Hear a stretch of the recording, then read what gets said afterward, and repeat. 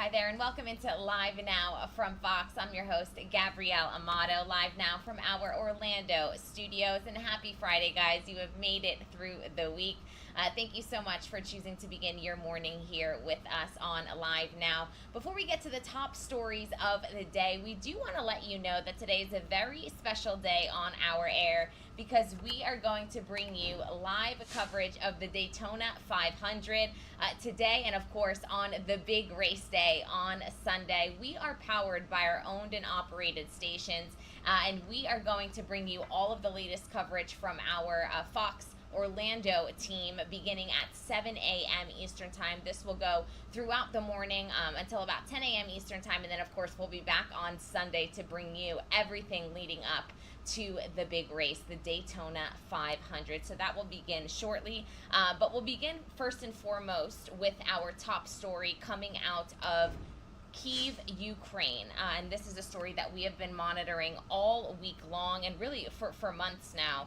We do have an update. Russian military has announced today that nuclear drills are going to take place this weekend. All of this happening amid, of course, intense tensions and issues with the Ukraine. The Russian military on Friday announced massive drills of its strategic forces.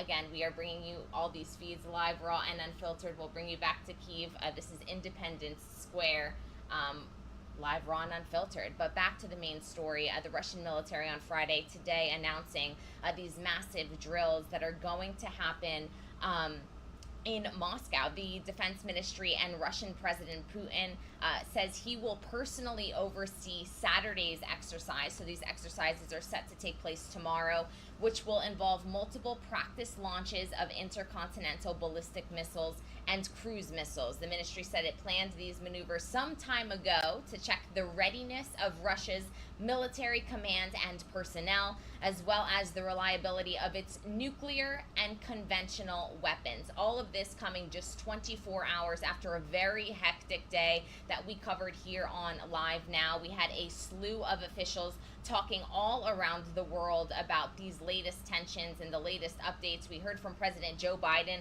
as he headed to Cleveland. We heard from Secretary of State Antony Blinken at the UN Security Council meeting in New York, where he said Russia was laying the groundwork for an invasion. And we also heard from the U.S. Defense Secretary Lloyd Austin at the Ministers of Defense meeting in Brussels yesterday, NATO headquarters, where he echoed these same sentiments, claiming that Russia is amassing more troops on the border and preparing things such as blood supply. We do want to get you updated with the latest.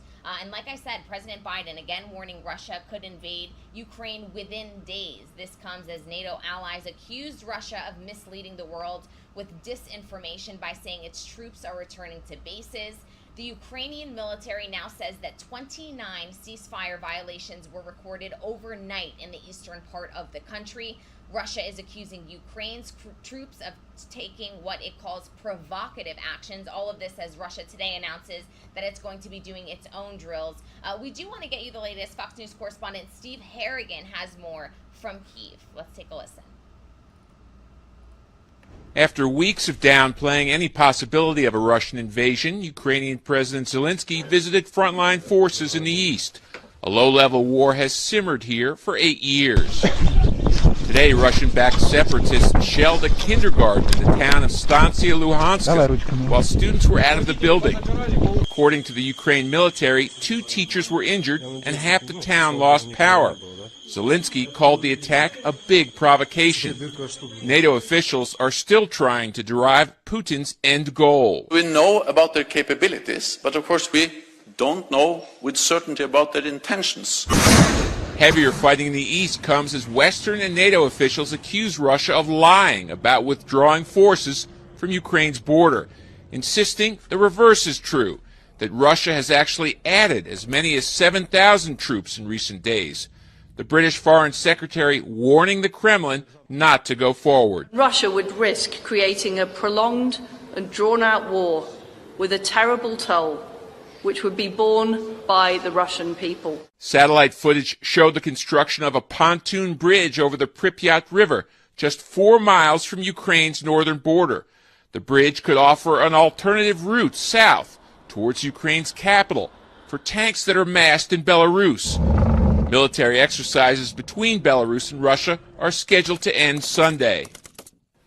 The Belarus leader said he's prepared to host super nuclear weapons if threatened by the West. In Kyiv, Ukraine, Steve Harrigan, Fox News. And thank you to Steve for that report. We do want to continue this coverage. The Secretary of State, as I said, he spoke to the UN Security Council to warn of a very possible Russian invasion of Ukraine. He actually laid out all of the steps that U.S. intelligence says that Russia would take leading up to this invasion. He also wanted to offer yet again an off-ramp to these increased tensions and offer open dialogue, a discussion. Fox News correspondent Lauren Blanchard is in Washington with this story. We've been clear, along with allies and partners, that our response will be sharp and decisive.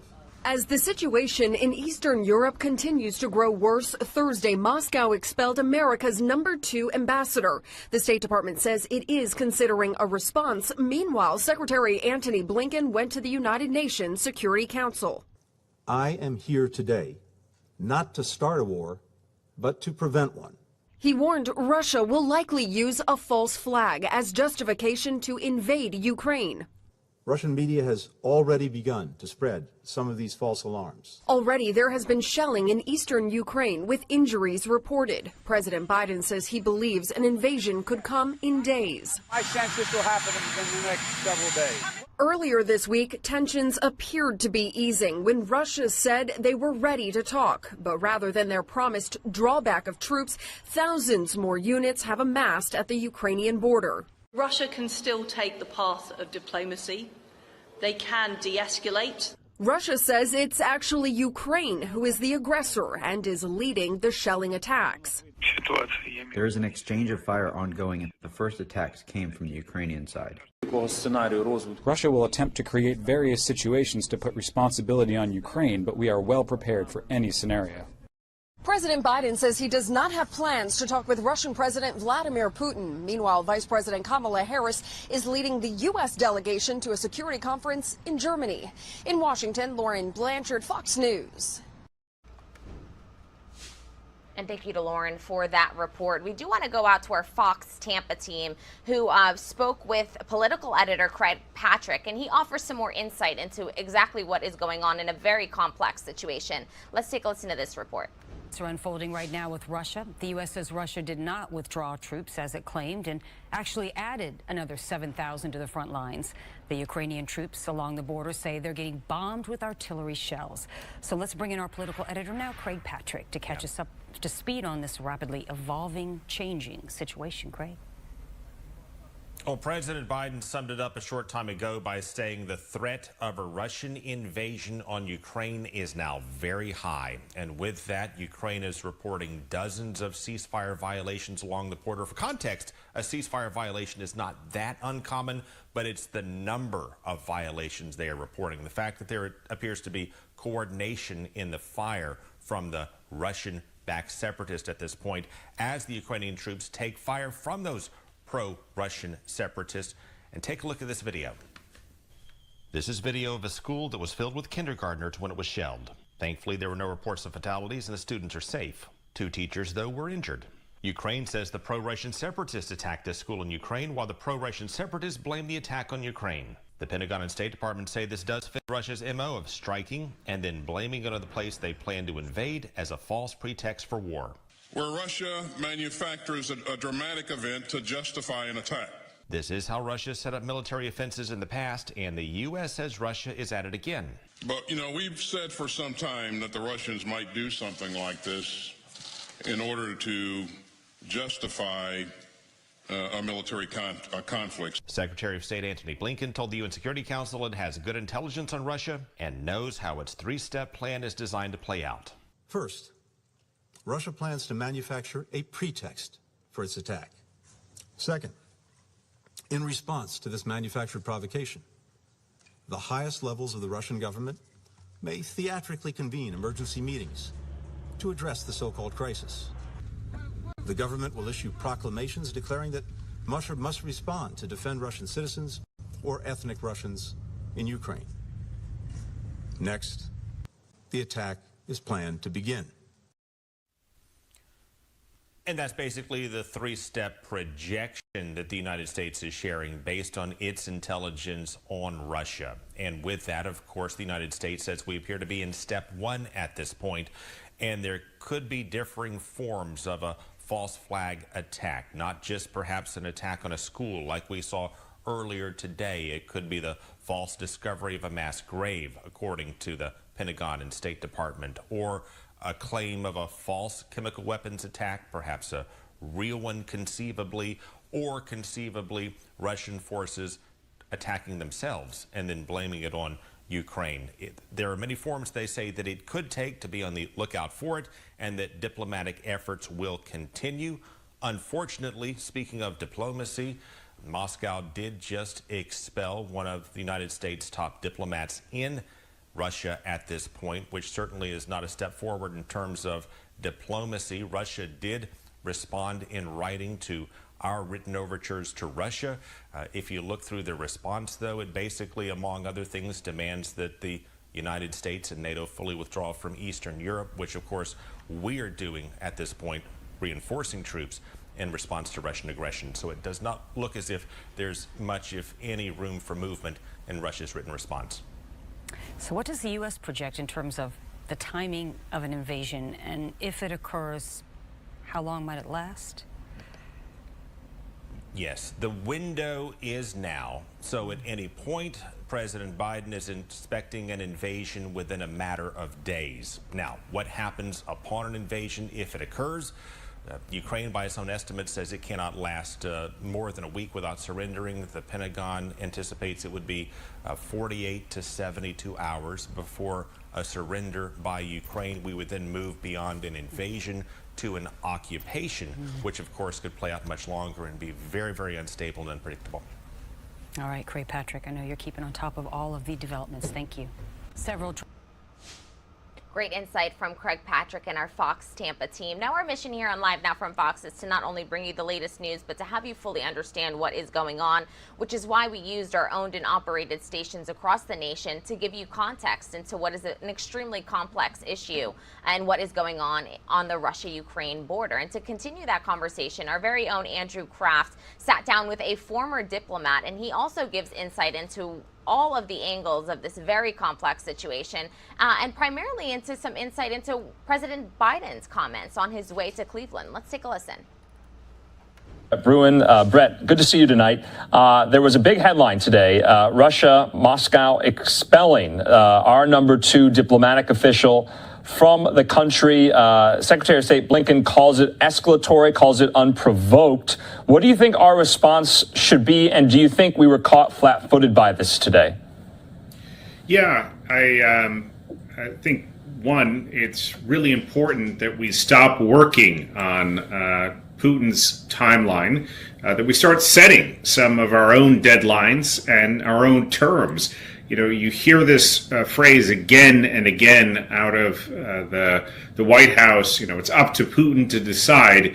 Well, if it's up to Putin to decide, I fear that we're going to be here an awfully long time, that we're going to see an awfully bad situation emerge. And so I would like to see President Biden lead an effort to try and impose some deadlines, to impose some conditions for what Putin has to do and when he has to do it. Brett, I just want to play some of the remarks from President Biden. It's about 1:30, and he addressed some of what you were talking to right now. He said that an invasion is somewhat likely in the next several days. Let's listen in. How high is the threat of a Russian invasion right now? It's very high. Why? It's very high because they have not moved any of their troops out. They've moved more troops in. Number one. Number two, we have reason to believe that they are engaged in a false flag operation. They have an excuse to go in. Every indication we have is they're prepared to go into Ukraine, attack Ukraine. Number one. Number two, I've been waiting for a response from Putin. for my letter, my response to him. It's come to that Moscow embassy. They're faxing it here. Not faxing it. They're sending it here. I have not read it yet. I cannot comment on it. Have you been briefed on it in any way? Oh, Your sense that this is going to happen now? yes. My sense this will happen within the next several days. What does this mean? Is there any diplomatic path still available? Yes, there is. There's a clear diplomatic path. That's why I asked Secretary Blinken to go to the United Nations and make his statement today. He'll lay out what that path is. I've laid out a path to Putin as well on, I think, Sunday. And so there is a path. There is a way through this. Are you going to call Putin? Will you speak to Putin? Are you going to call Putin? I'm not calling Putin. I have no plans to call Putin right now. Do you think he made a final decision? Okay, Brett, your response to that, Biden thinks that this will happen in the next several days. He doesn't want to speak with Putin any longer. So it seems like American officials are pretty certain that this will happen, yet they're not really telegraphing what they're going to do. Does that concern you? Well, it does. And I have to say, we've heard out of the president and his team on several occasions, it's happening imminently. One, I worry about us crying wolf too often, and Putin will, and I know this from the work that I used to do on Russia on the National Security Council, he will make you believe that something's going to happen quite soon, and you almost become numb to the number of possible moments of crisis, and then obviously when you are, he moves in. I think also, and this is concerning, that American diplomacy is not a spectator sport. We need to be actively engaged not only in terms of consulting with allies, but in working towards a resolution of the crisis, and to try and send to Vladimir Putin as clear a message of deterrence as possible. Right now, I don't think we're there, and clearly by the escalatory steps, throwing out, as you mentioned before, our deputy ambassador from the embassy in Moscow, Putin isn't getting the message, and we have got to try something different. What do you think our response, though, will be to that move today diplomatically? And let's talk about what's happening this weekend, a huge conference, the Munich Security Conference. Vice President Harris is going. Also, Zelensky from Ukraine, he's going as well. What do you think those conversations will look like? Well, first, I would say in diplomacy, you often talk about reciprocity. So the likeliest move will be for us to send the deputy Russian ambassador here in Washington packing. I think we also, again, ought to be looking at setting some of our own conditions that, if troops aren't moving back from the border, and there were a number of concerning incidents just in the last week, a Russian fighter jet flying within 5 feet of a U.S. jet over the Mediterranean. These kinds of dangerous moves have got to stop, not to mention the meddling in our and other elections. When it comes to the Munich Security Conference, this is an opportunity for Vice President Harris and the Biden administration to really try to stiffen the spine of some of those European leaders, to get them ready to take a strong stand on any potential Russian action. I've said before, one of my main concerns is that Putin goes in a small-scale invasion, which raises questions in Berlin, Paris, elsewhere, about whether or not they should apply strong sanctions. And I think we have to be clear that a violation of another country's territory is a violation of international law, a serious one. Brett, last question for you. Let's put this into perspective for Americans who might be watching this here at home, who are, 20 years war weary, who hear that, American troops are shoring up our eastern flank in Europe. Why should they take notice of this? Why should they care, essentially, about Ukraine? Well, I think we're already starting to see some of the reverberations, the consequences from this crisis, whether it's in oil prices, the global economy, not to mention, I mean, if we start permitting or allowing with a passive response countries to invade other countries, it will create more instability. It will create more cost. And ultimately, I think both in our pocketbooks as well as in the security, the stability that we enjoy at home and abroad, there will be serious consequences. So we do, and I would recall the example of what happened when Saddam Hussein invaded Kuwait. And the U.S. rallied a coalition, not a NATO member, but we took it so seriously. We said, this will not stand, and we pushed Saddam out of Kuwait. I think it's important for us to look at how the world rallies behind Ukraine in this moment, both because if we don't stop Putin there, he will likely spread his efforts to meddle and even to move in to other countries, but also because ultimately that will be costly for our economy and for our own well-being. All right, you're right, Brett. History is watching, and so we'll be following this alongside you. As always, thank you for your time and your insight. You bet.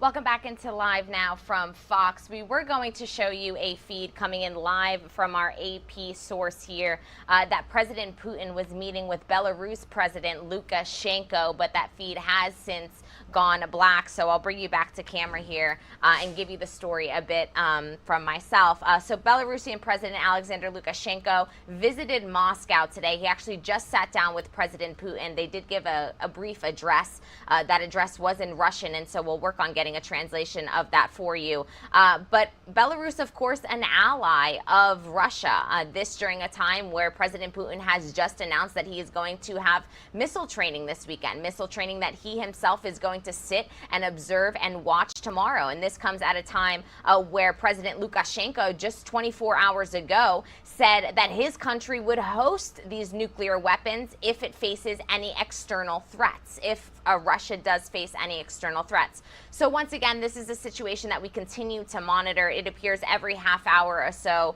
we do have updates that we will bring you live, raw, and unfiltered like we just did, bringing you a feed that ended just as we went on air. But that is the beauty of what we do. We bring you everything first and foremost. I do want to talk a bit, and my compatriot there, Andrew Kraft, and his guest was just speaking about this.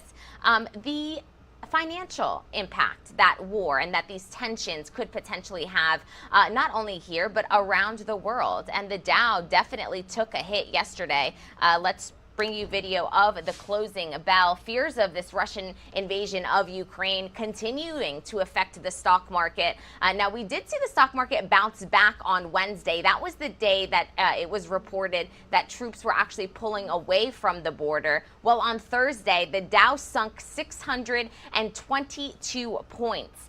The worst season and session of 2022 so far. The NASDAQ also dropped 2.8%, while the S&P 500 saw a drop of 2.1%. So the implications of these tensions between Russia and the Ukraine certainly having an impact far and wide, really all around the world. We're going to reset here, step away for a quick 2-minute break. When we come back, we'll give you the latest on COVID-19 news and other news from around the country. We'll see you in 2 minutes.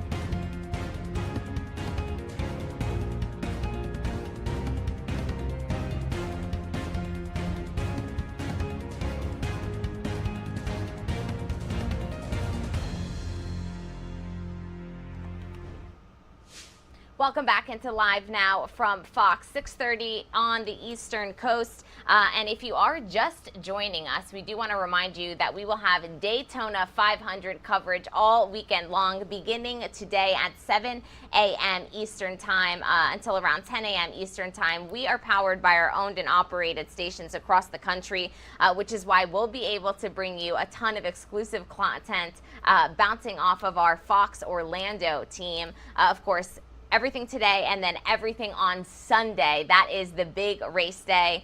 So stay tuned with us. If you're just waking up with us now, we do want to let you know that this coverage is coming at you very shortly. Here is a look at the Capitol building where good news coming from Congress yesterday. Congress avoided a government shutdown this weekend because the Senate passed a short-term spending bill last night, keeping the government running through March 11th. Now, Republicans and Democrats are currently working on a set of bills to fund the government through September 30th. But the good news is that they have avoided a shutdown. And so that is the news that we wanted to bring you this morning. We also are going to shift gears, and there are growing signs that Canadian police are preparing to crack down on the Freedom Convoy protesters who have brought the Capitol to a standstill for more than 2 weeks now. Fox News correspondent Matt Finn has more live from Ottawa. We'll get you that report. Police are out in force here in the Canadian capital a day after handing out notices to the Freedom Convoy truckers to leave or face the consequences. Fences are now being put up around Parliament Hill, signaling what could be an upcoming crackdown on protesters who have occupied parts of Ottawa for almost 3 weeks. But the truckers say they're not going anywhere, calling the potential police action illegal and vowing to remain in the city until their demands are met. I'm not voluntarily accepting their offer to contract. I'm going to put my arms around my fellow brethren, and we're going to sing home Canada. But that's not likely to happen soon. The government is digging in its heels, resisting calls to lift COVID restrictions, claiming the truckers are not only endangering public safety, but also costing jobs and money, accusing their leaders of deliberately hurting the economy.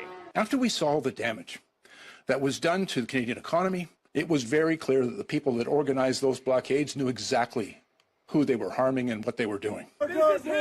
People here in Ottawa say police have a difficult job ahead, trying to balance security with basic rights like free speech, but say they do not think the truckers will leave voluntarily. I think a lot of them are prepared to face the fines, and because if they are doing illegal activity, then fines should be expected. At the same time, though, if they're peaceful protests, I think they should have the right to do that. And here in the capital, there are still dozens, if not hundreds, of trucks in the area, and the protesters say that tow trucks will ultimately refuse to remove them. In Ottawa, Canada, Matt Finn, Fox News. And here's a Live Now look at the White House amid the CDC, that is, facing renewed pressure to alter its mask recommendations. This as face coverings become optional in more states across the nation, yet the CDC has not changed its guidelines. Fox News correspondent Jillian Turner has more on this story.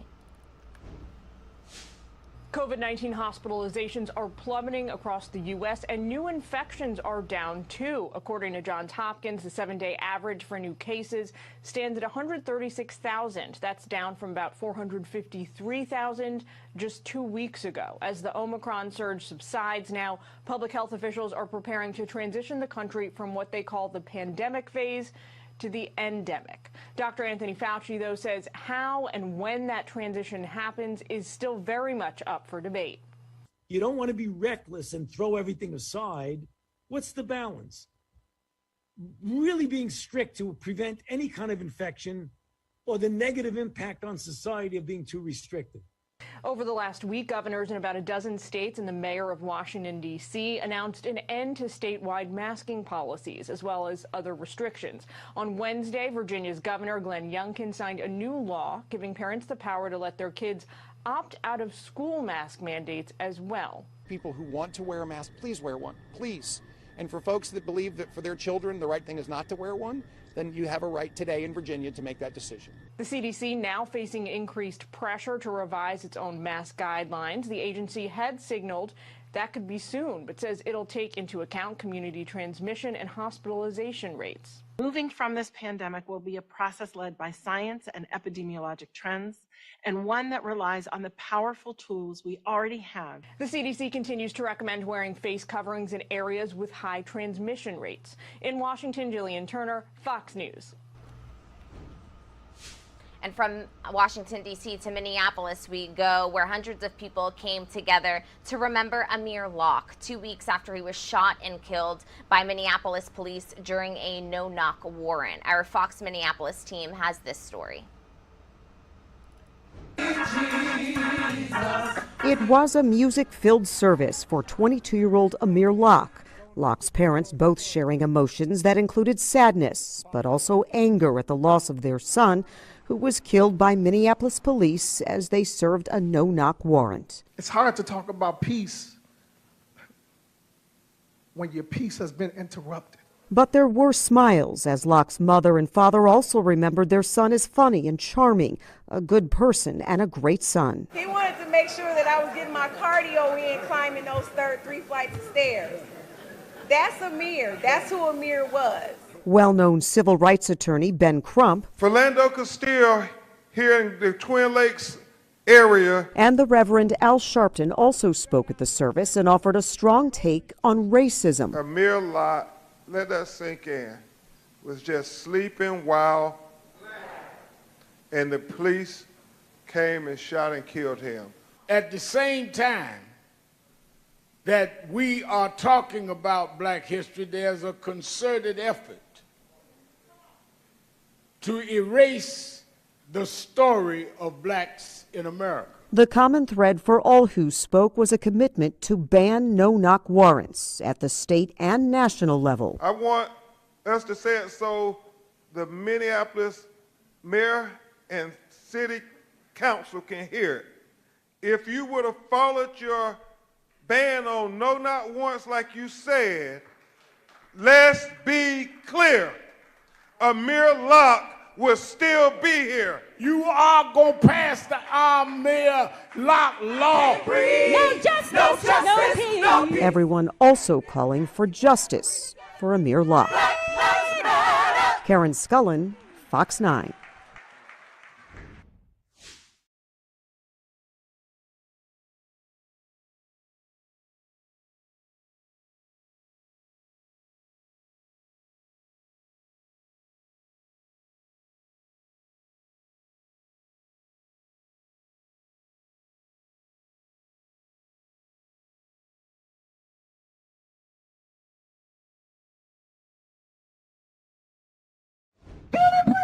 In the immediate aftermath of the traffic stop shooting, a distraught Kim Potter predicted prison for making the deadly mistake, pulling her firearm instead of her taser, killing Dante Wright.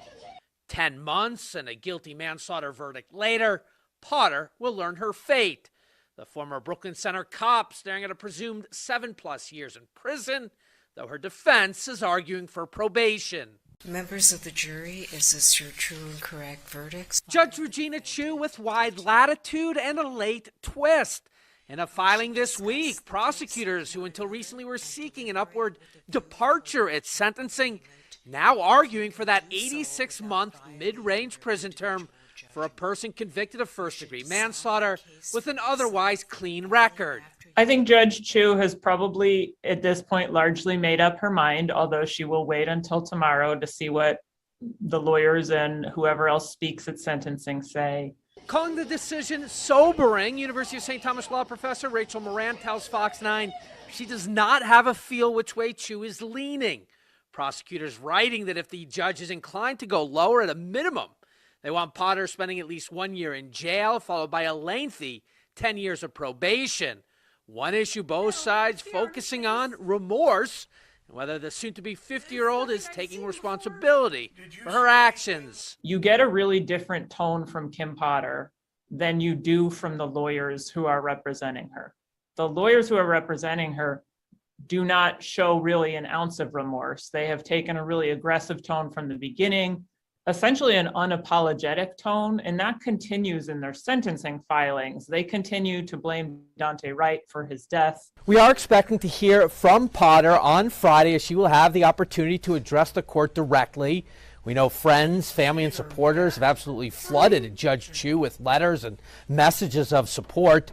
On the other side, look for victim impact statements from Dante Wright's loved ones before Judge Chu imposes sentence. Reporting from the newsroom, Paul Bloom, Fox 9.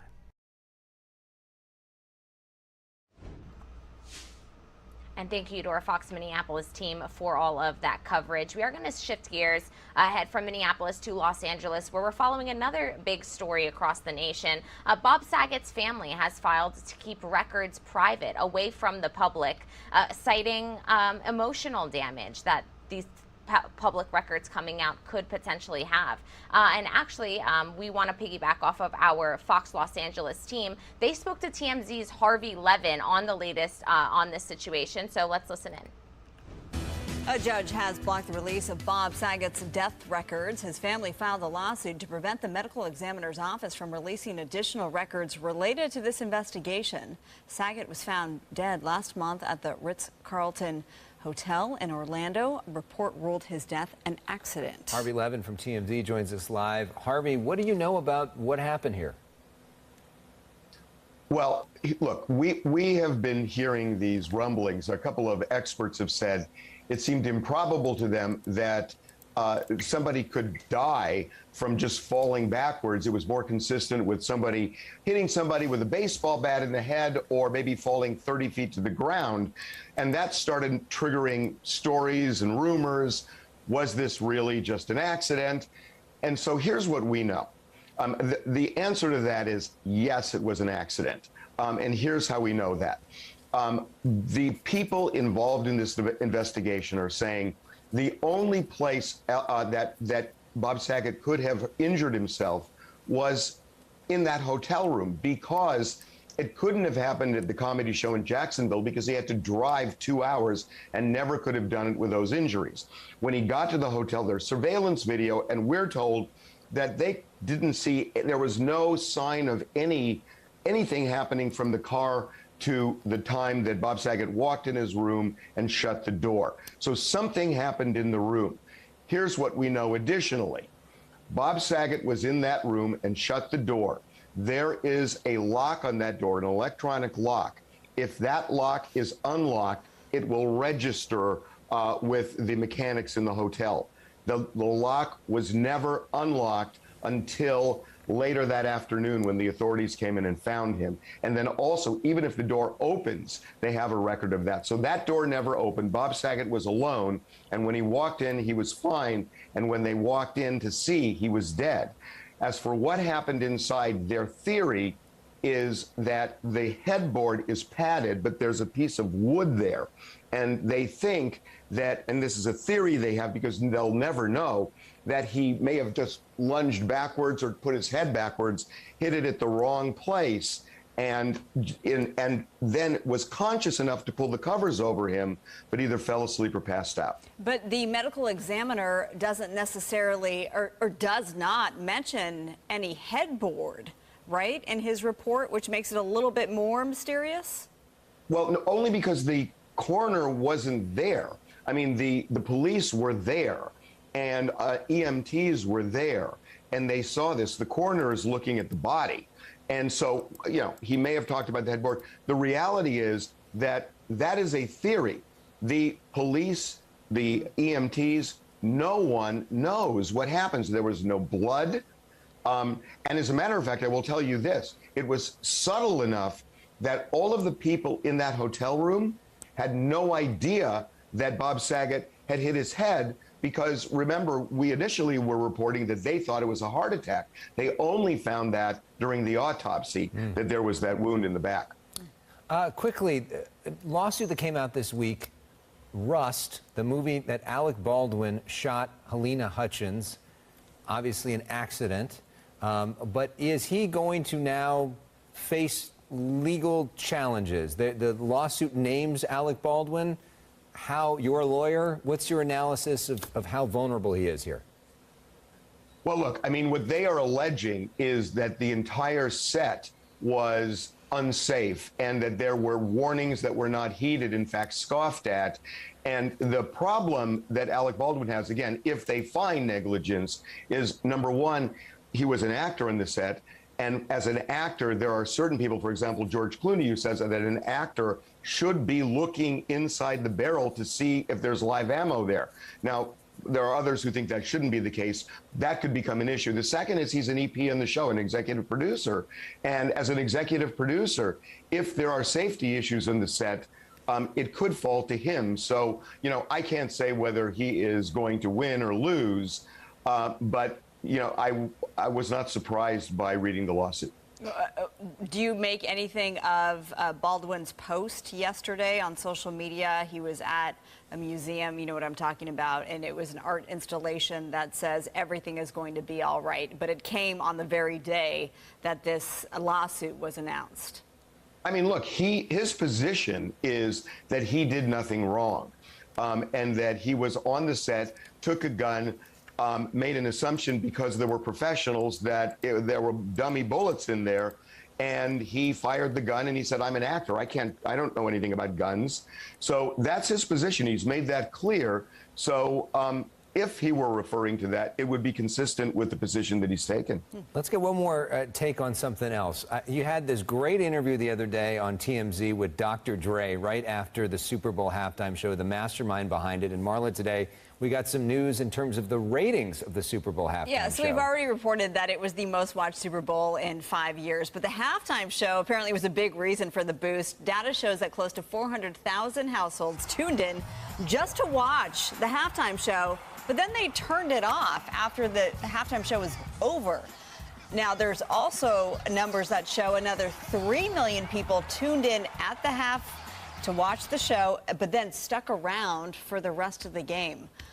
What do you make of this, Harvey? And what did you make of this production? Well, I think it was, I mean, no disrespect to Prince because it was so incredible. I think this was the best Super Bowl halftime show ever. I think it was just unbelievable. The staging was unbelievable. I loved everything except one thing. I wish the announcer would have explained that what you're looking at right there is an homage to Compton and the sets. They have Tam's Burgers there. Part of the floor that these dancers are standing on is actually part of the Compton airport. So there were some really, it's just a beautiful set and it was incredible.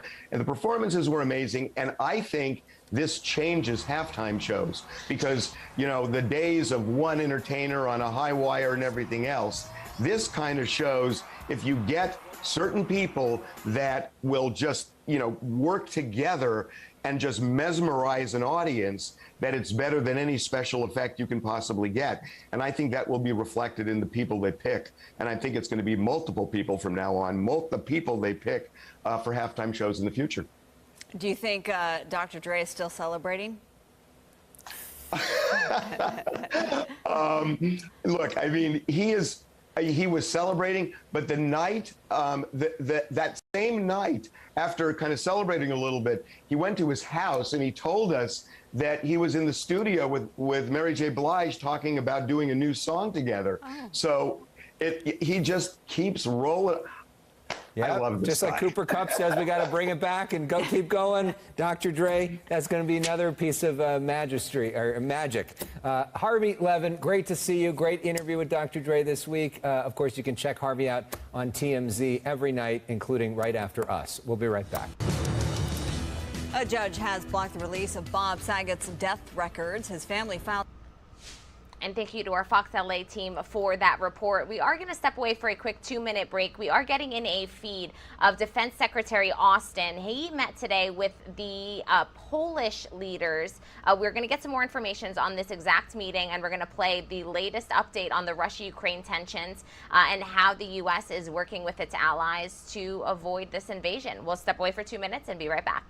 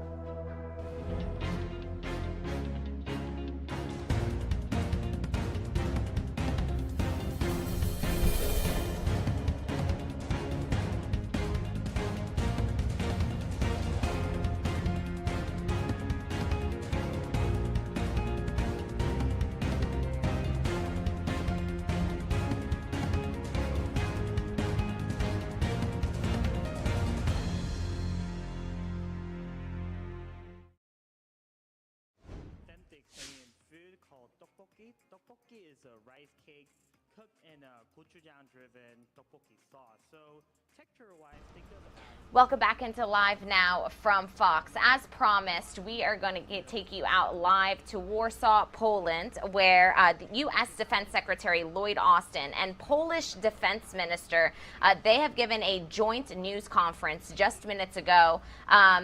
And actually, Secretary Austin put out this tweet that I will read out for you before we listen into his latest briefing. I had a very productive meeting today with the Polish Defense Minister on Russia's military activities around Ukraine. We look forward to increasing our interoperability through Poland's acquisition, which it will enhance NATO's deterrence efforts. So once again, this is the latest update on the Ukraine and Russia tensions. We're going to listen in live to Warsaw, Poland right now.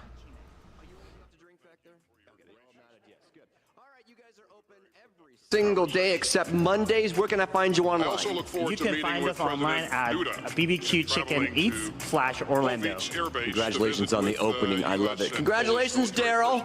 Give him a round of applause there, kiddos. Revolutionary War, when Polish heroes fought side by side with us to gain our freedom, Poland and the United States have developed a special bond in the defense of liberty. Soon after World War I, American volunteer aviators provided air cover for Polish forces fighting for their own country's independence. Well, they are the gentle giants of the sea, and you can get up close and personal with them. This is such a sweet thing, right? The manatees are just one part of the fun that you can have at the Plantation Adventure Center. Fox 35's David Martin is joining us live. He's there on Crystal River this morning with another reason why we love Florida. Hi, David. Hey, David. Oh, it is, and we do this every year. It's about 90 minutes west of Orlando, so if you can see me and you can hear me, you have got to do this. Even if you can't swim, you can swim. It does sound like we're having some audio issues. We're going to step away for a quick break, get these audio issues for you fixed, and then listen in to this latest briefing from Defense Secretary Austin. We'll be back in 2 minutes.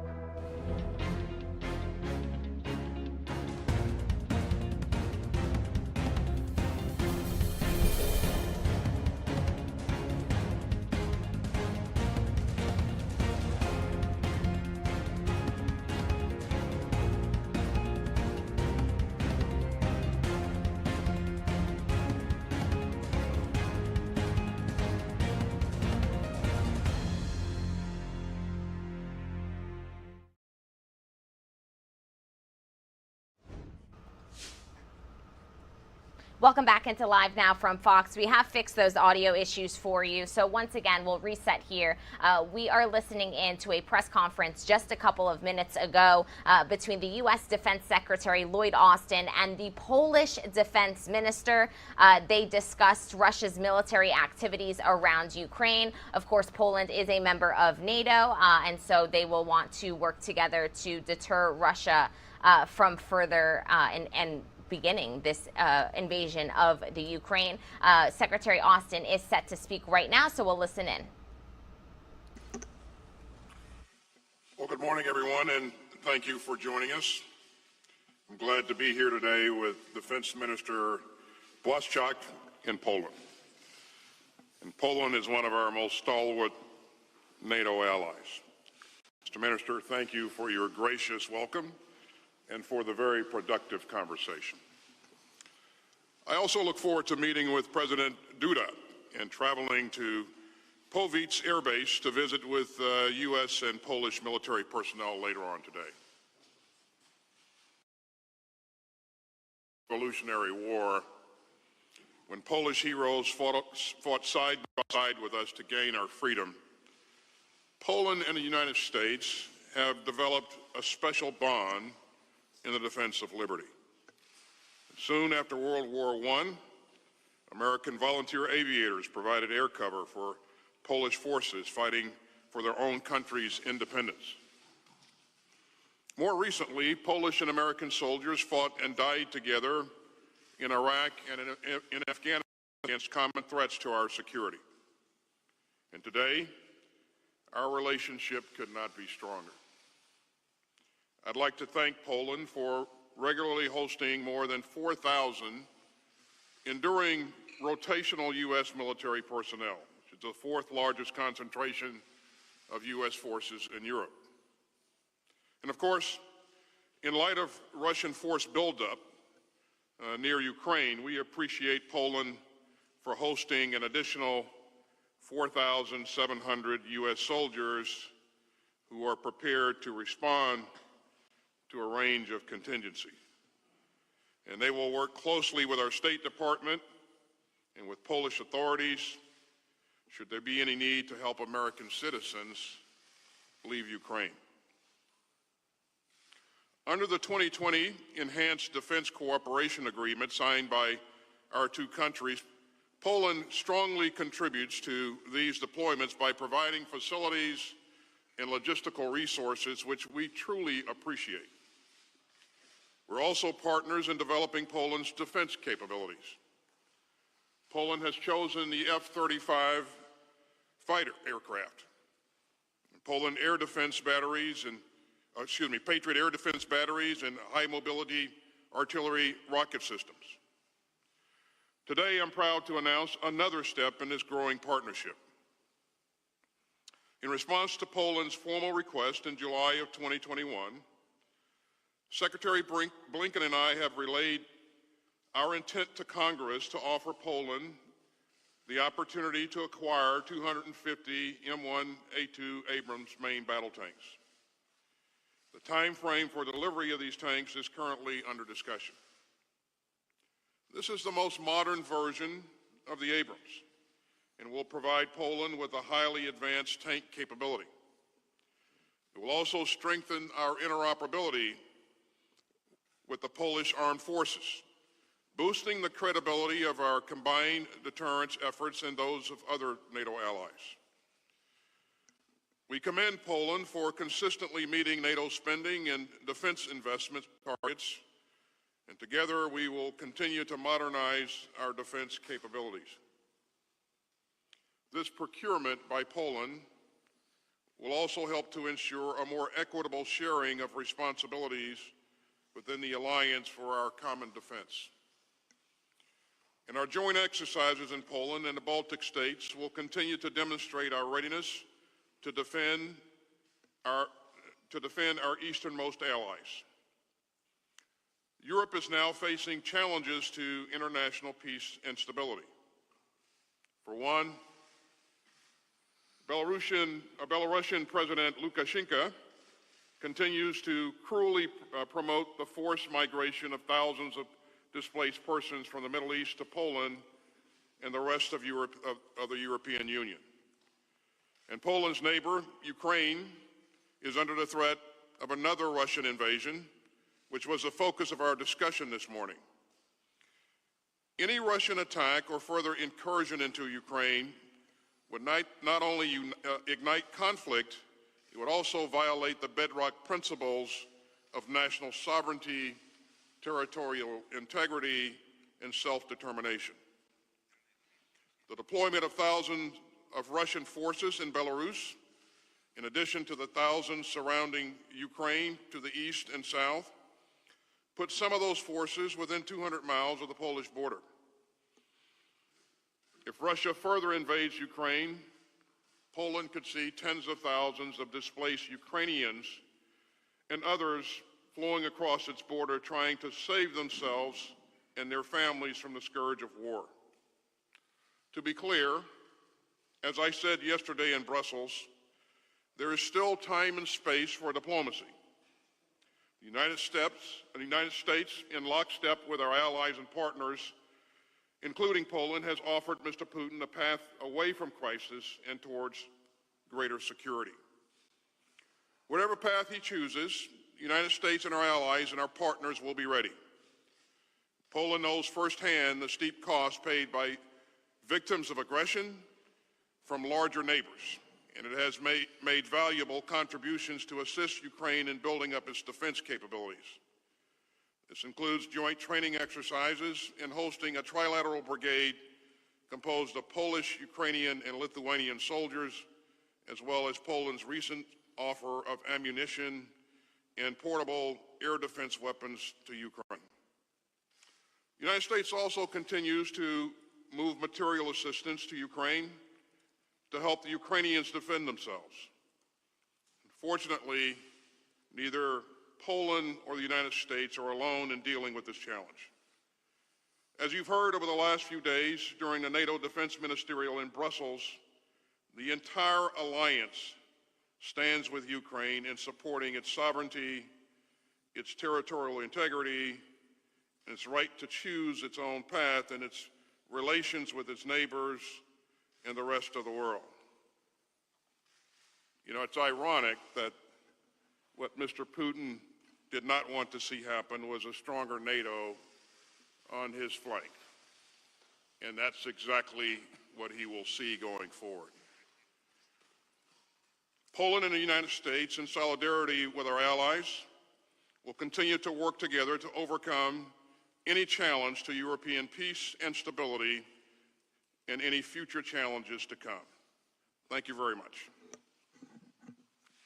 Mr. Secretary, Panie Sekretarzu, ja chciałbym serdecznie Mr. Secretary, first of all, I'd like to thank you for the fact that Polish armed forces will be equipped with Abrams tanks. I am aware, Mr. Secretary, and I told you also that without your personal involvement, this would not be possible. So once again, thank you from the bottom of my heart that Abrams will be delivered to Poland. Now, my objective as the Minister of National Defense of Poland is to increase the potential of the Polish armed forces after Patriots, after HIMARS, after the F-35 fighter jets that we have or will have. We will have also Abrams tanks. Once again, sir, thank you very much. Thank you, gentlemen. And now let's move on to questions.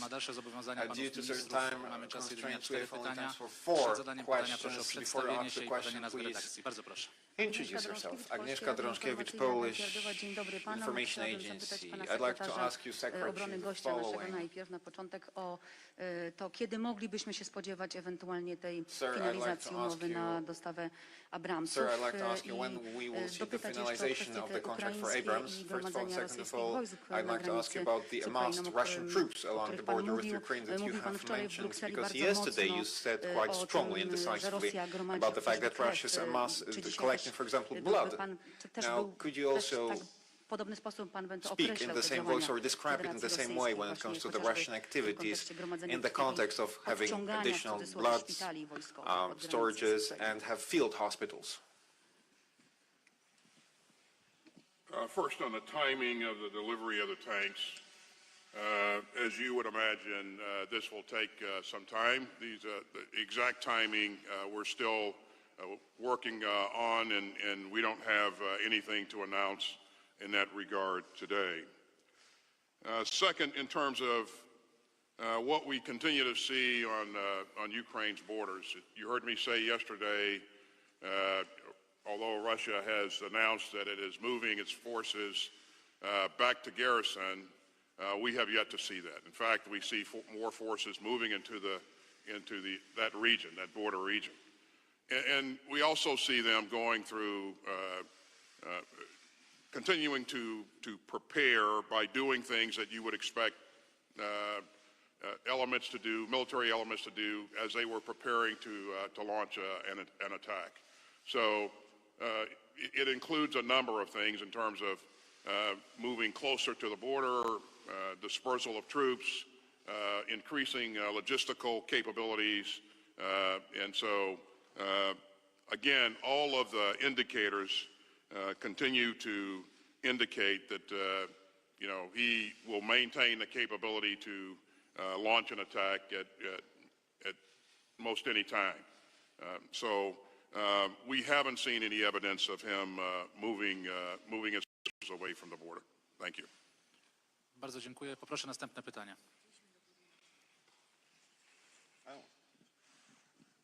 Hi, sir. Jim Garamone from DoD News. Mr. Minister, a question for you, and thank you for having this in such a beautiful place. 2 days ago, the Secretary General Stoltenberg said Russia has forced a new normal in Europe. What does that mean for Poland? And, Mr. Secretary, do these Russian provocations force changes in rethinking of the U.S. national defense strategy? Thank you. Panie ministrze, proszę bardzo. Przede wszystkim mamy do czynienia So first of all, ladies and gentlemen, we are dealing with an attempt to rebuild the Russian Empire by Putin. Now, Vladimir Putin, in a consistent manner, tries to expand his areas of influence, starting with 2008, where he attacked Georgia, 2014 he attacked Ukraine, and now he's amassed troops on the border with Ukraine. Now, all these are real and realistic threats, and the best response to this kind of threats is a non-appeasement from the side of the free world, is deterrence. And thanks to the approach and posture of the United States of America, such a policy as it is now is very good. Now, evidence of this policy is, for example, the presence of additional U.S. troops in Poland. In addition to that, as part of the North Atlantic Alliance, the United States of America very strongly highlight the fact that there is no concession to talk about the future of some countries by those countries, meaning that is Ukraine to decide about its future and about which alliance Ukraine would like to join. And it's not Russia to decide about that. Now, such policy is the only policy that is able to stop the aggression. Now, Poland, a country that has experienced war, Second World War, we experience also the cruelty of occupiers. We are ready to support all those who need this support. Then again, we all count on that through diplomatic means that we can solve this conflict. Yesterday's meeting of ministers of defense of NATO countries in Brussels as part of the North Atlantic Alliance, and very indeed intense policy of the United States in the person of President Joe Biden and Secretary of Defense Lloyd Austin and, of course, Secretary Antony Blinken. All these are activities that lead to stopping the aggressive policy of Russia. Now, we all do believe that through being decisive, and through a decisive policy of the free world, especially of the United States of America, there will be no war. Thank you very much, Mr. Secretary. Jim, thanks for the question on the National Defense Strategy. And as you mentioned, it will come out soon. Don't have a date to announce today, but I am very proud of the work that our team has done in crafting this strategy. It will certainly address the major threats to our security. It will also address major threats to the international rules-based order. I think that, as I look at, well, you've heard me talk a lot before about integrated deterrence. And integrated deterrence will be a key piece of that new strategy. And I don't want to preview too much today, but you've heard me talk about this before, so I'll just reinforce the fact that that is a key element in our strategy. And integrated deterrence includes using all of the capability that's in all warfighting domains, air, land, sea, space, cyber domain, plus using every instrument of national power, diplomatic, economic, you name it. But most important, using the capability and the capacity that's resident in our partners and allies. And so what you see today actually playing out, Jim, is exactly that. You've seen us lead with diplomacy in every case. You've seen us work very, very carefully with our allies and partners to share information with our allies and partners, and to also move very, very quickly and deliberately to help reassure and reinforce wherever required. So you've seen a preview of that strategy begin to play out here as we address this most recent crisis. But thanks for the question, and we look forward to getting that strategy out again. I'm very proud of the work that our team has done on it. And that is the latest update from Secretary Austin. They are going to take a couple more questions, but what I just want to recap what we have heard thus far. So U.S. Defense Secretary Lloyd Austin announcing in this press conference the planned sale of 250 Abrams tanks to Poland. This as Washington moves to strengthen the defense of these key Eastern European allies amid these tensions between Russia and Ukraine. Austin saying, quote, "This is the most modern version of the Abrams and will provide Poland with highly advanced tank capabilities." He also went on to reiterate the same message that he said yesterday. Whatever path Putin chooses, the U.S. and our allies are ready. He says that they have not seen any evidence of moving forces from the border. So they have no evidence that Russia has, like they said, pulled forces away from the border. And so he also reiterated that there is still time and place for diplomacy to work. We are going to step away for a quick 2-minute break now that you have this latest update. When we come back, it is the 7:15 mark, so we're going to begin our Daytona 500 coverage. 2 minutes. We'll see you soon.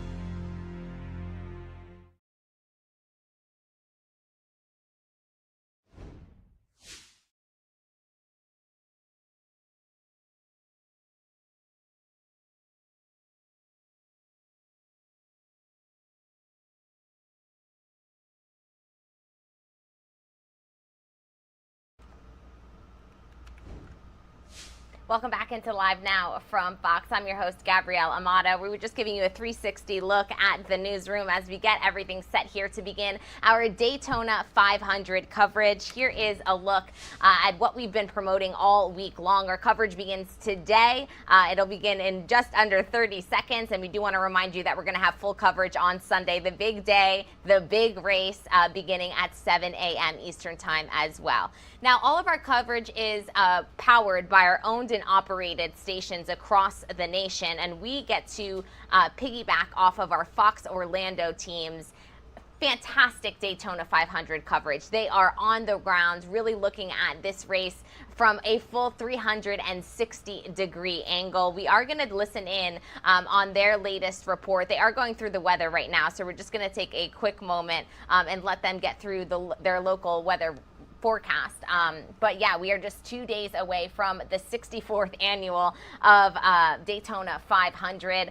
This, of course, occurring at the Daytona International Speedway, known as the Great American Race for so many reasons. Let's listen in now to their coverage. There. If you have a beautiful sunrise picture, we'd love to see it. We even do sunsets here on Fox 35 as well. If you'd like to participate, just go over to our website, fox35orlando.com. Taking you out to the big traffic story. This is in Altamont Springs at the intersection of 436. It is actually just 436 and 434, but it's actually just west of that intersection. So this is 434 right here. The cars driving towards you, they are on 436 on the eastbound side. And there's a fatal motorcycle crash that's blocking some lanes on 436 as you're approaching that intersection with 434. So this is really slowing things down. It's a busy intersection, so just keep in mind if this is part of your commute, you might want to seek an alternate route. Again, this is as you're approaching State Road 434 out in Altamont Springs. That's it for your traffic time now for the Fox 35 Pump Patrol. Regular gas $3.35. This is at the 7-Eleven on 1792 and Silkwood Court in Longwood. And you can compare gas prices where you live by zip code on fox35orlando.com. I'll send it back to you. Kristen, thank you. 7:19 coming up next on Good Day Orlando this morning. The First Lady, she is here in Florida today to highlight an initiative near and dear to her family. We will tell you what it is when we come back. But first, Fox 35. Hey there, we are going to get you live to their Daytona 500 coverage. It does appear that we just missed it. So as soon as they get back to the track, they are live on the ground. They've really had some fantastic interviews this morning. Their coverage did begin just 15 minutes ago. So as soon as we get them back live on the track, we'll send you out there. But our Daytona 500 coverage has been happening all week long, and we do want to bring you an interview that our Daytona Everett did with last year's Daytona 500 winner. This is a good one, guys. Let's take a listen.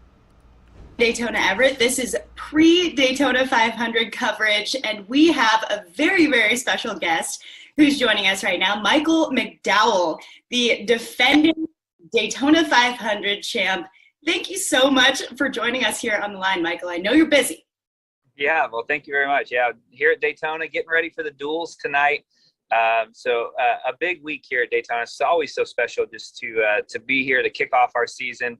And it's a lot of fun being the Daytona 500 champion coming to this race. So excited about tonight, excited about this weekend, and hopefully we'll be defending that crown. Right. Not everyone gets to say that they are a Daytona 500 champion. I mean, how does that feel going into this weekend? Yeah, it's awesome. I mean, it's fun. It's been a fun week. It's, with a lot of media and the preseason stuff that we do, it's definitely been special. But at the same time, I got this weekend and this race, and it's a new beginning, new start, and you want to do it again. So you can't get too wrapped up in all the hype, because you got to stay focused on what you got to do today and tomorrow and the next day to be prepared for this year's Daytona 500. But I'm taking it in too and enjoying it, and it's been a fun week. Yeah. Well, there's a lot of big changes this year, including a new car, the next gen 4 performances Mustang, looking pretty cool out there on the tracks. What is it like driving it? Yeah, the cars are fun. I mean, they're neat. Like you said, they look good. They sound good. A lot has changed with this next gen car. So it's not like a few little things. Everything is different about this car. So it's been fun, just to learn new things and to figure out, what it takes and what it's going to, need differently. But the Ford Mustang looks great. It's performing well. Daytona is always a strong track for the Fords. So hopefully we can get that forward in Victory Lane. We want to get our Love's Travel Stop forward in Victory Lane. But if it's not ours, we want to help our Ford teammates get to Victory Lane. It means a lot. This race means a lot to the manufacturers, to the teams. So there's a lot on the line, and we all know it. Yeah. And this race means a lot to the fans. We're coming back from a full-blown pandemic, right? And I'm sure the energy is incredible going in there to a full crowd. What does it mean for you to come back after a trying couple of years? Yeah, it's great. I mean, like you said, it's been a few years here since we've had like fans in the garage and signing autographs and doing all the things that we normally do. And I was walking into the garage on Tuesday, and I didn't think much about it, because you're just doing your deal. And I got in the garage, and there's people waiting to get autographs signed. I'm like, oh yeah, we got to carry Sharpies again. We got to be prepared for this. But it's great. I mean, sold out crowd this weekend for the Daytona 500. The infield camping, everything's packed. It's going to be a fun weekend. You can already feel the energy building and the excitement building, heading into the duels. And, it only ramps up more and more each and every day and night as we get closer to the 500. Right. Well, you are pretty open about sharing about your faith. And I'm curious what role that's played for you in the past couple of years too, during the pandemic and during being a champion. What's that been like, that journey?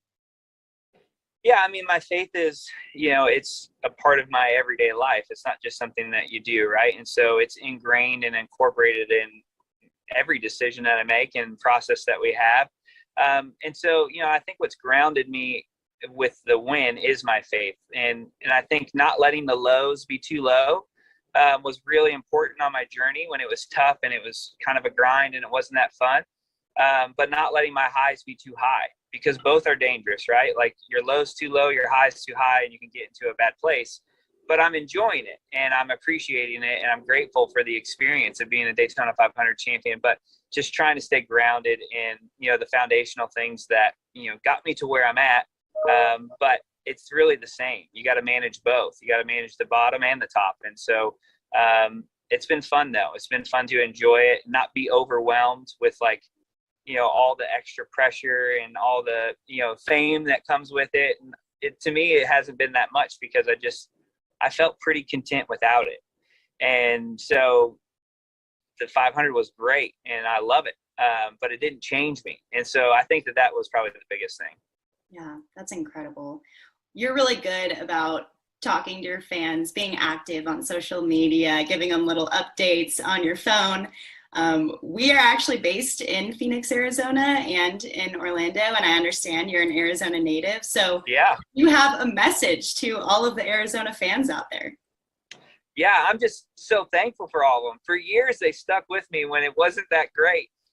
So it's been so much fun to, have that victory and, experience that and share that with them. Coming back to Arizona after the 500 was awesome. Such a cool, special treat. So thank you guys for all the support over the years when it wasn't that good. And hopefully we get to enjoy some good seasons here. We are just so excited to see what you do this weekend and to have seen what you've done as well. Last question for you, because I know you got to get back to preparing. But, I was talking to some of the guys who made the next gen Mustang, and I feel like things are changing so much in the industry. And I'm curious what your thoughts are. What is the future of NASCAR and race car driving, the cars, everything? Yeah, so I'm excited about this next gen car. Anytime there's something new, people sometimes will get, worried, and they're worried about what it's going to be like. For me, I come from sports cars, and this car is much closer to a sports car than it is our old stock car. So I've been really excited because I feel like it's going to fit my wheelhouse and some of my experience. But more than anything is just having a product or a show on Sunday where all 40 cars can contend. And we are getting to a place in our sport where technology and sponsorship and big budgets was driving the show rather than the talent driving the show. And I think the next gen car will allow the drivers and the teams and the people, the talent, to perform, and you'll be able to see, I think, new names up front than what you're used to. Yeah, literally driving the show. Yeah, that's right. Well, there you go. Michael McDowell, defending Daytona 500 champ. I have faith that you're going to get it done this year, too. Well, thank you. I hope so. That's the plan. All right. Enjoy the sunshine out in Florida, and we'll be watching. All right. Thank you very much. An excellent sit down by our very own Daytona Everett. What better man to sit down and discuss the future of NASCAR and this race than the man who won it all last year. Really incredible stuff there. Although Daytona was referring to sunny day in Florida, and it's anything but sunny today at the International Speedway. We are seeing foggy images. We'll take you out here live, actually. This is a live now look at the Daytona International Speedway. Many of you may be wondering what exactly you're looking at. Yeah, it is a foggy start to the morning, but that doesn't mean that the fun has not already started. We're going to take a quick 2-minute break, and then we are going to get you live to the track where our Fox Orlando team has been all morning long. We'll see you in 2 minutes.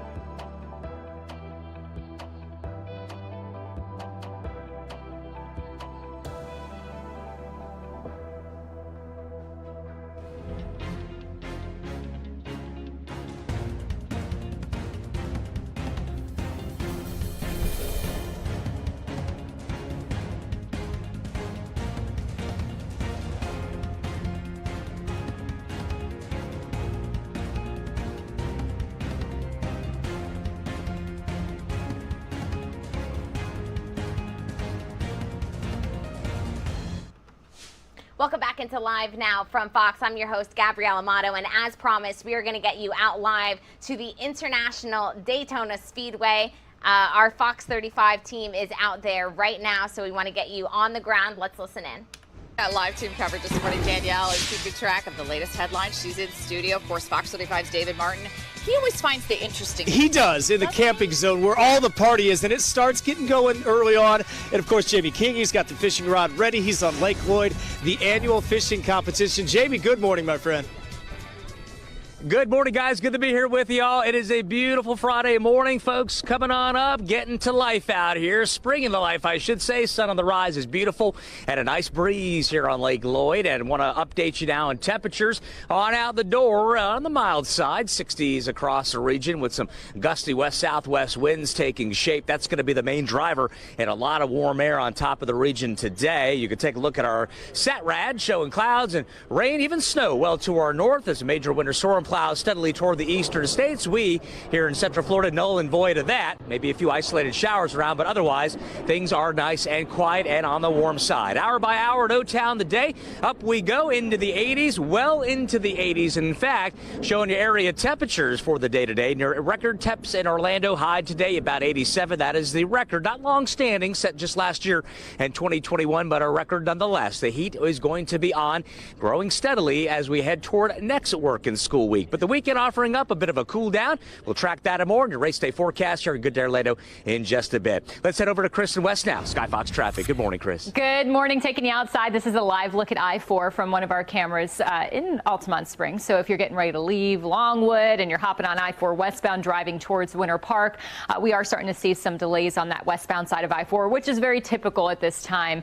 Right now, your drive time on the westbound side of I-4, if you're coming from Lake Mary Boulevard and driving towards downtown Orlando, it'll take you about 20 minutes.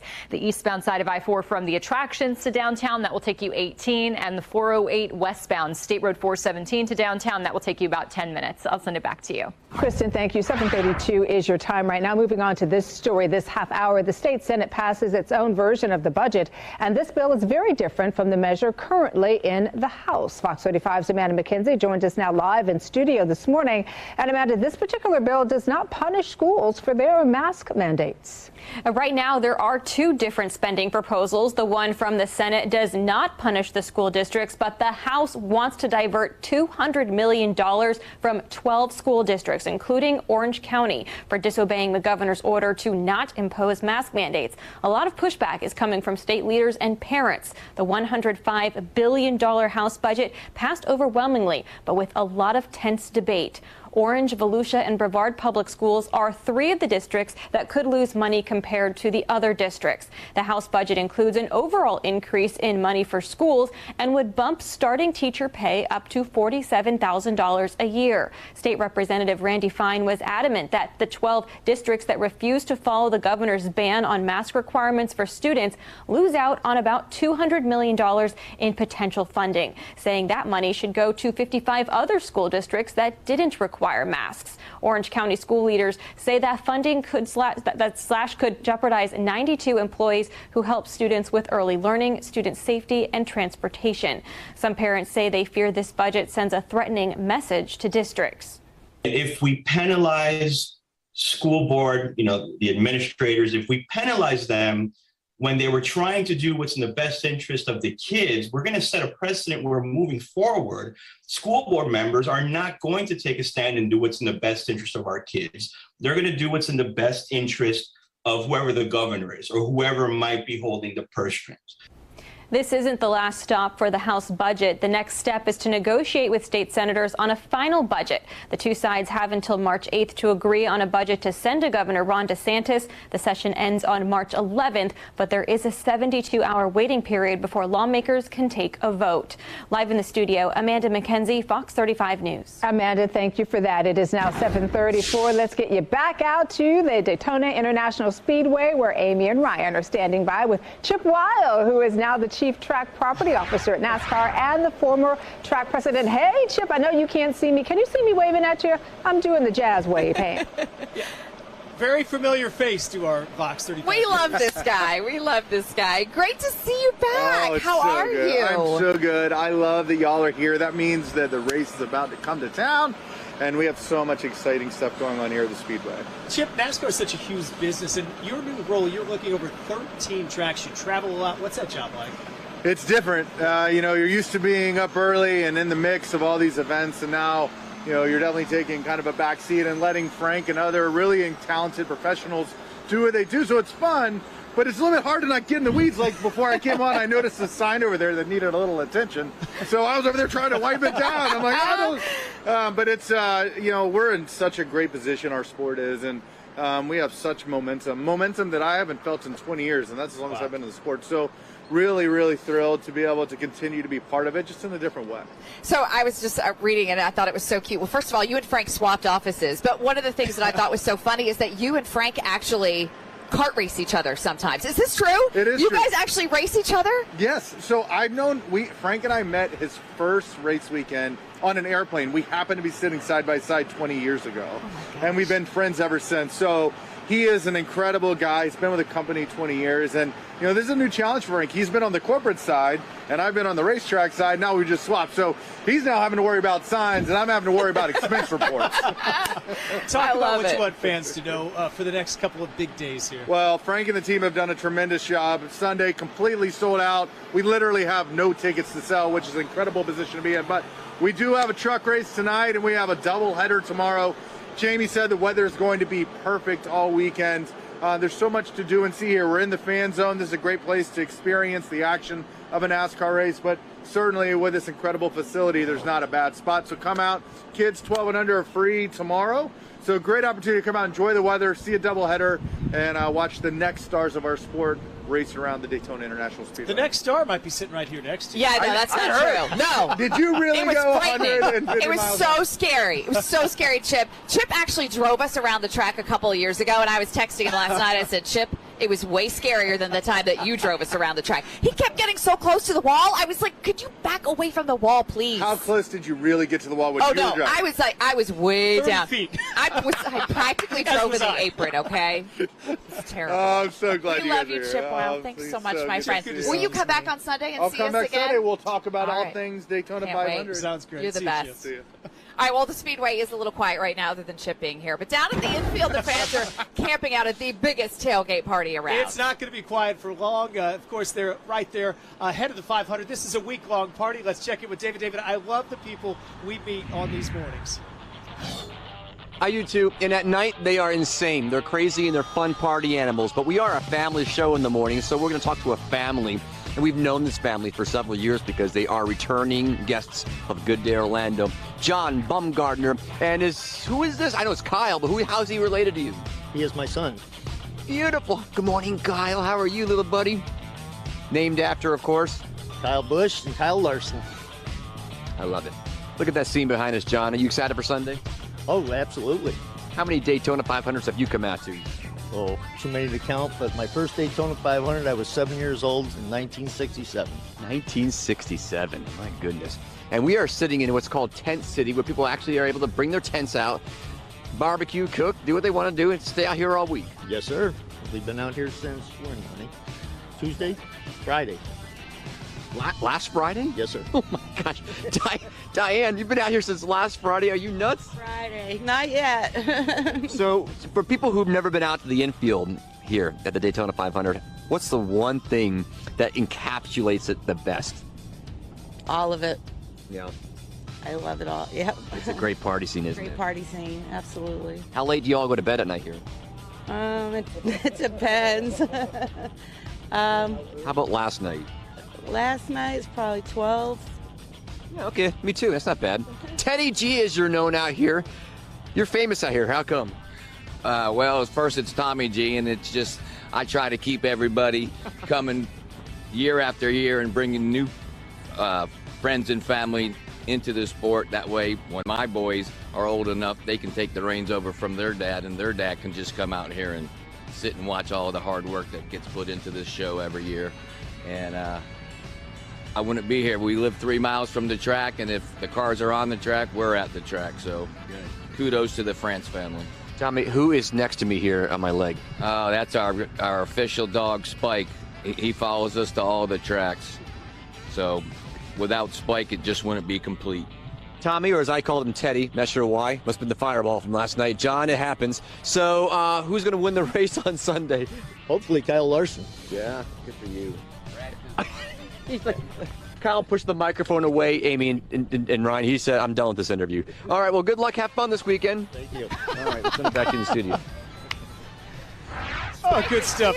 That's one lucky dog, Yeah, right? he is. He's going to enjoy his few days. So much more ahead on this special edition of Good Day Orlando. You don't want to miss. You got another check of your weather, your traffic. It's all coming up right after this. Right back.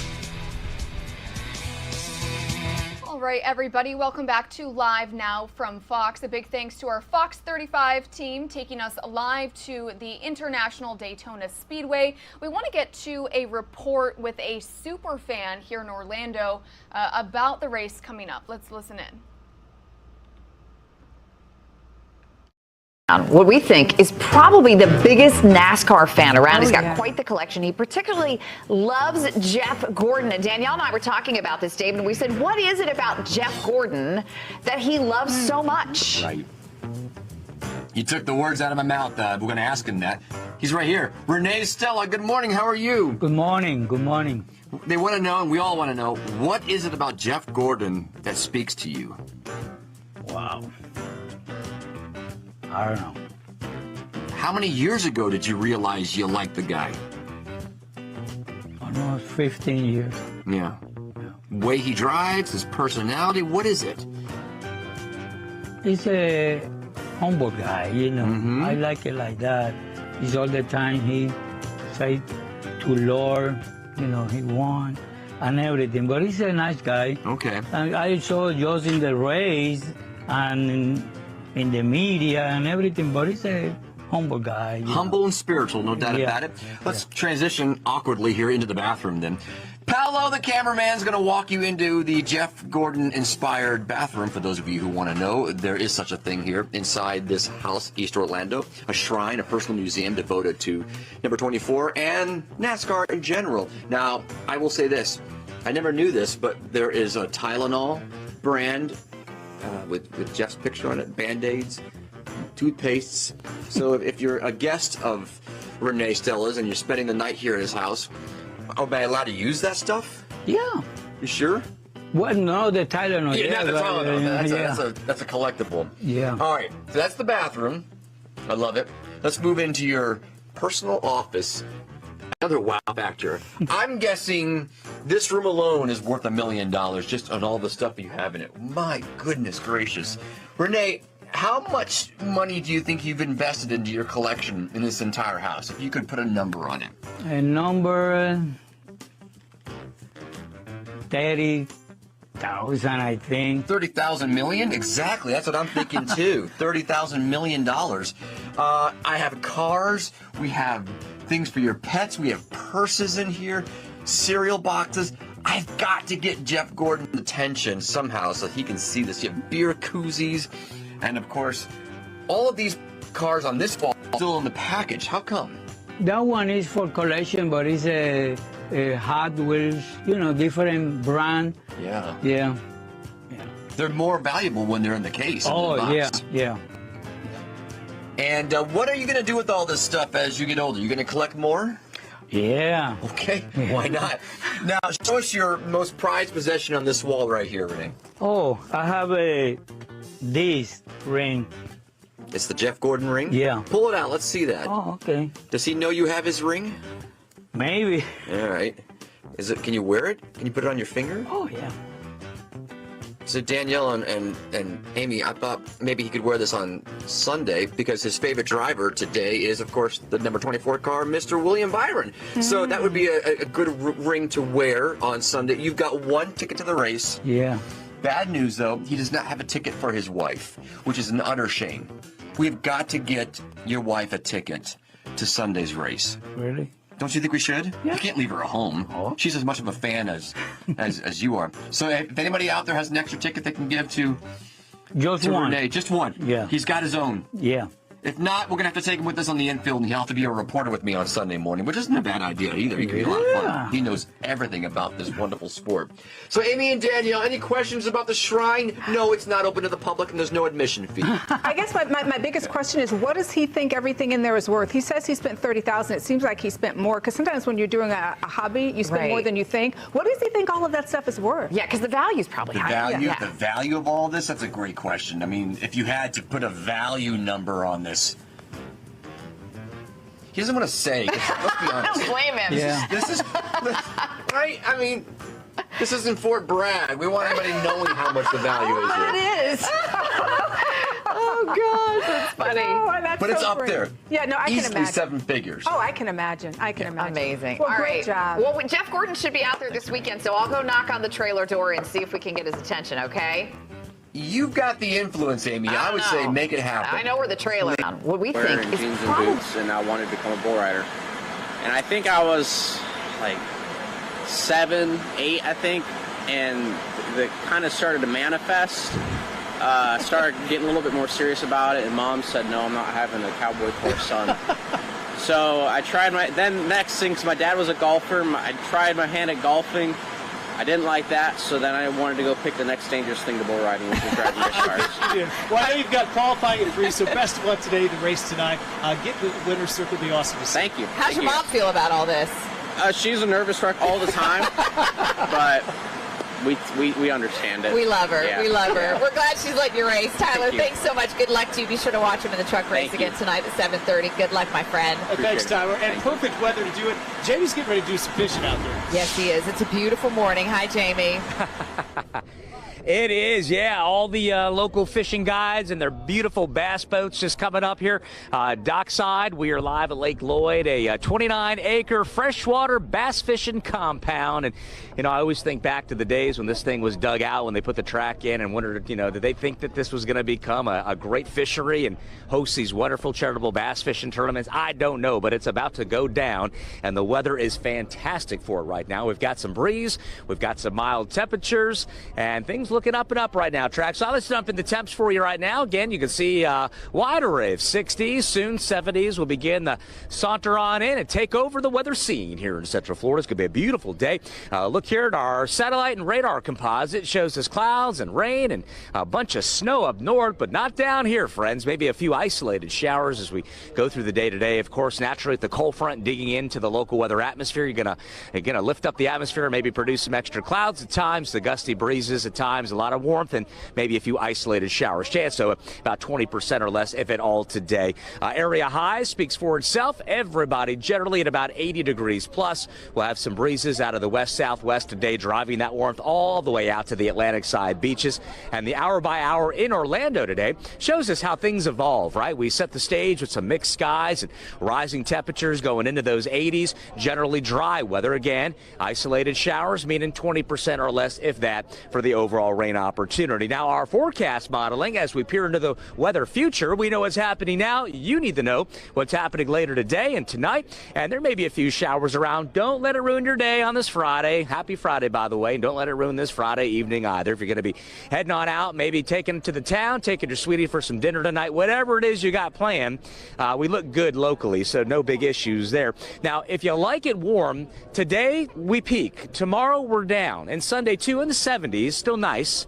Dry. We'll start off with some morning clouds tomorrow, but gradual clearing as the front finally works on through and the cap of high pressure takes over. But that same high is going to warm things up in a big way by next week as we go into the 80s and near 90 record territory again by next Thursday and into Friday. So that'll be something to see. Hope your AC is running efficiently in the car and in the household.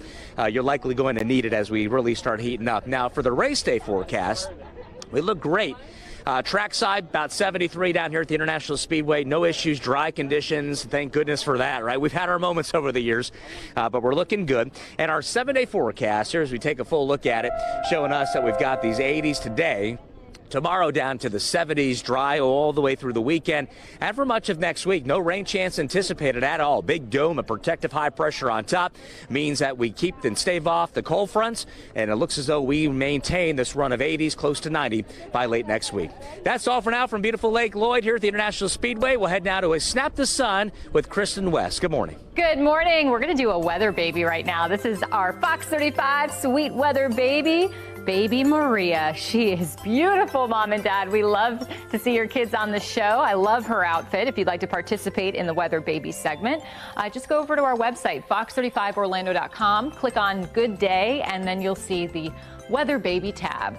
Time now for a quick check of the drive times. I-4 westbound Lake Mary Boulevard to Colonial. That will take you about 25 minutes. The eastbound side of I-4 from the attractions to downtown, that will take you 20. And the 408 westbound State Road 417 to downtown, that will take you 13 minutes. I'll send it back to you. Kristen, thank you. 10 before the hour. And at this hour, new models suggest a majority of Americans are now immune to the Omicron variant of COVID-19.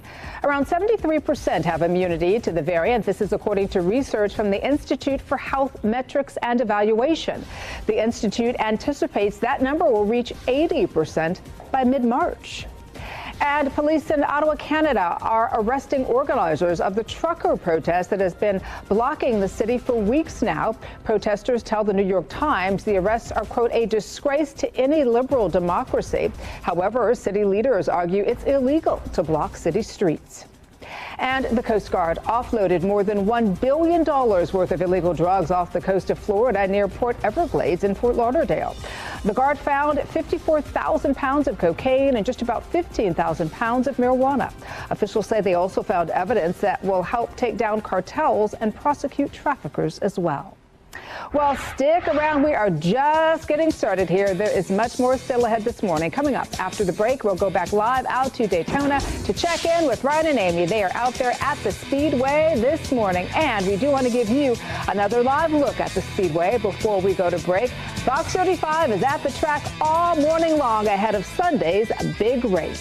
Stay with us. And you are taking a live look at the Daytona 500 weekend, a little bit foggy there. We want to head out to our LiveNOW's Daytona Everett, who interviewed Ford's performance engineer about their next generation Mustang. Let's listen in.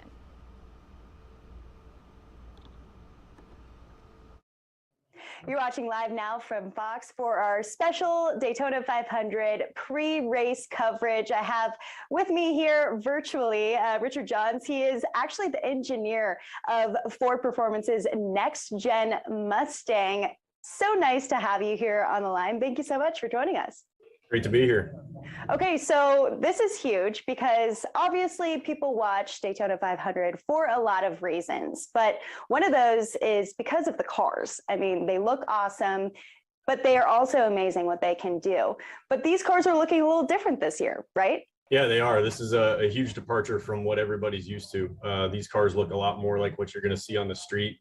You know, our Ford Mustang it took all of the design cues directly from the street Mustang GT, and that's what you see on the racetrack. And it's kind of a return to the old era of the production style cars that you see on the road to being on the racetrack.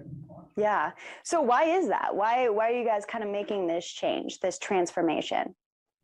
Just a lot of reasons, really. And, you know, part of it was the fan base wanting to see cars that actually look like cars that they can buy on the street, you know. And the race cars were so different in the past where, you know, you had massive offset to the right side where the body was flat on the right side of the car. And now these cars are symmetric, you know, nose to tail. You go up behind it and, you know, our Mustang has all the design characteristics just like you'd see on the street, front to back. And you'll be able to tell that is the production Mustang. It's got all the design cues, and, you know, it's just trying to get back kind of to the roots of what NASCAR was about. What are some of the things that this Mustang can do that previous cars couldn't do? Well, it's still a race car, so we're still going to go fast. There's a lot of different things with this car.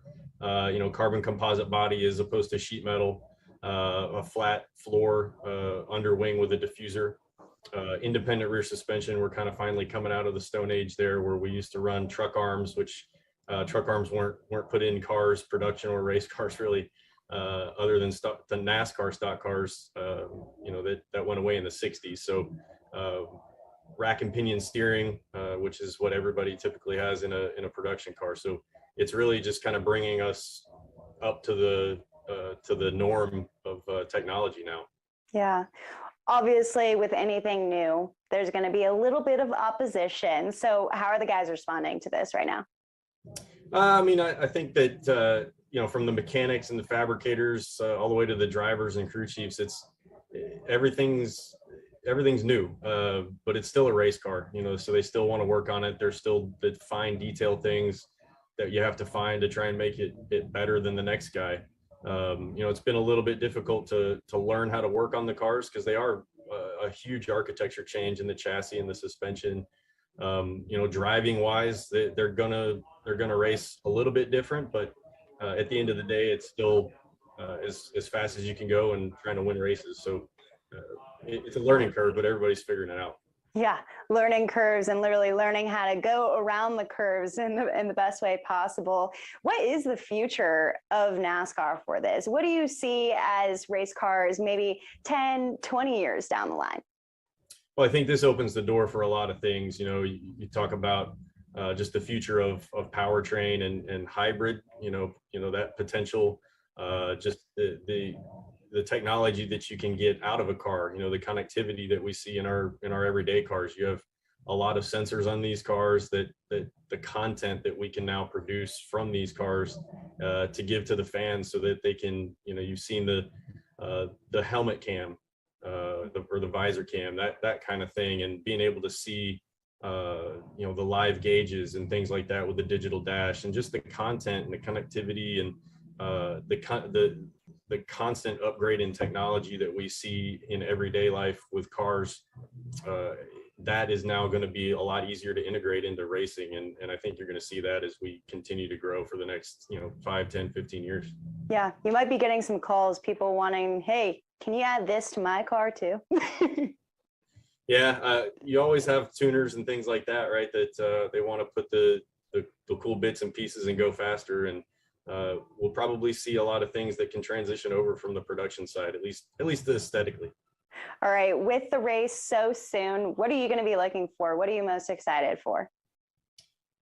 I think right now, it's been a long road to get here, and we're just really happy to be here in Daytona. Obviously, I had 2 practice sessions where it went pretty well for our Ford Mustangs. We showed good speed. We got qualifying tonight. We'll see how that goes, but really excited for Thursday night for the duels, and then when we get into Sunday, hopefully we can see a Mustang get into victory lane. There you go, Richard Johns. Thank you so much. The mastermind behind the next gen Mustang, which you're going to be seeing on Sunday. Thanks. Happy to be here.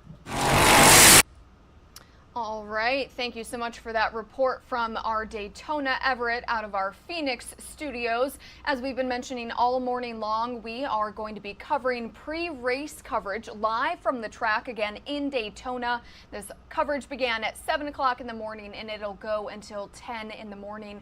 We are going to take a quick 2-minute commercial break, but we'll have much more when we come back.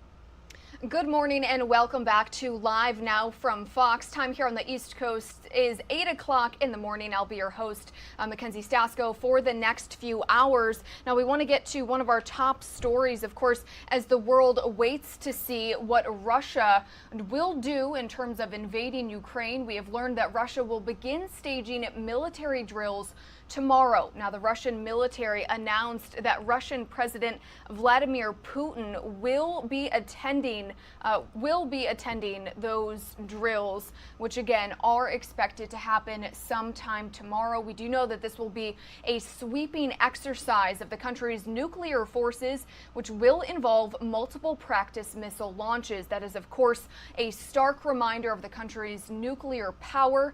Russia insists it has no plans to invade, but Ukrainian government officials have suggested that the Russians might try to shell the areas in the Luhansk region, which is controlled by Moscow-backed separatists. Now, that could happen this morning as part of an effort to create a false reason to take military action. Now, President Biden is again warning that Russia could invade Ukraine within days. And this comes as NATO allies accuse Russia of lying and misleading the world with disinformation by saying that its troops are returning to bases. Now, the Ukrainian military says 29 ceasefire violations were recorded overnight in the eastern part of the country. Russia is accusing Ukraine's troops of taking what it calls provocative actions.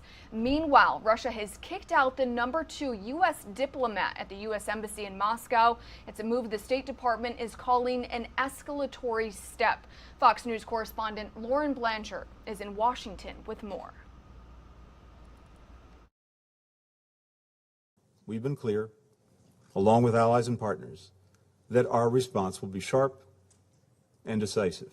As the situation in Eastern Europe continues to grow worse, Thursday, Moscow expelled America's #2 ambassador. The State Department says it is considering a response. Meanwhile, Secretary Antony Blinken went to the United Nations Security Council.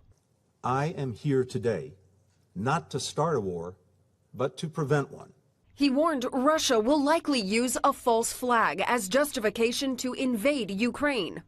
Russian media has already begun to spread some of these false alarms. Already there has been shelling in eastern Ukraine with injuries reported. President Biden says he believes an invasion could come in days. I sense this will happen in the next several days. Earlier this week, tensions appeared to be easing when Russia said they were ready to talk. But rather than their promised drawback of troops, thousands more units have amassed at the Ukrainian border. Russia can still take the path of diplomacy. They can de-escalate. Russia says it's actually Ukraine who is the aggressor and is leading the shelling attacks. There is an exchange of fire ongoing, and the first attacks came from the Ukrainian side. Russia will attempt to create various situations to put responsibility on Ukraine, but we are well prepared for any scenario. President Biden says he does not have plans to talk with Russian President Vladimir Putin. Meanwhile, Vice President Kamala Harris is leading the U.S. delegation to a security conference in Germany. In Washington, Lauren Blanchard, Fox News. And as you heard in her report, Secretary of State Antony Blinken met with members of the United Nations in New York City yesterday, warning that the stakes of a Russian invasion go far beyond Ukraine.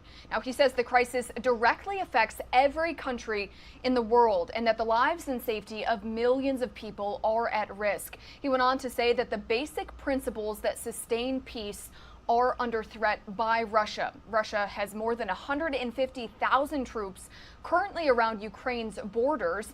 Blinken says those forces, which include ships and ground troops, are preparing to launch an attack. He added that Russia is taking steps toward war and plans to manufacture a pretext as an excuse to lay the groundwork for the attack and invade Ukraine. Blinken laid out what he believes Russia's plan is in great detail, saying that Russia will drop bombs and missiles, communications will be jammed, and cyber attacks could shut down communications. Let's listen in.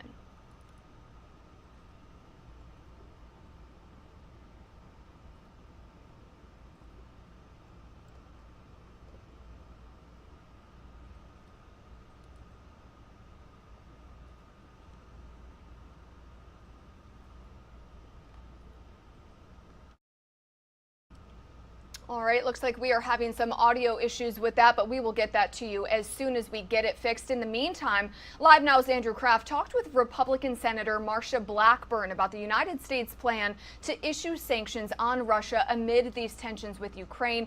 Let's listen in to their full conversation. On Live Now from Fox is Senator Marsha Blackburn, Republican from Tennessee. Senator, good to see you. Thanks for being with us. Yes, thank you. The situation with Ukraine and Russia is still very tense. Today was supposed to be some type of unity day in Ukraine. The 16th was, according to intelligence assessments, the day Russia may invade. Is the Senate readying a sanctions package? Your House colleagues have introduced the Never Yielding Europe's Territory Act. What is going on with sanctions in the Senate? Yes, Senator Risch has been the lead on our NET Act, and it is sanctions. Of course, people like me tried to get the White House to move forward last fall. And I had a letter sent over to the White House saying, now is the time for sanctions. Now is the time to stop Nord Stream 2. Now is the time to begin lethal aid sales to Ukraine so they can defend themselves. And now is the time for a coordinated diplomatic message that sends a very clear message to Russia, what we will do to our allies, so they know we're going to be there with them, whether it's Ukraine or the NATO countries that are in the region. Of course, the White House didn't do that. So Republicans have a proactive approach on this because the White House is saying, well, we're not going to do anything unless they go in. Right. And then we'll take an action. They're totally retroactive on this. But don't you think sanctions should maybe be imposed preemptively as a deterrent before any such action happens? Is that on the table? Well, that is something Republicans have put on the table. Like I said, last fall, that's what I said. Let's get sanctions in place on Putin, on the oligarchs, and on the country. Because when you do that, you freeze their assets and you slow their economy and you make it more difficult for them to take an adverse action. Okay, we know President Biden spoke yesterday on the administration's strategy up until this point. No new policy changes. Strong words, though, from the president on, ensuring the NATO alliance, ensuring the post-World War II order in Europe. They have moved embassy personnel out of Kiev up more north in Lviv. Did you support that move? Do you think that was too little or too late? And how would you grade President Biden's handling of this right now? When you look at President Biden's handling, I think about Robert Gates and his comment that Joe Biden had been wrong on every foreign policy issue for 40 years. And you see that he passed that window of opportunity that would have been that proactive approach. And we wouldn't find ourselves in this situation. And back in the fall, there were 75,000 troops that were up on the Russia-Ukraine border. Today, there's 130,000 plus all of the artillery that is there, the different encampments that have been put on that border. There are also naval assets in the Black Sea off the port, and they're around Odessa. So we would not find ourselves in this position. It's important to realize, too, that Putin has had a tendency when the world is focused on big events to make a move. He did it in 2008 after the Beijing Games when he went into Georgia. He did it again in 2014 when he went into Crimea. This is why we're watching as the Olympics draw to a close, and it is expected that if he is going to make a move, this is when he would make it. Do you give the administration, do they deserve some credit because they seem to see the intelligence officials, at least Secretary of State Blinken and the State Department, they are publicly kind of telegraphing what Russia intelligence is doing and making that known to reporters, maybe as a way to, preempt some type of action. Do you give them at least some leeway there?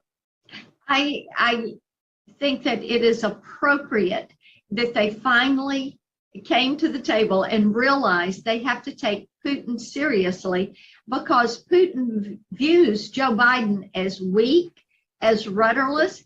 He remembers that when it was Barack Obama and Joe Biden in the White House, they sent the Ukrainian army blankets and meals ready to eat.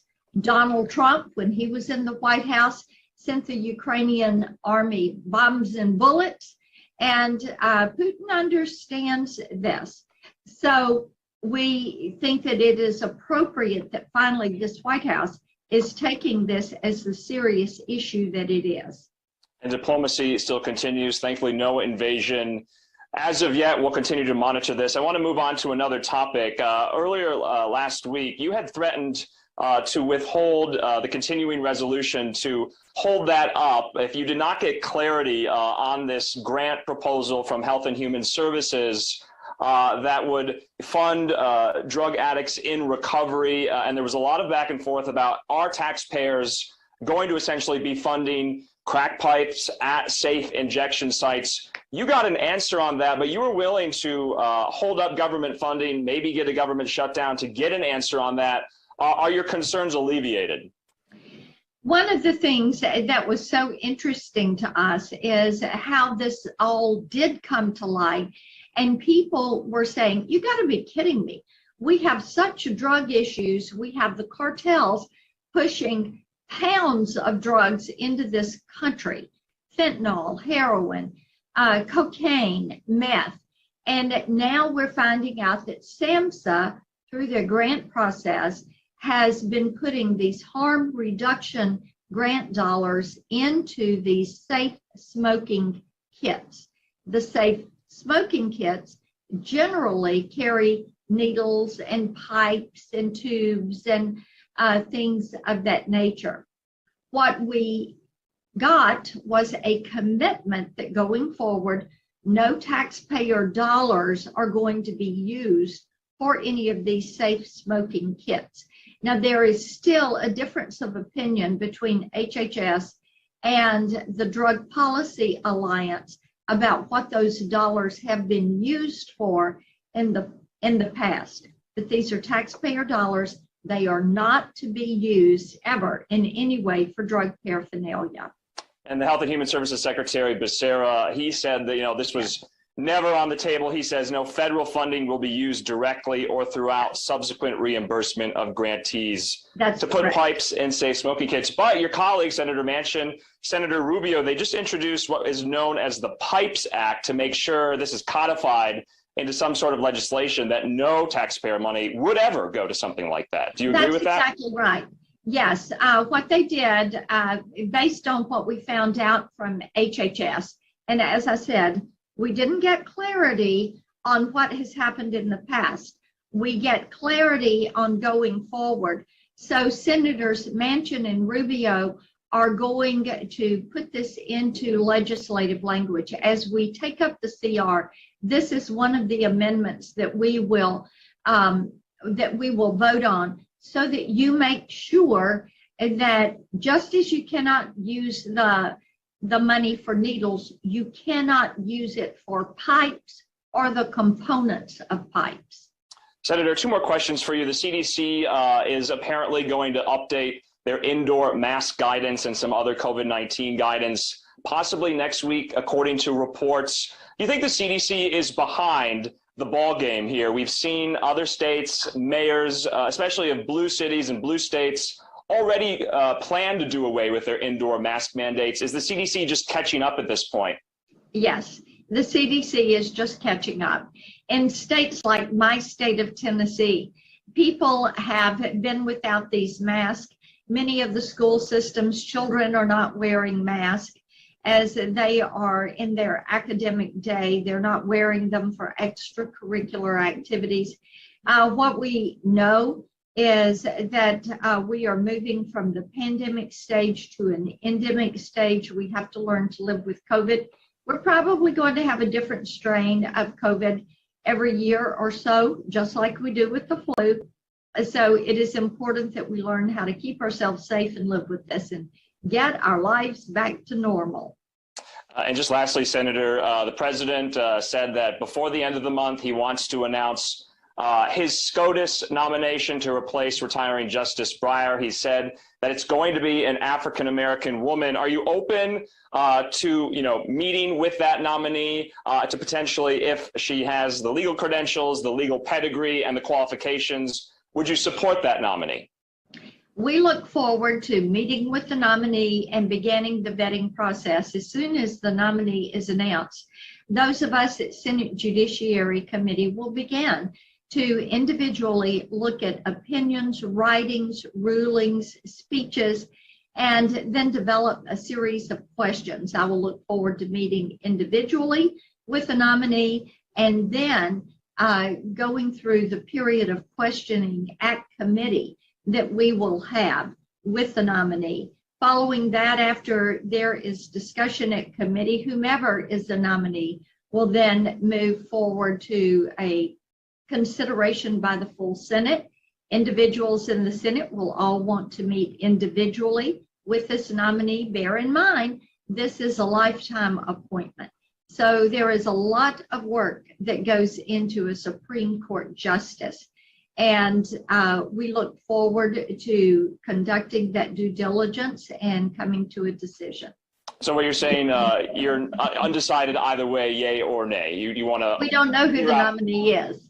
Okay. So, and every nominee is different. There are some that you decide to support, and there are some that you decide you cannot support.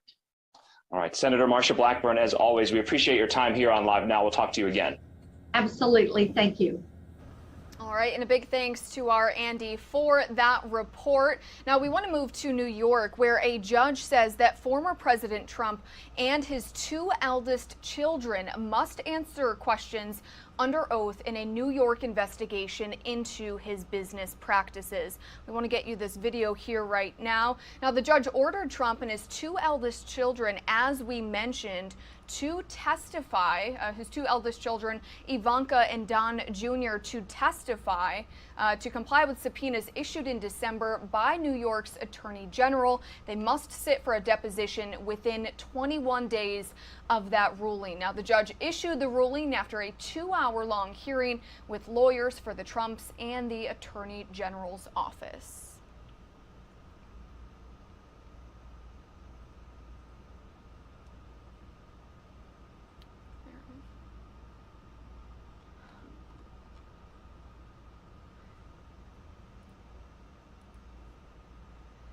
And we want to move now to Cleveland, Ohio, where President Joe Biden is promising sweeping changes to the Midwest as part of his Build Back Better plan. On Thursday, he spoke in Lorain, Ohio, a city just west of Cleveland, where he announced a $1 billion restoration effort in the Great Lakes region to help tackle pollution and protect treasured land and water. Biden said we can rebuild America and grow the economy, all while protecting the environment and combating climate change. We're going to accelerate cleanup of sites across 6 states in the Great Lake Basin, from Duluth, Minnesota to Milwaukee, Wisconsin, Gary, Indiana, Buffalo, New York, and everywhere in between. Now, the president highlighted how his infrastructure bill will grow the economy by creating good-paying union jobs, all due to the substantial funds that will be allocated for rebuilding roads, bridges, improving water systems, and cleaning up the environment. And we want to take you out to some news coming out of Minnesota. Nearly 2 months after a jury found her guilty of manslaughter in the death of Daunte Wright, former Brooklyn Center police officer Kim Potter will be back in court today to be sentenced. Our Fox 9 Minneapolis team has this story. In the immediate aftermath of the traffic stop shooting, a distraught Kim Potter predicted prison for making the deadly mistake, pulling her firearm instead of her taser, killing Daunte Wright. 10 months and a guilty manslaughter verdict later, Potter will learn her fate. The former Brooklyn Center cop staring at a presumed 7+ years in prison, though her defense is arguing for probation. Members of the jury, is this your true and correct verdicts? Judge Regina Chu with wide latitude and a late twist. In a filing this week, prosecutors who until recently were seeking an upward departure at sentencing, now arguing for that 86-month mid-range prison term for a person convicted of first-degree manslaughter with an otherwise clean record. I think Judge Chu has probably, at this point, largely made up her mind, although she will wait until tomorrow to see what the lawyers and whoever else speaks at sentencing say. Calling the decision sobering, University of St. Thomas law professor Rachel Moran tells Fox 9 she does not have a feel which way Chu is leaning. Prosecutors writing that if the judge is inclined to go lower at a minimum, they want Potter spending at least 1 year in jail, followed by a lengthy 10 years of probation. One issue both sides focusing on: remorse, and whether the soon-to-be 50-year-old is taking responsibility for her actions. You get a really different tone from Kim Potter than you do from the lawyers who are representing her. The lawyers who are representing her do not show really an ounce of remorse. They have taken a really aggressive tone from the beginning. essentially an unapologetic tone, and that continues in their sentencing filings. They continue to blame Daunte Wright for his death. We are expecting to hear from Potter on Friday, as she will have the opportunity to address the court directly. We know friends, family, and supporters have absolutely flooded Judge Chu with letters and messages of support. On the other side, look for victim impact statements from Daunte Wright's loved ones before Judge Chu imposes sentence. Reporting from the newsroom, Paul Bloom, Fox 9.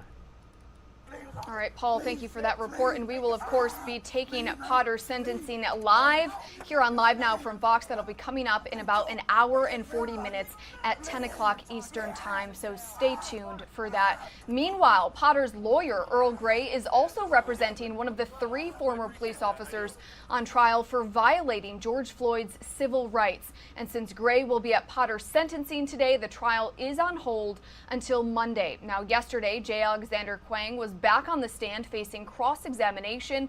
When asked why he did not give medical aid to Floyd or intervene, Kueng said he could not see Derek Chauvin's knee on Floyd's neck and never thought Floyd was in serious need of medical help, even when he was unconscious. Now, Kueng was a rookie on his 3rd shift with the police department and told the court that he saw Chauvin as the one in charge because of his seniority and trusted Chauvin as well. And the family of Amir Locke, the 22-year-old who was fatally shot by Minneapolis police while they were serving a no-knock search warrant about 2 weeks ago, gathered with community members and civil rights leaders yesterday to remember him and express their anger over his death at a funeral service, which was again held yesterday at a church in Minneapolis. Our Fox 9 Minneapolis team has this story. It was a music-filled service for 22-year-old Amir Locke. Locke's parents both sharing emotions that included sadness, but also anger at the loss of their son, who was killed by Minneapolis police as they served a no-knock warrant. It's hard to talk about peace when your peace has been interrupted.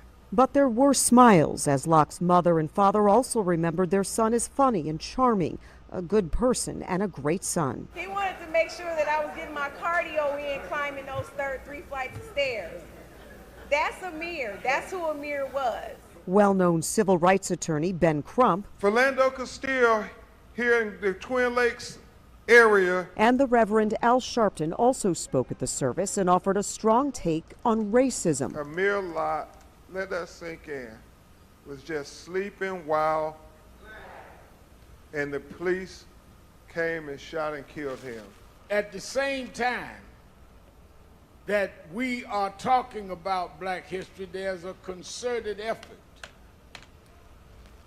to erase the story of blacks in America. The common thread for all who spoke was a commitment to ban no-knock warrants at the state and national level. I want us to say it so the Minneapolis mayor and city council can hear it. If you would have followed your ban on no-knock warrants like you said, let's be clear, Amir Locke will still be here. You are going to pass the Amir Locke law. No justice, no justice, no peace. Everyone also calling for justice for Amir Locke.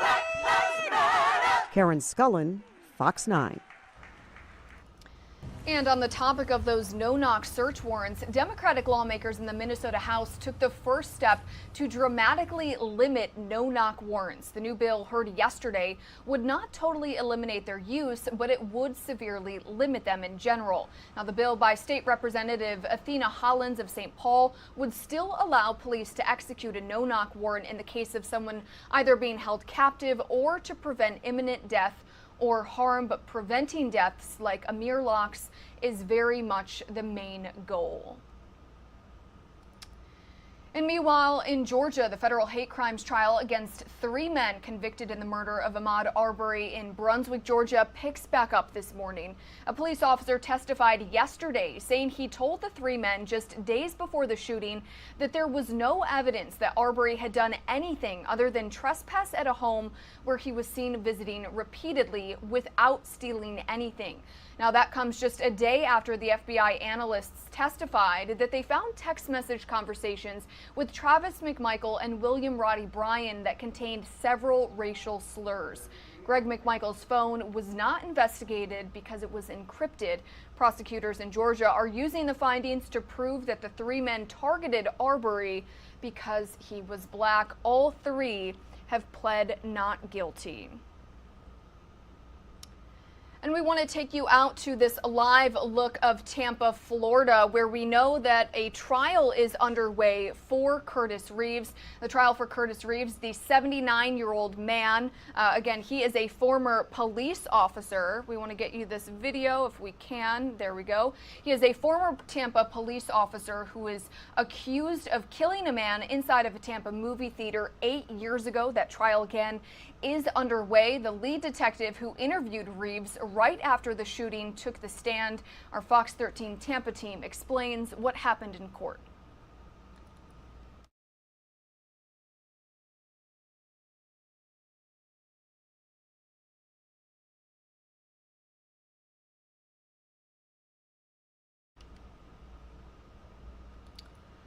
All right, thanks for bearing with us. It looks as though we are having some audio issues on that story. In the meantime, also happening in Florida, Florida House members passed a controversial bill that would prohibit doctors from performing abortions after 15 weeks of pregnancy. Now, it's one of the most hotly debated issues of the 2022 legislative session.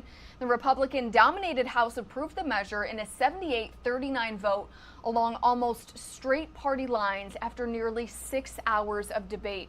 Now, Republicans rejected attempts from Democrats that would add exemptions for rape, incest, or human trafficking, but there are some exceptions of if the abortion is necessary to save the mother's life, prevent serious injury to the mother, or if the fetus has a fatal abnormality.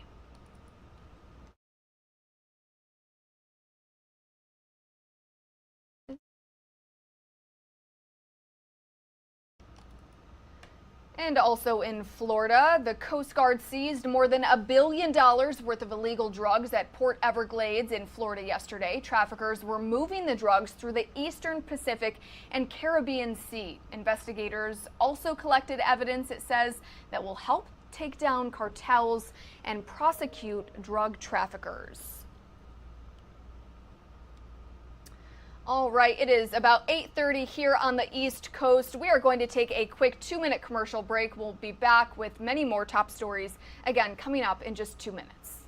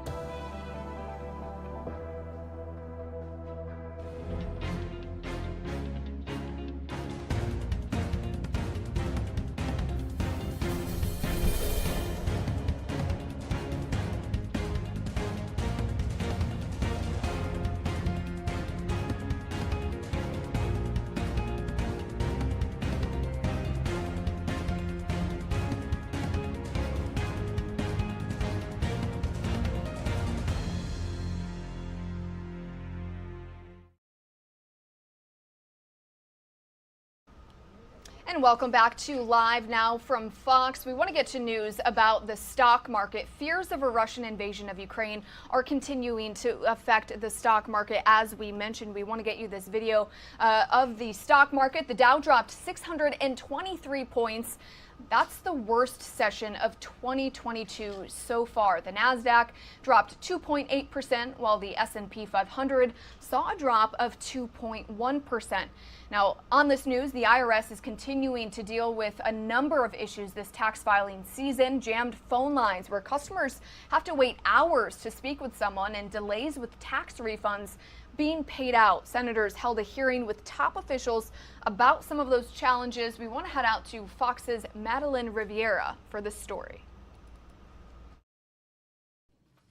If you're looking to get a timely tax refund, prepare for some bumps ahead. Millions of people are still waiting for refund checks from previous returns, even as they prepare for this tax season. Americans deserve better. Our citizens deserve a responsive and respectful tax administration. Last year, the IRS received 120 million calls during filing season, but it was only able to answer fewer than 20%. An unprecedented increase in calls resulted in a low level of customer service overall. Faced with fewer employees, a lack of stable funding, and unprecedented challenges from the pandemic, the IRS is gearing up for another tough year. In a new letter, House Republicans called on the IRS to make sure Americans receive refunds in a timely manner. But some say Congress must step in. This is something that needs to be addressed by Congress, and hopefully they're going to act. During a Senate Finance Committee hearing Thursday, Chairman Senator Ron Wyden blamed years-long budget cuts that have hampered the IRS. The cuts that have hurt customer service and enforcement against cheats started more than a decade ago. Others pointed to outdated technology, saying an update is long overdue. We need their long-term plan, we need their short-term plan, and we got to fund it. To ensure a smoother filing process, the IRS recommends electronically filing with direct deposit to avoid processing delays. Taxpayers should also pay extra attention if they received economic impact statements or an advanced child tax credit last year. In Washington, Madeline Rivera, Fox News. All right, thank you so much for that report. Now, already faced with rising prices and a lack of inventory, homebuyers are now being met with mortgage rates at multi-year highs. Our Fox Business Network's Ashley Webster has this story. Rising interest rates mean bigger and more expensive monthly mortgage payments at a time when the size of an average purchase loan stands at a record $435,000. And those higher prices are unlikely to drop anytime soon as demand continues to outstrip supply. The national average rate for a 30-year fixed mortgage right around 4.23%, up from just 2.73% at the start of the year. So, for example, a $400,000 home loan with 20% down without taxes and fees has jumped from $1,631 a month to $1,899. That is an extra $268 a month, or more than $3,200 a year. There will be some shift in the market in 2022. Higher mortgage rates eventually hold back some buyers. So we expect home sales to actually decline somewhat this year compared to last year. Modest decline, but not increasing because of higher interest rate. The housing data has been mixed. In January, building permits surged by 1.89 million to the highest level in more than 15 years. But housing starts actually fell last month by 4.1%, the first decline in 4 months. And as for the home builders, they say they're still dealing with the higher costs of supplies. Inflated lumber prices alone are adding $19,000 to the price of a new home. And the supply chain is still broken, adding months to completing a project. The number one problem right now is increased building material costs and the delay in getting them. I've had guys tell me that they're having up to 4 or 5 month delays in getting everything from cabinets, garage doors, appliances. Bottom line, if you are thinking of buying a home, it is still a very competitive market with multiple offers commonplace. And yes, inventories are still very low, but the longer you wait, the more expensive your mortgage will be. Ashley Webster, Fox Business. All right, Ashley, thank you for that report. Well, the CDC is facing renewed pressure to alter its mask recommendations. This comes as many states across the country are already moving to make face coverings optional. Fox News correspondent Jillian Turner has more. COVID-19 hospitalizations are plummeting across the U.S. and new infections are down too. According to Johns Hopkins, the 7-day average for new cases stands at 136,000. That's down from about 453,000 just 2 weeks ago. As the Omicron surge subsides now, public health officials are preparing to transition the country from what they call the pandemic phase to the endemic. Dr. Anthony Fauci, though, says how and when that transition happens is still very much up for debate. You don't want to be reckless and throw everything aside. What's the balance? Really being strict to prevent any kind of infection, or the negative impact on society of being too restrictive? Over the last week, governors in about a dozen states and the mayor of Washington, D.C. announced an end to statewide masking policies, as well as other restrictions. On Wednesday, Virginia's Governor Glenn Youngkin signed a new law giving parents the power to let their kids opt out of school mask mandates as well. People who want to wear a mask, please wear one, please. And for folks that believe that for their children the right thing is not to wear one, then you have a right today in Virginia to make that decision. The CDC now facing increased pressure to revise its own mask guidelines. The agency had signaled that could be soon, but says it'll take into account community transmission and hospitalization rates. Moving from this pandemic will be a process led by science and epidemiologic trends, and one that relies on the powerful tools we already have. The CDC continues to recommend wearing face coverings in areas with high transmission rates. In Washington, Jillian Turner, Fox News. And meanwhile, companies are taking matters into their own hands. Coachella is making its grand return this year without a mask or vaccine requirement for guests. Now, organizers of the massive music event made the announcement on their website, and despite the news, event reps said, quote, there is no guarantee, express or implied, that those attending the festival will not be exposed to COVID-19. Organizers also added their current COVID guidelines could change in accordance with public health conditions, so we could see that change if we do see another variant emerge. Coachella was canceled the past 2 years due to the pandemic. The festival will kick off this April. Do their job. Meanwhile, in Canada, police pouring into downtown Ottawa in what truck drivers fear is a prelude to a crackdown on their nearly 3-week protest that has clogged the streets of Canada's capital city. Now, this comes after Canada's Prime Minister Justin Trudeau invoked emergency powers this week to stop protests, saying he plans not only to tow away their trucks, but to freeze their bank accounts and suspend their insurance. Fox News correspondent Alexis McAdams has more from Ottawa. Police are out in force here in the Canadian capital a day after handing out notices to the Freedom Convoy truckers to leave or face the consequences. Fences are now being put up around Parliament Hill, signaling what could be an upcoming crackdown on protesters who have occupied parts of Ottawa for almost 3 weeks. But the truckers say they're not going anywhere, calling the potential police action illegal and vowing to remain in the city until their demands are met. I'm not voluntarily accepting their offer to contract. I'm going to put my arms around my fellow brethren, and we're going to sing home Canada. But that's not likely to happen soon. The government is digging in its heels, resisting calls to lift COVID restrictions, claiming the truckers are not only endangering public safety, but also costing jobs and money, accusing their leaders of deliberately hurting the economy. After we saw the damage that was done to the Canadian economy, it was very clear that the people that organized those blockades knew exactly who they were harming and what they were doing. People here in Ottawa say police have a difficult job ahead, trying to balance security with basic rights like free speech, but say they do not think the truckers will leave voluntarily. I think a lot of them are prepared to face the fines, and because if they are doing illegal activity, then fines should be expected. At the same time, though, if they're peaceful protests, I think they should have the right to do that. And here in the capital, there are still dozens, if not hundreds, of trucks in the area, and the protesters say that tow trucks will ultimately refuse to remove them. In Ottawa, Canada, Matt Finn, Fox News.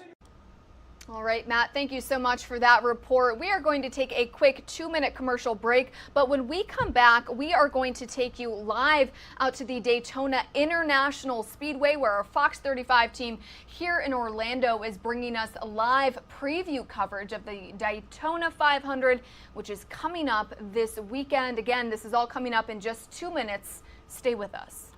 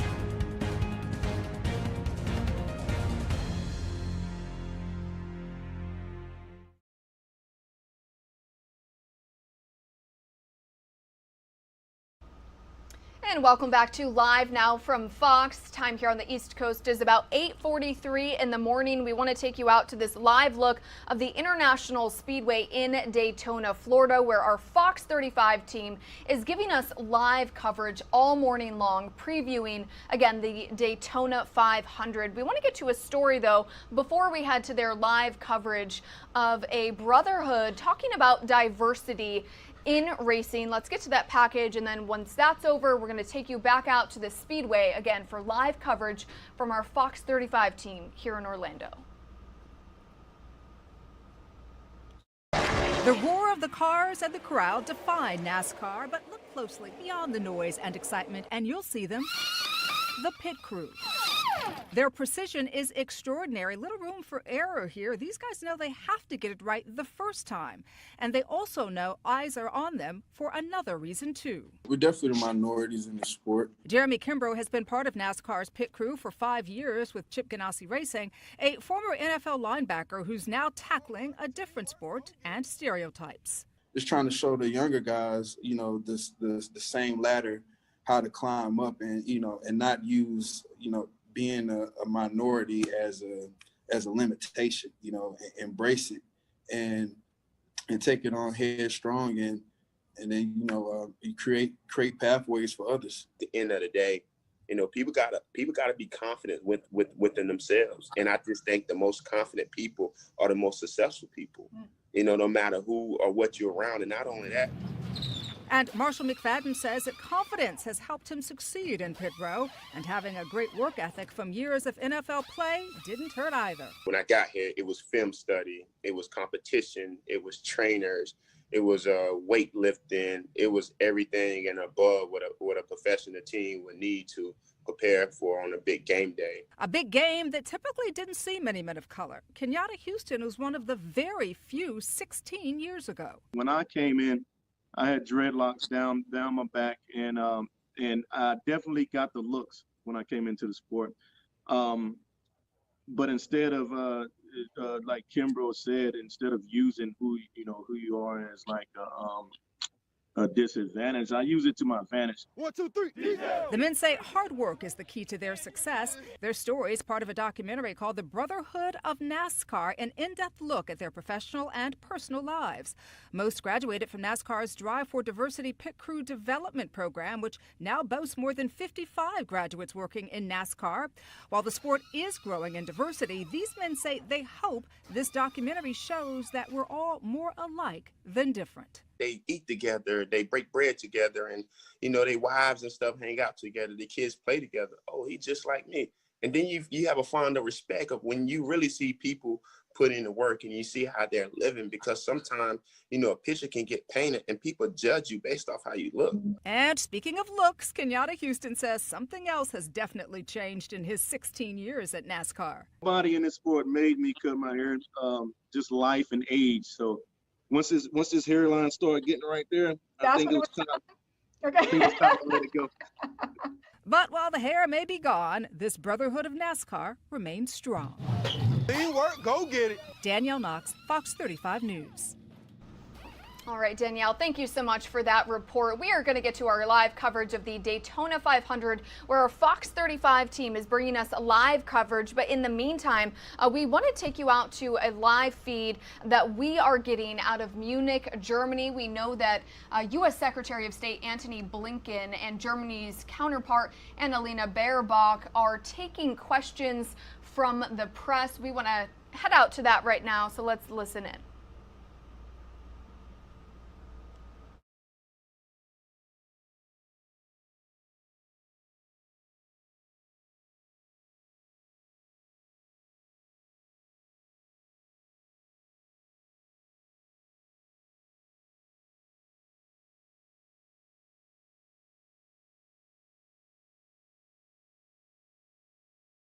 That we are bonding also with regard to NATO. We are on the same page.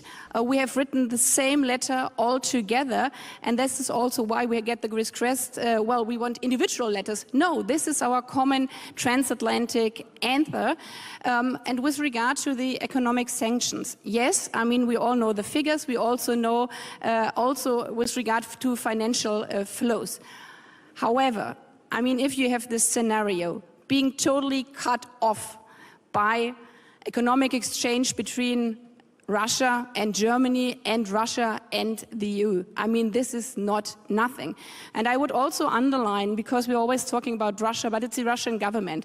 70% of the Russian people, and this is also different than in 2014, their biggest fear is war with Ukraine. And this is also why we are saying, here's our hand to all the citizens of Russia. Here's our hand to all the political prisoners in Russia. Here's our hand to Memorial and all the others in Russia, because we want to live together in peace. And this is what we have to underline with a clear message on sanction, but also with a clear message on dialogue.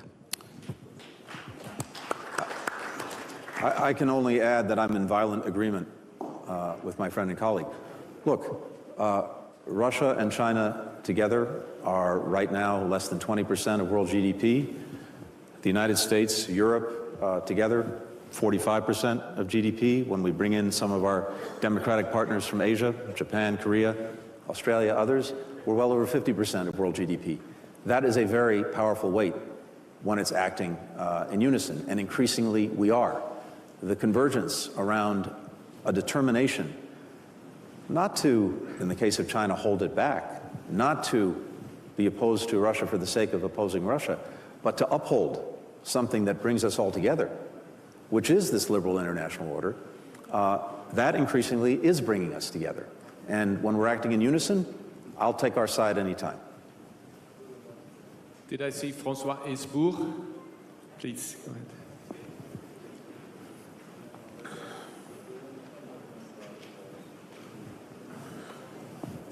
No, back there, François. And then it's you afterwards. I'd be delighted to be François Hesbourg, but it's Timothy Garton-Ash, Oxford University, and an English European. To Foreign Minister Baerbock, precisely if we want consistently to pursue Helsinki against Yalta, in changed circumstances, do we need a new German and European Ostpolitik?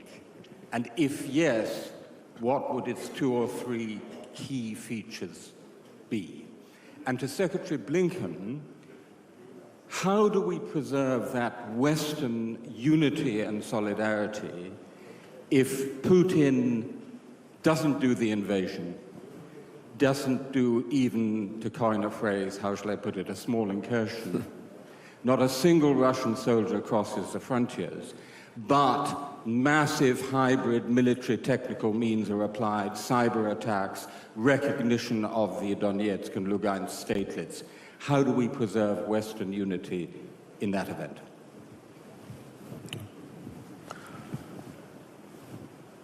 I think that what we've done over the last year is build a very solid foundation and strong foundation when it comes to Western unity across a whole range of challenges that we're facing.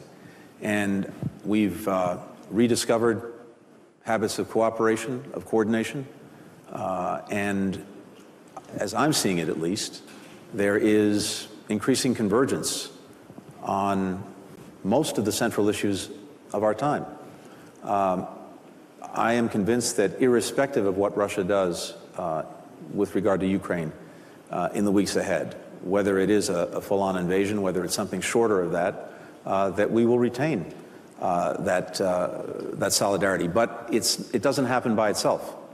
It's the product of constant, day in, day out, roll up your sleeves engagement that we have been engaged in, and that will continue irrespective of what happens over the next week. So it takes work, it takes effort, but I really think the last months in particular have concentrated minds in a way they have perhaps not been concentrated in recent years. I don't think we're going to lose that concentration in the weeks or months ahead. Thank you for the quote. My answer is yes and no, not because it's a political answer, yes and no, but because it has 2 parts depending on what you're looking at. I would say no with regard to the treaties, because we have the treaties for living together in peace and in security in Europe, and everybody has signed it. But I say yes with regard to, if we're referring that we just take the answers from 1970 and putting them in the year 2022, because in all these years, things have changed and the world have changed. And when we talked about Ostpolitik, those days, I mean, we meant with Ost, East, also Poland, Romania, and all the other Eastern countries, which are now joined, thanks God, in the European Union. And that's why our answer from 1970 cannot be the same answer in 2022. And this is why we have also made clear, and I think this is also important for foreign policy, always reflecting what you are doing. And I think this is also the strength of the answers from NATO and also from us as Europeans, that we are also reflecting what have we done in the past. Was there something where we should be critical by ourselves, saying, did we do enough on transparency? Did we do enough on arms control? Did we do enough when we were talking about placing missiles in the region? And reflecting those things, I think, is actually what we should do when we are talking together in the NATO-Russian Council. And this is our invitation to Russia on the treaties, and there's no change from the past decades on the treaties of the security in Europe, speaking how we can ensure a peaceful world in the year 2022 for all our citizens. Thank you. Thank you very much. Now, before I get the names wrong again, can you introduce yourself, please?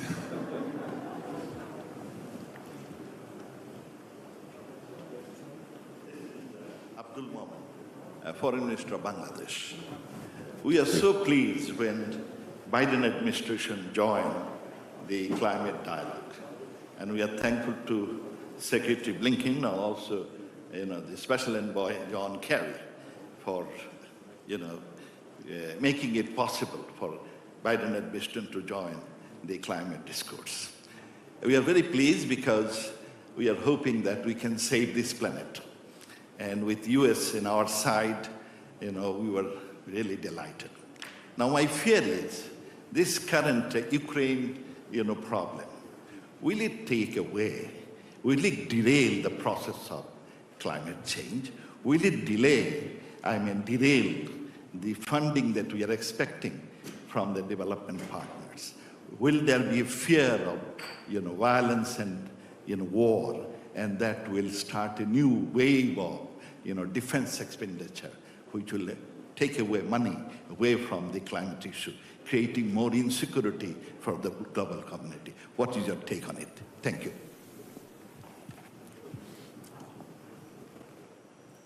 We see the existence time. If you see it that way, you're going to make sure. All right, everybody, you are watching Live Now from Fox. It is just before 9 o'clock in the morning here on the East Coast. We want to take you out to this live feed coming in from Munich, Germany, where Vice President Kamala Harris is in Germany to lead the U.S. delegation at the Munich Security Conference. She is joining other world leaders today to underscore their commitments to our allies and partners across the world and demonstrate unity in the face of these tensions between Russia and Ukraine. So let's listen in. I recognize the threats at this moment, historically and going forward, to our friends, Latvia, Lithuania, and Estonia. We stand with you. I am here personally to say that. We stand with you on this and many other issues in the spirit of our alliance and our mutual interests and priorities. And we stand together, all of us, as NATO allies. The United States remains committed to Article 5, and our position has always been and will continue to be that Article 5 is ironclad. And the spirit behind it, an attack on one is an attack on all, remains our perspective. I do believe, I think we all know, our greatest strength is our unity. This is a moment that has made that clear, that our unity is evidence and is a measure of our strength. And with that, I look forward to our conversation, and I thank you all for the work you do. Thank you. And with that, I would like to turn to President Levits of Latvia. Thank you, Madam Vice President. First of all, I would like to thank you for this conversation and the possibility, occasion to exchange our views on the actual situation in Europe. And I would like also to thank the United States for the engagement in Europe, for the security in our region, and for the deployment of additional military personnel and military equipment in our region in order to strengthen the eastern flank of NATO. I would like to say that the aggression of Russia, and this is a Russian case, not a Ukrainian case. Aggression of Russia against Ukraine is not only against Ukraine, but also against Europe, against the democracy, against the West at all. Because Russia is challenged by democracy.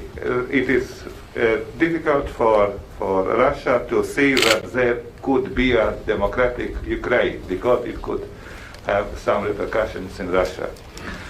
I would say that our task is to avoid the hot phase of the confrontation, and it is only possible if the answer of the West is united and very strong, and so that the cost-benefit calculation for Russia is negative and clearly negative. And what does it mean? I think this answer, as our response, consists of 4 elements. The first element is sanctions, very, very serious sanctions. And President Biden said already to President Putin that already a few times. This is first. Second, military and economically and financial support of Ukraine, so that Ukrainians can defend themselves. Also, this is the second element, very important. The third element is the strengthening of the military defense capacity in the eastern flank, especially in Baltics, especially in Poland. And the bilateral cooperation with the US in this respect is already going on, but we should strengthen that. And the fourth element is the dialogue. The dialogue in order to keep the channel for Russia open to go back to, I would say, normal international behavior. So, and all the four elements together, this should be a very strong answer to Russia, so that we can say that avoiding of the hot phase of confrontation depends from us, from the West, from NATO. Thank you. Thank you. President Nausėda from Lithuania. Thank you very much. Your Excellency.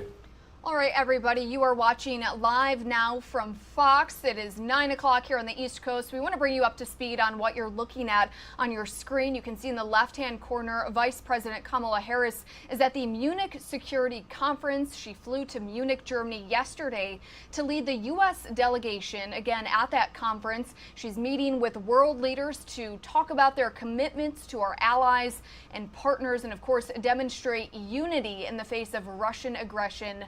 Between those tensions between Russia and Ukraine. And on the bottom right-hand side of your screen, Secretary of State Antony Blinken is also in Munich, Germany at that very same security conference. He is also meeting with world leaders talking about the tensions between Russia and Ukraine. Again, this is a story we have been following for quite some time now. We are going to bring you that audio from VP Harris so you can listen in right now.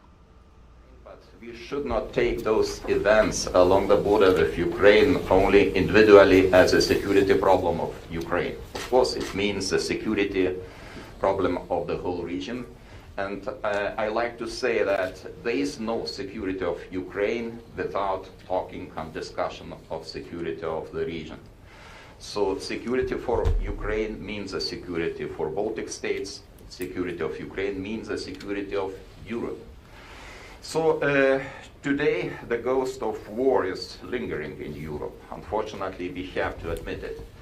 And we see provocation of possible military conflict in Ukraine.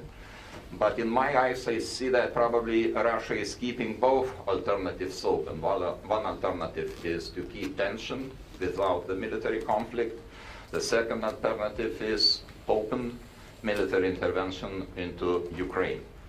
I think everything is in our hands in order to prevent this.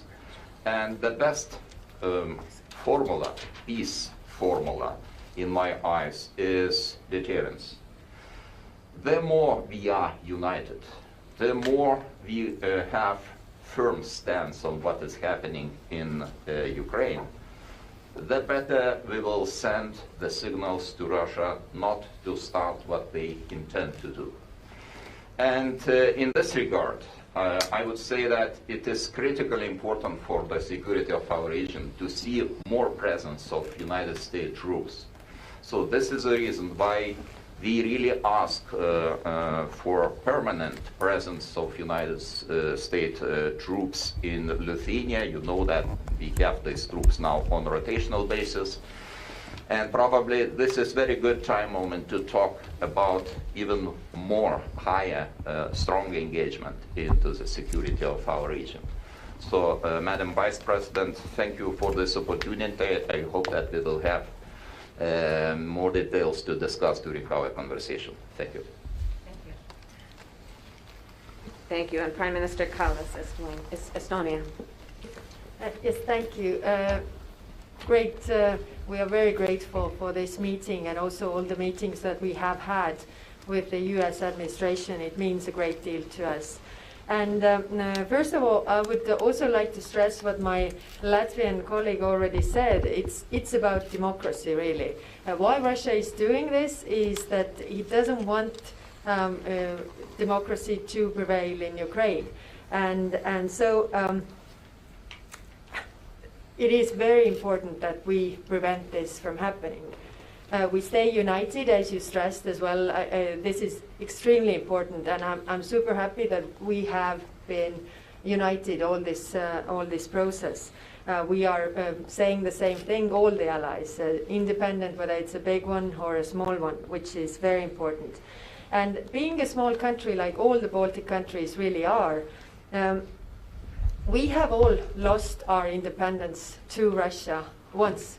And we don't want it to happen again. And therefore, we really think that this is very important, that we understand what is at stake here.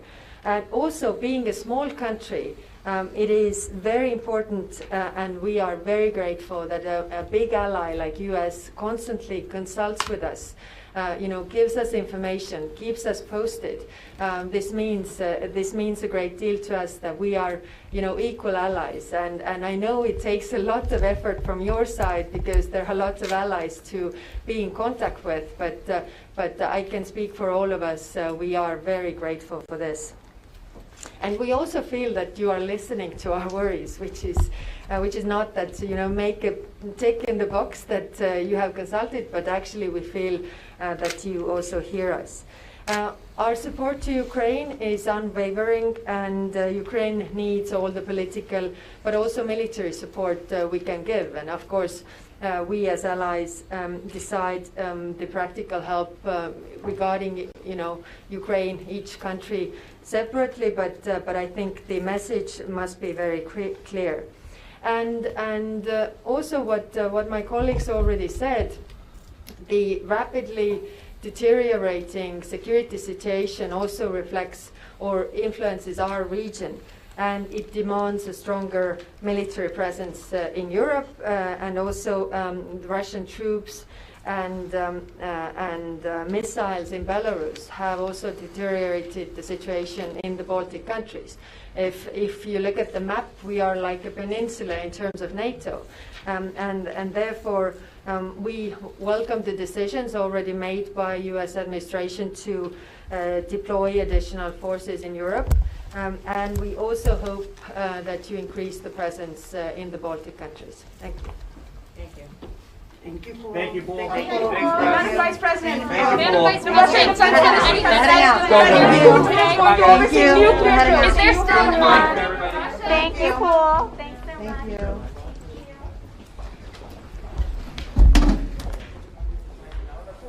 You're streaming live now from Fox, everybody. Raw, unfiltered, non-stop news. We are live and worldwide, I should say, this morning, as we have been getting feeds from the Munich Security Council, where you just saw Vice President Kamala Harris join at a roundtable with other world leaders, our allies specifically, talking about the Russia-Ukraine tension, as President Biden is saying that it looks like an attack could be imminent, but we are keeping an eye on this situation here on Live Now from Fox. This feed obviously coming from a reporter pool out there. That's why you kind of see the camera walking around. Some of you are going to see a quick 2-minute commercial break. We'll be right back.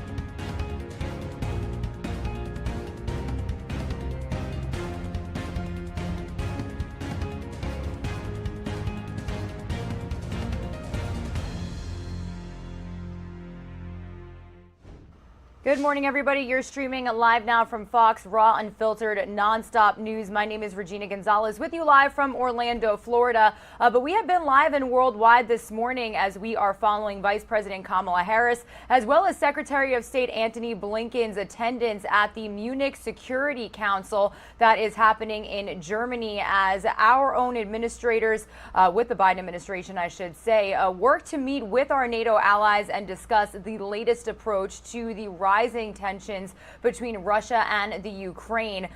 We do see that Secretary of State Antony Blinken is just walking away from a press conference that was being held with German officials. We actually do have a live now look at that right now. So as you can see, it looks like this just ended. But to give you some more insight, it looks like this was a welcome speech by Chairman Wolfgang on the first day of the security conference. This was followed by a statement from the United Nations Secretary General Antonio Guterres, and a moderated discussion followed with U.S. Secretary of State Antony Blinken and German counterpart Annalena Baerbock. So big day for world leaders there at the Munich Security Council. Obviously a huge topic of concern, the escalating tensions between Russia and the Ukraine. Today, the Russian military actually announced that President Vladimir Putin will monitor a sweeping exercise of the country's nuclear forces Saturday that will involve multiple practice missile launches, which is a stark reminder of the country's nuclear strength. Now, the Western fears are really focused on an estimated 150,000 Russian troops, including about 60% of Russia's overall ground forces posted around Ukraine's border. Russia has insisted in the last several days that there is no plan to invade, but it has long considered Ukraine part of its sphere of influence and sees NATO's eastward expansion as an existential threat. Now, Moscow's key demand in this situation is that NATO promises never to allow Ukraine to join, which is a move the Western alliance has rejected. So that seems to be a big question, is what does Russia want out of this conflict? So that is just it. And as you can see, world leaders are working to propose diplomatic efforts, have those discussions with Vladimir Putin. So we are keeping a very close eye on this situation for you here on Live Now from Fox. I actually do want to bring you the latest from Fox's Doug Luzader, as he is taking a look back at some of President Biden's remarks to reporters just yesterday, as well as the latest efforts by Russia and the U.S. response. Ukraine has been teetering on the edge of war for weeks now, but the warnings from the Biden administration are getting more and more ominous. A school evacuated in eastern Ukraine after it was shelled.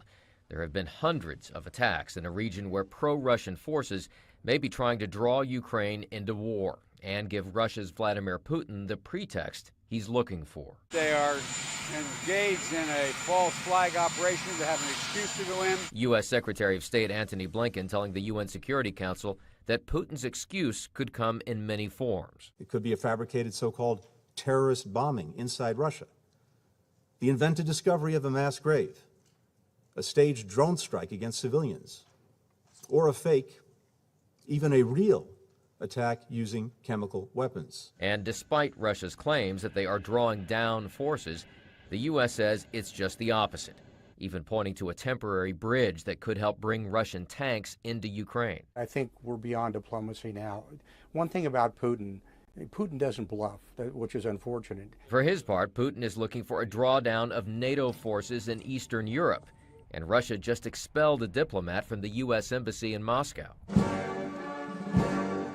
Defense Secretary Lloyd Austin just arrived in Poland to talk about the Russian invasion threat, something the president thinks is imminent. My sense this will happen within the next several days. And this may not be confined to Ukraine. The Biden administration is warning U.S. companies to be on the lookout for cyber attacks here at home. In Washington, Doug Luzader, Fox News. And as we do keep a close eye on this situation, I do want to entirely switch gears here for just a moment and head out live to Minneapolis, Minnesota. This is a shot that we have of the city this morning. That is because we are just a little less than an hour away from seeing former Brooklyn Center police officer Kim Potter be sentenced almost 2 months after a jury found her guilty of first-degree and second-degree manslaughter in the April 2021 shooting death of 20-year-old Dante Wright. This was a trial that we brought to you live, raw, and in its entirety late last year. So I do want to head out live to Minneapolis. Stay out there for just a second. We're being joined by Fox 9 Minneapolis' Bill Keller to give us a little preview of what we could possibly expect today. Bill, good morning to you. This, like I just said, coming just a little more than 2 months after she was convicted. So what do you think we could see? Well, Kim Potter, Regina, faces 7 years in prison. But if the judge decides to go easy on Potter, prosecutors are asking that she serve a minimum of at least 1 year in prison and a host of other conditions. We'll see what happens. The former officer, as you say, shot and killed Dante Wright last April. Remember, he was trying to flee from an arrest. He had an outstanding warrant at the time. Potter says she meant to use her taser, mistakenly grabbing her gun instead. Now, she, as you say, was convicted of first and second degree manslaughter. Prosecutors are asking for a 7-year sentence. 7 years in prison, that is the state sentencing guideline. But attorneys for Potter, of course, they are pushing for probation. They want a much lighter sentence. They say the fact that she shows remorse for the shooting could impact the judge's decision. Keep in mind the court has a lot of discretion in this. However, they're also under a lot of public pressure to hold that former officer accountable for that deadly mistake. Potter, by the way, will have a chance to address the court directly today. I suspect she will, although she can certainly pass on that. We also know that the friends, the family, and supporters have been flooding the judge's office with letters and messages of support. We will likely hear some of those victim impact statements be read live in court. Those are, of course, Dante Wright's loved ones. And finally, prosecutors have been seeking a longer sentence. They said early on they were going to seek an upward departure. However, just recently, this week, they filed a court document requesting a lower sentence, one that falls right in line. I think what they're trying to do is play it pretty evenly, hoping the judge will give her that state sentencing guideline of 7 years. We'll find out here in less than an hour. All right, yeah, less than an hour, just like you said, Bill. And to our viewers, with the help of Bill's Fox 9 team, we will be streaming this for you live, raw, and unfiltered. So, Bill, thank you so much. The world anticipating to see what happens, and we'll be in touch with you guys throughout the day. Stay warm out there. Will do. Thanks, Regina. All right, everybody, and as promised, like I just mentioned, stay with us. This is expected to get underway at around 10 a.m. Eastern Time, 9 a.m. Central Time. This is who we are and what we do. With the help of our owned and operated stations, we are able to take you inside live in these courtrooms where this breaking news gets underway.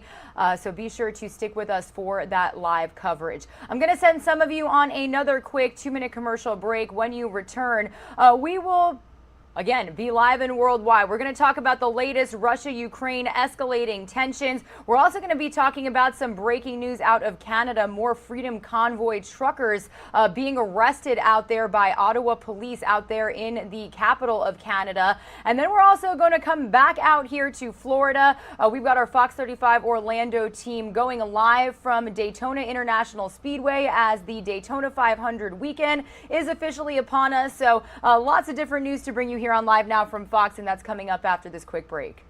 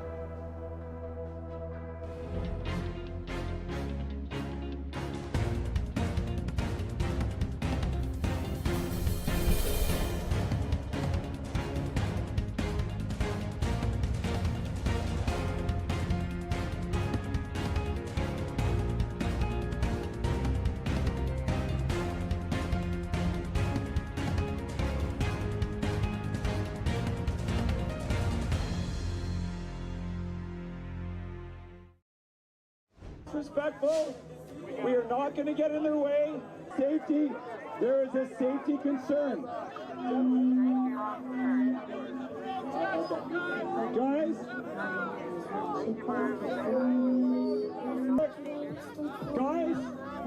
please give your distance. Please give your respect. Please give your respect. Look at this.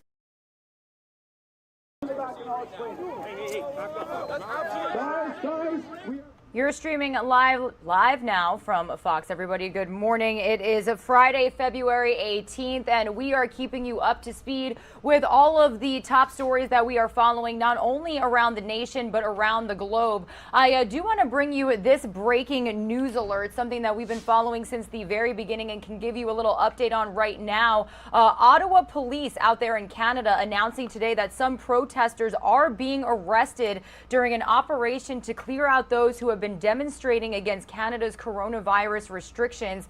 This is a direct quote from Ottawa police on their Twitter account. They said, quote, "There is a large police presence on Nicholas Street. Protesters are being advised to leave immediately. Some protesters are surrendering and are being arrested. We ask protesters to remain peaceful and lawful." Police also tweeted that they wanted to inform demonstrators under provincial and federal legislation, you will face severe penalties if you do not cease further unlawful activity and remove your vehicle and or property immediately from all unlawful protest sites. Now, again, we've been following every development with this story, and there are actually growing signs that Canadian police have cracked down on bank accounts. We also do have our Fox News correspondent Matt Finn on the ground in Ottawa, Canada. So I do want to bring you this piece from him. He's been out there in the middle of this chaos. So let's get the latest here on Live Now from Fox.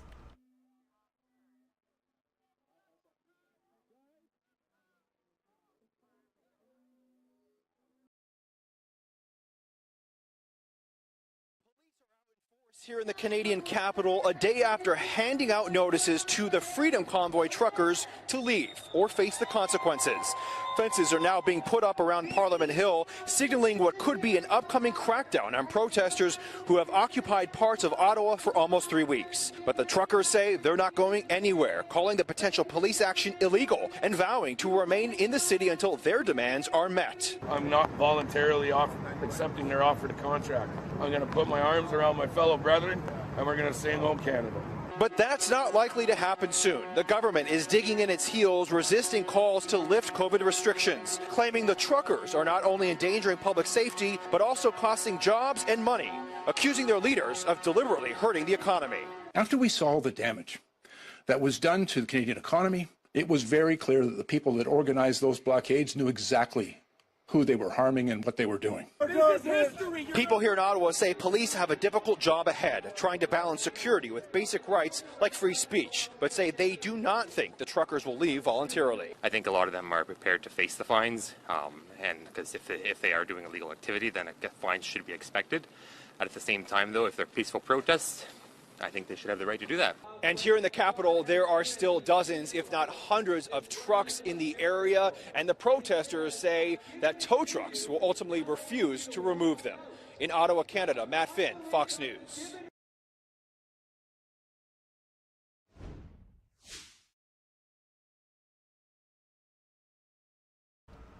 And we are going from Canada out to a vantage point we have over the city of Kyiv in Ukraine. This is the capital. We are continuing to follow the latest when it comes to the escalating tensions between Russia and the Ukraine. So I do want to bring you what we know as of this morning, because I remember being on set with you guys just yesterday when we were following a lot of live events, a lot of developments. So let's get you up to speed here as we are officially marking almost 9:30 a.m. Eastern time.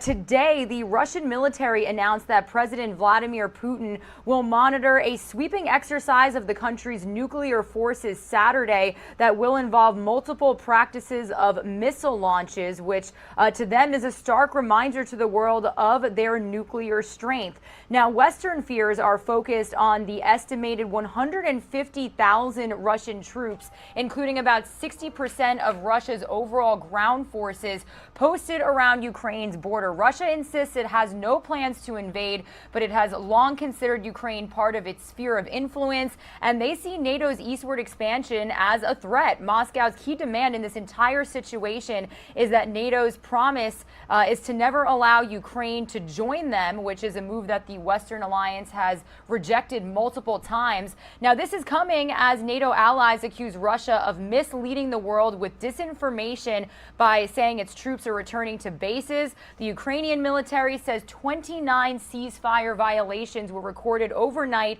in the eastern part of the country.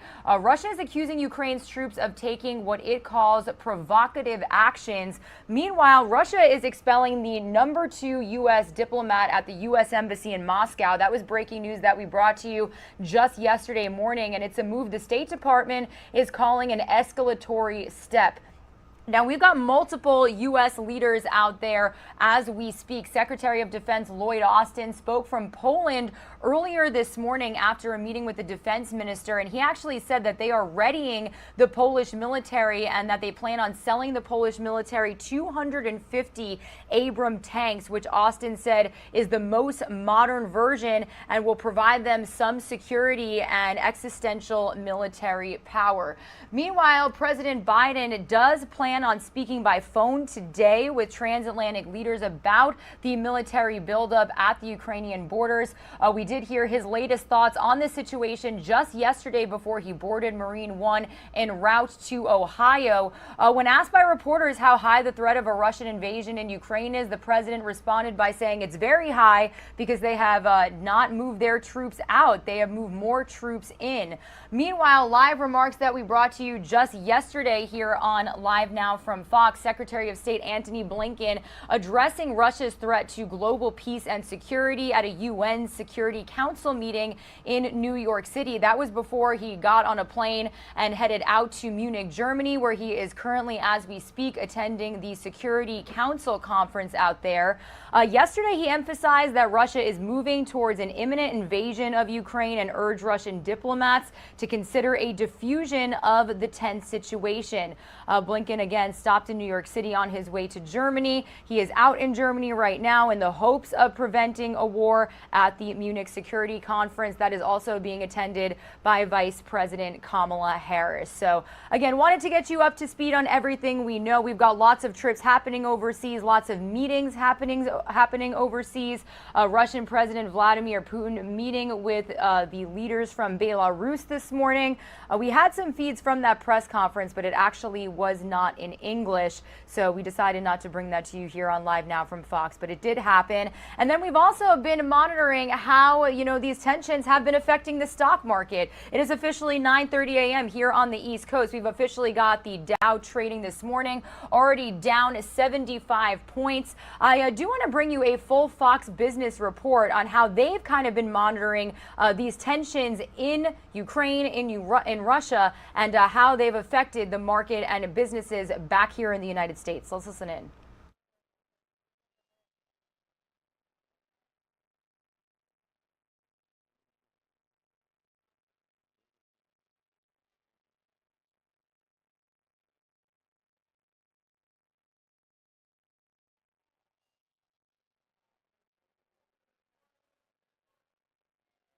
Just kidding. I thought I had a full story for you guys. But again, we are watching the Dow start this morning down, kind of taking a little bit of a swing here and there. Yesterday, we saw it drop 600 points, more than 600 points, I should say.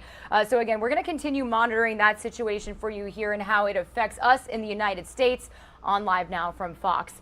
Meanwhile, how about we entirely switch gears here right now? So I told you that we would be coming back to Daytona Beach, Florida. That is because in major instances where we've got big events happening in places where we have owned and operated stations, we're allowed to bring you not only their broadcast, but their full coverage. So today is the beginning of the Daytona 500 weekend, and we've got our Fox 35 Orlando team out there. Jamie King right now giving us the weather. It's pretty foggy here in Florida this morning. I'm going to work to get you a shot that we have of the Daytona International Speedway earlier this morning. You really couldn't even see it. So let's listen in a little bit to our Fox 35 Orlando coverage, and be sure to join myself, Gabby Amato, and our very own Daytona. We've got Daytona covering the Daytona 500, not just coverage today, but be sure to join us on Sunday. We will have some more coverage of this big race, the American race, from 7 a.m. to 10 a.m. Eastern time. But again, we're going to head out to Fox 35 Orlando right now. Let's listen in. To divert $200 million from 12 school districts, including Orange County, for disobeying the governor's order to not impose mask mandates. A lot of pushback is coming from state leaders and parents. The $105 billion House budget passed overwhelmingly, but with a tense debate. Orange, Volusia, and Brevard public schools are three of the districts that could lose money compared to the other districts. The House budget includes an overall increase in money for schools and would bump starting teacher pay up to $47,000 a year. State Representative Randy Fine was adamant that the 12 districts that refuse to follow the governor's ban on mask requirements for students lose out on about $200 million in potential funding, saying that money should go to 55 other school districts that didn't require masks. Orange County school leaders say the funding slash could jeopardize 92 employees who help students with early learning, student safety, and transportation. Some parents say they fear this budget sends a threatening message to districts. If we penalize school board, the administrators, if we penalize them when they were trying to do what's in the best interest of the kids, we're going to set a precedent where moving forward, school board members are not going to take a stand and do what's in the best interest of our kids. They're going to do what's in the best interest of whoever the governor is or whoever might be holding the purse string. Well, it does look like Fox 35 Orlando does have other news to cover, but here is exactly what I was just talking about. A foggy day out here in what is supposed to be the Sunshine State. Not looking like we are expecting too much rain out here for Daytona 500 weekend. But this time last year, I remember the race was actually postponed some days because of really bad weather. So it does look like our Fox 35 Orlando team is back in some race coverage, so let's continue to listen in live, raw, and unfiltered from the track. At the center of it all. Hey guys, we've got a special guest with you this morning too. We sure do. Probably one of our favorite people who comes back year after year. This is a guy who serves his country. He is in the Navy. He played college football. Yeah, Amy said it feels like we've grown up with him. We've been interviewing for 5 years now. The Xfinity Series driver Jesse, he is behind the wheel of the number 34. Jesse, good morning. Great to have you, my friend. Well, definitely. Thank you. Let's start with the fact you're working with him at Smith. I mean, and that's got to be a thrill. How exciting is that? It's been an absolute blessing, huge honor to be able to work with Emmett. I mean, everything he's done, in professional football, being a Hall of Famer, best running back to ever play the game, and for my Cowboys too as well. But it's been awesome working with them. We both share the same vision, share the same passions. Our goal is to create an opportunity-generating system in NASCAR, and the only way to really do it is if you own your own team. So we decided to come together early last year. We put our minds together, we figured this out, and finally we made the announcement a few months ago. And it's crazy to see from the announcement to now how we've been able to put together this entire team, the people, the parts, the pieces, the equipment, everything. We've had a lot of great support from a lot of great people, but being able to now have this number 34 EPM Chevrolet here today, it's been a wild journey. I love to tell your backstory because it's such a cool story. So Jesse was serving overseas. You were trying to figure out what is the next step in my life, right? You're in the Navy and you're like, you know what? I think I want to be a NASCAR driver. And you tell your family and what you want to do, and everybody looks at you like, what? Yeah. right? Yeah. Tell me a little bit about that. Yeah, you know, prior to me even getting into NASCAR, I didn't grow up racing. I grew up playing football. I played football in middle school and high school. Eventually got recruited by the U.S. Naval Academy. Went there, played football for 4 years. Still looks like a football player. He does. Yeah. Still work out a little bit. But I graduated in 2010, became an officer, and while being an officer, I went on deployments, went underway with my ships. But when I would have free time back home in San Diego, I would take my personal cars to local tracks. And after doing that for a few years, doing like open track days in a safe environment, one day I decided I wanted to become a pro driver, and the NASCAR route was like the route that I was going to go, and I started pursuing it, trying to figure out how to find the funding, how to find the time to train. I got a simulator at my house, started training every single day, going to the track, networking, doing everything I could just to get my story out there, get myself out there, and just learn how to become a driver. And from 2015 till now, we've gotten to where we've gotten to, and it's been a crazy journey. A lot of great people along the way to help and support. It's been pretty epic. Such an incredible story, and you've inspired so many people still to dream to win the Daytona 500. Do you still carry that with you? Oh yeah, definitely still carry that with me. I mean, it's crazy just now having the opportunity to race here at Daytona International Speedway in our upcoming Beef It's What's for Dinner 300. To be able to do this here in the Xfinity Series, it's huge for me. I remember coming here for the first time in 2016, watching all these drivers race and thinking, like, one day that's going to be me out there. But I was sitting on the sideline doing it, and I've never been the type of person to sit on the sideline forever. Eventually, I want to be in the game, and we've been grinding to make this happen. Amy's going to be in the winner's circle with you if you win. I'm telling you right now. I am. I'll be like, we grew up with this guy. Oh, we just love you. Jesse Wuji, we're so excited for you this weekend. We can't wait to see how you perform, and Thank you. We know it's going to be fabulous. Thank you so much. Yeah, thank you. You're the best. All right, well, it is the biggest tailgate party around, of course. There is no question about that. Even on a morning like today, it starts going. The fans who camp out, of course, at the Daytona International Speedway. And David finds him. David, love the stories. You've met some great people already this morning. I have, Ryan, and I've been covering the infield for more than a decade now here at Fox. Well, actually, 25 years. I can't believe I said that, but I did. I've never stood at this spot, which is the entrance or the exit, depending which way you're going. That's the tunnel, right? That's the tunnel that gets you into the infield. And the reason I'm showing this to you is because Jeff, he's got the primo spot on the infield, and this is his RV and his friends and family that join him. Jeff, good morning to you. Good morning. Good morning. You are from Albany, New York originally, but now you live in Indian Rocks Beach. Yes, sir. Yep. Out in Pinellas County. And well, let's say hi to your friends. Hi, everybody. How you doing? All right, so why is this spot great? You get to see everybody come in, don't you? Absolutely, yep. It's the main thoroughfare in and out for everybody. And you've had this spot for a decade? About 12 years, yep. Going on. Yeah, you're not giving it up. No way. Did you almost lose it one year? Yes, we did. Last year, COVID. Right. Yep. What's your buddy making there on the griddle? Good old Jersey sliders. Yeah, Jersey sliders. What are the ingredients for a Jersey slider? Well, Jersey sliders consist of a couple eggs over easy, a little bit of, what's the bacon? Pork roll, and then a bagel. Nice. Yeah, you got some cheese. Don't forget the cheese. Now, there are some other benefits to being on this corner spot here. The man who's making the Bloody Mary for Amy Caulfield can tell us, who did you see here 2 years ago coming right out this gate? President Trump. President Trump. He waved to you? Melania did. Oh, yeah. That's all I care about. I don't know if I believe that, but I'm going to say yes, I like that. And then who else passed through the gate? I've seen Richard Petty, Dale Waltrip, Mike Joy, Larry McReynolds. They've all come through here. Again, this is the gate that takes you right into the VIP area of the infield. Correct. Yes, sir. So this is a primo spot. I might have to camp out with y'all next year. So normally you can put several people in the RV. This weekend, you all got about 6 folks sleeping in the RV, ma'am? Yes, 6 of them stay in the RV. But you've got a house in locally here. Edgewater, yes. The B&B at your place. B&B, yes, it is. Who do you have on the race Sunday? Who's winning? Oh, that's a tough one. Kyle Larson. Kyle Larson? Is that your husband? Yes.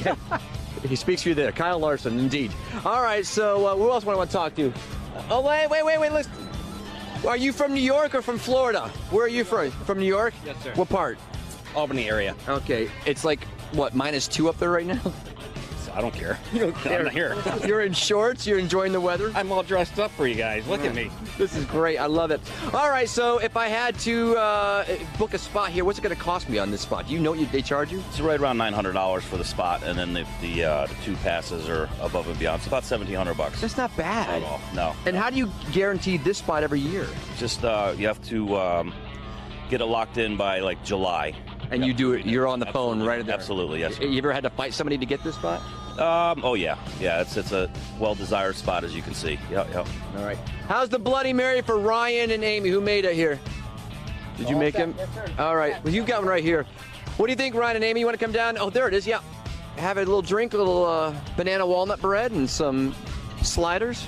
That looks really I'm not good. going back to y'all alive. I need a couple hours, but it looks great. I'm hanging right here. No kidding. That's impressive. I love that he's got the gloves on, too. He's like, Right, those keeping are it clean out here. professionals.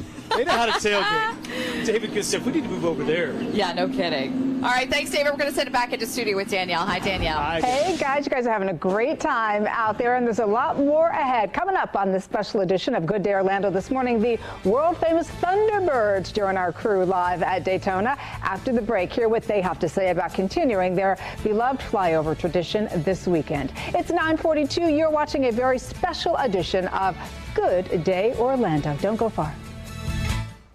And a huge shout out to our Fox 35 Orlando team out there on the track, bringing us every angle you could imagine as Daytona 500 weekend has already kicked off. It's officially underway. You got people tailgating out there at 9 a.m. when it's not even really that nice out. So huge fans, the Great American Race as they call it. And again, be sure to tune in to our pre-race coverage here on Live Now from Fox on Sunday from 7 a.m. to 10 a.m. Eastern time.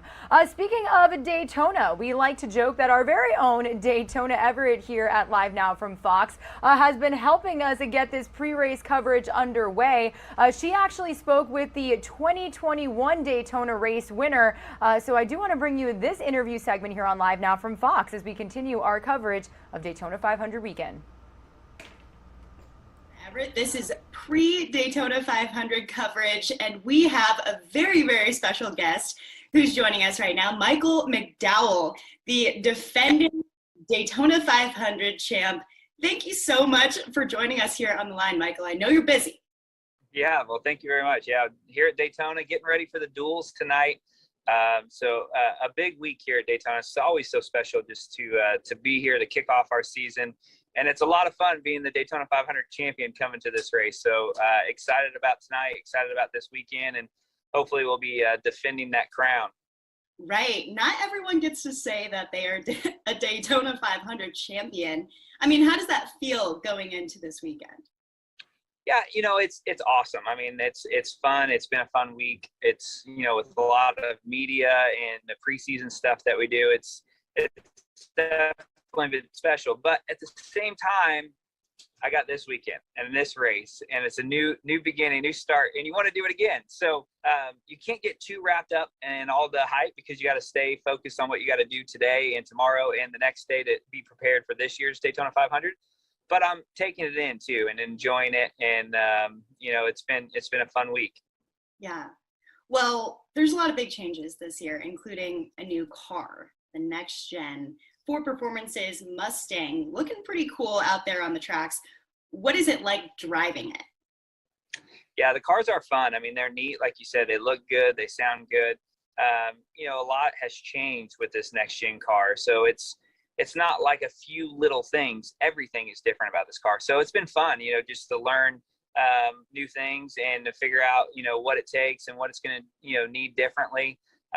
But the Ford Mustang looks great. It's performing well. Daytona's always a strong track for the Fords. So hopefully we can get that Ford in victory lane. We want to get our Love's Travel Stop Ford in victory lane. But if it's not ours, we want to help our Ford teammates get the victory lane. It means a lot. This race means a lot to the manufacturers, to the teams. So there's a lot on the line, and we all know it.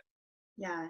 And this race means a lot to the fans. We're coming back from a full-blown pandemic, right? And I'm sure the energy is incredible going in there to a full crowd. What does it mean for you to come back after a trying couple of years? Yeah, it's great. I mean, like you said, it's been a few years here since we've had like fans in the garage and signing autographs and doing all the things that we normally do.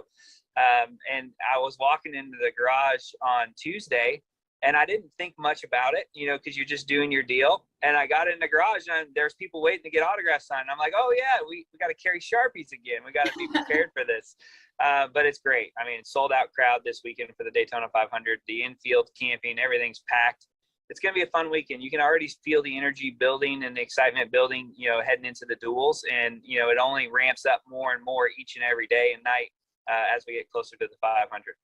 Right. Well, you are pretty open about sharing about your faith. And I'm curious what role that's played for you in the past couple of years too, during the pandemic and during being a champion. What's that been like, that journey?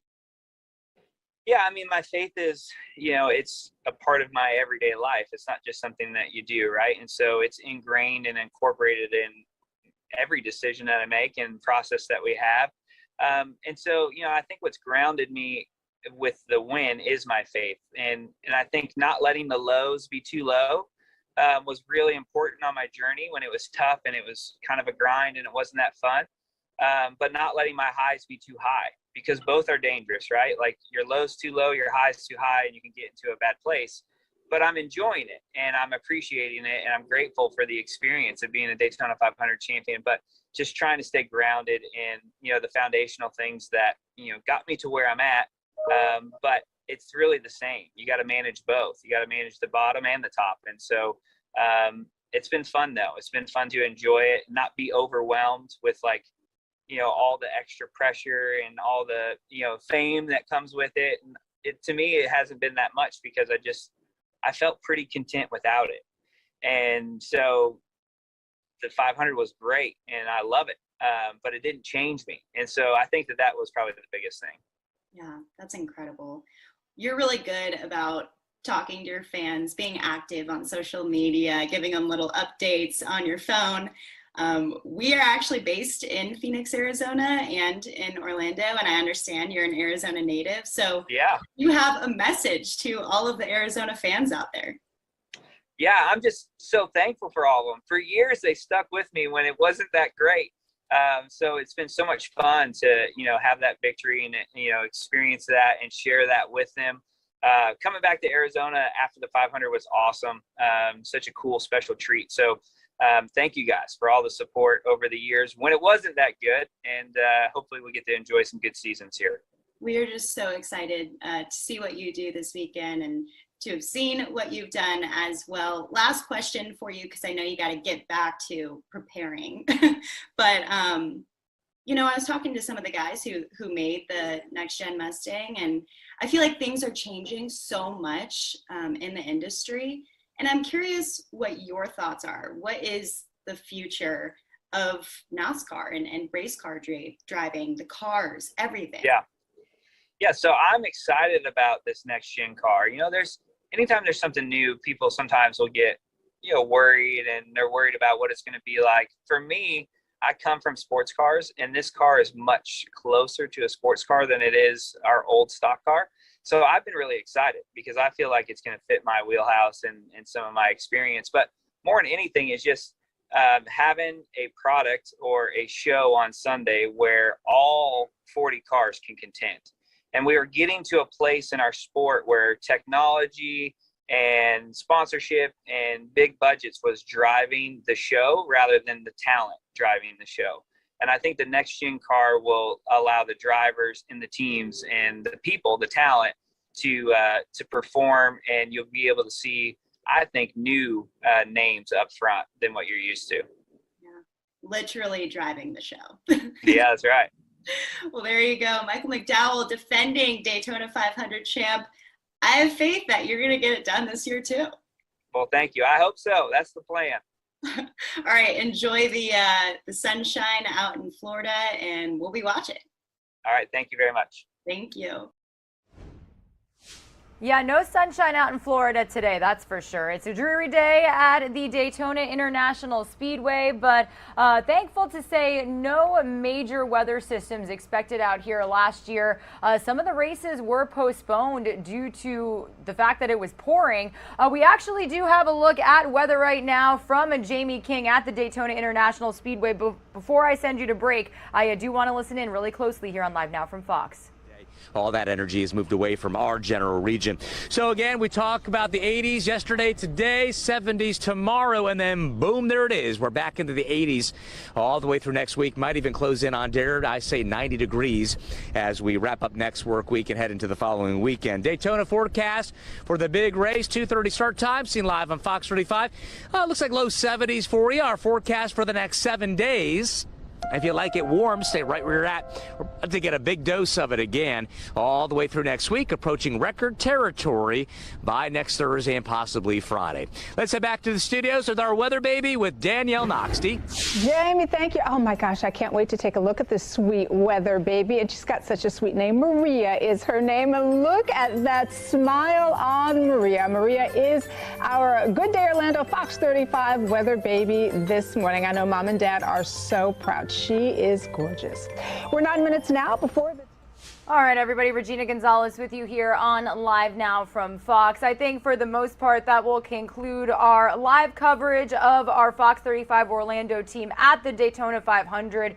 They'll be wrapping up their Good Day Orlando show here in just a couple of minutes. And we are just a little less than 10 minutes away at this point from getting that live feed inside of the courtroom where ex-Brooklyn Center police officer Kim Potter is expected to be sentenced in Daunte Wright's death. So again, that is slated to get underway at 10 a.m. Eastern time. This is a feed from inside of the courtroom, taking a look at the clock on the wall. Pretty soon, hopefully, we will see that camera pan out and we will get underway with our live coverage. This is a trial that we brought you in its entirety at the end of last year here on Live Now from Fox. We broke it to you and we're able to bring you front row as she was convicted of, or a jury found her guilty of first-degree and second-degree manslaughter, again, in that April 2021 shooting death of 20-year-old Daunte Wright. She was taken into custody immediately after her conviction and has been held without bail at the Minnesota Correctional Facility. So we will have this live sentencing coming up for you shortly here on Live Now from Fox. When we return from that quick 2-minute commercial break, we'll give you a little preview of what our Fox 9 Minneapolis team thinks could happen. They actually spoke with law professors and experts that have joined them throughout this trial to kind of weigh in on what we could be looking at here within the next couple of minutes. Stay with us.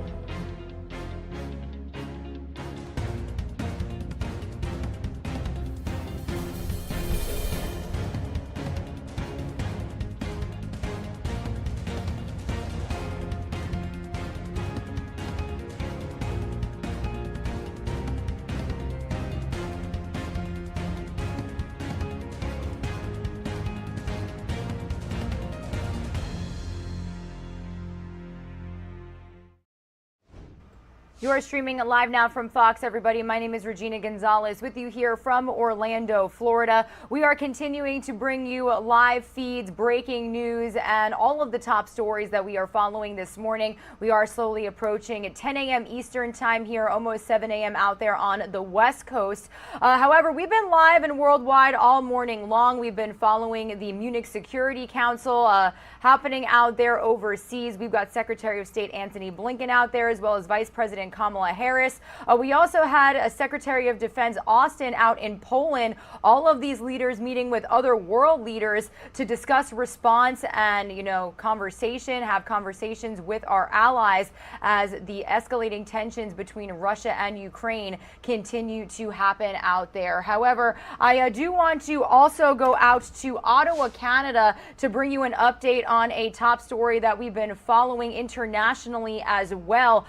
This is a live look from the ground out there as police have officially begun arresting protesters in a bid to break that 3-week siege of Canada's capital by truckers angry over the country's COVID-19 restrictions. Now, some protesters surrendered and were taken into custody. Some were seen being led away in handcuffs. Now, police made their first move to take breakups of the traffic snarling occupation late last night with the arrest of 2 protest leaders. They also, and it looks like we just lost that feed. So we do have a contract with the Associated Press because of that. When they have cameras and crews out there on the ground bringing us front row to international related stories, we are able to bring that to you here on Live Now from Fox. And it does look like I can bring you back out there again. Sometimes it just jumps and wants to give us a little bit of a hard time. But again, this is a look from the ground. I actually think while I'm here, I'm able to raise the volume on that just a little bit so you can hear some of the commotion. You can hear some music in the background. Looks as though some of these protesters are continuing to dance. But again, the main story here, the main development is the fact that police have began arresting protesters this morning, breaking up that 3-week siege of Canada's capital by these truckers who are angry over the country's COVID-19 restrictions. Now, police made their first move to take down some of these protesters by arresting 2 of the protest leaders just yesterday.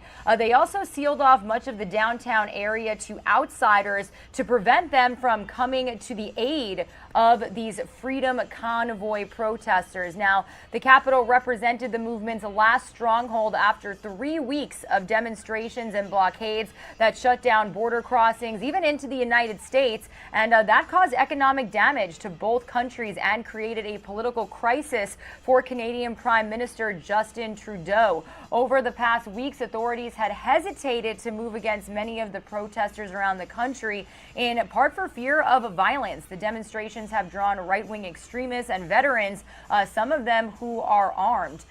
With police and the government facing accusations that they led the protests, they let the protests gain strength and that they let them spread. Trudeau earlier this week invoked Canada's Emergencies Act, which empowers law enforcement authorities to declare the blockades illegal, tow away their trucks, arrest the drivers, and suspend their licenses, and even freeze their bank accounts. Ottawa police made it clear yesterday that they were preparing to end the protests and remove the more than 300 trucks, with Ottawa's interim police chief warning, quote, action is imminent. So again, this is a live look we have from the ground, courtesy of our crew with the Associated Press out there in Canada's capital. So we are going to continue monitoring this feed for you here on Live Now from Fox.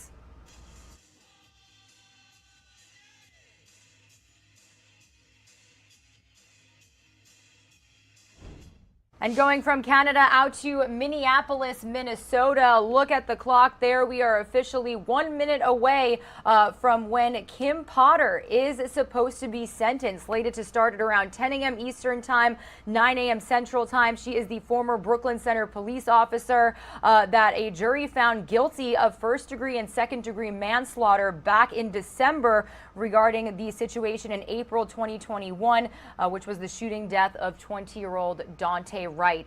Our Fox 9 Minneapolis team giving us a little preview of what we could possibly expect today, speaking with law experts and, really people who have joined them throughout the entire trial that happened late last year. So let's take a listen, live, raw, and unfiltered. We are not going to do that because it looks like we've officially got the judge sitting down there, and it looks like this is going to get underway. So let's listen in, live, raw, and unfiltered. Attorney General, on behalf of the state, here. Keith Ellison, Your Honor, on behalf of the state. Dr. Larson, on behalf of the state. And the defense? Pauline and Earl Gray, Amanda Montgomery on behalf of Officer Potter. She's here as well. Good morning, Your Honor. Good morning.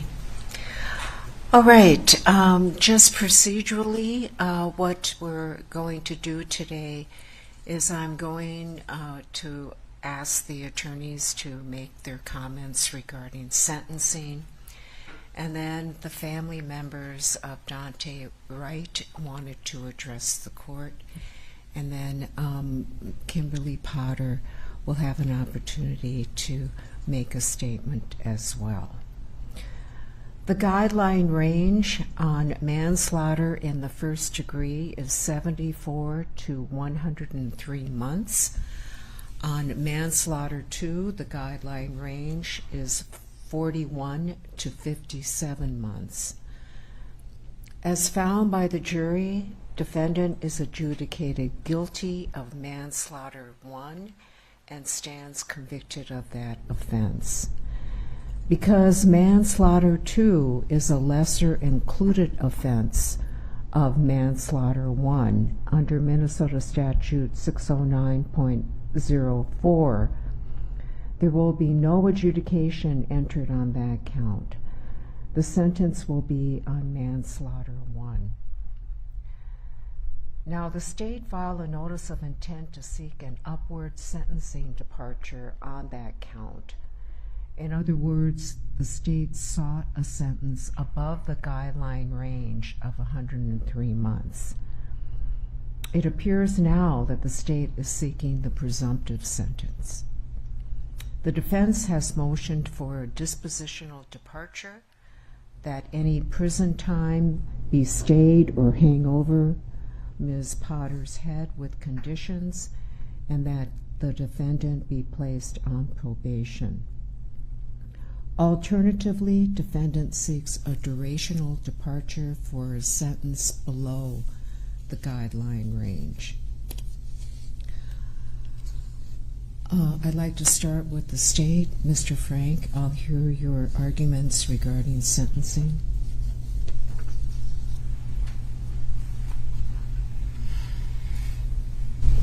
Good morning, Your Honor. Thank you. Counsel, Ms. Potter. Counsel. Your Honor, I want to first speak to the likely factors. As the court knows, the rules require that we give notice of that way back at the omnibus hearing. So that's when we gave notice and had to at that time.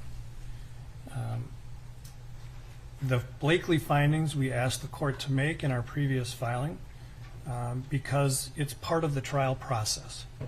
And as the court may recall, Defendant Potter waived her right to have a jury decide those, and so therefore it became the court's function to make findings on those based on the evidence at trial. So we asked the court to make those findings.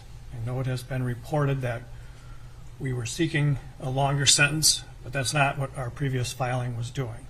Our previous filing, I think, very clearly asked the court to make those findings because we had to ask at that time for those findings to be made. We did not, in that filing, make any recommendation about sentencing.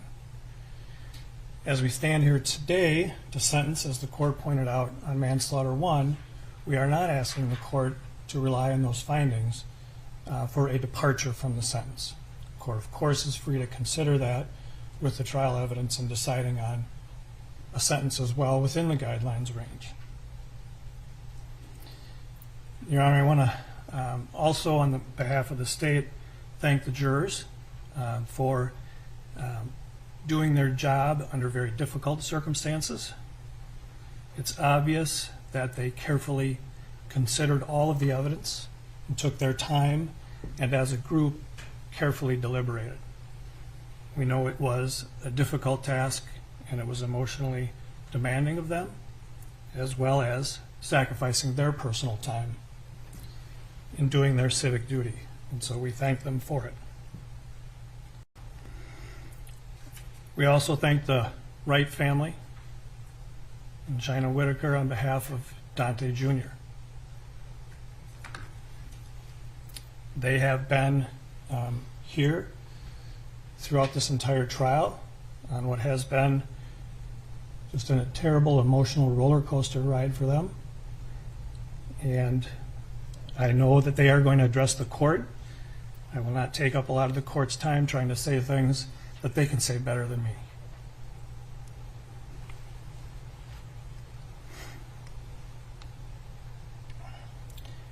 His name is Dante Wright. We have to say his name. He was not just the driver. He was a living human being, a life. The highest principle of law enforcement is the sanctity of life, and his life counted. His life mattered. And that life was taken. And the law recognizes the severity of the loss of life when setting criminal penalties. The legislature decides what the sentencing policy is for the state for certain crimes, and the presumptive sentence in this case reflects the loss of life. As prosecutors, we represent the interests of victims, and we represent the interests of the community.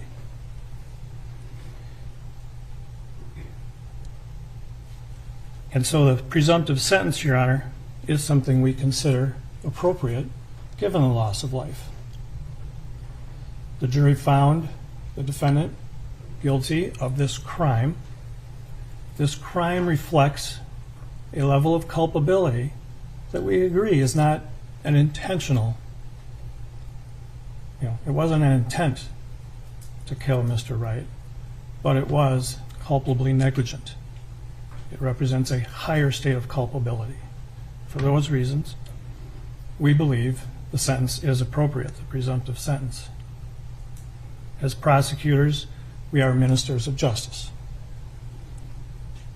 We also represent the community's interests. And there are many interests that the criminal justice system tries to take into account. Retribution is one of them. Deterrence. But the community also has an interest in rehabilitation, reformation, restoration. The defense is asking for a dispositional departure from the presumptive sentence. We are not agreeing to that, Your Honor, but we have to recognize this is a unique case. This is a very difficult case. A departure like that must be reserved for only the most for rare cases and for the most compelling reasons. And so what is unique and compelling about this case that will allow the court to depart from what the legislature says is the appropriate sentence? We don't doubt that Ms. Potter has remorse. But this is, Your Honor, I'm just going to speak quite candidly, right? This is a courtroom full of pain and anger. How do we fix that? What can we do? This is a divided community. What can be done to help restore some of the faith and the trust between law enforcement and the community, in particular in this case. What can be done to help the Wright family through their pain and their loss? What can be done even to help Miss Potter deal with the consequences of what she has done? I submit to the court that her remorse alone is not enough. We should expect defendants to have remorse. We should expect defendants to have remorse for more than what has happened to them. We should expect defendants to have remorse in the sense of a feeling of wrongfulness to others. We have seen some evidence of that, but I submit not enough. What are we going to do today, going forward?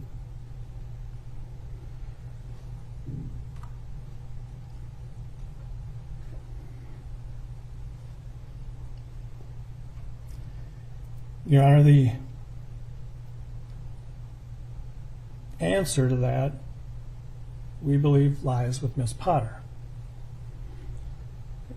She is in a unique position to try and make something of what has happened for the betterment of a lot of people. As we point out in her memo, it's everything from talking to officers about the dangers of weapons confusion. This is unfortunately a too common of occurrence. She can talk to manufacturers about this. She can talk to the Wright family, should they want. A key component, as we know, of restorative justice is this ability to kind of take the lawyers out of everything and let victim and defendant try to heal. And it's not right for every case. It's right for some cases. And it has to be right for the victims. So that's really up to them, but it's a possibility. And to have an acknowledgement of the wrongfulness of the conduct, an acknowledgement that police officers are subject to the law like everybody else, and that when they make terrible errors, they can be held responsible as well. And the jury found that Ms. Potter is responsible. But accepting that, acknowledging that, is a key to moving forward, is a key to restoring some sense of healing and hope in the community at large and for the Wright family as well. So, Your Honor, it's our position that until those things are proved to you, to your satisfaction, that this is the rare case that warrants a departure from the guidelines. You should impose the presumptive sentence under the guidelines. It is appropriate for what has happened. But that lies with Ms. Potter. Thank you, Your Honor. All right. I understand that members of the Dante Wright family would like to make some comments, and I think Katie Wright would like to be heard first. Would you please come forward, Ms. Wright?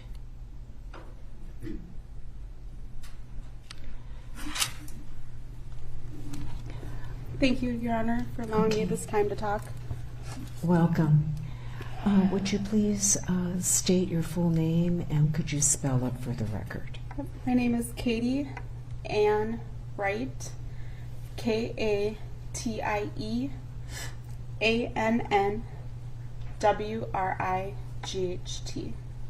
Okay.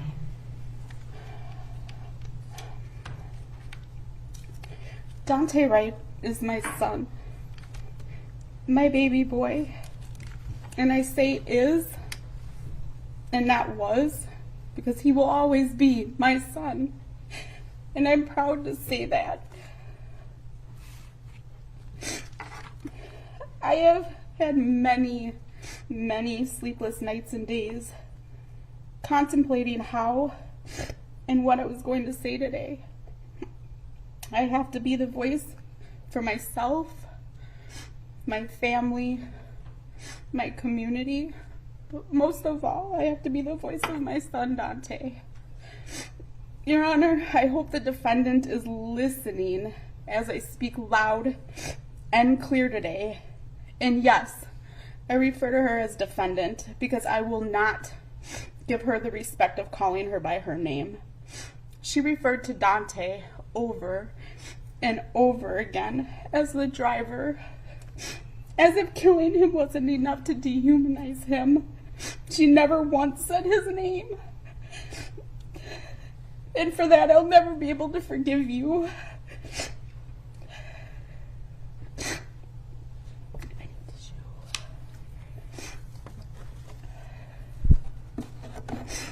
And I'll never be able to forgive you for what you've stolen from us.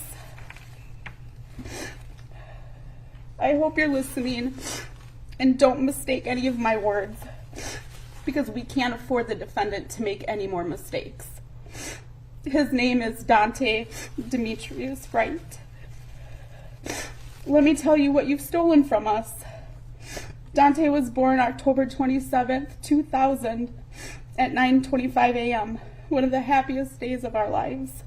My husband named him after Dante Culpepper because he loved the Vikings and knew our son was a star from the moment we looked into his eyes. He played way too much and he joked a lot. Even when he'd get on my nerves, I couldn't stay mad at him because Dante's goofy laugh. Dante loved hard, loved his family, friends, and his son. Dante's smile was genuine and big, just like his dreams. You took this. You took his future, what he could have been, and it was so many things. April 11th was the worst day of my life. A police officer who was supposed to serve and protect took so much away from us. She took our baby boy with a single gunshot through his heart. She shattered mine. My life and my world will never, ever be the same.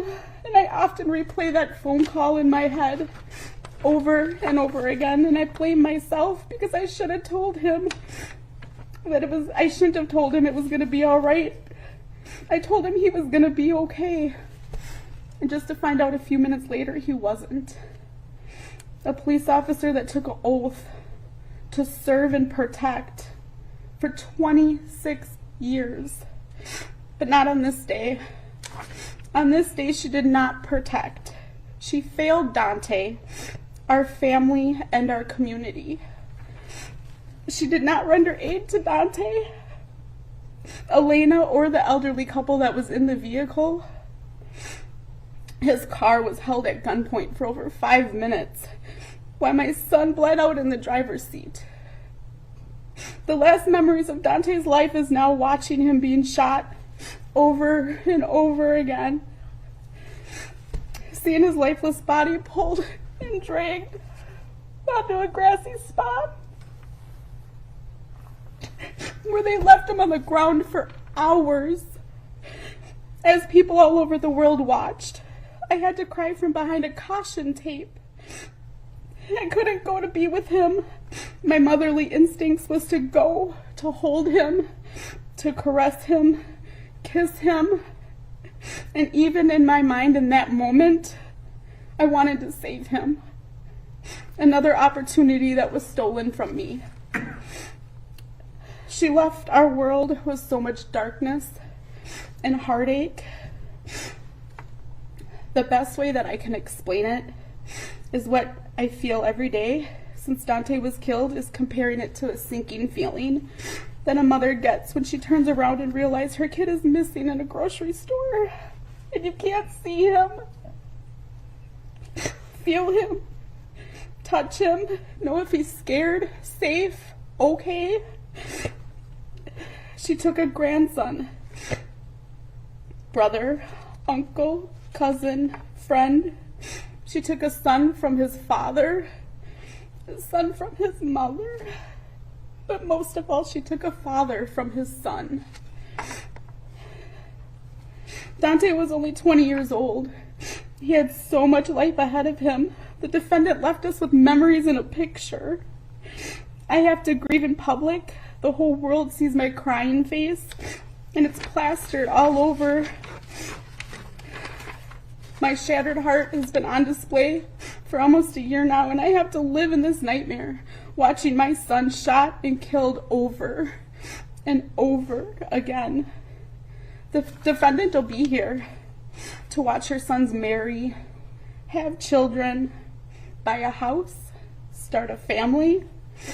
For me, every day, I could only hope to wake up and see Dante walk through the door and watch him play with his son, mess with his sisters, laugh with his brothers. A hope that's never gonna come true. Your Honor, I'm asking you to hold the defendant to the highest accountability. She was a person of authority who betrayed her badge. Not only when she shot Dante, but when she rolled around on the ground crying for herself. I'm going to prison. I shot a boy. Call Chuck, her union rep. When she should have fact said, please go save him. How is he doing? Is he okay? Please help him. She didn't even try, Your Honor. She didn't try to save him. You should have done better.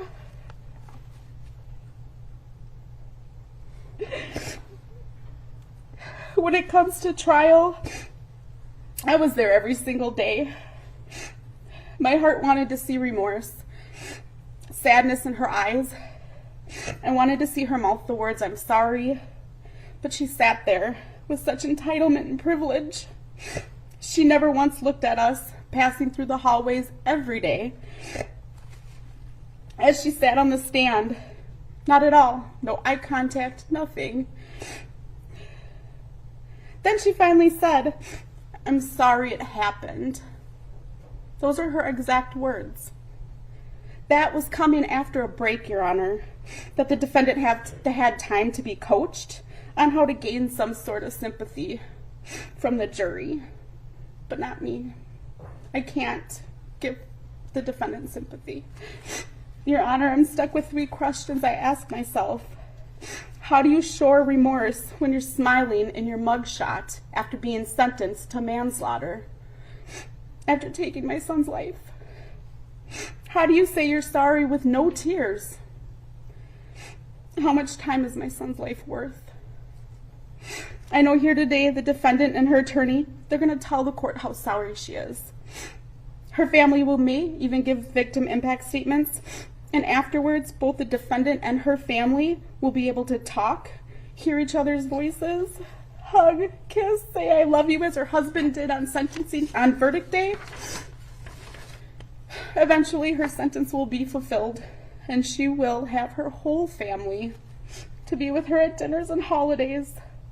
Again, another thing that has been stolen from me. Please keep in mind the impact this has caused her family and herself is just a small passing. It's just a small storm that's going to pass compared to our life sentence without Dante. Dante Demetrius Wright, I will continue to fight in your name until driving while black is no longer a death sentence. I'm proud to be your mom, and I love you, Dante. Thank you, Your Honor. Thank you, Mrs. Wright. And Mr. Aubrey Wright, please come forward.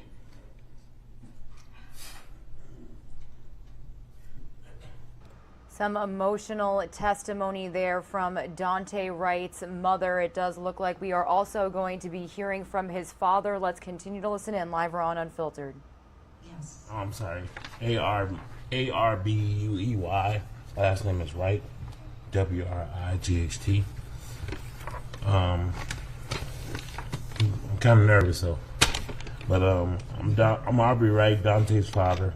I want to start by telling you what Dante meant to me.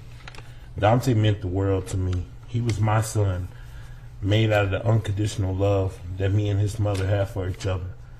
Dante was every man's dream. My first child with my wife, and he was a boy.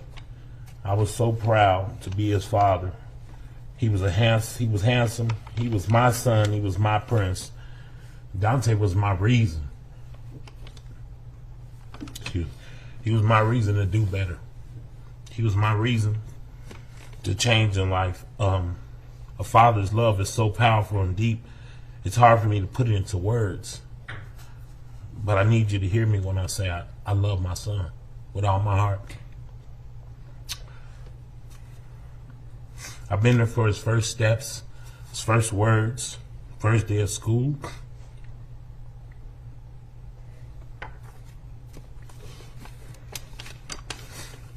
All basketball games, the birth of his son.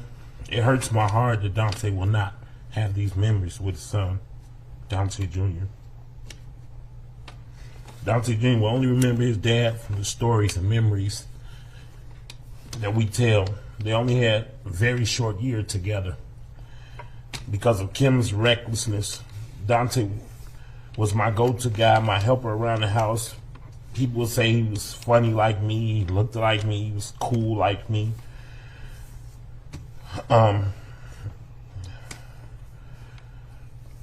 would watch Dante as he slept for many years, thinking, wondering how his future would be and what he would become. And I would kiss and hug him, and he would not like me to do that, obviously, but I would do it anyway. And I would always tell him that no matter what, I got you. From the day he was born until April 11th, I had him. I was always there for my son. Dante's life was cut short by Kim Potter, who claims she thought she had a taser. She pointed her gun into my chest, into my son's chest, and pulled the trigger, not only killing Dante by damaging his heart to the point of unrepairable, she also damaged my whole family's heart. Nothing will ever be the same. Everything we do as a family ends in tears, because all we have is memories left of our son. What should be happy times turns into sadness.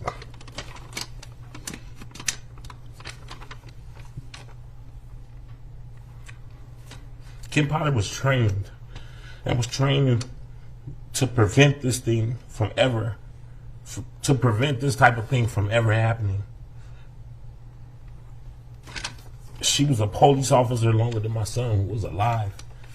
I asked that Kim Potter be held accountable and that the maximum sentence be applied, which is incomparable to the life sentence we have been given because her negligence. My son Dante's life was taken away way too soon, and he's never coming back. It affected my whole family. Thank you. Thank you. And I think Dominic Bryant, will you please come forward?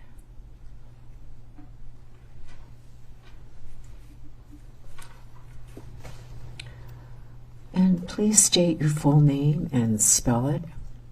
Damik Bryant, D-A-M-I-K-B-R-Y-A-N-T. First, I want to start off by saying my name is Damik Bryant. I am the oldest child out of my parents' 7 kids. On April 11th, he was killed by the same people we were supposed to trust, who were supposed to serve and protect our community. He was killed by someone who was on the force longer than any of my parents' children have been alive, who was a field training officer at that. We know the charges are manslaughter, but we believe what happened to Dante was murder. When I got that call about Dante, I couldn't believe it. I fell to the ground in pain that no one should have to go through. It was the hardest time of our life. We lost a very special person, so I write this letter to you, Dante Demetrius Wright. We miss you more than ever. Our lives aren't normal anymore. I think about you every day. I lost not only my best friend, but my baby brother. I would remember when we would play games when we were young, and you would get mad if you lost, and you would start crying and turn red in the face because you didn't win. I remember when me, you, Dad, and everybody used to go fishing, and we would argue over who was going to catch the biggest fish. Everything was a competition between us boys. Now we won't be able to compete with each other anymore. I won't be able to see you get old. I won't be able to hear your voice change. I won't be able to tell you I love you one last time. I think about this stuff every day. You were stripped away from us. This has been the longest, most alone, miserable times of our life. We never felt the pain like this. We lost a very important piece to our family. I promise I will never give up fighting for you because that's what big brothers do. So I wrote this little poem I have. Your memory is my keepsake. We'll never be apart. God has you in his keeping, but we'll have you in our heart. You never said I'm leaving. You never said a goodbye. You were gone before we knew it, and only God knows why. There has been a million times that we needed you, and a million times we cried. If our love could have saved you, you never would have died. In life, I love you dearly. In death, I love you still. In our hearts, you hold a place that no one could ever feel. It broke our heart to lose you, but you didn't go alone, for part of us was with you when God called you home. I promised to my family that I would take care of everybody, including our siblings, Dallas, Destiny, Diamond, Monica, Marcus, and of course your baby Dante Jr. I cannot express how painful it was for our family to see the defendant smiling in her mugshot immediately after being convicted of killing my brother. I respectfully ask the court to give a strong sentence that accounts for the severe pain and loss that our family has experienced. Thank you so much for giving me this opportunity. Rest in peace, Dante Wright. Thank you.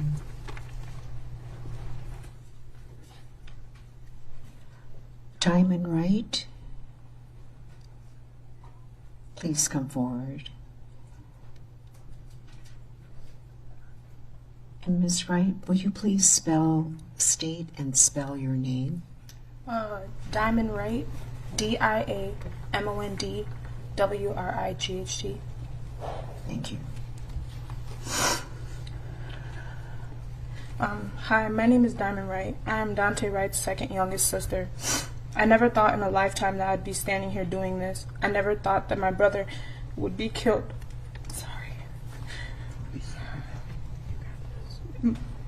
Would be killed by the same people we're supposed to feel protected by. I know that the charge is manslaughter, but I believe this should be called murder. Ever since my brother was killed, my heart's been shattered, and the only thing that's putting it back together is the memories we shared. I feel like I've been living in a complete nightmare. It got so bad to where the point I couldn't sleep. I stopped eating and even got depressed. The death of a loved one is not only an emotional pain, but also a physical pain. The defendant should be prosecuted and sentenced to the highest extent. You can't tell me this was an accident. It's in plain sight. She has been a police officer longer than my brother has been alive. How come I have to go see my brother in a metal container just to talk to him? How come I have to pray that my brother hears me cry out to him? How come my family has to groan and moan about the loss of a loved one just because the defendant's actions were reckless? Dante was my brother, my blood, someone who was supposed to grow old with me. How is it that I'm going to see the age of 21 and he didn't? He didn't get to experience the life he was supposed to. Watch his kids grow and watch his kids and parents grow old. Not many of you know Dante, and I couldn't care less on what anyone else thinks of him. You don't know him. He could light up a whole stadium with his smile and laugh. I miss him stealing food when my mom is cooking at family functions. I miss when he would play fight with me and my little sister. I miss him, and I would trade anyone in this room to get him back. Everyone just sees this as another black man getting killed by the police, but not us. This one hit home. This time it was one of us. Every day I would walk around and it feels like I'm really not here. It feels like I'm just an empty body taking up space. You took my other half. I remember when Dante was alive and the George Floyd killing was being discussed a lot. Me, my mom, and Dante were having a talk, saying just maybe we have enough white in us for us not to be a threat to the police. We were wrong. We have repeatedly seen that one hint of black in our skin makes us a target. This is sickening. I miss you, Dante. I miss your smile, your laugh, the way you twirled your hair when you were nervous or thinking about something. I miss when you used to come upstairs just to talk stuff and then run back down. You were a great big brother. You taught your sisters how to be tough, how to listen, and how to calm down when we were upset. You really did your big brother role well. I love you, Dante, and you'll always be in my heart until we meet again. Thank you.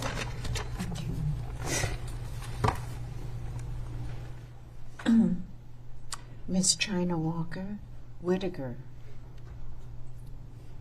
Now, if we could just have a moment. Sure.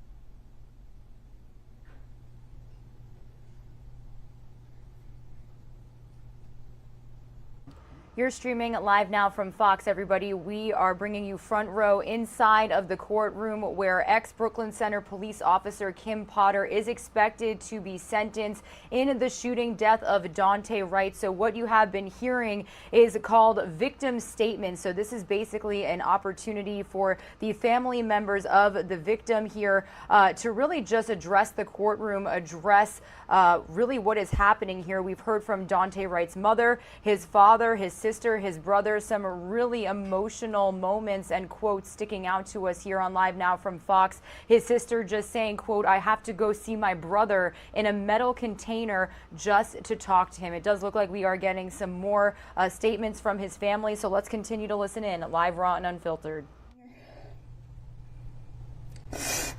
Dante was born 25 weeks premature and had to stay in the NICU for a little over 2 months. During that time, his father and I were very concerned about him making a full recovery.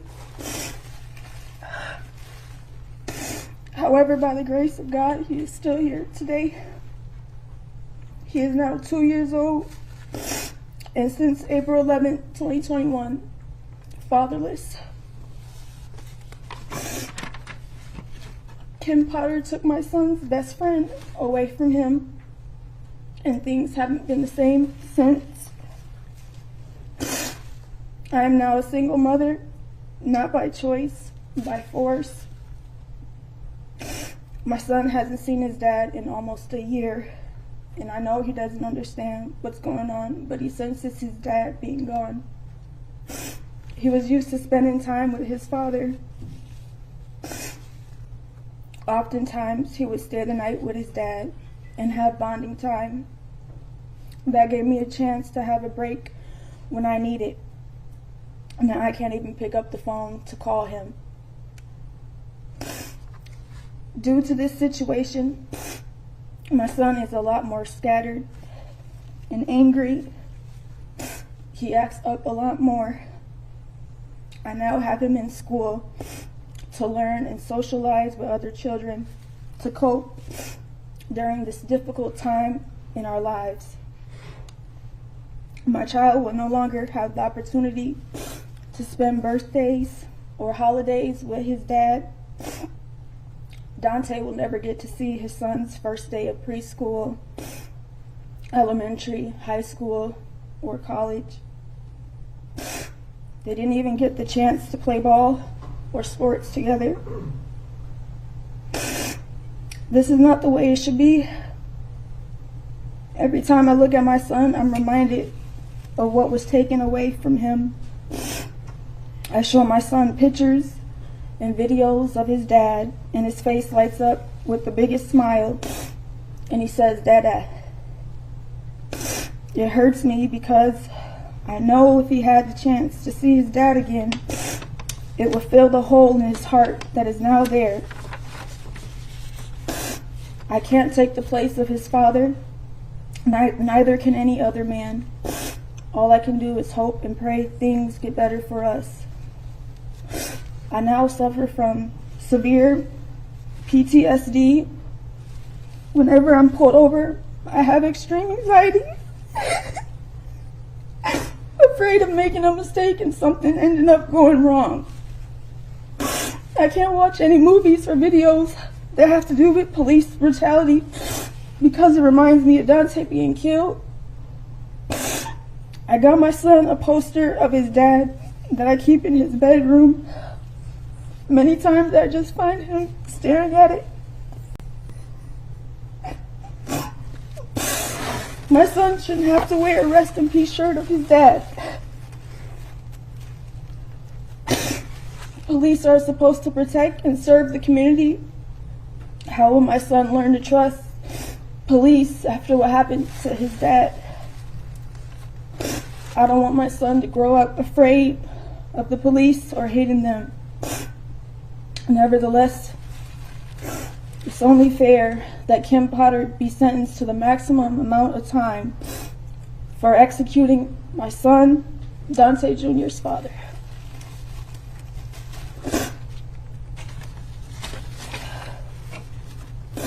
Thank you very much.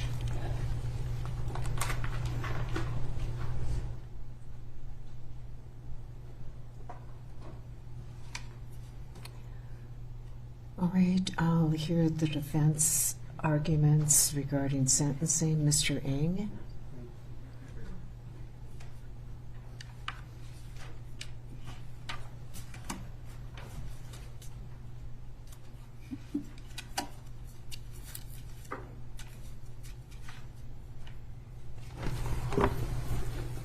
You're streaming live now from Fox, everybody. Regina Gonzalez tuning in with you from Orlando, Florida, as we listen in live from Minneapolis, Minnesota. We do have the the defense stepping up to the stand. This is one of Kim Potter's attorneys. Now, what you were just listening into was victim impact statement. So that is basically a written or oral statement made as part of an entire judicial legal process, allowing victims of the family the opportunity to speak during the sentencing of the convicted person, in this case Kim Potter. We just heard from Dante Wright's family members, and now I do want to continue to listen in as we hear from one of Kim Potter's attorneys. No disrespect intended to the booking photograph at Shakopee. Ms. Potter indicates they asked her to smile. She smiled. It was not meant to be disrespectful. It was in response to the prison's request. There are two questions for the court today. The first is whether to dispositionally depart, and the second is to durationally depart if you're unwilling to dispositionally depart. So that the key question is the first one. And that is a question of whether or not, in law and in fact, Officer Potter is particularly amenable to probation. And to answer that question, we rely on the probation office to initially evaluate the claim. I often think sometimes probation officers are not given enough credit for the work they do, because there's always disputes at sentencing and they can please no one really. But in this case, the report is exceptional. It's well done, it's well written, it's fair. It says all the bad facts for the defense and all the good facts for us as well. It has a sense of balance to it. And the report does suggest to you that Officer Potter is amenable to probation. It's a recommendation that carries heavy weight, because the probation office is what you rely on to make decisions. They do the investigation. They actually talk to the defendant and the family and make a decision or recommendation as to probation and whether she's amenable. And she is, according to that report. So the first hurdle for any defendant asking for amenability findings is to get past the probation report, and we've done that. And that report alone would provide you with authority and reasonable reliance to impose a probationary sentence. This was an unintentional crime. It was an accident. It was a mistake. And the claim in the state's brief as well, the guidelines suggest 86 months, therefore we should follow them. But then if we dig deeper, we realize that the guidelines aren't always followed. And for 60% of the women in Minnesota who face a presumptive commit, they are given probationary dispositions. So on the one hand, we can say, well, the guidelines are 86 months. On the other hand, we should also say they aren't always followed in 60% of the time for females. And for males, they aren't followed in 35%. And in our sister jurisdiction in Ramsey County, they're not followed 50%, according to the most recent evaluation booklet of the Sentencing Guidelines Commission. And the reason they're not followed is that they're too high for many defendants, especially for the first-time defendants. There's a recognition in the court system that individuals who face the court the first time need not go to prison in order to effectuate a just result. So the departure rate is really high, and the question for the court is not only whether she's amenable to probation, but whether she should fall into the 60% range. I got to get my water here for a second.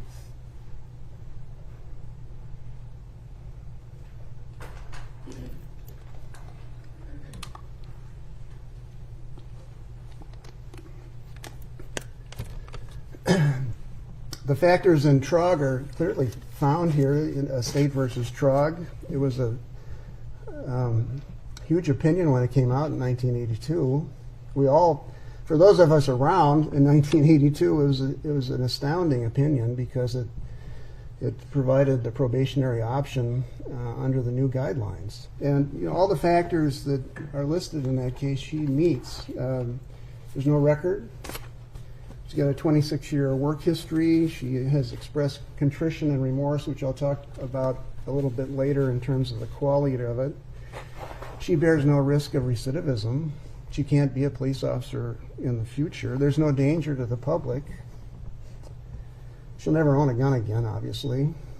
And that she has enormous community support, which I'll talk about in a second as well. So the factors are all there. You have the report that says probation is available, and then we have the Trog factors, which resonate here. And I often think of, I often think of Judge Amdahl and what he might do here. I mean, he gave a break to Mr. Trog. Affirmed that sentence. And I dare say, it's hard to know what anyone would do, but I dare say he might find the factors here persuasive for Officer Potter in his memory. What I think the court misses in all these cases is an interaction with the family. We had a chance to be in this room next door, and there's a jury room attached to it, and so we spent a month with Kim's family, and every day there was a new set that came in to be with her. The husband who's here, there's sisters who are here, and a sister-in-law, but then there were nephews and friends of the family and former police officers, and it was different every day. And they sat in the jury room, and Earl and Amanda and I sat in the courtroom, and we gave them their time. I wish you could have seen it. I think they were all there to be with her. to pay their respects to her for everything that she had done for them.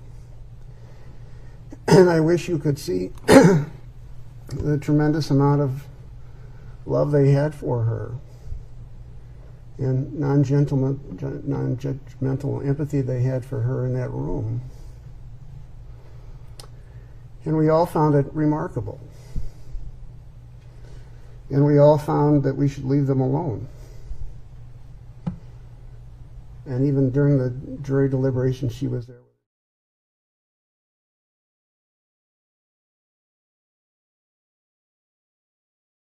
Crying, and the boys were with her, and it was moving, I'll say that. And I think they were all there, all the family members and the friends, because she has lived a virtuous life, and they are trying to pay her back. When I think of Kim, I think of someone who's lived out all the virtues that we could imagine. She's a Catholic. I've talked to her about the Catholic virtues. They're well known to Catholics, but perhaps not the courts. The Catholic virtues are prudence, justice, temperance, courage, fortitude, faith, hope, charity. And the biggest virtue of all, of course, is kindness. And she has lived those out. And if we want to be secular, because we are a secular court, we could refer to Aristotle's virtues.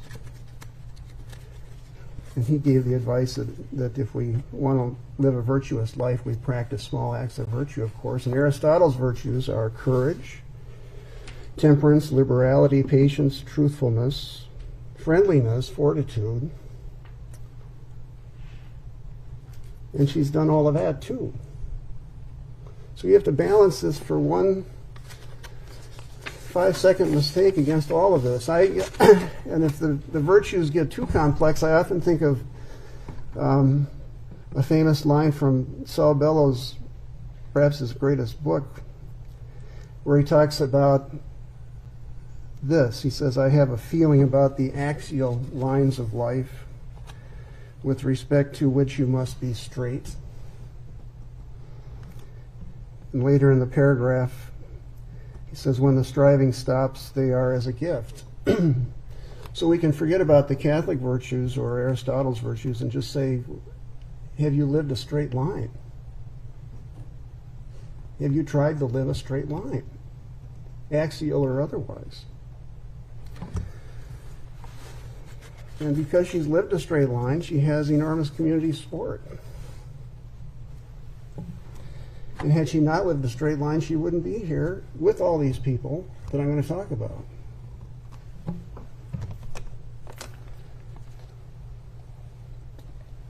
Now, the state contends in their memorandum that the claim of remorse and amenability to probation is, quote, not particularly compelling. We take issue with that. The public would disagree. Since she's been in prison, she has received 3 boxes of cards. Dear Kim, how are you? Dear Kim, we care about you. And I want those to know who wrote these cards. This is just one of 3, by the way. Thousands of cards that she intends to answer each one. So for those of you who are watching, she will answer you, because she always has. But let me give you, and I didn't submit all these to the court. I thought I would read a couple just to give you a sample. And they're all very short and heartfelt. This one's from an officer up in the northern part of Minnesota. My dear Kim, she writes, my name is, I work there. I want you to know that that even though we've never met, my heart is completely broken for you, and I'm devastated by your situation. I've also been in law enforcement for a long time and have 2 sons, and I'm just destroyed on your behalf. What happened to you could have happened to any of us. As a law enforcement community across the country, we are reeling from the shock of this case. This deputy's hope is that you, Kim, and your family will be protected from feelings of despair, and that you may be physically safe.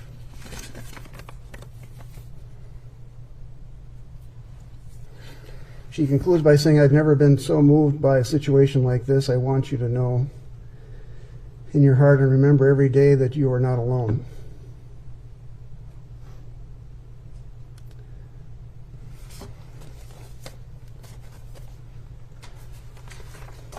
There's one from Chaska. They're all small cards. People took the time to write her. This is unheard of for a defendant. I dare say no one in this room has ever seen anything like this. Dear Kim, I hope this message finds you well. Heart shape. I do not have the right words, but please know that I support you. I support Blue. You have an amazing community behind you. Please know that you are not alone. You make the world a better place. Be good to yourself and kind to your heart. With love from Chaska. These cards came from all over the country and all over the world, actually. We've gotten cards from Europe. One final one, and then I'll move on. This one's handwritten from Brooklyn Park. Dear Ms. Potter, my name is. My heart aches for your situation. I want you to know you're in my prayers constantly. My husband is a retired state trooper and knows the agony of split-second decisions. If okay with you, I'd like to write you regularly. Sincerely, Judy. And roughly a third of these letters want to have continued communications with her.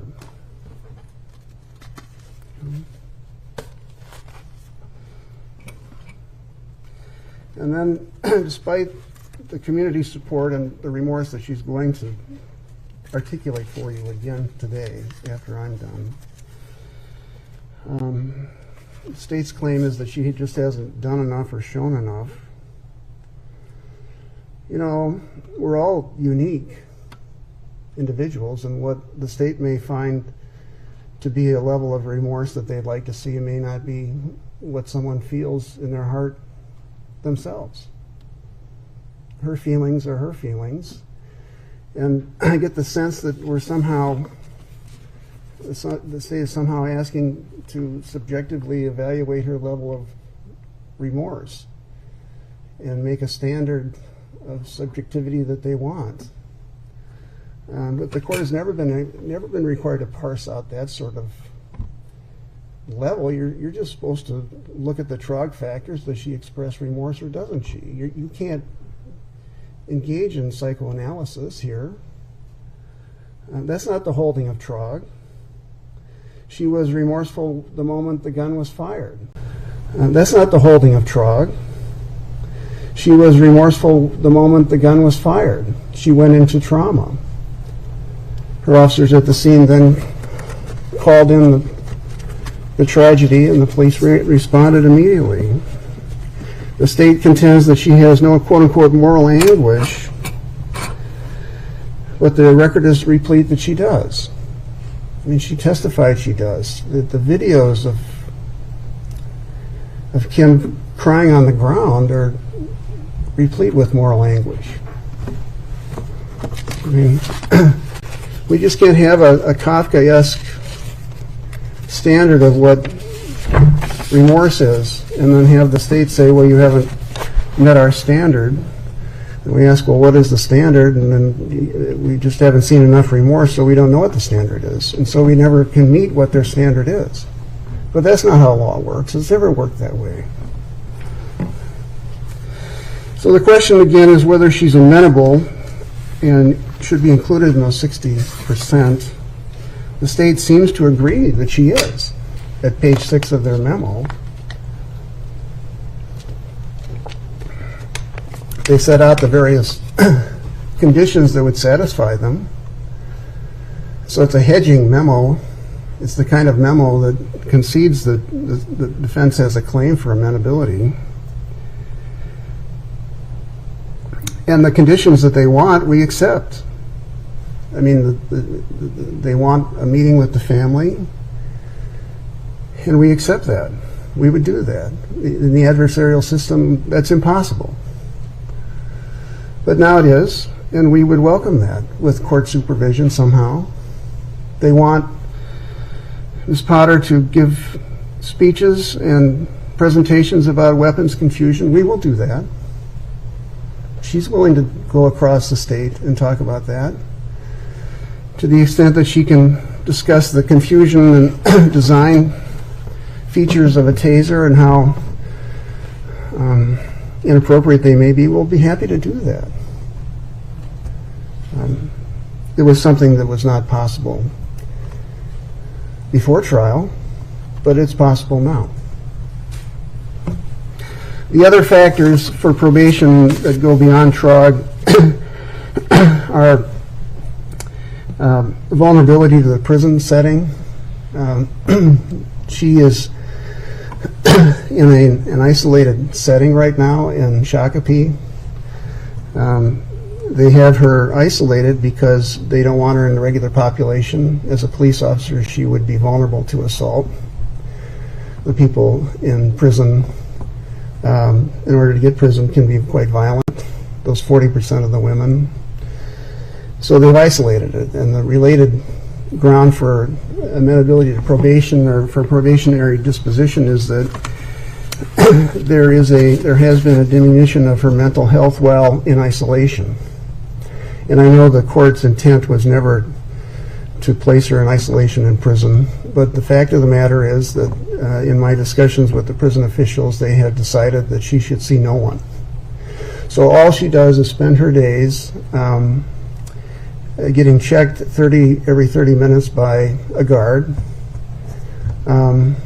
making isolated phone calls, and staying in her cell. And as a result, she, like many people who are in isolation, suffer from a decline of mental and physical health. And we know from statistics and the analysis of social science that isolation in prison is harmful.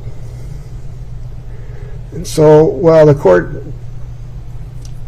never dreamed that perhaps that she would be in such an isolated setting, it is harming her. So we have on the one hand punishment, but on the other hand, if you send her to prison, you will harm her. And we are not in the business of harming defendants.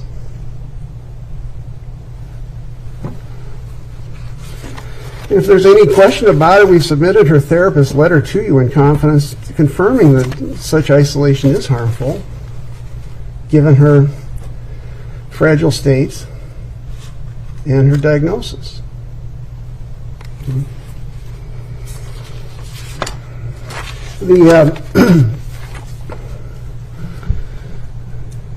The greatest sin of all in the church and in secular world is a failure of generosity. And I submit to you that Kim never committed that sin, willingly or intentionally. She, in her world, met the obligation to do good. And she did. And because she did good, we ought not be cheap about her life either, because it's been a generous life to everybody she's met. You know, Hennepin County is a wonderful district because it's innovative. it's the busiest district in the state, but you know the bench is famous for providing programs to first-time offenders to keep them out of jail. The drug court was tremendously innovative. Remand was innovative. The property courts. There's a veterans court, and all these ideas were new once they started, and they were tremendous because they kept people out of prison, and they engaged in sort of a forgiveness if they would do certain things. And you know, in drug court, for example, many people were looking at presumptive commits and never went. They got help, they got treatment, and they were a part of the 30% of men who don't go. And we're famous for this. And this is a district with a big heart. And the other districts across the state have adapted and adopted what we've done here in Hennepin County. And we should be thinking along the same lines for her. I've got a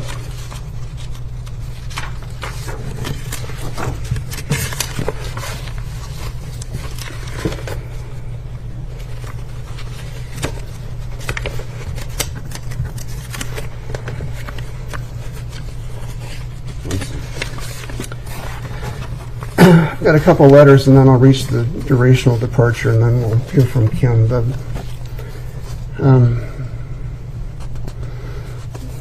You know, I've submitted all these to the court. I know you've read them. This is just profound. This, too, is unheard of.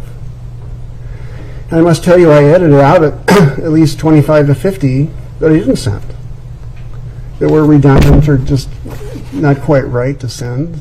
Some of them questions what happened here, which is okay to voice, but this is tremendous. And these are, the last part just came in to Brooklyn Center for her. And I had no difficulty requesting people to write letters. They just kept coming and coming. I have a stack in my office which came in too late. But I have, I've read them all, and there's one that, there are a couple that I'd like to quote to you because they tell us who she is and why you should give her a break here. The first one's from an EMT. This was written to me, and I've sent it to you.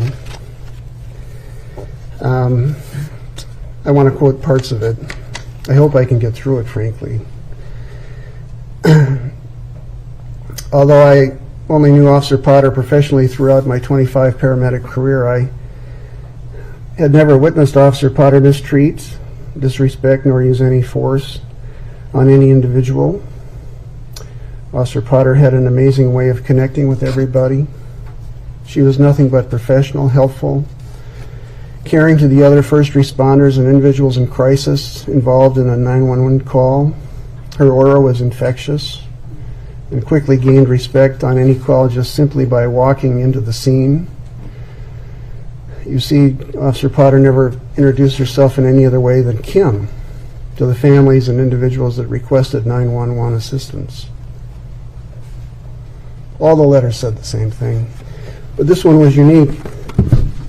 The EMT recounts that in 2009, one of her colleagues was killed.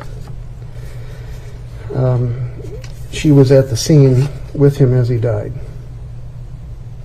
I remember seeing the look on his face after he was lying there on the floor.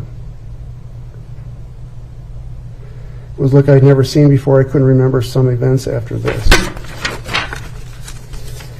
And it so happened that Officer Potter was at the honor guard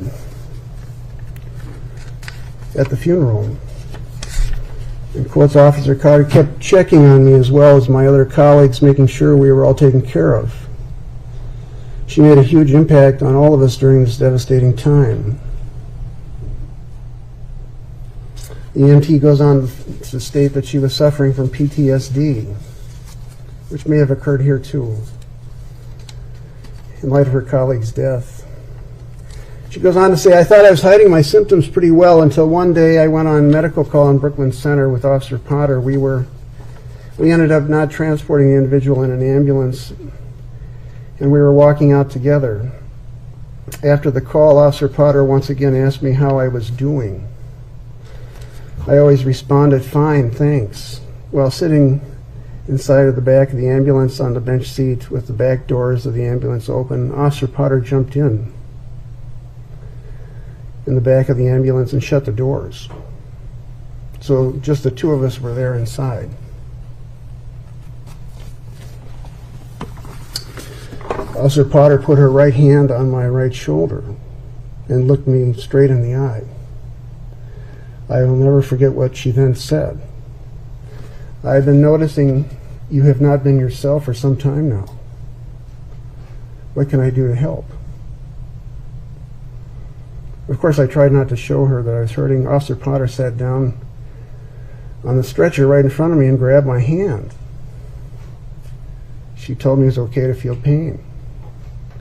I immediately began to tear up, and Officer Potter stayed with me and calmed me. Please keep in mind, I only knew Officer Potter professionally during my whole career. She did not have to take this time, nor did she owe me anything. It was just her personality and character. I can honestly say she genuinely cares for everyone she meets. Officer Potter helped me out of a dark place where I had no idea of the true meaning of PTSD. Without this interaction of Officer Potter, I can say I don't know how long it would have taken me to get help and realize how much of a toll my PTSD from the line of duty and death had taken on me. I had new respect for Officer Potter that day. I truly learned just how much of an impact her kindness meant. Every time I would run into her on a medical call after this day, we would check in on each other and offer a smile. With her help, I was able to retire from law enforcement, being proud of the people I served. She concludes by saying, EMT does, she is an incredible officer as well as person. The world would be an amazing place if everyone would strive to be even half the person she is. Thank you for your time and consideration.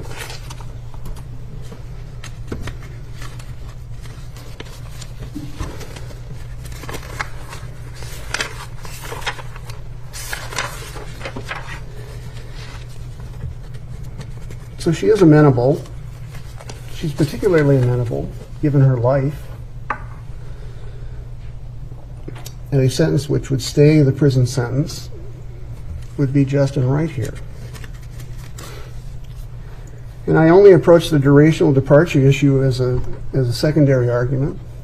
I'd offer no disrespect to Mr. Wright and his family, but there is a departure ground, and I would like to articulate it to you. It's all over the letters. Under Section 2D.203A1, if the victim is an aggressor, that is considered a mitigating fact. A single mitigating fact is sufficient under the law. That's State versus Solberg, 882 Northwest 2nd, 614, 618, Minnesota 216. There's nothing wrong with raising this as a factor. This is an adversarial system. We're duty-bound to advocate for the least amount of time. And again, I offer no disrespect here. But we're lawyers for her. And if the victim was aggressive, it is mitigating ground. I request the court to make findings for the community, particularly for the law enforcement community, that there was aggression on the part of Mr. Wright. Driving without a license in a car without insurance, perhaps not. There was marijuana in the car. Past instance of flight. He was arguably intoxicated with marijuana. which driving a car while intoxicated is a violent act. It can be. I would like the court to acknowledge that warrants of the court do matter and should be honored. This was a warrant for his arrest. I'd like the court to acknowledge that running away from the police officers, three of them, is a violent act. It's an aggressive act. And that in this case it has a potential of harming the officers, and it did, according to the testimony. The state, on the other hand, says this, quotes, Dante Wright was not an aggressor against defendant. Dante Wright made no aggressive or violent movements toward defendant Potter or the other officers. Dante Wright simply pulled away from Officer Lucky in an attempt to drive off. We beg to differ. The testimony of Officer Lucky and Sergeant Johnson is that this was a dangerous situation. Sergeant Johnson was reaching in to prevent him from driving away and could have been hurt. Each said so.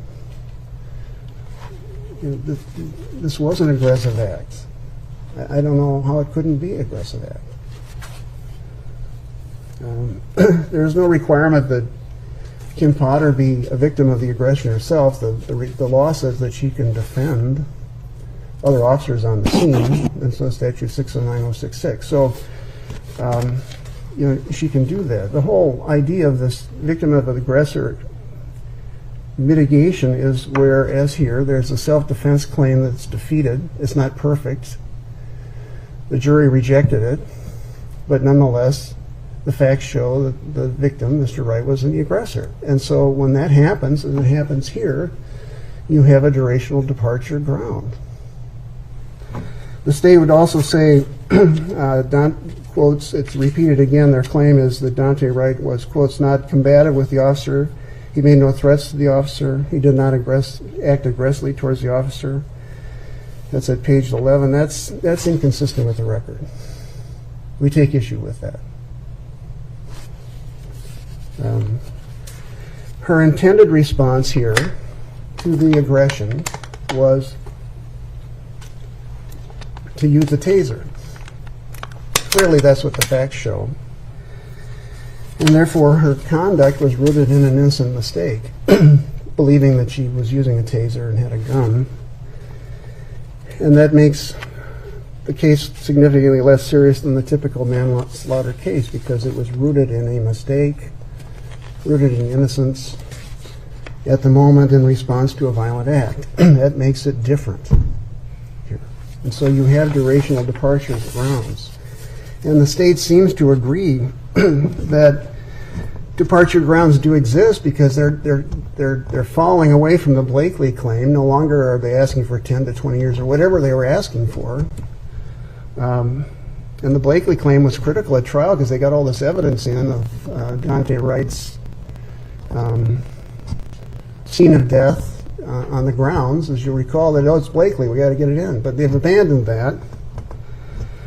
And I would suggest to you that the case was overcharged.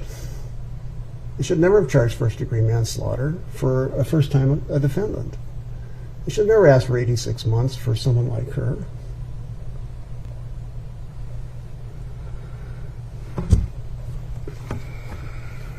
I have a couple more letters, and I will have concluded my remarks.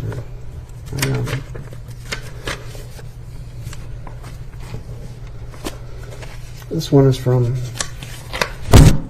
the former chief of police of Brooklyn Center. This came in late, but I forwarded it to you. I hope you got a chance to read it. It's he recounts that in July of 2014, I responded with several officers to a report of a toddler who had been struck by a vehicle. What happened here is that the child had been run over by his father and died. Everybody at the scene was having a difficult time with the call, he says. We forget how much trauma police experience on a daily basis, frankly. I took this call very hard, says the former chief, as I had just welcomed my second child to this world a few weeks earlier. Her name was the same name as the little girl who died in the accident. My other child was a 14-month-old girl. I read this letter because the following happened. Quotes, Kim came to my office a few days after this tragedy. She closed the door, sat down, and placed her feet on my desk, something I normally assume would be followed with a resignation letter. She asked me how I was doing. She was talking to me person to person, not as a coworker or manager. In just a few minutes, she had my trust to share the challenges I was having with the accident call. I felt like a 10-ton weight was lifted from my shoulders, and it was life-changing. I was seriously considering leaving law enforcement a year early as a result of this call, and she helped me move past my doubts. Kimberly has helped many other first responders and officers, and if others benefit just by a fraction of how I did, I know it made a notable impact on their lives. In closing, I know there are hundreds of examples of Kimberly's selfless acts to help others. She didn't do it for money, as none of these examples involve pay. She didn't do it for promotion, as nothing here is a rank. She did it because she truly cares about helping others. You know, he didn't have to write that. No.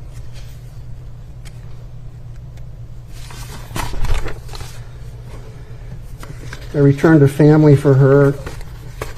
You know, her son has written to you as well. Again, I wish you could have seen this in the room with the two boys. They're young men.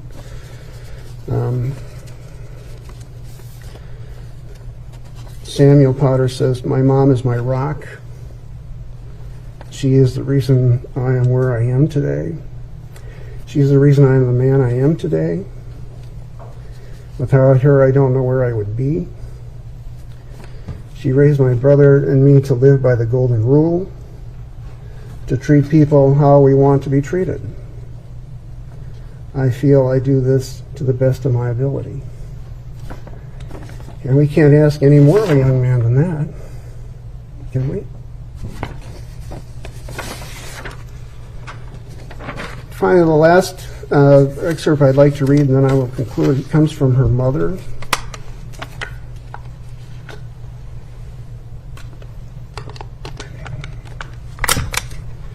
I think for those who have lost our mothers, this will even resonate further, because once you've lost your mother, there's an incredible vacuum in your life. You may recall that her mother came to the trial a couple times and sat in the corner and watched her daughter testify. She says, I am almost 82 years old, and I need quite a lot of help now. Kim is such a help to me. She's the one who cleans my apartment, changes my sheets, and makes sure I have what I need. She helps me go places because I can no longer drive long distances or drive easily in the dark. She helps me with my banking and my bills so I don't pay anything late. These things have gotten a lot harder for me as I've gotten older, and Kim keeps me on track. Sort of an axial line there too. Kim is my daughter, but she's also my friend. She's the youngest of our 4 children by several years. When the older ones went away to college, Kimberly was the one who left at home. She and I spent a lot of time together,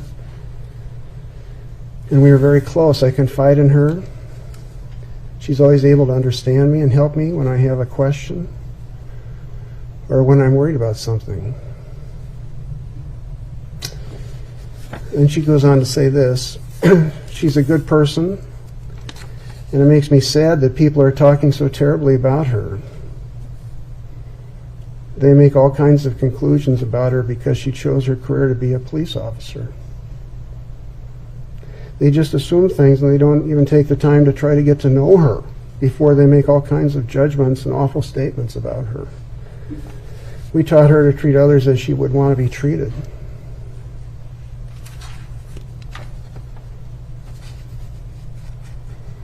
I feel sad that other people in our city don't do the same. Why do we just keep letting people do this? Kimberly was a good officer, but the job is a stressful one. I don't know how she did it. I wouldn't have wanted to, but we need police officers to protect us. I'm glad someone wants to do it. If we send good police officers to jail when they make mistakes, we won't have anyone who wants to be one, which is a refrain of many letters. She concludes, her mother does, I love my daughter.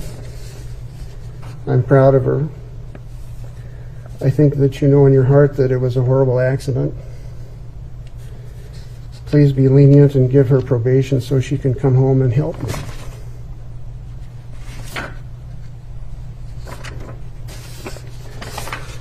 You know, maybe, you know, this is a very unique defendant here, given her age and career, and it's, you know, I would urge the court to approach it this way. Maybe it's time we should help her too. You know, we're helping all sorts of defendants who come through Hennepin County, and she should be helped. This is something that perhaps she's never going to get over. I don't think she's ever going to get over it, frankly, given the report that you've read.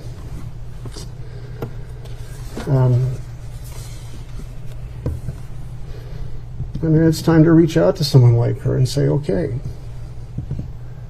what can we do for you?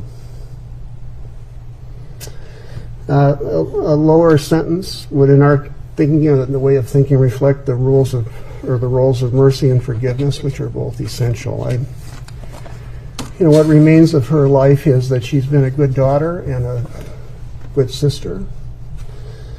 She's a loving mother, 2 wonderful boys, young men. She's been a wonderful companion to her husband, Jeff, who completely adores her, and rightly so. She loved her community, and she absolutely loved being a police officer. And these are the relationships that mark a life and form the units of a life. And may these units of her life be the ultimate calculation for mitigation here. Thank you. All right, we're going to take a 15-minute break, and then I'll allow Ms. Potter, if she wishes to address the court. Okay? So 15 minutes. And as you heard there from the judge, so we're entering into a 15-minute break. You're not going to miss anything here on Live Now from Fox. We are going to take a quick 2-minute break, and then we'll have some other news here of the day to get to, but we'll keep this shot of inside the courtroom always on, so you won't miss anything. And as soon as they get back from their break, we'll bring it to you right here on Live Now from Fox. But let's take a quick 2-minute break for some of you.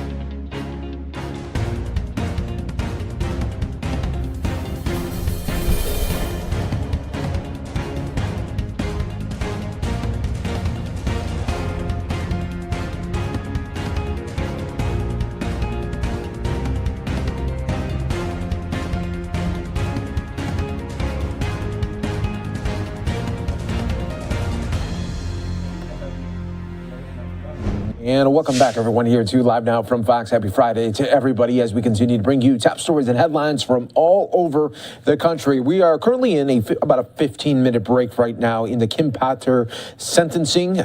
We've heard from Dante Wright's family, and now we've heard from Kim Potter's attorney, and soon we will hear from Kim Potter herself address the court there as sentencing is just moments away. We'll definitely keep an eye on this courtroom shot and keep it always in the picture here for you right here on Live Now from Fox. I do want to go out to New York right now. They are still having a news conference where the mayor and other city officials, even the governor, coming together to talk about mental health in the subways, really trying to address the problem that they are seeing on their subway systems. There's crime, there's other problems as well. Let's listen right here on Live Now from Fox. Unhoused.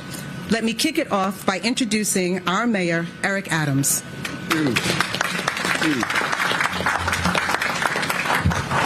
NJ, haven't seen you in a little bit. You know, grinding, focus, no distractions.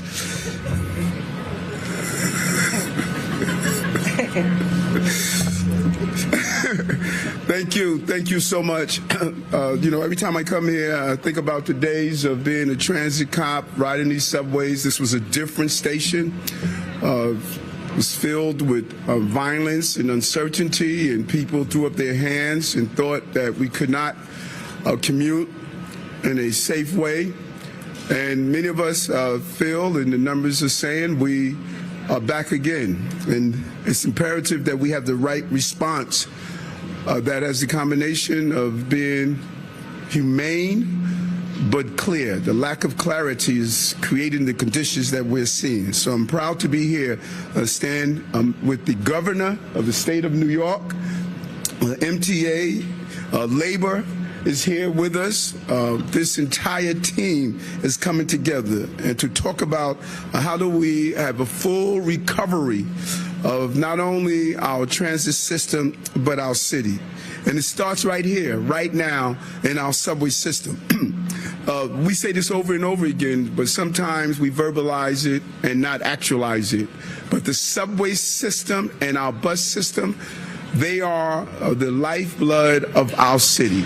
If we don't get them right, our city won't continue to recover from COVID. Millions of New Yorkers use the system to go to school, to their place of employment, and just to visit their loved ones. It provides a vital service. And in fact, that is what makes us who we are. Nowhere across the globe can you move throughout this city in this manner by using public transportation. And it's how tourists move throughout the city. If they don't feel safe, they don't come and shop and explore our city, and it's a major impact on our financial ecosystem. So it is the subway system and our buses make New York what it is. And if they're not safe, if people don't feel safe, and if the numbers of crime are not reflective of who and what we want to be as a city, it's going to impact us. I say it over and over again, and in fact, many of you can finish the statement. But public safety and justice, they are the prerequisite to prosperity. I've said it for years, and I will continue not only to say it, but to make it happen. It must begin here in our subway system, and we are here to say it is going to start here. Subway riders are deeply concerned. We hear it all the time. I hear it every time I'm on the subway system.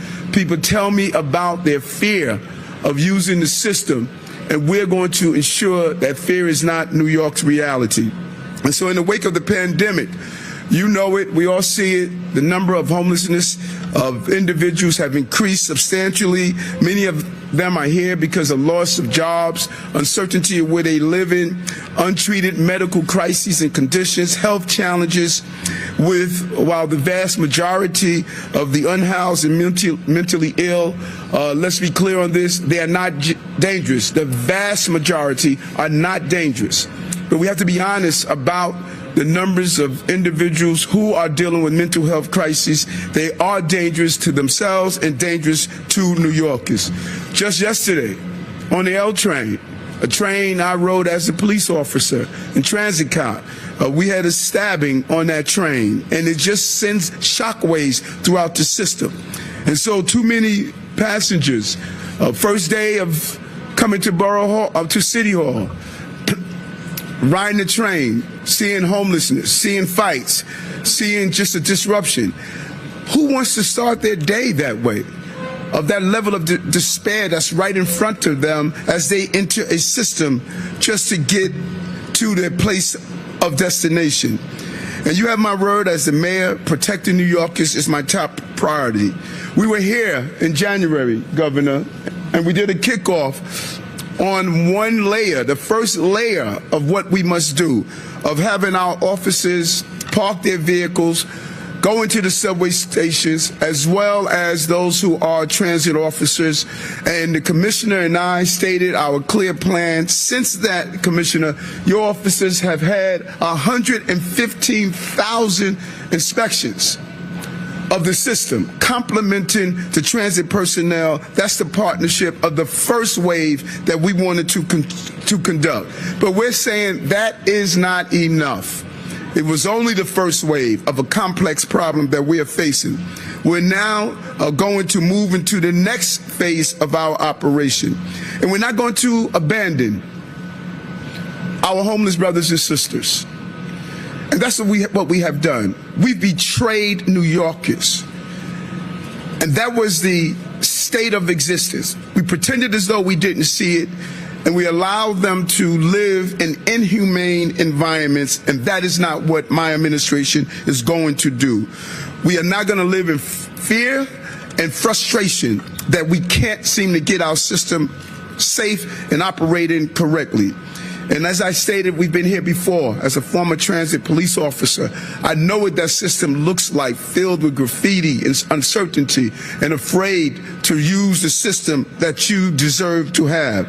Today we are saying we're not going backwards, we're moving forward, and we are rolling out the next phase of our operation, which is our subway safety plan.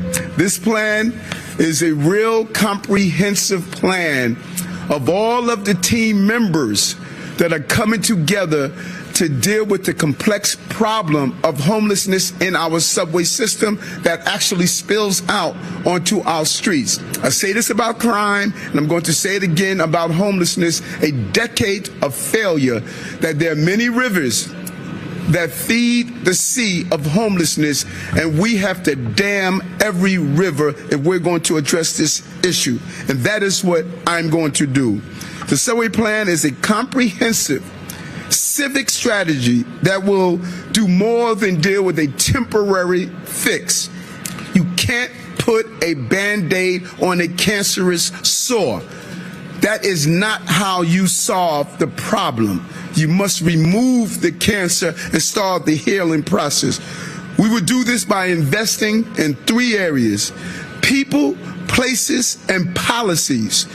And it begins today with the people you see around me. This is an unprecedented team of people that are coming together and damming each river that they are in control of damming to stop the flow of feeding the sea.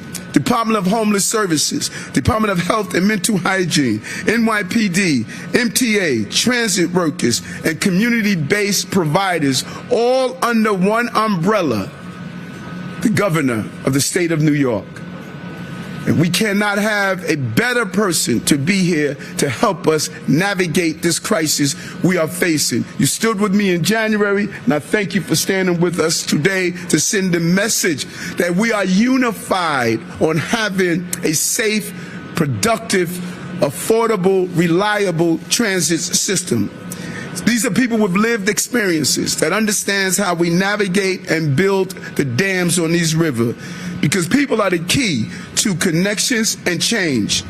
There are people who coordinate the cross-agency response that was needed to turn back decades of disinvestments. Decades of disinvestments. They will be coordinating a case-by-case approach in helping New Yorkers. It will start with deploying the new joint response teams that will reach out to unhoused New Yorkers in our system. Their mission, to connect those in crisis with immediate contact and care. But they will do more. The initial contact will be follow-up with housing and support, and they will not stop there. Community-based outreach teams will work with NYPD officers to canvass platforms, stairwells, and entrances. We are not going to wait until someone shoves a person onto the tracks. We're being proactive, and we're going to engage New Yorkers who are unhoused or dealing with mental health crises. And our new neighborhood response units, staffed by clinicians and peers, will address high-need communities. We know where they are. There's one case where women has been living under a stairway in this system for months. It's just not acceptable. Not under my administration.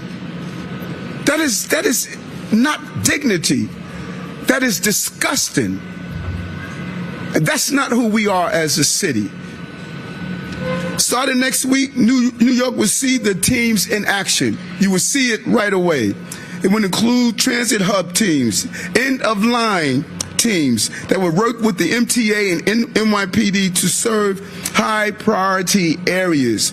The train ends at the end of the line. Someone is on there with shop. As you can see, the judge is now back inside of the courtroom. Let's listen right here to Live Now from Fox in the Kim Potter sentencing.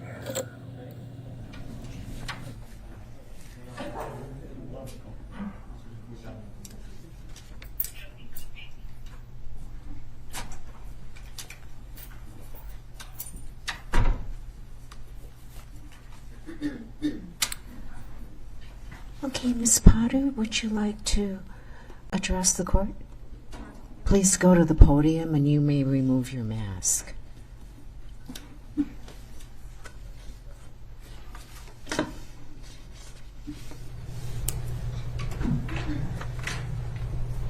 Thank you.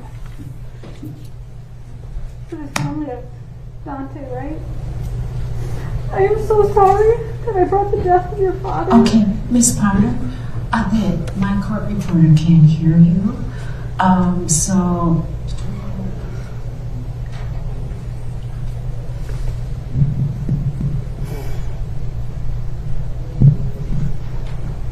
thank you. To the family of Dante, right? I am so sorry that I brought the death of your son, father, brother, uncle, grandson, nephew, and the rest of your family to your home. Katie, I understand a mother's love, and I am sorry I broke your heart. My heart is broken for all of you. Earlier, when you said that I didn't look at you during the trial, I don't believe I had a right to. I didn't even have a right to be in the same room with you. I am so sorry that I hurt you so badly. My heart is broken and devastated for all of you. I pray for Dante and all of you many, many times a day. He is not more than one thought away from my heart, and I have no right for that, for him to be in my heart. I do pray that one day you can find forgiveness, only because hatred is so destructive to all of us. And that I pray peace will always be with you and your family. Again, I am so sorry. And to the community of Brooklyn Center, I do owe you an apology too. I loved working for you. And I am sorry what has happened to our community since the death of Dante. The men and women who work for you still are good, honorable people and will work hard for you. Thank you, Your Honor. thank you, Ms. Potter.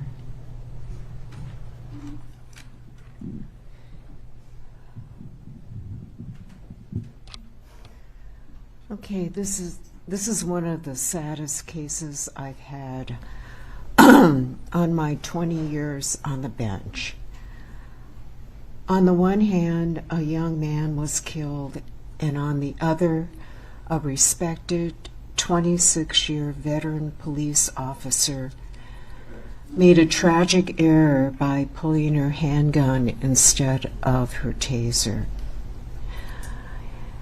Thank you to everyone who spoke. I have been profoundly moved by the comments of the Wright family. Dante was very loved. His son has lost a father. And Mr. and Mrs. Wright, I cannot begin to understand the grief of losing a child. I'm so sorry for your loss. Kimberly Potter honorably served her community for 26 years as a police officer. She was a respected officer and consistently went over and above the call of duty. She's a wife, a mother, an aunt, a granddaughter, a colleague, and a friend to many. In addition to the letters that were forwarded to me by Mr. Ng, I received hundreds and hundreds of letters in her support from colleagues, family, friends, acquaintances, community leaders and members, and even strangers. I read them all. They paint a portrait of a woman who touched a lot of people in a good way. I want to talk briefly about the aggravating factors that were brought up in this case.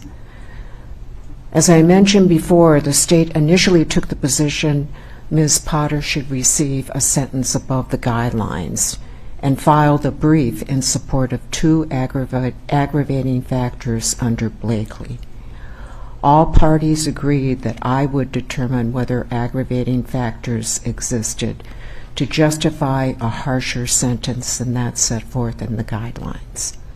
I feel compelled to address the grounds for that request because they were made public, and I think it is important to note they were not proven in this case.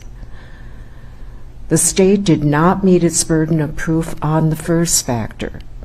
It is based on defendant causing a greater than normal danger to the passenger in the car and two other officers when she fired. But the shot only hit Dante Wright. The passenger and the officers were not injured by that shot. The cases cited by the state in its brief did not support its position. In fact, they illustrate why this case does not involve a greater than normal danger to others. In the Fleming case, he fired a gun 6 times in a park filled with children. In State versus Omaha, defendant fired numerous shots into 2 apartment buildings. There is no comparison here.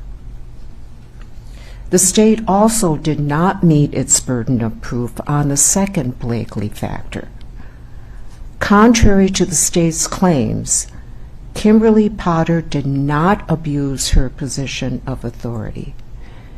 In fact, it is undisputed Ms. Potter or Officer Potter was in the line of duty and doing her job in attempting to lawfully arrest Dante Wright on the warrant when she mistook her gun for her taser.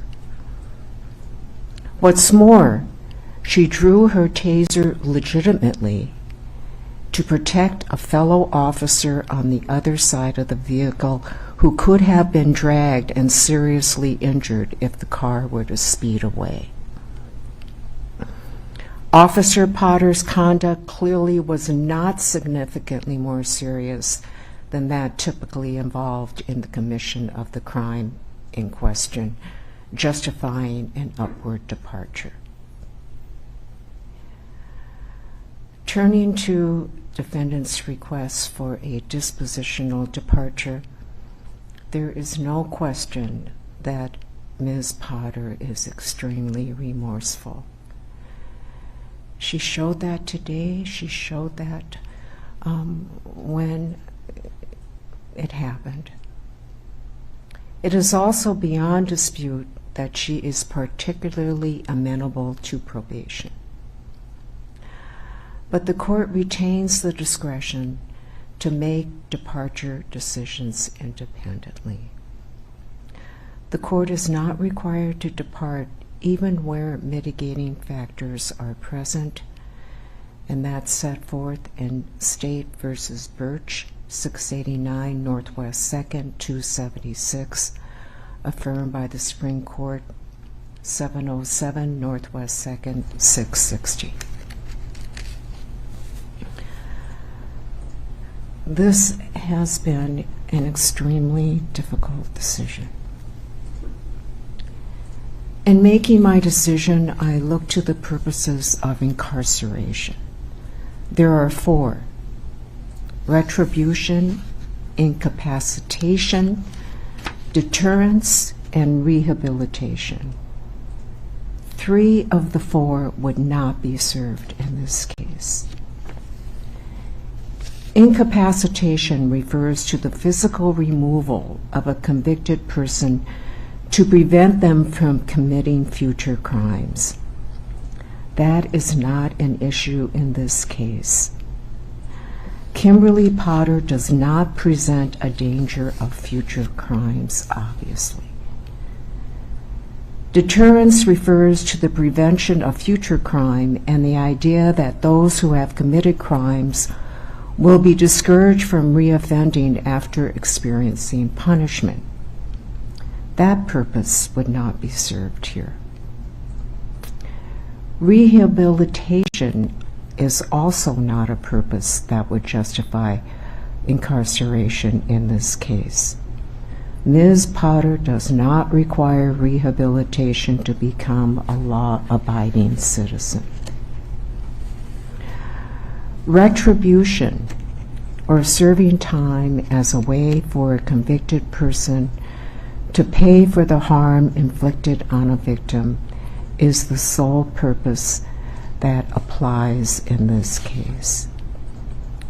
And in this case, a young man was killed because Officer Potter was reckless. There rightfully should be some accountability. Sentencing guidelines are just that. They are guidelines that inform a judge regarding sentencing for various crimes. They are not set in stone. The court has the discretion to depart from guidelines depending on the particular facts of a case. A downward durational departure is justified if a crime is less onerous than typical. Put another way, if the conduct is significantly less serious than that typically involved in the commission of the crime, sentencing below the guidelines is justified. I find the facts and circumstances here justify a downward departure from the guidelines. First, Officer Potter's conduct was significantly less serious than your typical manslaughter case. The misdemeanor predicate for the manslaughter count was reckless handling or use of a firearm.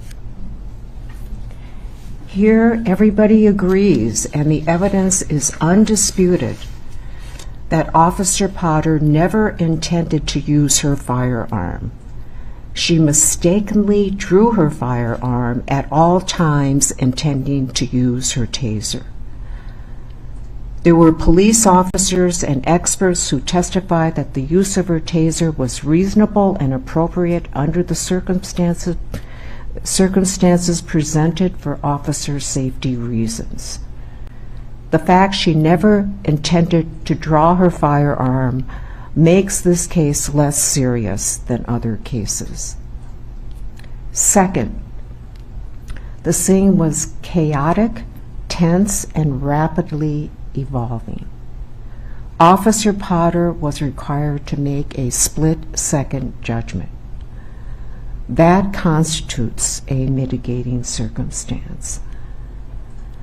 Finally, unlike other manslaughter 1 cases, Officer Potter's actions were not driven by personal animosity toward Dante Wright. Instead, she was acting in the line of duty in effectuating a lawful arrest.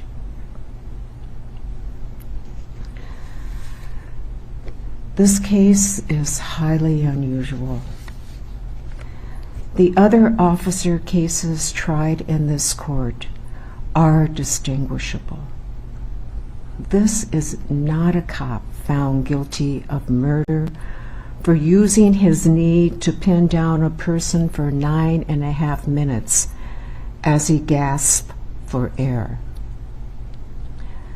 This is not a cop found guilty of manslaughter for intentionally drawing his firearm and shooting across his partner and killing an unarmed woman who approached his squad. This is a cop who made a tragic mistake. She drew her firearm thinking it was a taser and ended up killing a young man. Ms. Potter, will you please rise? Given all these considerations and having carefully considered the comments of the family and of both Dante Wright and the comments of Kimberly Potter, as well as the arguments of counsel, it is the sentence and judgment of this court that you shall be committed to the custody of the Commissioner of Corrections for a period of 24 months.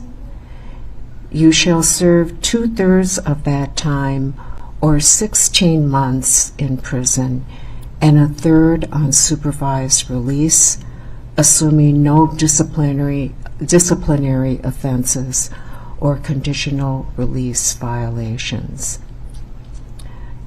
You have credit for 58 days already served. Restitution will be reserved. There'll be a fine of $1,000 and a surcharge of $78 to be taken out of prison wages or due within 180 days. You must provide a DNA sample. You may not use or possess any firearms, ammunition, or explosives. You have the right to appeal the conviction and sentence. If you are unable to pay the cost of an appeal, you may apply for leave to appeal at state expense by contacting the state public defender. You may be seated, Ms. Potter. I'd like to make a few parting comments. I recognize there will be those who disagree with the sentence, that I granted a significant downward departure does not in any way diminish Dante Wright's life. His life mattered. And to those who disagree and feel a longer prison sentence is appropriate, as difficult as it may be, please try to empathize with Ms. Potter's situation. As President Barack Obama once said, learning to stand in somebody else's shoes, to see through their eyes, that's how peace begins. And it's up to you to make that happen. Empathy is a quality of character that can change the world.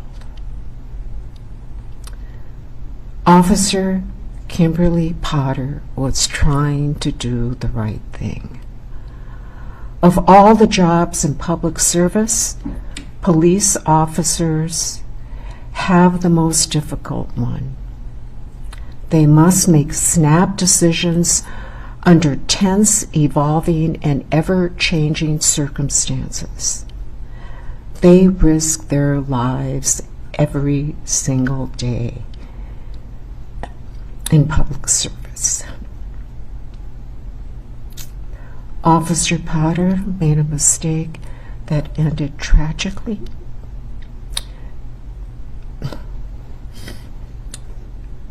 She never intended to hurt anyone.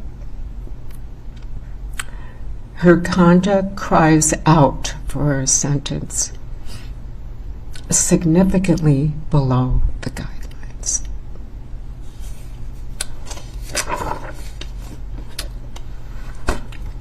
Okay, thank you.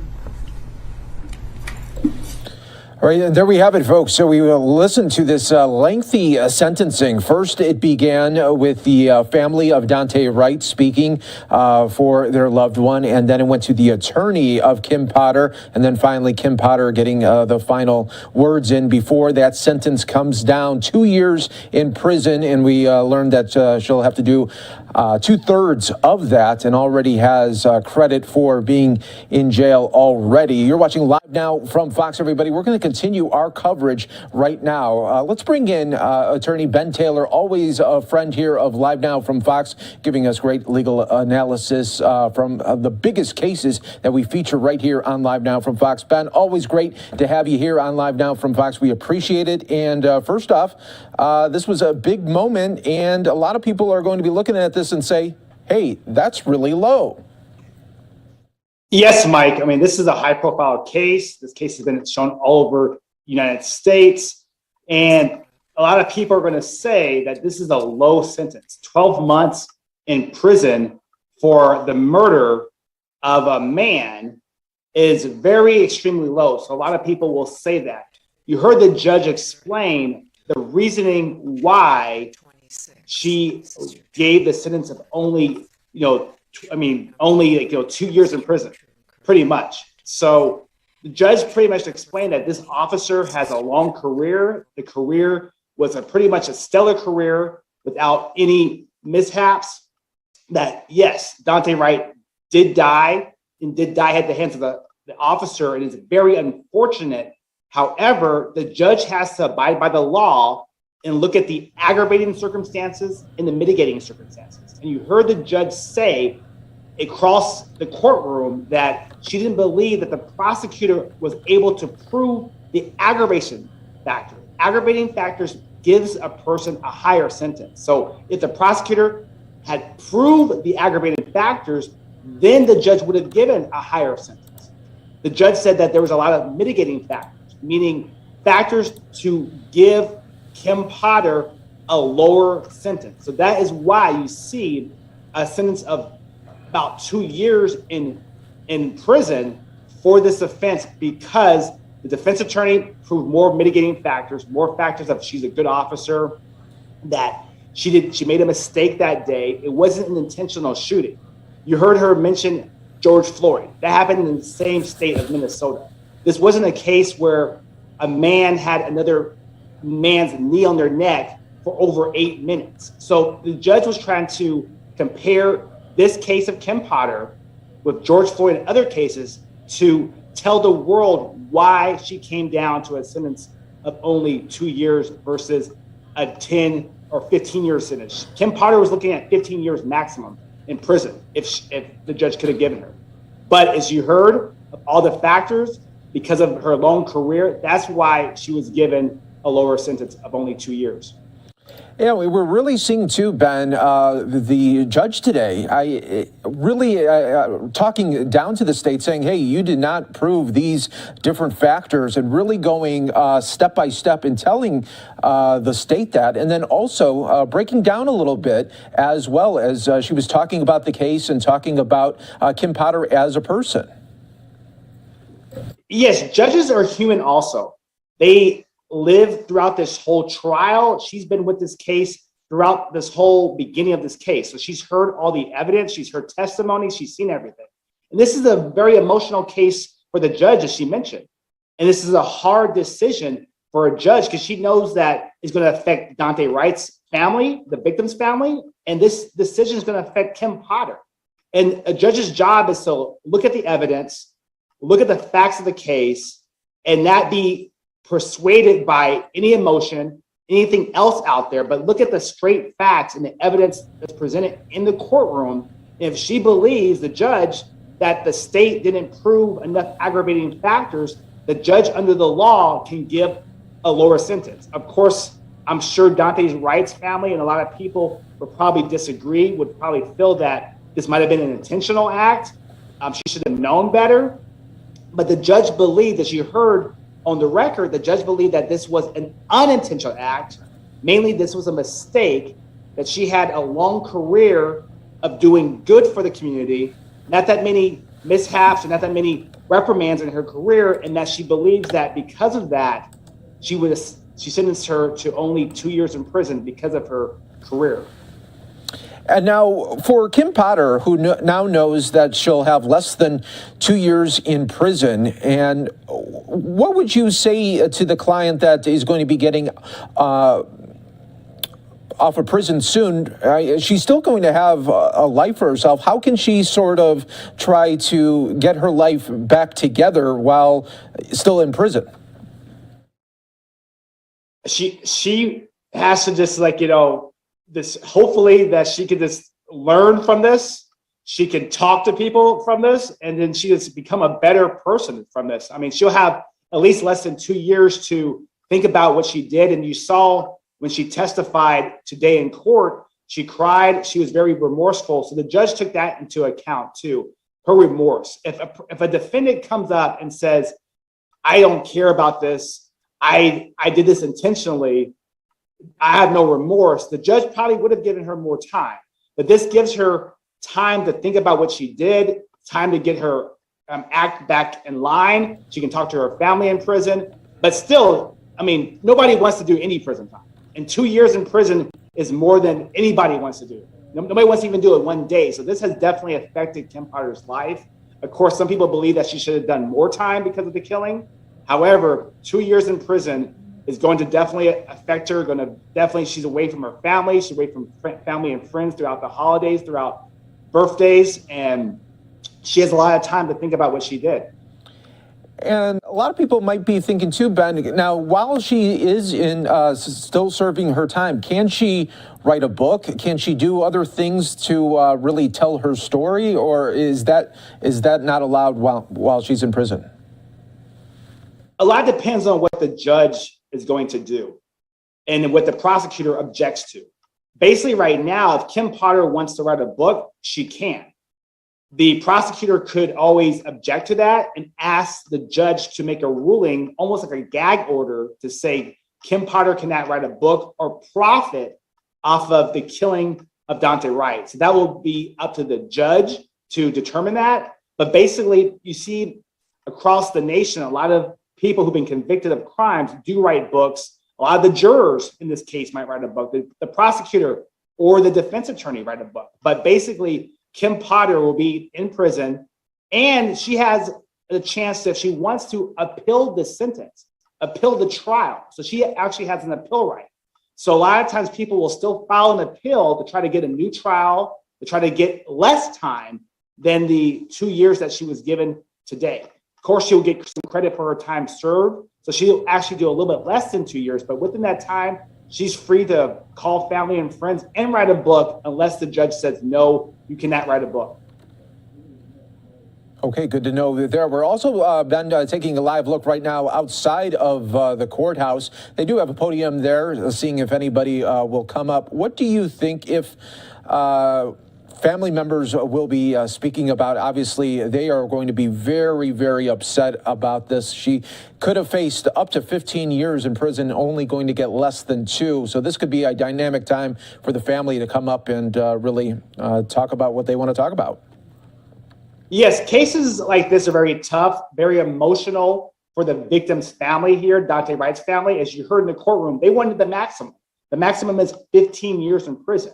So getting less than 2 years versus the maximum of 15 years is a big contrast and a big deviation. So you will definitely hear Dante Wright's family, Dante Wright's attorneys, and family and friends probably say that the judge sentenced Dante Wright to a lower amount. They probably wish that the judge had given a good amount. And you probably will see a lot of emotions, a lot of crying, and probably a lot of frustration out of the Dante Wright's family because of the fact that Kim Potter was given only 2 years in prison. That means she'll be out of prison in less than 2 years from now and back on the streets to go ahead and do another career. But on the other side too, you might hear from the prosecutor and the defense attorney maybe thanking the judge for at least a less amount of time. So a lot of times defense attorneys will take the podium if they give an interview and say, thank you, judge. This was the right sentence. This is the sentence that we believe was fair, and 2 years is right. The prosecutor might come out too and say, well, we wanted more time. We disagree with the judge. However, we respect the judge's decision. You don't rarely see attorneys criticize the judge because there's some ethic rules in regards to there, but attorneys will say, I respectfully disagree with the judge's decision. And I believe, whether or not you're the prosecutor, I believe there was more time should be given. Or if I'm the defense attorney, I believe this was the correct sentence, or I believe that we should appeal this and get even less time than 2 years. So only time will tell once we see the attorneys and family and friends of both sides come out and speak. Yeah, with this case, Ben, it's hard either way you look at it. In one way, you had a horrible accident for a lifelong police officer who served the community. And on the other side, you have a man who is never going to be here again and his family forever shattered because of this accident. And it's hard to try to find maybe a reason in a sentence that would be equal to everybody that is feeling some ways. But there was a real possibility too, right, Ben, that, she could have just received probation, right? There was a real possibility of that as well. Ultimately, the judge makes a decision in the case. As you see that these cases are very hard for a judge because the evidence shows that this wasn't a direct intentional act. This was an accident, as the defense would call it, because she grabbed her gun instead of a taser. And over her 20 years of career, she's never, ever had anything like this. So it's very, very unfortunate that Dante Wright died. But at the end of the day, the judge has the ultimate power and decision on what she wants to do as far as a sentence. And here in this case, the judge decided to give a lower amount. But the judge, could have reversed the case, could have given probation, could have reversed the case and say, no, we want a new trial. The judge has a lot of power in these cases. And ultimately, when it comes to sentencing, the judge could have given a lot less time if they wanted to. But ultimately, 2 years, I believe, is kind of low. But I understand the judge's decision because of the fact of her career. This is a lot different than George Floyd. George Floyd, you had a cop with the knee on a man's neck for over 8 minutes, just staring, doing nothing. This is a case where after the shooting and after the body camera footage, you do see Kim Potter cry. You do see that she shows a lot of remorse. And I can see some people can believe that this was a mistake. The jury at the end of the day found her guilty, so that they believe that she was guilty and she might have can be given up to 15 years. But ultimately, at the end of the day, when it comes down to sentencing, the only person who can sentence Kim Potter is the judge. The judge looks at all the facts, and the judge came down and said 2 years today. All right, Ben, we always appreciate your legal analysis and giving us the updates on some of the biggest cases that we follow right here on Live Now from Fox. We really appreciate it, Ben Taylor, for joining us here today on Live Now from Fox. All right, thank you, Mike. No problem. And we are going to continue to always bring you the top stories and headlines from across the country. Oh, I do want to go, let's go right now outside of the courthouse. Looks like we are getting some reaction now on this sentencing. We do have Ben Crump and others there right now. Let's listen right here on Live Now from Fox. Reason to have such consideration for the killer of their child. They believe that there is an apples to apples comparison. Many in the Twin Cities believe that, They believe that Muhammad Noor, a black police officer who was convicted of a lesser charge of manslaughter 2, received a much greater sentence than this white woman who killed their son Dante Wright. So it is an apples to apples comparison in their mind. They believe that in their heart, and they just don't understand why there was consideration given to the white police woman who killed the young black man and not consideration given to a black police officer who killed a young white woman. They are trying to understand it. We're all trying to understand it.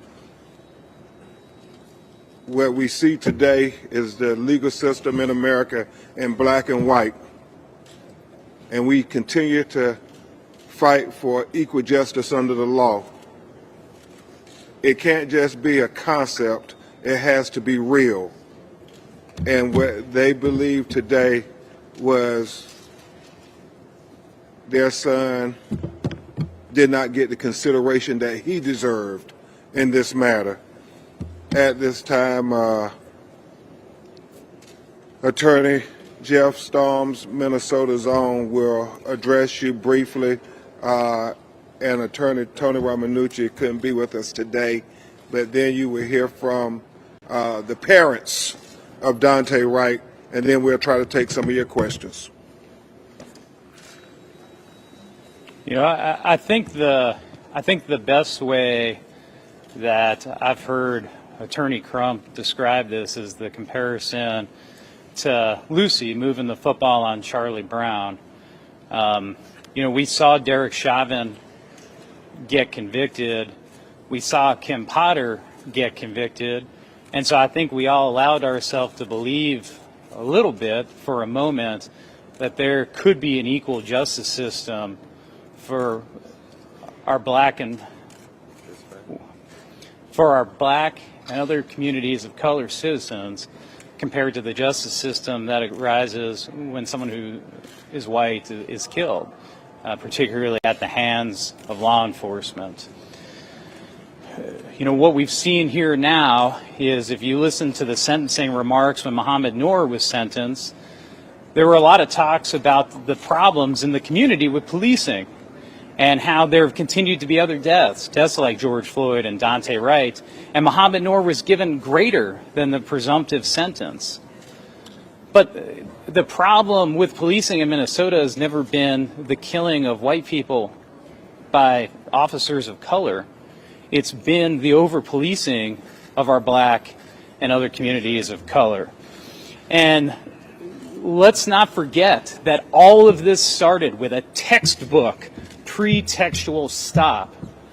Dante was stopped for tabs or an air freshener, whatever version you want to listen to.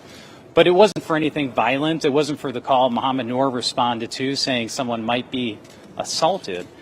And so now when we try to put this in the broader context of Minnesota, it's inexplicable. How do we look at this wonderful family and tell them that there's justice and fairness? You know, how do you look at children, you know, black children and children of color and say you're going to get the same fair shake? And we just can't do that with confidence right now. And, you know, the family is obviously grieving and feels betrayed by the system, and you know, and they should. And all that's left to do now is to continue the fight in Dante Wright's name and in the fight in the names of others. Right now, you're here from Miss Katie and Aubrey, the parents of Dante Wright, knowing that many of their family members said, you know, do you believe that we'll get equal justice? And I told them I believe they would. I thought we had reached a new precedent in America where we were going to see equal justice regardless of the ethnicity of the offending party and the victims. And so a lot of them said, Attorney Crump, you really believe it? I said, we're fighting to make it equal justice. And they said, we normally don't see that in America. And we tried to encourage them to believe that it is equal justice in America. But when we have sentences like this, it makes it difficult to make those arguments, because wasn't Muhammad Noor trying to do the exact same thing they said Kim Potter was trying to do? He was trying to look out for his fellow officers' safety as well.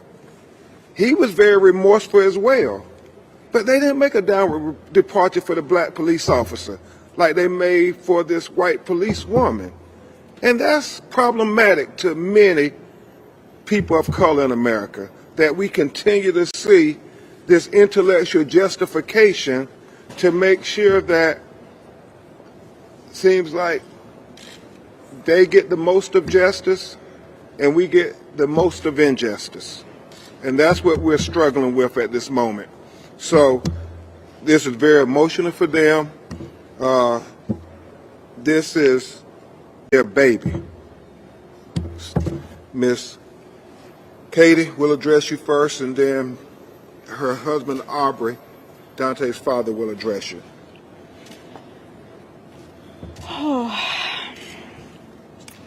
Kim Potter murdered my son, and he died April 11th. Today, the justice system murdered him all over again. To sit there and watch,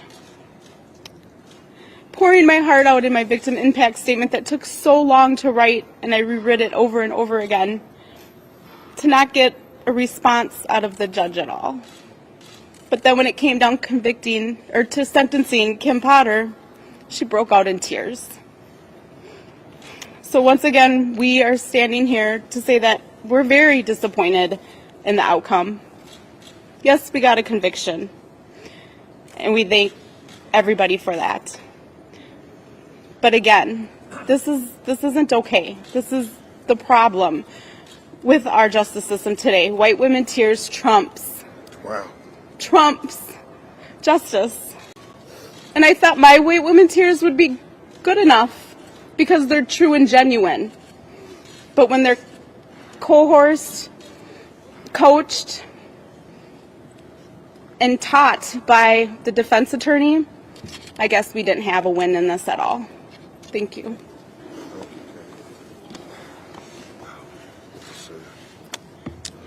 I want to just say, you know, I feel cheated. I feel hurt. I'm very upset that my son's life was taken, and that it seemed to me that nobody even cared enough. You know, it was like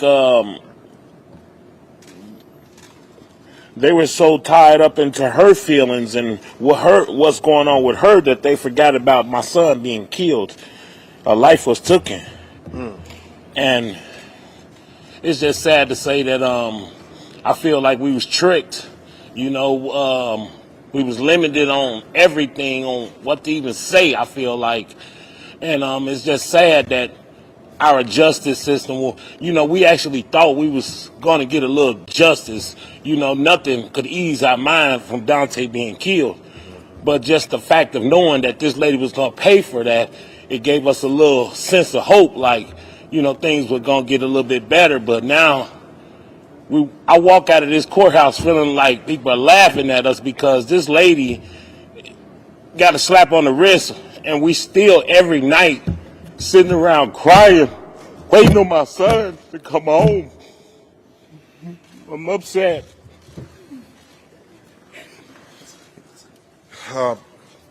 And the emotions are real.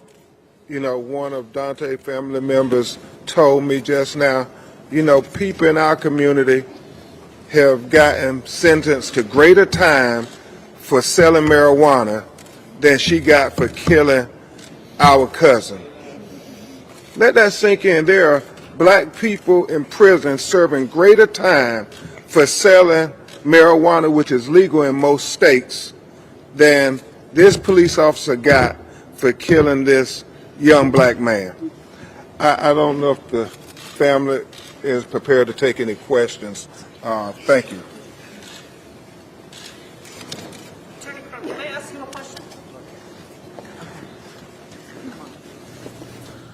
All right, so the family will not be taking any questions right there, but a very big moment there from the attorneys as well as the families. I do have attorney Ben Taylor with us once again, joining us here on Live Now from Fox. What was your reaction to hearing from the attorneys as well as some of the family members here? It's very expected for the family members to be very emotional. They wanted more time than this. It's a shock for them that their family member, you see Daunte Wright's mom was there, couldn't believe that the judge only gave the defendant, Kim Potter, only 2 years for the killing of her son. So it's very expected for family members to cry, to be shocked, because she's wondering why was she only given 2 years when other people out there who have committed a crime, especially of a murder crime, have been given a lot more. So you heard the attorney, Ben Crump, talk about this. You heard the mom, you heard family members cry. You saw a big circle around them because they're in shock. They probably believe that she was gonna get at least 10 to 15 years, because that was the maximum of 15 years. So 2 years for the killing of her son is a very shocking moment, and it would be expected for a mom to feel that way, because I'm sure she really wants justice for her son, and she believes that justice is a longer sentence.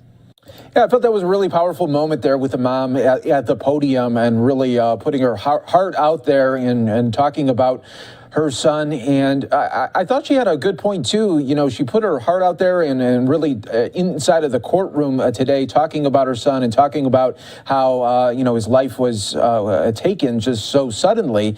But we didn't hear the judge really make any remarks to the mom, but we did hear the judge here talk a lot about Kim Potter and how this was an accident. Yes, that's what's very unique. Usually the judge will address both sides. The judge will thank the victim's family and maybe even show a little bit of emotion towards the victim's family, and might show some emotion towards the defendant. But you heard Daunte Wright's mom say, hey, I went up there, I cried my heart out, I cried, I said how much I loved my son, how much I missed my son. However, there's no emotion from the judge.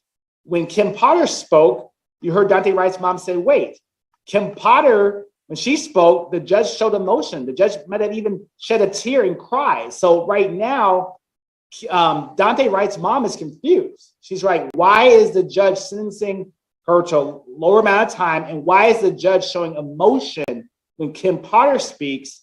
And why didn't she show emotion to when I spoke as a mother of a child who was murdered at the hands of Kim Potter? So right now, the family's confused.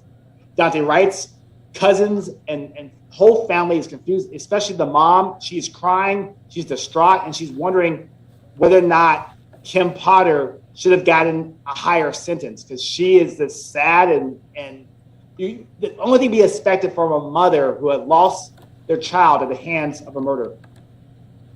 Absolutely. And Ben, we are learning that maybe the prosecutors will be speaking pretty soon here.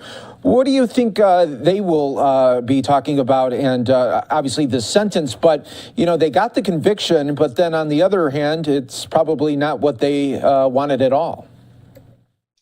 Yes, the conviction is a victory for the prosecutor. So that's the one conviction. And today you heard the prosecutors, they wanted at least 7 years, or maybe even more than 7 years. So they're thinking around 7 years based on the facts of this case. I'm sure the prosecutors are shocked. They wanted more time. So you might hear the prosecutors say, yes, we wanted more time.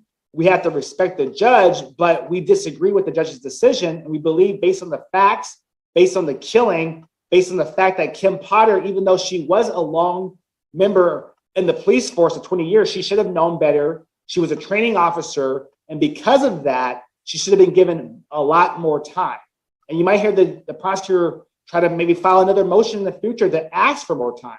That's very rare to do, but right now it's 2 years. So you will see the prosecutions saying, we are disappointed in the sentence. However, we respect the judge's decision, but we did get a conviction. And that's a victory, like you said, Mike, because just getting a conviction alone of a police officer is a great feat. Most of the times, you see a lot of times in police officer shootings, police officers hardly ever get convicted. So for this jury to convict Kim Potter on both counts of manslaughter here shows you that the jury believed that she was guilty, and ultimately it's up to the judge. So you'll see two sides of the prosecutor saying, yes, we got the conviction, that's great. However, we wish that we had gotten more time today from this judge who only sentenced Kim Potter to 2 years.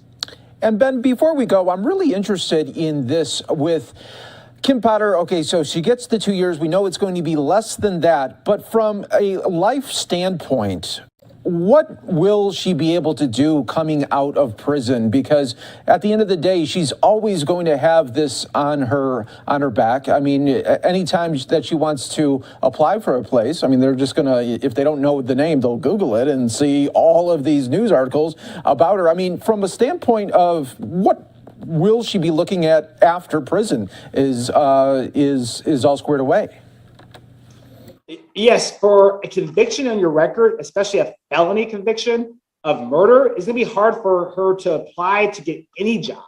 I mean, of course, her police officer career is pretty much done for having a felony on her record, but just any job that she wants to apply to in the future, it will be very hard for her. So it's going to be interesting to see after she gets out, what does she do? I mean, a lot of times people work as, expert witnesses behind the scenes, writing reports, not the face of the camera, not out there in public light, but maybe behind the scenes, somebody might hire her for her opinion on things, but it'd be very rare for her to get a public job out there or be out there in the public. Of course, like we mentioned earlier, she might write a book. She might be able to make some funds on doing interviews, paid interviews for TV or media interviews. However, it's gonna be very hard for her to make a living.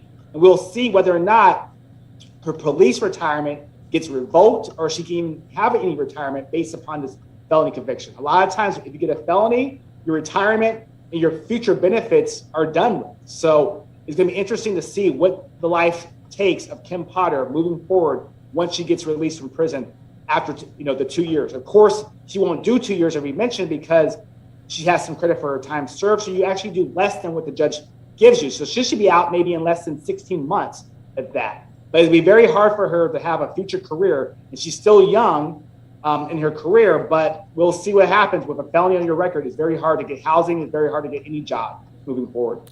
Yeah, very good points there, Ben. Ben Taylor, thank you so much again for joining us here on Live Now from Fox and really breaking it all down for us from really the beginning of this trial all the way to the end and then the sentencing as well. Ben, we always appreciate it here on Live Now from Fox. All right. Thank you, Michael. Yep, no problem. You have a good one. And we'll continue to always bring you the top stories and headlines from all over the country. We'll keep an eye on that podium. If anybody else pops up, we'll bring it to you later right here on Live Now from Fox. But let's slide away for a quick 2-minute break.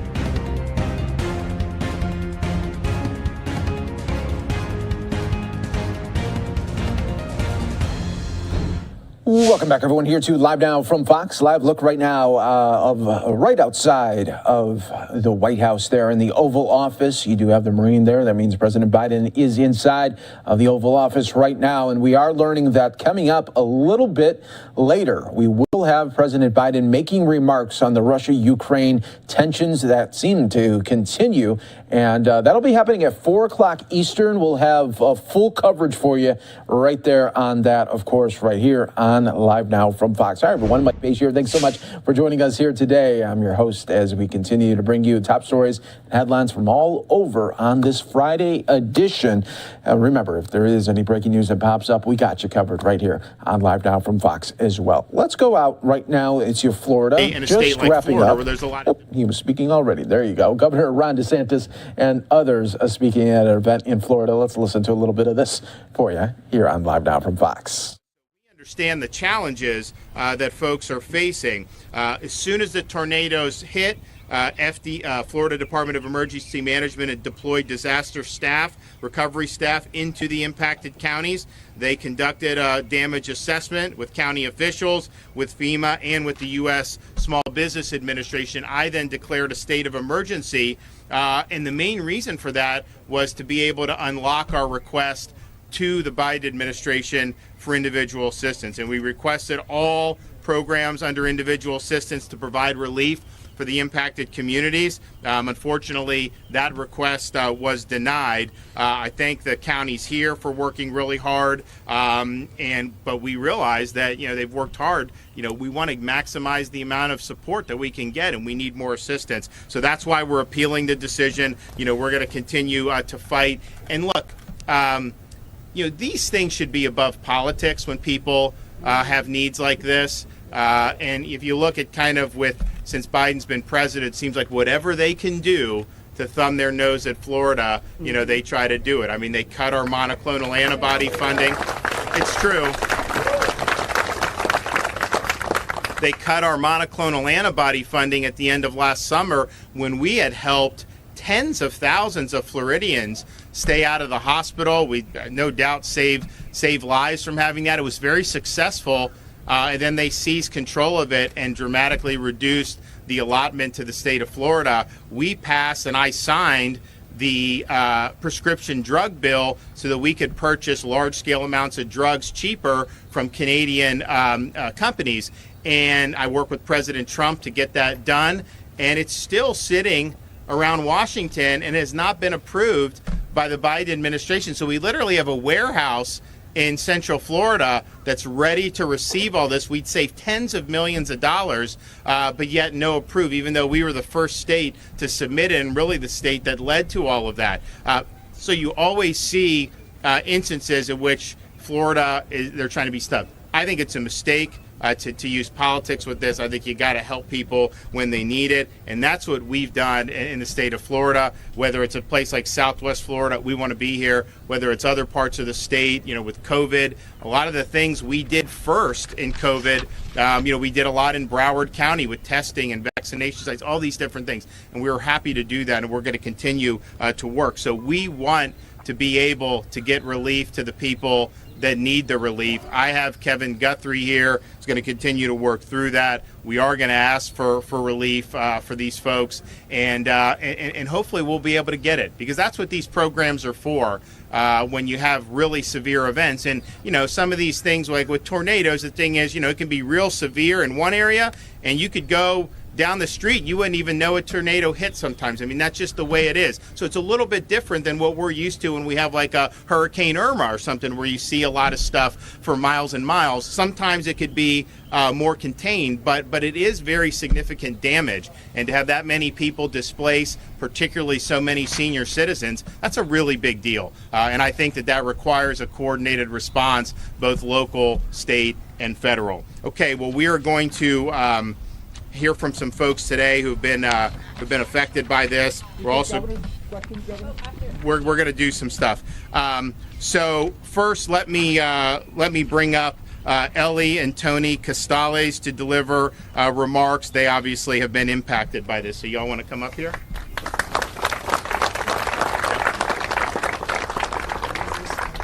Good morning, everyone. As you can see behind us, that is what's left of our home.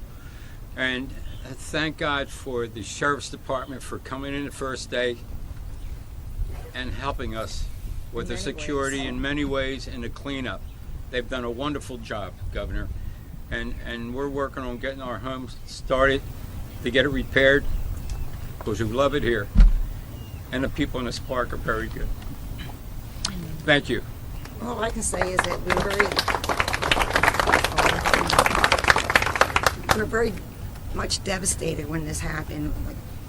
We just couldn't believe it, and then for weeks you don't know what's happening. You don't know if the insurance company is going to come through. You don't know if you can get a contractor that you trust or a roofer. But thank God we're able to do that. But if it wasn't for the sheriff's office being here, protecting the gate and the people, and coming through in the evening to make sure there's no looters or anybody else here, it was just peace of mind. And we thank the governor for supporting us so much. Thank you so much. Of course. Thank you. Okay, Ed and Yesenia Murray, you guys want to come up and...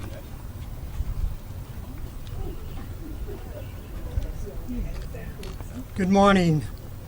We're from Cottage Point, and the unique feature in Cottage Point is my house is laying on its roof. It turned over, completely turned over. For an hour or two, I didn't know where my daughter was, and for 7 hours, I couldn't find my puppy. It was frightening. It's the most frightening thing that has ever happened to me. And then to have some government agency tell you it's not a tragedy. 22 years of memories, your children, your pets, all endangered. This has got to be wrong. There is something definitely wrong in the logic in Washington, D.C. We, the people, we have to stand up for our rights. Here in Florida, we have many, many senior citizens.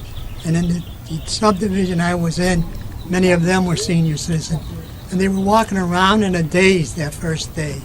But then we got together, and we're going to stay together, and we're going to stay with the governor. Thank you. All right, thank you. Okay, Sheriff. Yes, sir. Thank you for being here today. Thank you.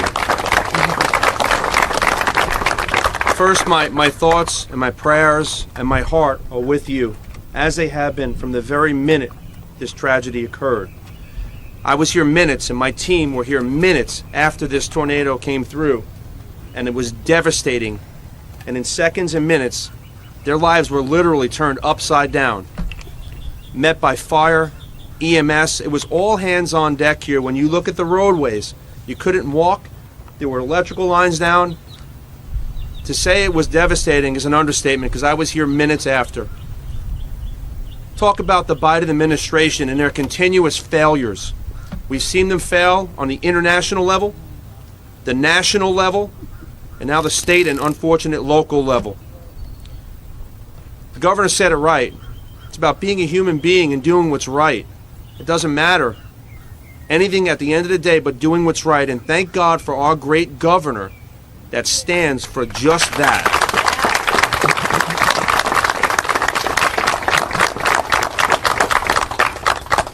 Governor, thank you for taking time out of your insanely chaotic schedule. And I know that for a fact. Constant communication from the very minute this happened. Our governor's office was in touch. Anything that we needed, he was there. And those are critical tools for me to get our job done. Our county commission, our county manager, all hands were on deck. And I'm going to tell you right now, we are going to do what's right. We are going to stand with you because we have a leader that's going to make certain of it. God bless all of you for being here today. I mean that. Kevin Guthrie. Well, good afternoon. Governor, thank you very much for your leadership on this, and I'm sorry, good morning. Thank you for your leadership on this, Governor. A couple of things that I just want to notate is, it was local government. We talk about a program here at the in emergency management that we're federally supported, state managed, locally executed. And I'm going to get back to that in a few minutes, but it was your local government that came to your aid in your time of need very quickly. Obviously, we informed the governor's office that morning, and I was directed to get down here just as quickly as possible. I left Northeast Florida, got here by about 2 o'clock in the afternoon, and our team went to work right alongside the emergency management folks in Charlotte County and Lee County, and all of our first line public safety officials, to include the sheriff's office, local law enforcement, and then our local fire districts. We're going to take a quick 2-minute break here for some of you on Live Now from Fox. Response that we had Volunteer Florida here, Elder Affairs, the Department of Persons with Disabilities, Department of Children and Families, Department of Economic Opportunity, Department of Veterans Affairs, Department of Health, and Department of Highway Safety and Motor Vehicles that helped out with getting people their driver's licenses, their marriage certificates, their birth certificates back to them. We could not have done that without that help. We've been working closely with Charlotte and Lisa with their support to continue to help you. At the division, we always say that disasters start at the local level, and this certainly started at the local level. And we're doing everything in our case to manage it.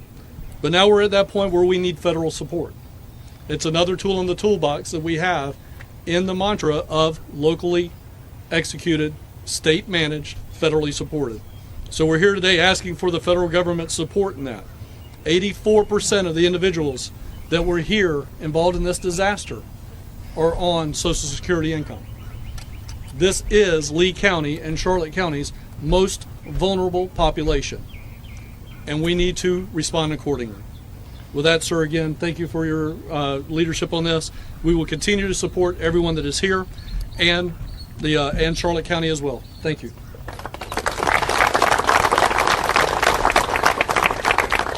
When you have situations like this, I mean, obviously the protecting life is first and foremost. And when it first came through, you know, we were holding our breath because we feared that you could have significant number of fatalities. Fortunately, that didn't happen.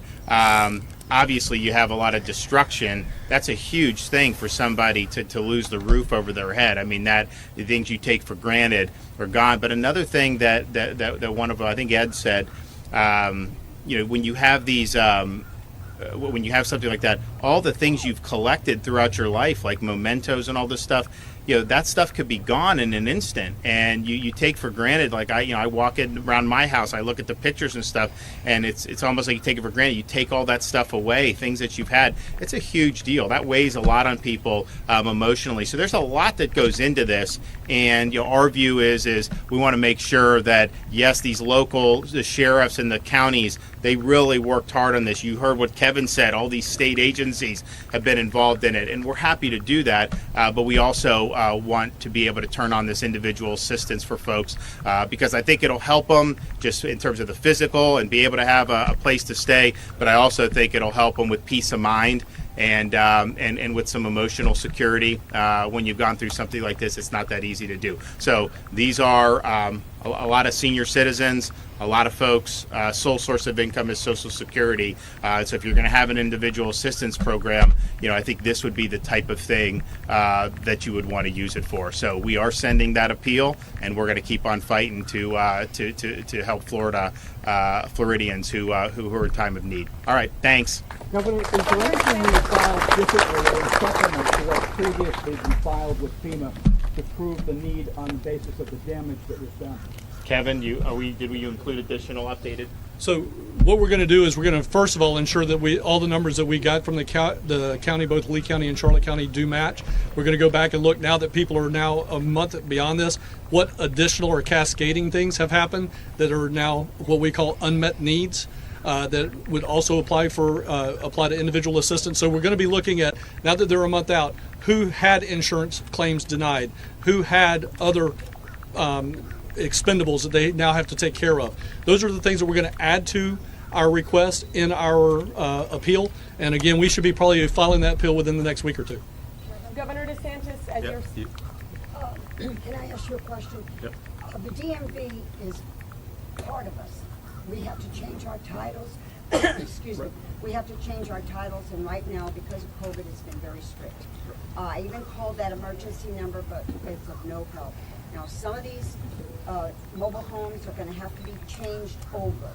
can we have? Is that Lee County DMV or what? Yes, yes. Ultimately Secretary Rhodes. Right. So I'll make sure we get Secretary Rhodes from DHSMB Okay, involved in we it, really and we'll need get it it. taken care of. Okay. We'll help you out. No problem.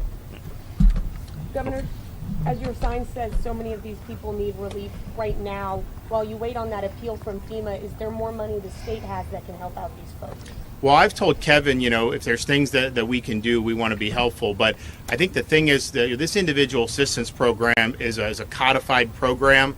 You follow, there's eligibility, people could get the money, and it's kind of all above board. And that's what states have relied on for years and years and years. And so that is, I think, the best way to be able to get these folks relief. But if there's other avenues, I want Kevin to be exhausting those avenues. But certainly we believe the federal support is something that should come. And Governor, can you talk to what some of those other avenues might be? I know you said. Well, I'll do, you want to do, does someone else have one? Yes, I had one. I just wanted to ask, if that appeal is denied, what are the next steps for you guys to offer assistance to people affected here? Well, I think we'll cross the bridge when we come. I mean, Kevin's going to be working on the different options. If you look, I think pretty much every major disaster that Florida's had. I mean, most recently was Surfside, where they had individual assistance support for the families who had been both displaced and I think also the families of people who, unfortunately, we had a number of fatalities. There was a really, really crushing thing, and so they were able to get, and that involved, the Surfside is a little bit different demographic, than here. I mean, this was an oceanfront condominium complex, but even then, and a lot of these people had, more than average means. When you get displaced like that, getting some short-term relief can really go a long way. And then if you look at Irma, if you look at Michael, if you look at those other big events, all had the individual assistance. And so that's always been a key component when you have these really significant disasters. And again, this may have been contained, but where it hit was really, really impactful. Governor, how has the state helped these people since the tornado hit last month? Well, Kevin went through a lot of it, but I'll let him elaborate. So again, when we get to a point like this where we're dealing on a micro level event, even on the macro level events, we still do it the same way. We're at the point of case management, right? So again, if you look around, as I see a gentleman behind you wearing a veteran's hat from the U.S. Coast Guard, we get that person with the Department of Veterans Affairs to see if there's any programs that the state has or the federal government has that will help a veteran recover from something like this. So again, elder affairs, persons with disabilities, Department of Health, things like that, Department of Children and Families. See what programs we have access to that we can turn on to help individuals in their time of need, and then their federal counterpart, see if there's something there. But again, at the end of the day, what would certainly help fast track a lot of that and be a supplement will be the help that the federal individual assistance program provides. And because it was declined, how has that kind of slowed down the recovery here? I would say right now it hasn't necessarily slowed down the recovery, because I know that the local emergency management and state emergency management, the state emergency response team works regardless if we're going to get that declaration or not. We're going to continue to work and help people the way we can. What will slow down is the appeal process. Obviously, it can take up to 30 days. Then they can reply back. We're not going to take 30 days to get it done. We should have that done this next week and send our appeal back up to the White House, or I should say the White House, to FEMA, and then on to the White House.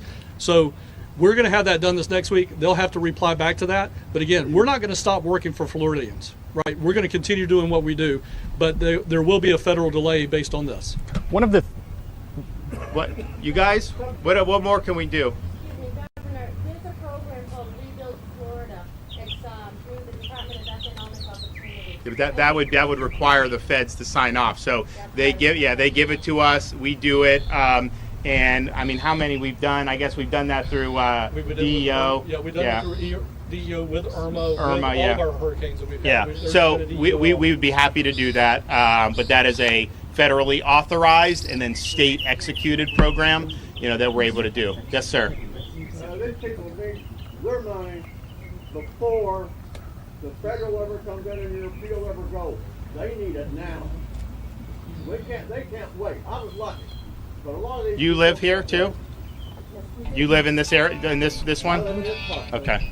And you didn't have a big damage? I didn't have a gas. Okay. Okay.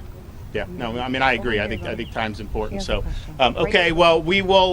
We're going to stay on this, and I told Kevin, look to see what other avenues there are. There are actually a lot of avenues, but it really does require, some support all the way up and down the chain, and that's how we like to do these things. Local, state, and federal all work together to be able to help the folks that need help the most.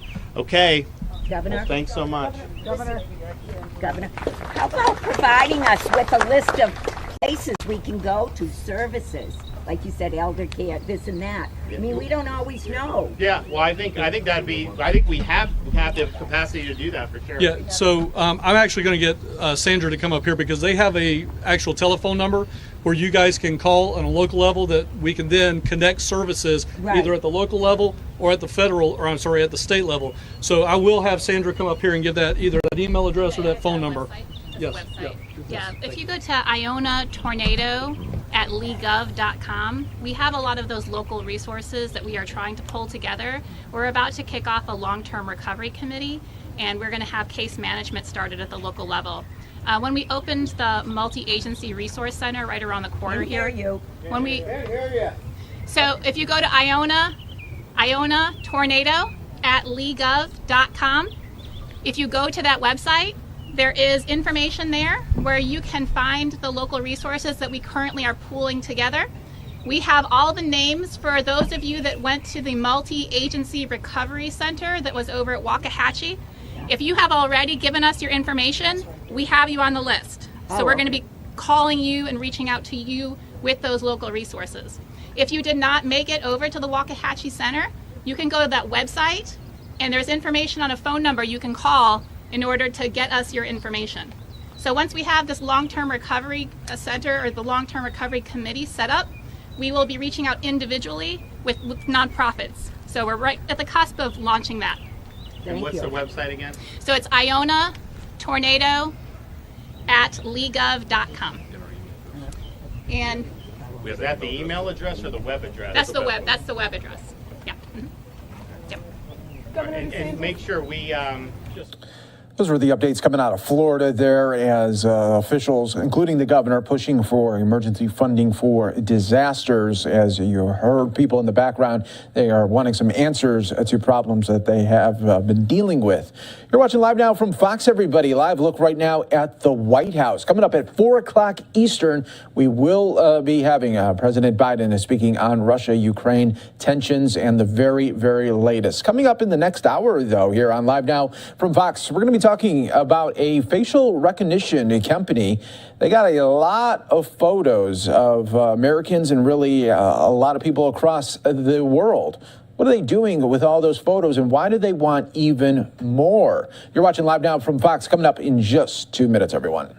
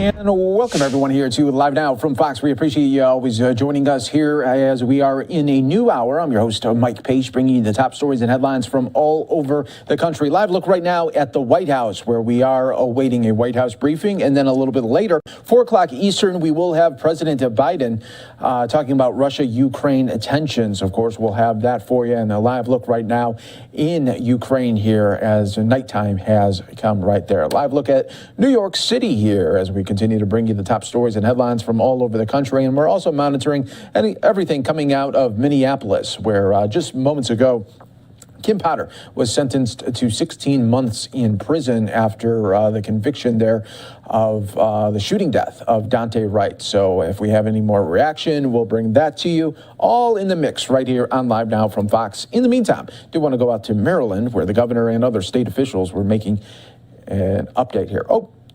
In just a little bit, we'll go out to Maryland in just a little bit, but I do want to now, we do have a special guest coming on for us right here on Live Now from Fox. It's all about technology and just maybe how fast technology is really moving on collecting data, pictures, for one thing. And that's what we want to do right now. Bring in Washington Post contributor and writer right here, Drew Harwell. Thank you so much for joining us on Live Now from Fox. You wrote a great article talking all about this facial recognition company, Clearview AI. Before we talk all about what they do, can you just give our viewers a little update on just what they are and what they do? Are a big facial recognition company. They have contracts with federal agencies, police forces, all across the country and across the world. What they're known for is they scraped images off of Facebook, Instagram, a lot of the websites we all use, and added billions of photos into their database, which they can now use for, if a police officer gets a photo of somebody out in the field, they're trying to find them, they can then run the photo through Clearview AI. So it's a big service that some people use to catch the quote unquote bad guy, but there's all sorts of sort of privacy concerns in terms of people didn't know their photos were going to be used in this way. And now this company is saying they want to expand not just for the use in police cases, but also for potentially, private sector cases, verifying our identities for our bank accounts, that verifying the people who drive Ubers and deliver food, that kind of thing. So there's all sorts of worries that this might be going too far. Yeah, absolutely. And how do they even, first off, get the first batches of photos? Because it would seem like, okay, on social media, you have the terms of service with Facebook or Twitter, and that's with you and Facebook. But how does a company just come out and really overreach and start grabbing stuff what they want? They just started downloading stuff from the internet. This is a very unusual company. There are a lot of facial recognition companies at this point, but most of them just sell the plumbing of how the system works. They allow the client to sort of put in their own photos. Companies work with police forces and they allow them to scan, maybe driver's license photos or jail booking photos. Clearview just took everything they could find. And so they're at now 10 billion photos from across the internet. That's actually put them in the crosshairs of not just, Facebook and Google and Twitter, who said, no, you're breaking our rules. You can't just automatically download all of our photos for this use. It's totally unacceptable. But the company's also facing heat from, they're facing dozens of lawsuits around the world, government investigations, and across Europe and Australia and all these, and members of Congress too, from both parties, Democrats and Republicans, are furious at this company, and they feel like this is somebody who has taken the technology and gone way further than we're really comfortable with. So yeah, and now they say they're at 10 billion photos. They just started a couple years ago. They want to get to 100 billion photos. They say that would be enough to identify everybody on Earth. And keep in mind that there's only 7 billion people on this planet. So their database would potentially have multiple photos of every one of us. And so, is that something we're comfortable with? Is the technology just totally outpacing what we feel is right in terms of, our ideas on privacy and free speech? And from a business standpoint there, as they're trying to get more investors involved here and pour more money into this database, what kind of business opportunity is that for them to say, hey, we do have 100 billion photos? What could that lead to as far as not only for police agencies and others, but other employers as well? Well, they're saying, you know, come to us because we're going to have the best database. We're going to have the most pictures, the best accuracy. You don't want to work with anybody else. We have 100 billion photos. So that's their sales pitch. And they're saying, you know, for years, they have gone out specifically to the government agencies and said, we can help you find criminals, stop fraud, stop identity theft. But now it seems like they're kind of trying to switch tack and go to, you know, the stores that we go into, right? The services that we use to hire babysitters or, you know, contractors. They say, okay, we can scan the people who will be working for you. We can run them through our database and make sure that, you know, they're not on a watch list, or, you know, we can figure out who they are even without them telling us.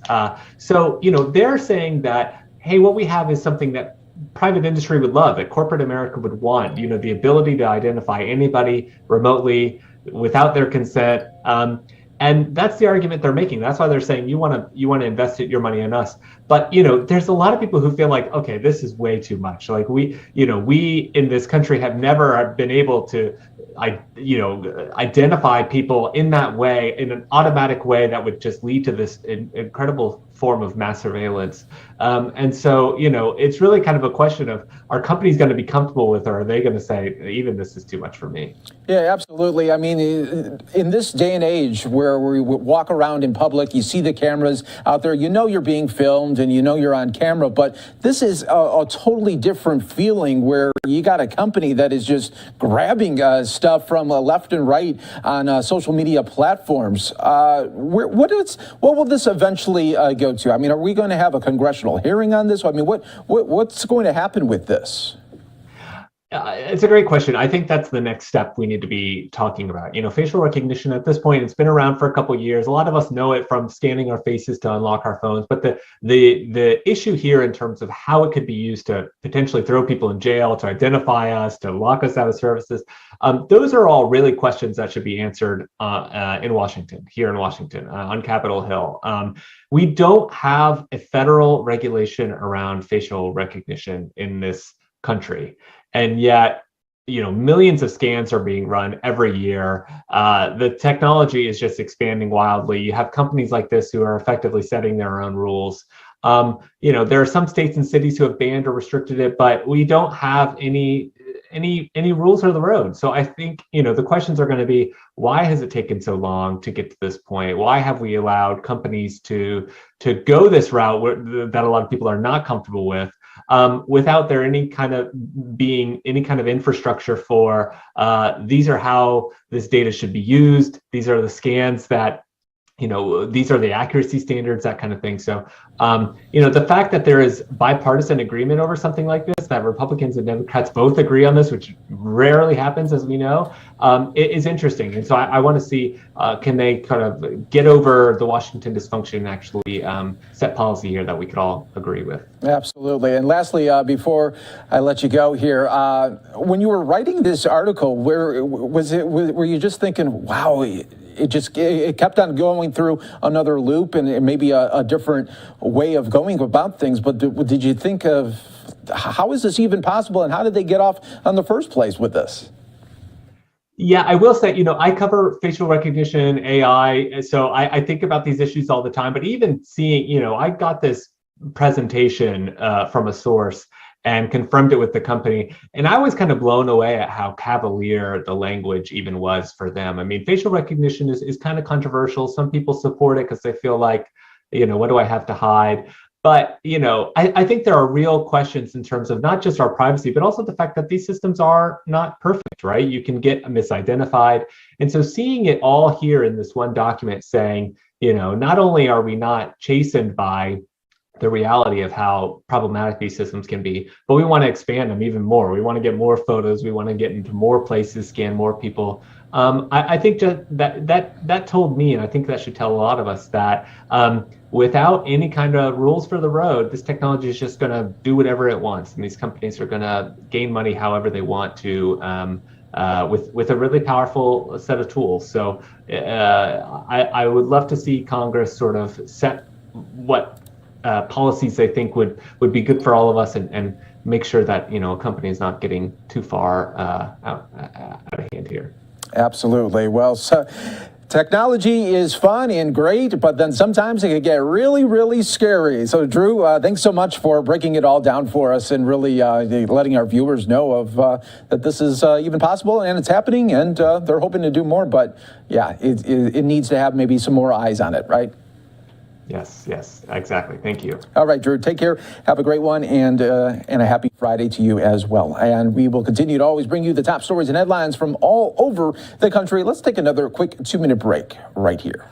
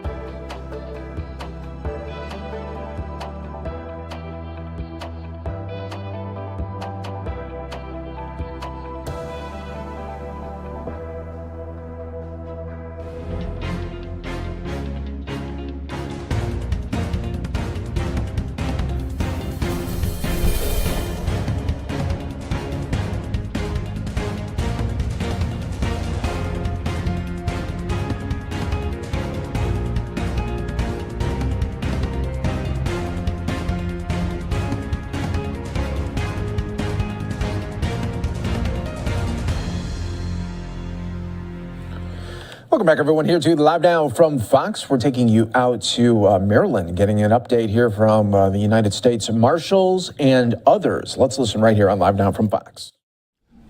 Good morning. I hope everybody's doing well today. Just want to announce that the wearing of the mask, it's optional here. However, when you go out in the corridors of the courthouse, there's special order, you have to have the mask on, but you really don't need the mask on in here in the Marshals area. Thank you all for being here today.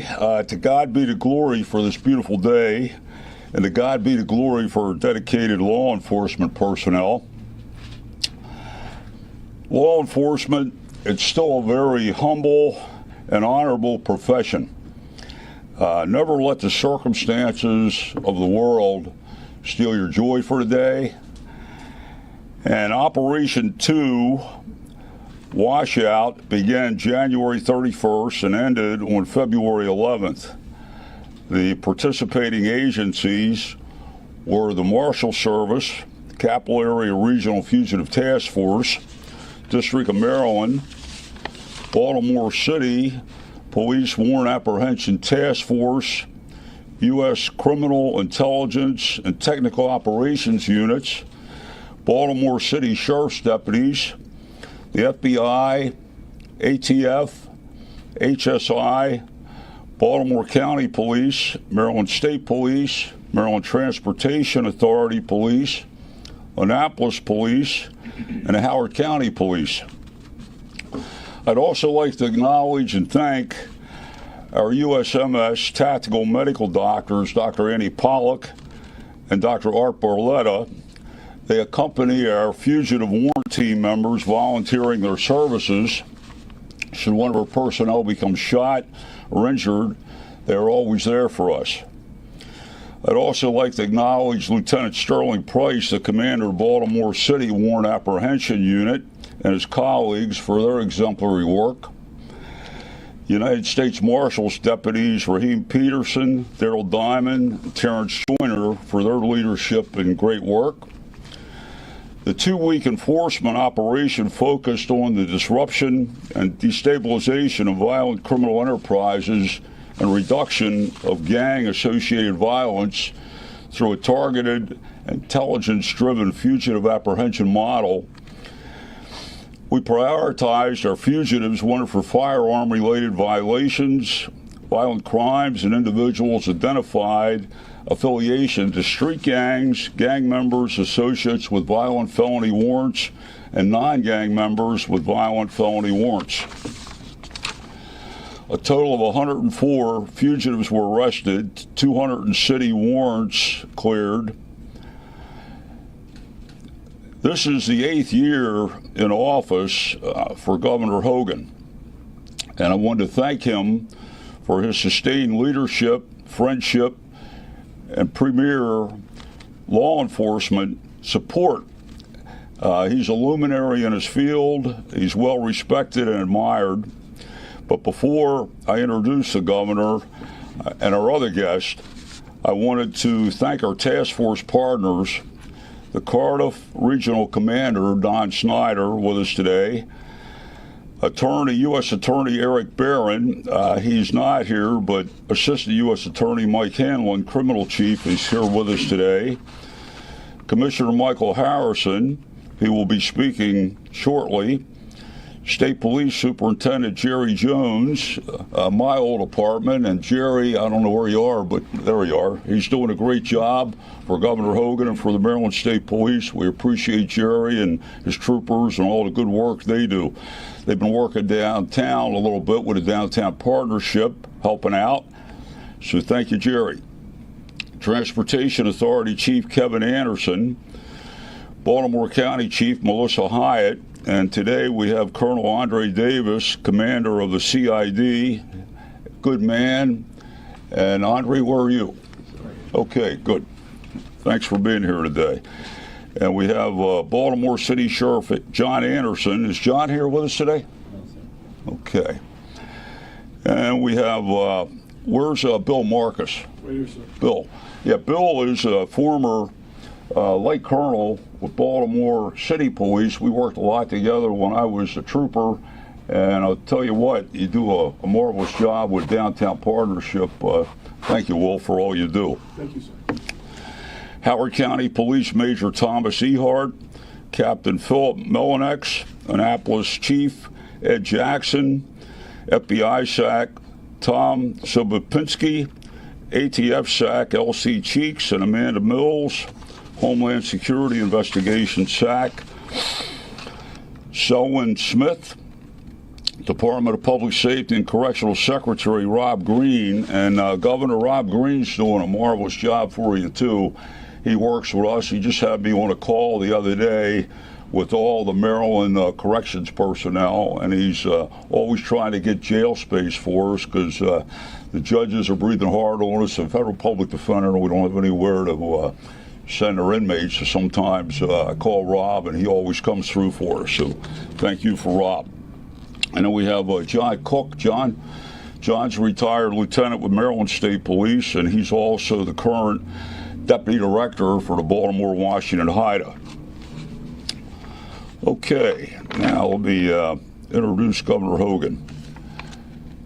In my 56 years in law enforcement, I've worked for a lot of governors over the years as well when I was with the state police, but I've not seen a governor with the initiative, true grit, and determination to step up and tackle violent crime issues like our Governor Larry Hogan. He's a luminary. He's always there for law enforcement, and he's always there for the families of law enforcement, those killed or seriously injured in the line of duty. So, Governor, you're a luminary, and you're special, and we love you dearly. You got the podium. Thank you, Mark. Thank you. Well, thank you very much. Good morning, everyone. Thank you, Marshal Hughes. I want to begin by commending you and your team at the U.S. Marshal Service for the excellent work that you do, and especially for your latest efforts over the last few weeks here in Baltimore City. I want to thank the Maryland State Police and all of our state law enforcement agencies, our federal partners, including the FBI and the ATF and Homeland Security investigations, as well as the mayor and the police commissioner and all of the other local law enforcement agencies from surrounding jurisdictions, including Baltimore County and Howard County and the Annapolis Police Department and others, all of whom have been working together to back up the Baltimore City Police Department and the Baltimore City Sheriff's Office. I also want to thank U.S. Attorney Eric Barron and his team for continuing the long-standing partnership between our offices to combat violent crime across the state. Back in 2017, we worked together with our federal, state, and local partners to conduct a coordinated, aggressive surge operation in the city. In 2019, we launched another joint operation which resulted in hundreds of arrests. And today, we are here to provide an update on the status of another large-scale joint operation, which, as Marshal Hughes has said, has resulted in an additional 104 arrests in Baltimore City just in the past 2 weeks. The main focus of this aggressive multi-agency sweep was to remove some of the most violent repeat felons from the streets of Baltimore City. Through these joint efforts, we've made 14 arrests for homicide or attempted homicide, 15 arrests for robbery, and 28 arrests for firearms-related offenses, and over 200 open warrants were closed during the operation. I want to once again thank all of the participating agencies at the federal, state, and local level for their hard work and dedication. This is yet another example of what we can accomplish when we all work together and when we're laser focused on violent crime. Now that we've apprehended these violent offenders, we need to make sure that they're prosecuted to the fullest extent of the law. And this is just one of a number of joint law enforcement operations that are currently ongoing in the Baltimore area. Following really productive discussions that I had with the mayor and the commissioner earlier this month, Maryland State Police investigative units are working together with the city, with the Baltimore City Police Department to help serve open warrants for the most serious felons. All of this is an important step in the right direction, but it's only part of the equation. We also need to work together to make sure that the city has the tools to prosecute more and sentence more of the most violent criminals to get them off the streets. We have a bill before the legislature to toughen penalties for those who commit crimes with guns, who illegally possess guns, as well as those who supply the illegal guns to the violent criminals. And a bill which will require the Maryland State Commission on Criminal Sentencing Policy to track and publish data on detailed information on the sentences that are being given or not being given for violent crimes.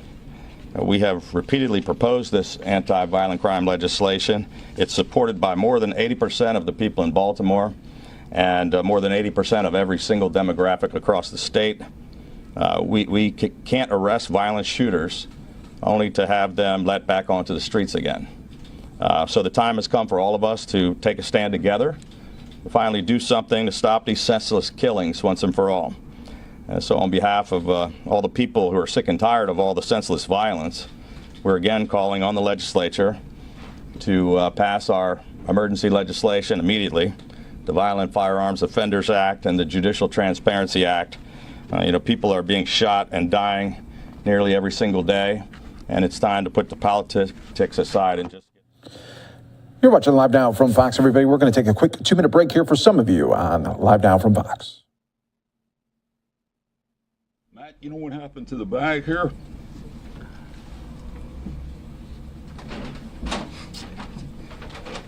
Yeah. I don't want to be the bad guy. Yeah. Let's pull it out, Matt. There you go. Wow. Governor, this is a hand-carved seal with 9 different woods. So we'd like to present that to you on behalf of the United States Marshal Service. You're already an honorary United States Marshal. We did that about 3 or 4 years ago. So you can hang that up with your other stuff. Well, thank you very much. Thank you. It's an honor. This will be in the governor's office this afternoon. Yeah, thank you. Mayor, can I call you up? Yes, sir. Okay, Mayor Brandon Scott, and as a resident of Baltimore for the last 22 years, I think you and the commish are like the A-team, and I see you guys out and about walking around at night. You know, I'm out and about at night. I see you guys out there on the streets at night with the police and the community leaders, so I just want to thank you for all you do and turn it over to you. Thank you, sir. Thank you so much. Thank you, Mr. Marshall. Thank you all for being here this morning. Let me first acknowledge our U.S. Marshal Johnny Hughes and his team for his great work, our governor for his continued great work and partnership, our police commissioner Michael Harrison. I am here today on behalf of the residents of Baltimore, our great city, to say thank you and applaud our law enforcement partners for this most important partnership, this amazing coordination in this 2-week operation. This type of coordination between our federal, state, and local partners sends a clear message that we are united in our mission to reduce violence and get those who carried it out off our streets. And I'm thankful to our partners for this coordination because it is necessary to reduce violent crime in Baltimore and throughout our state. And operations like Washout are exactly what I mean when I repeatedly say that we will continue to focus on the most violent offenders, and we will do that together. This operation yielded 104 arrests for open warrants, among them 5 first-degree murder warrants, 9 attempted first-degree murder warrants, and 28 firearm violations.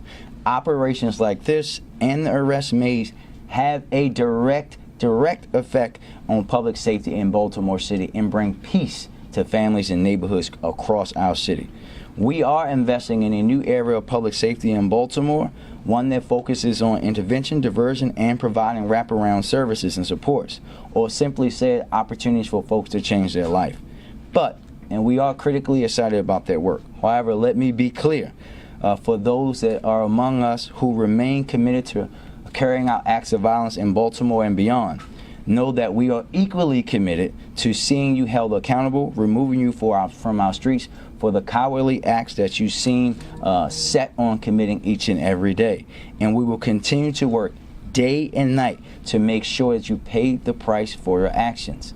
I will be returning to Annapolis, Mr. Governor, next week to testify on legislation that would require notifications from the judicial system when someone who has committed a murder, a shooting, a robbery is released, so that our police department and other law enforcement officers know. I will also be there again talking about the importance of supporting parole and probation and the monitoring that has to happen that we talked about last week for folks who continuously are out with ankle bracelets on and we not know.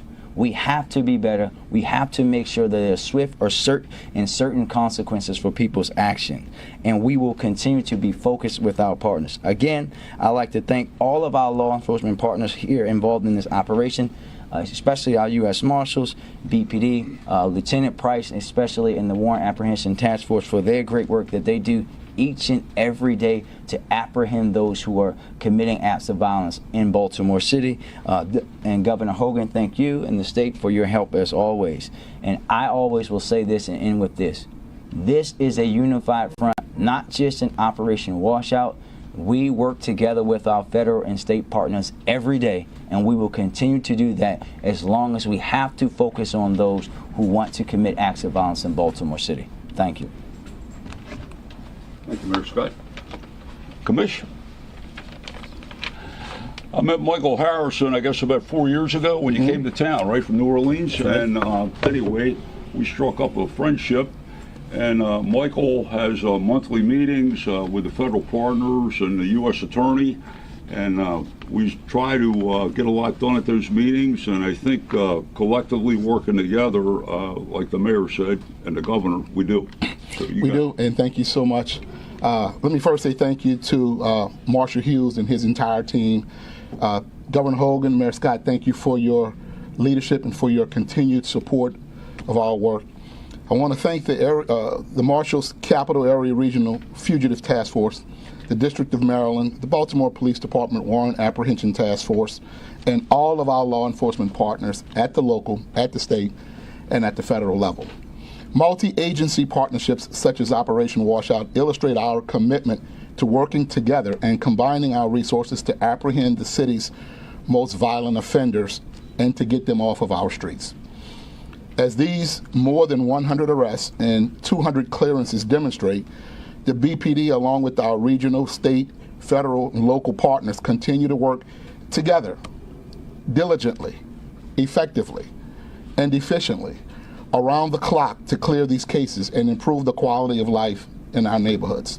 So I applaud the exemplary work of the entire team and their proven ability to work together efficiently, effectively, in order to bring peace and deliver justice in our community. And as the mayor said, this is not something we just did over the past 2 weeks. We do this work with all of these partners every single day, and we will continue.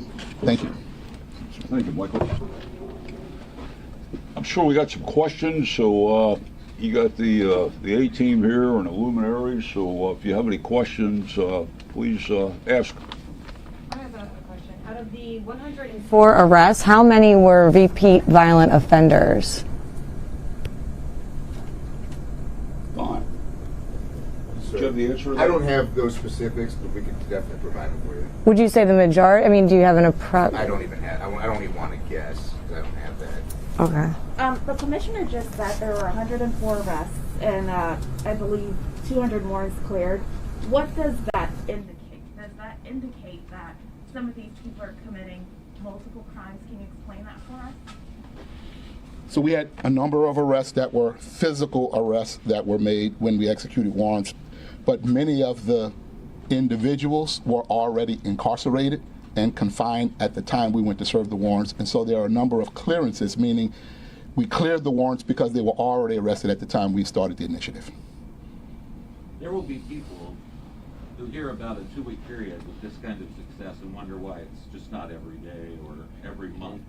Could somebody talk in terms of the lead up, manpower, hours, surveillance, locating where you're going to go during that kind of sweep during the 2 weeks? What all goes into this? Because it must take a long time to get ready to just go. Yeah. Let me introduce, this is Don Snyder. Don is the commander of the Capital Area Region Fugitive Task Force with the Marshal Service, so he's stepping up to the podium now to answer that. Thank you, Marshal. So, like the mayor was saying, we're absolutely doing this every day. These partnerships don't go away at the end of the operation. Our Capital Area Regional Fugitive Task Force covers all of Virginia, Washington, D.C., and Maryland. And we have over 300 officers dedicated to apprehending violent fugitives, investigating, locating them, and apprehending them across the state, or across our region every day. These operations are a little special because it takes more resources, and so what we have to do is we have to go to our headquarters element, request additional resources to do a focused effort that requires additional training, equipment and supplies, overtime funding for our state and local partners to help us with this effort. And so it requires a lot of additional resources and manpower to pull something like this off in a 2-week operation. And so Baltimore is definitely one of my focus areas of my region. And so we try and do these pretty regularly, as often as resources will allow. So is it weeks, months? The preparation time is months. Just anecdotally, 100 and some odd arrests, 200 warrants closed, but only 3 firearms found, and that was a focus. What's the difficulty? What do we make of the fact only 3 firearms are found? It's very situationally dependent when we make the apprehension. So during these operations, sometimes we'll see more firearms recovered, and it just so happens that at the time of the arrest, the fugitive had a firearm on their person. When we made these arrests, during this operation, we did not find as many firearms. We did find a ghost gun, which is a significant, pretty significant event for us, and taking that off the street. So, our officers and agents are trying to arrest these fugitives in the most safest way possible to the community and to themselves. And so there's sometimes we'll catch the fugitive with a firearm on their person, and sometimes we don't. I have a question. The press release says you arrested 4 known gang associates. With what criminal organizations are these 4 associated with, and what's the basic location? What locations across the state did the arrests span from? Was Annapolis taking part? Did they arrest the people in Annapolis, or did they move somewhere else to help in a different location? Our focus area of the operation was Baltimore City. We have officers from Annapolis area that are members of the Capital Area Regional Fugitive Task Force that assisted in the operation, but our focus area is Baltimore City.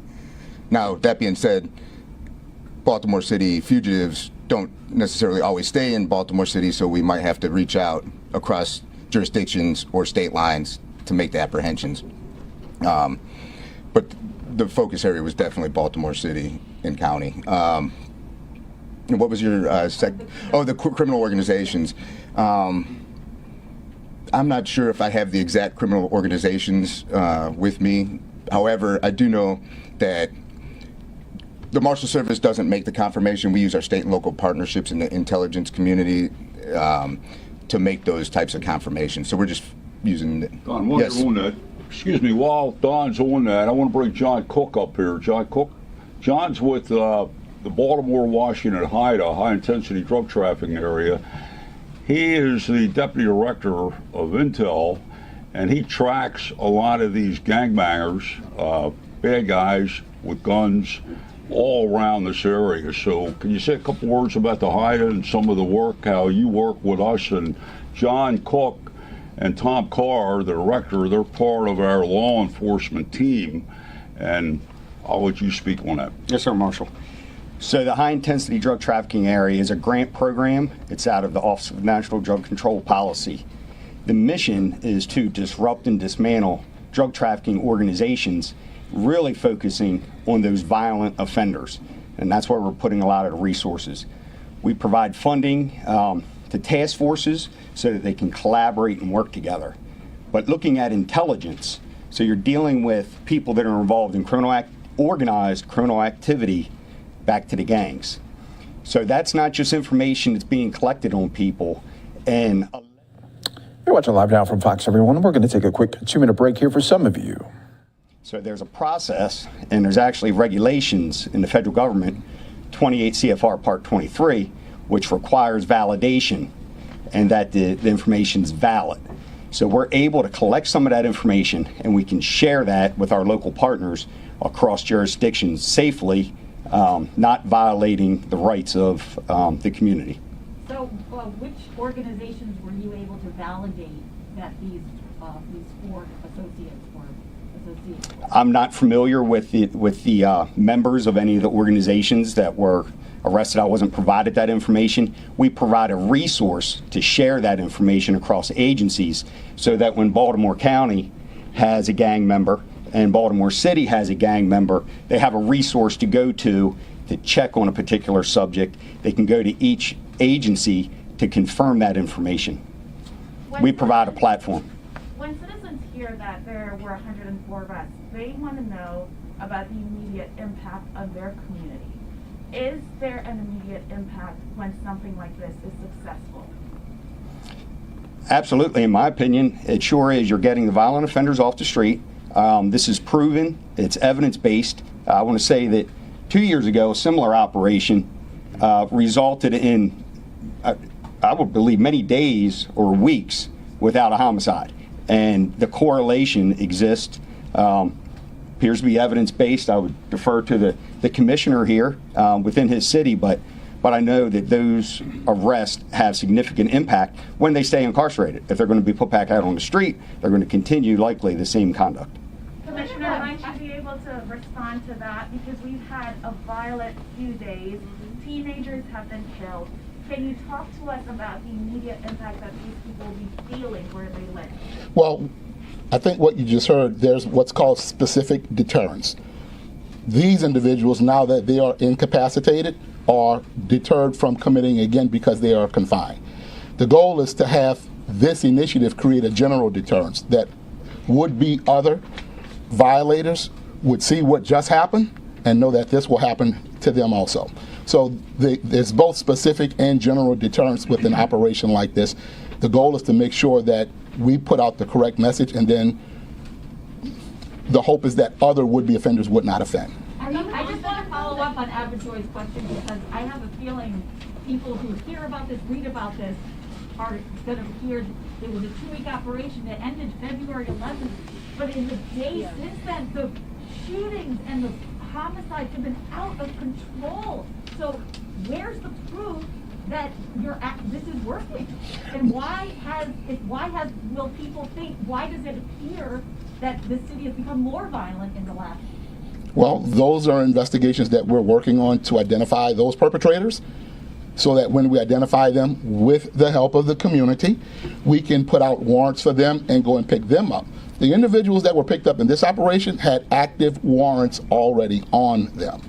Perhaps the shooters in this past weeks did not, but the goal is to identify them so that we can pick them up also. But we have to have an arrest warrant to do that, which means we have to have help from the community to achieve that. But the idea is the selling point of these operations, we've covered them for years, is it cuts violent crime in Baltimore City. So if you take if you zoom out, where's the proof that it does? Because people every day just think it's getting more violent. I understand you're talking about specifically in the last week, but where can we see the effort, what you're trying to achieve? Well, what we know is that the people who we put in jail, should they stay in jail, they will not be committing more violence on the streets. Commissioner, so you talk about the importance of prosecution. We don't see anyone here from the prosecution side. Are you confident that that will happen and that these people will be prosecuted and stay in custody if that's so important? Well, we made sure we did our job. We picked them up, we arrested them. Now we have to make sure that we put together good criminal cases that will make it all the way through the criminal justice system. I can only speak on behalf of law enforcement. Is there a reason why the prosecution side of this isn't here? Yeah, that would be on me. So these folks here today to discuss the actual results of the operation. With that, we're going to get to our last question and keep. Yes, Governor Hogan, you mentioned your crime bills that have been introduced multiple times, and you called for putting politics aside this session to pass them. The Senate Democrats have their own crime package. Are there any pieces of that you feel fit in with what you're trying to do? And additionally, what is your stance on the ghost gun legislation? Yeah, we're working with our partners in the legislature. I spoke with the entire Black Caucus yesterday morning, and we've reached out to Senator Ferguson to discuss some of his ideas. We're going to work together with them. But our legislation passed the Senate twice already and failed to pass the House. And it's the only thing that is going to allow us to get more people to stay behind bars. And so we're going to push that. We need to get those two pieces of legislation passed. But we're going to work together with them on ghost guns and on many of the other things that they're talking about. And we're working together with the city. We just put $500 million more into state and local law enforcement. That's going to enable us to provide a lot more support and backup and money to the city. To the city police department to beef up the state police and enable us to continue surge operations like this, because as we were talking earlier, the resources, you can send them in for a couple of weeks. I think the one time we did a 30-day surge and cleared a couple thousand warrants and arrested a couple hundred people. But to have it sustained is going to take a whole lot more, effort and resources. But the good news is we're all sitting down, working together, and we're going to provide all the support we can. But arresting them and letting them back on the streets is the number one problem. We've got to keep them in jail. Are we going to get a list? That was the last question, I think. Are we getting any more information about who was arrested, where these prosecutions are happening, anything like that?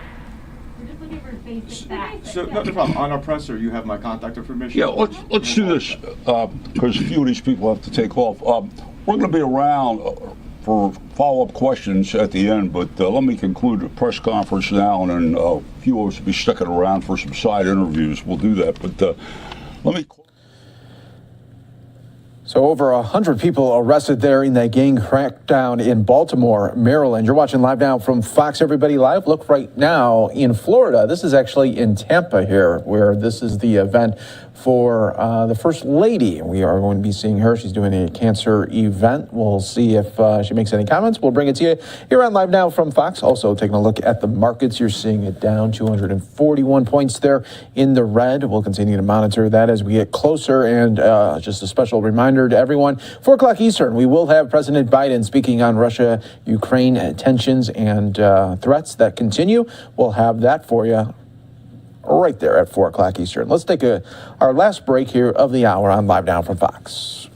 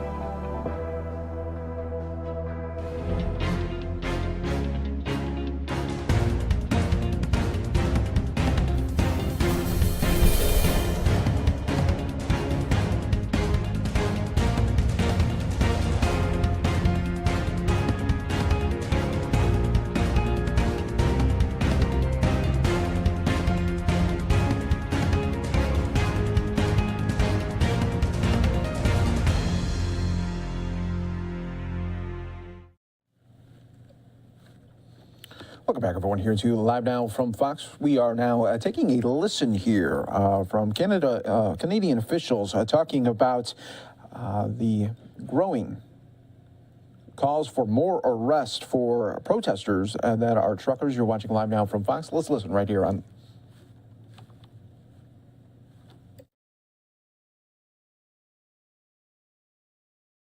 Keep my remarks quite short to allow the media to ask the very important questions I know they must have.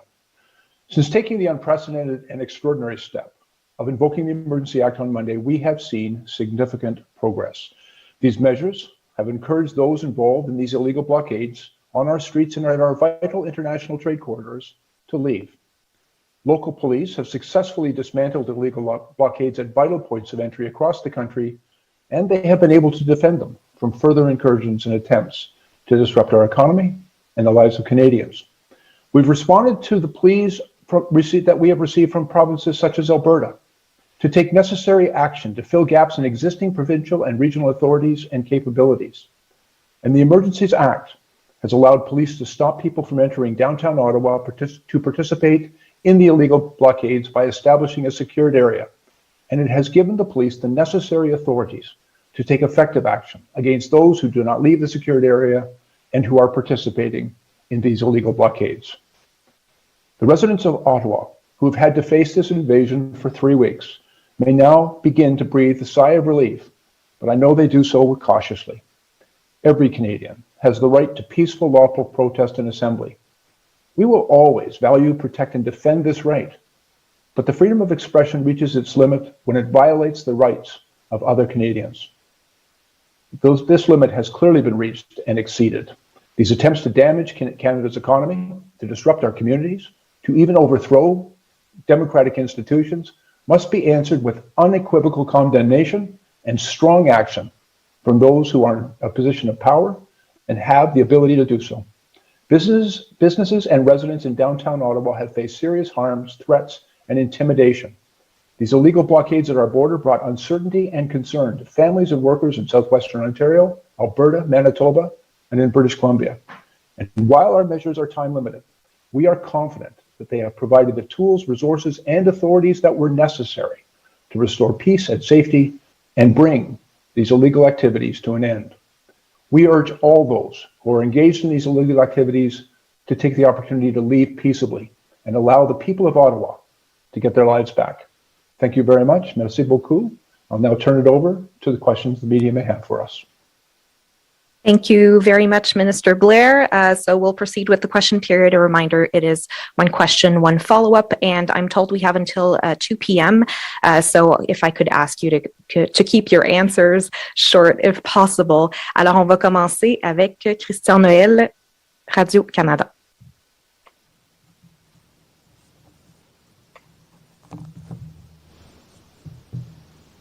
Christian, tu peux y aller.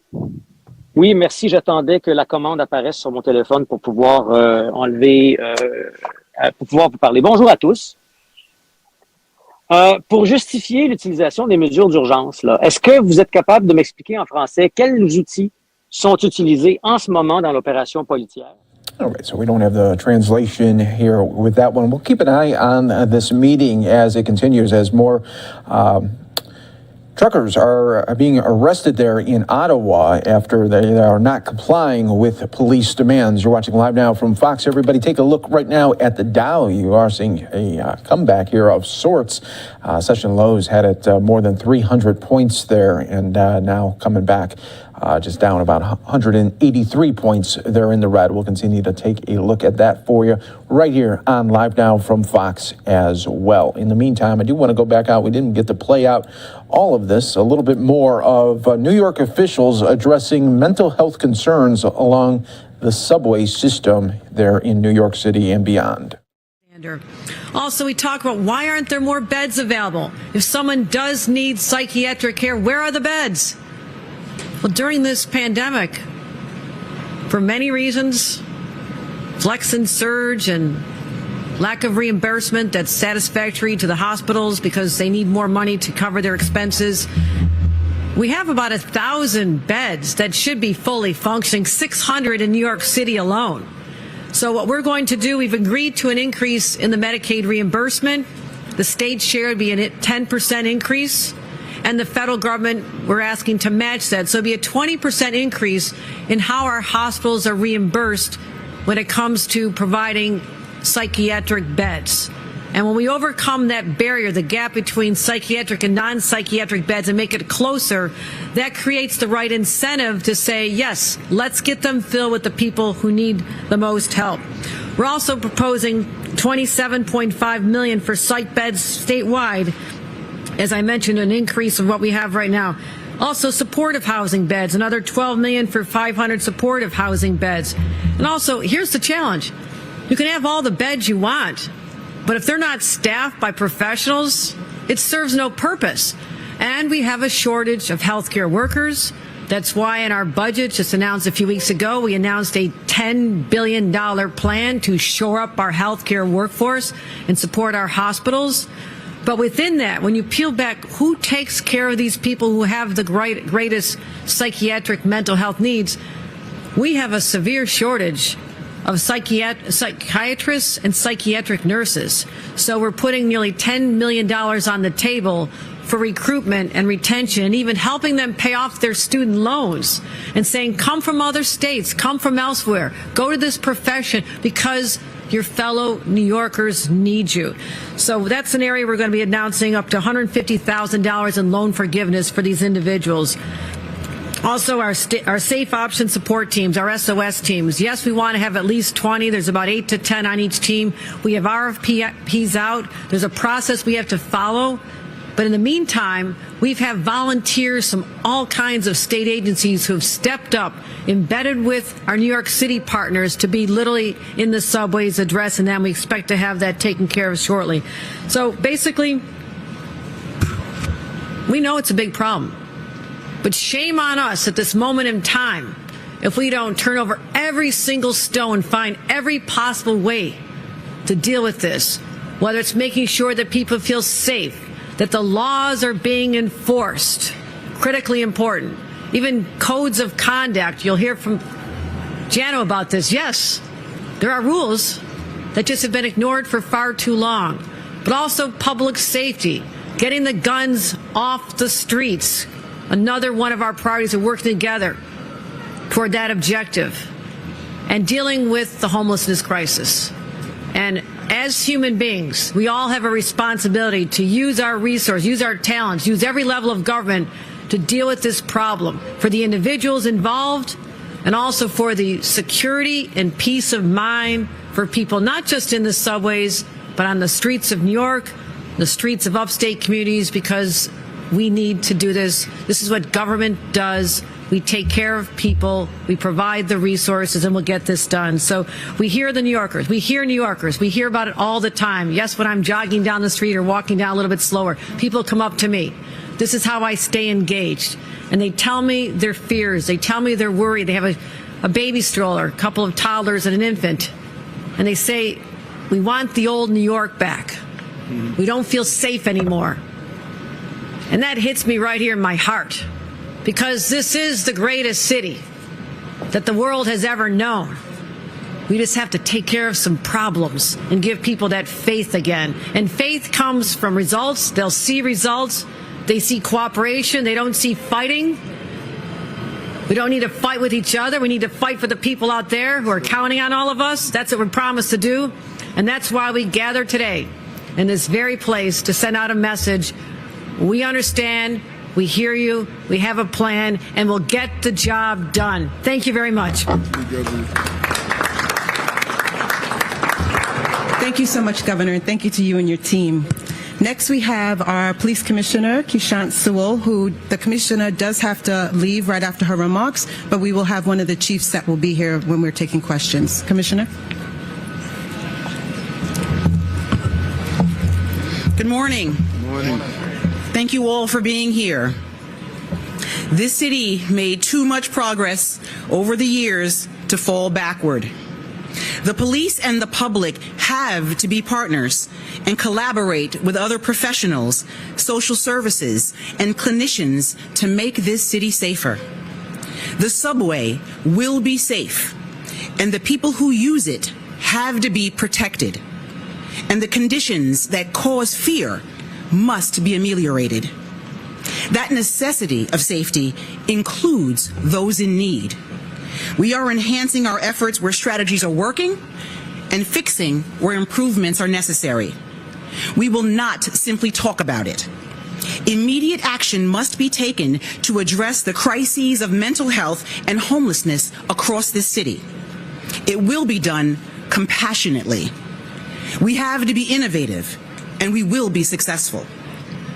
As we emerge from the pandemic and look to bring workers back to their offices and more tourists to our hotels, restaurant, and entertainment, we know the days and weeks ahead present challenges. Starting next week, as the mayor said, the NYPD will join clinicians, social workers, and our other partners to link people to the services they desperately need. We will canvass high-priority areas on the trains, inside stations, and at the end of certain lines, beginning with the A, E, 1, 2, N, and R lines. Trained people will look to assist those in need. We will enforce transit rules when necessary, but this is about helping people, all people. We know that through the skillful deployment and continued dedication of all of our personnel, we will see crime reduction. This will take a sustained combination of precision policing and omnipresence. Since we announced our initial plan last month to deploy additional uniformed police officers to conduct more frequent and regular sweeps of the subway system, there have been in excess of 115,000 stations. We're listening into a little bit there of New York officials talking about mental health concerns, especially on the subway systems there. We'll check back in a little bit later here on Live Now from Fox, but I want to show you parts of this. Take a look at this video here. Parts of Pennsylvania overnight had some big time storms, and taking a look at all of the damage right now. And now it is the build back process right now. So let's go out to Katie Byrne joining us here live on Live Now from Fox in Plymouth with the very latest on what utility workers are doing right now. Katie.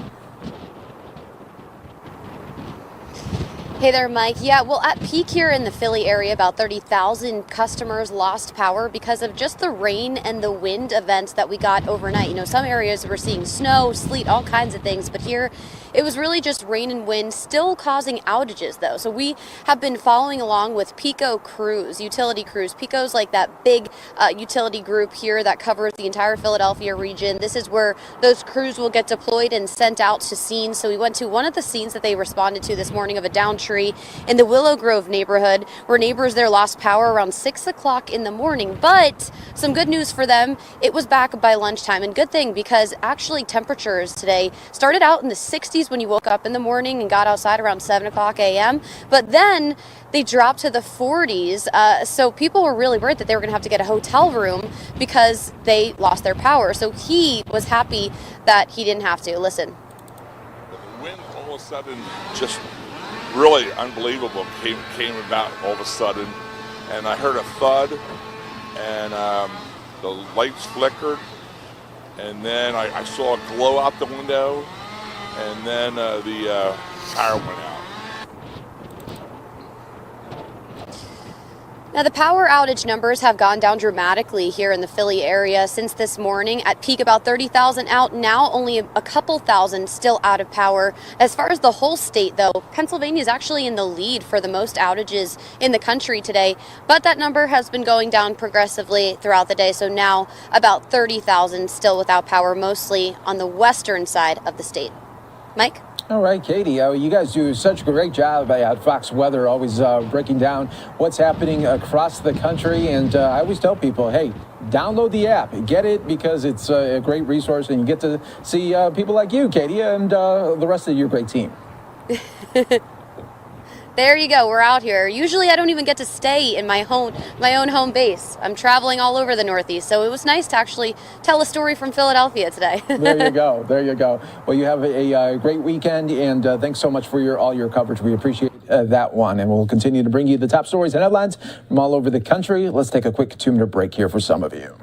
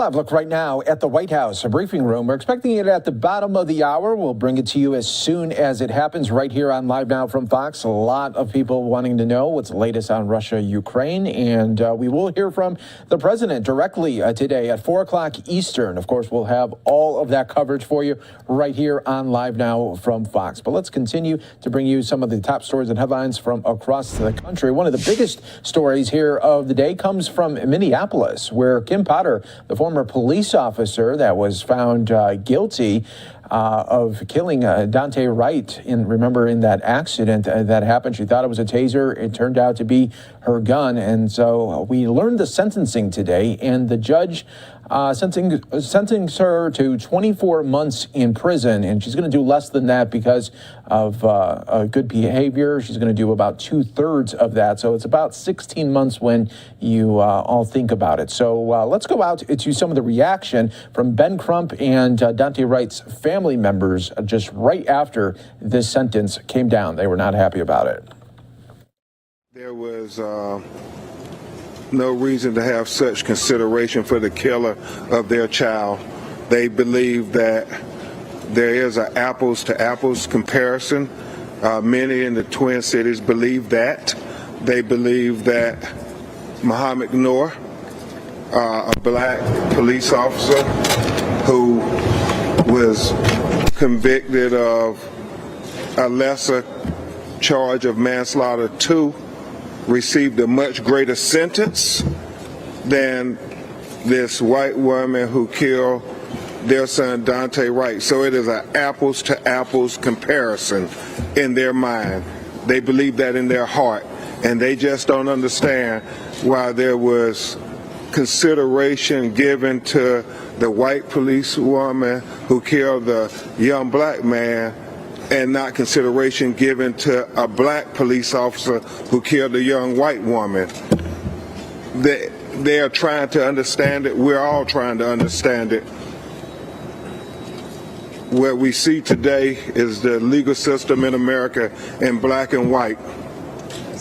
And we continue to fight for equal justice under the law. It can't just be a concept. It has to be real. And what they believe today was their son did not get the consideration that he deserved in this matter. At this time, Attorney Jeff Storms, Minnesota's own, will address you briefly. And Attorney Tony Ramanucci couldn't be with us today, but then you will hear from the parents of Dante Wright, and then we'll try to take some of your questions. You know, I think the best way that I've heard Attorney Crump describe this is the comparison to Lucy moving the football on Charlie Brown. You know, we saw Derek Chauvin get convicted. We saw Kim Potter get convicted. And so I think we all allowed ourselves to believe a little bit for a moment that there could be an equal justice system for our black and other communities of color citizens compared to the justice system that arises when someone who is white is killed, particularly at the hands of law enforcement. You know, what we've seen here now is, if you listen to the sentencing remarks when Muhammad Noor was sentenced, there were a lot of talks about the problems in the community with policing and how there have continued to be other deaths like George Floyd and Dante Wright, and Muhammad Noor was given greater than the presumptive sentence. But the problem with policing in Minnesota has never been the killing of white people by officers of color. It's been the over-policing of our black and other communities of color. And let's not forget that all of this started with a textbook, pretextual stop. Dante was stopped for tabs or an air freshener, whatever version you want to listen to. But it wasn't for anything violent. It wasn't for the call Muhammad Noor responded to saying someone might be assaulted. And so now when we try to put this in the broader context of Minnesota, it's inexplicable. How do we look at this wonderful family and tell them that there's justice and fairness? How do you look at children, black children and children of color, and say you're going to get the same fair shake? And we just can't do that with confidence right now. And the family is obviously grieving and feels betrayed by the system, and and they should. And all that's left to do now is to continue the fight in Dante Wright's name and in the fight in the names of others. Right now, you're here from Miss Katie and Aubrey, the parents of Dante Wright, knowing that many of their family members said, do you believe that we'll get equal justice? And I told them I believe they would. I thought we had reached a new precedent in America where we were going to see equal justice regardless of the ethnicity of the offending party and the victims. And so a lot of them said, Attorney Crump, you really believe it? I said, we're fighting to make it equal justice. And they said, we normally don't see that in America. And we tried to encourage them to believe that it is equal justice in America. But when we have sentences like this, it makes it difficult to make those arguments, because wasn't Muhammad Noor trying to do the exact same thing they said Kim Potter was trying to do? He was trying to look out for his fellow officers' safety as well. He was very remorseful as well. But they didn't make a downward departure for the black police officer like they made for this white police woman. And that's problematic to many people of color in America, that we continue to see this intellectual justification to make sure that seems like they get the most of justice and we get the most of injustice. And that's what we're struggling with at this moment. So this is very emotional for them. This is their baby.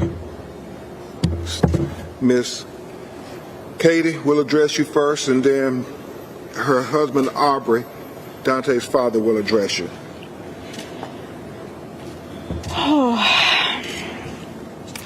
Kim Potter murdered my son, and he died April 11th. Today, the justice system murdered him all over again.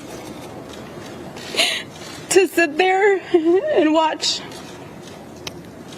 pouring my heart out in my victim impact statement that took so long to write, and I reread it over and over again, to not get a response out of the judge at all. But then when it came down to sentencing Kim Potter, she broke out in tears. So once again, we are standing here to say that we're very disappointed in the outcome. Yes, we got a conviction, and we thank everybody for that. But again, this isn't okay. This is the problem with our justice system today. White women tears trumps. Wow. Trumps justice. And I thought my white women tears would be good enough because they're true and genuine. But when they're coerced, coached, and taught by the defense attorney, I guess we didn't have a win in this at all. Thank you.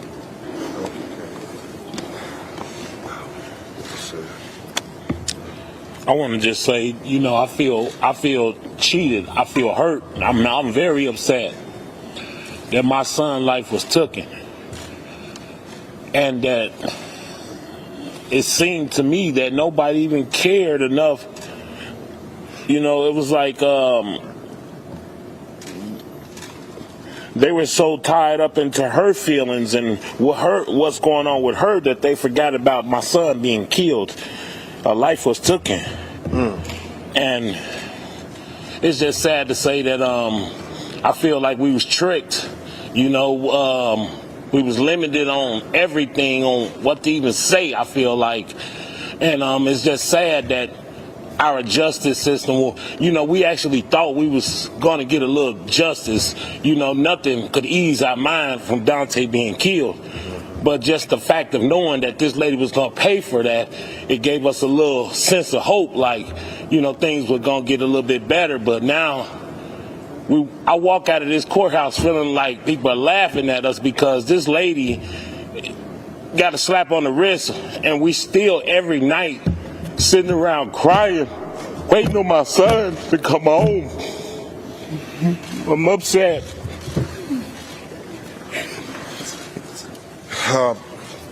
And the emotions are real.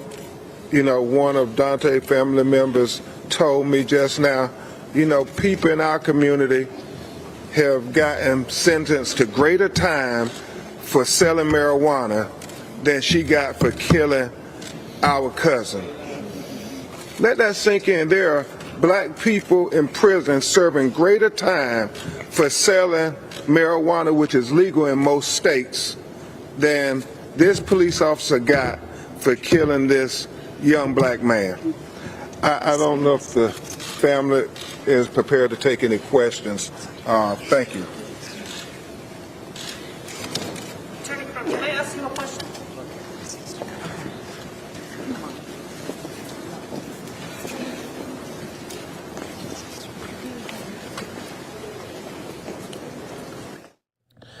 And of course, you're watching Live Now from Fox, everybody. We are going to take a quick 2-minute break. We are awaiting right now White House briefing should be happening in about 15 minutes. We'll let you know when it does, right here on Live Now from Fox.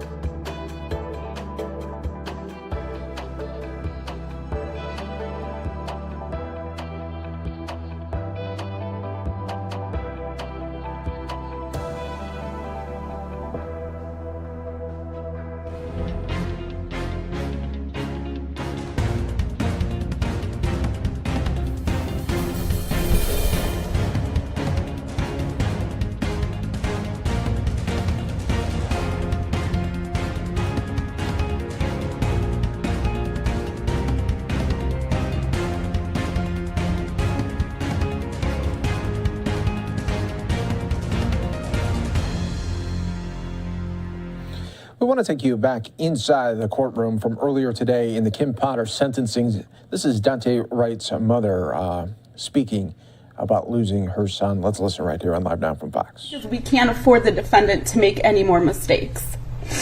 His name is Dante Demetrius Wright. Let me tell you what you've stolen from us. Dante was born October 27th, 2000 at 9:25 a.m., one of the happiest days of our lives. My husband named him after Dante Culpepper because he loved the Vikings and knew our son was a star from the moment we looked into his eyes. He played way too much and he joked a lot. Even when he'd get on my nerves, I couldn't stay mad at him because Dante's goofy laugh. Dante loved hard, loved his family, friends, and his son. Dante's smile was genuine and big, just like his dreams. You took this You took his future, what he could have been, and it was so many things. April 11th was the worst day of my life. A police officer who was supposed to serve and protect took so much away from us. She took our baby boy with a single gunshot through his heart. She shattered mine.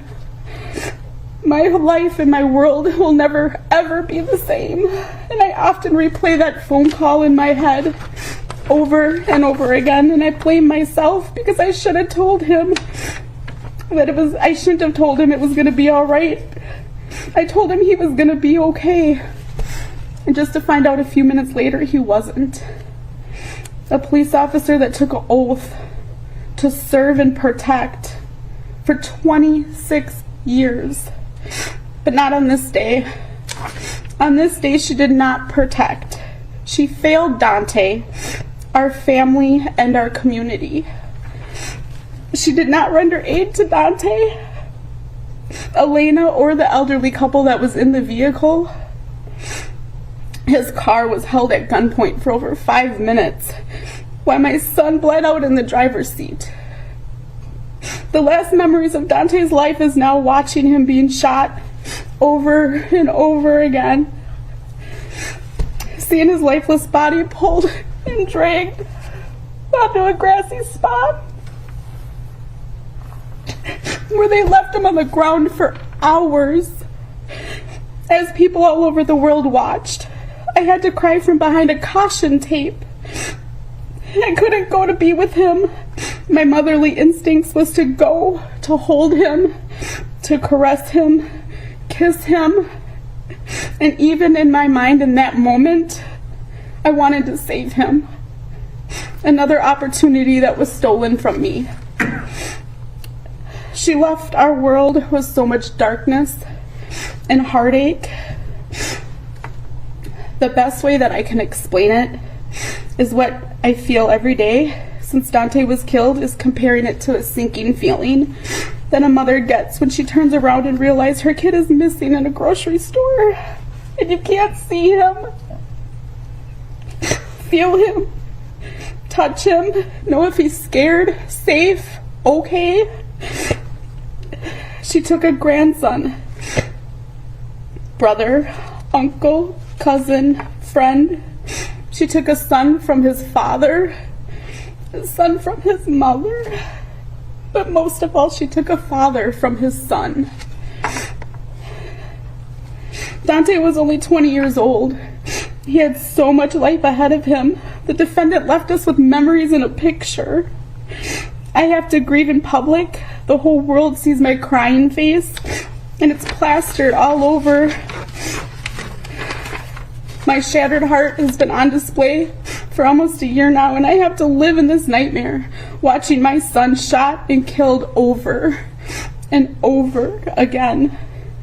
The defendant will be here to watch her sons marry, have children, buy a house, start a family. For me, every day, I could only hope to wake up and see Dante walk through the door and watch him play with his son, mess with his sisters, laugh with his brothers. A hope that's never gonna come true.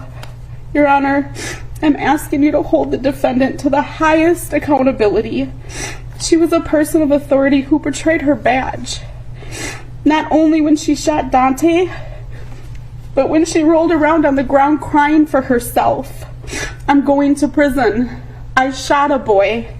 Call Chuck, her union rep. When she should have fact said, please go save him. How is he doing? Is he okay? Please help him. She didn't even try, Your Honor. She didn't try to save him. You should have done better.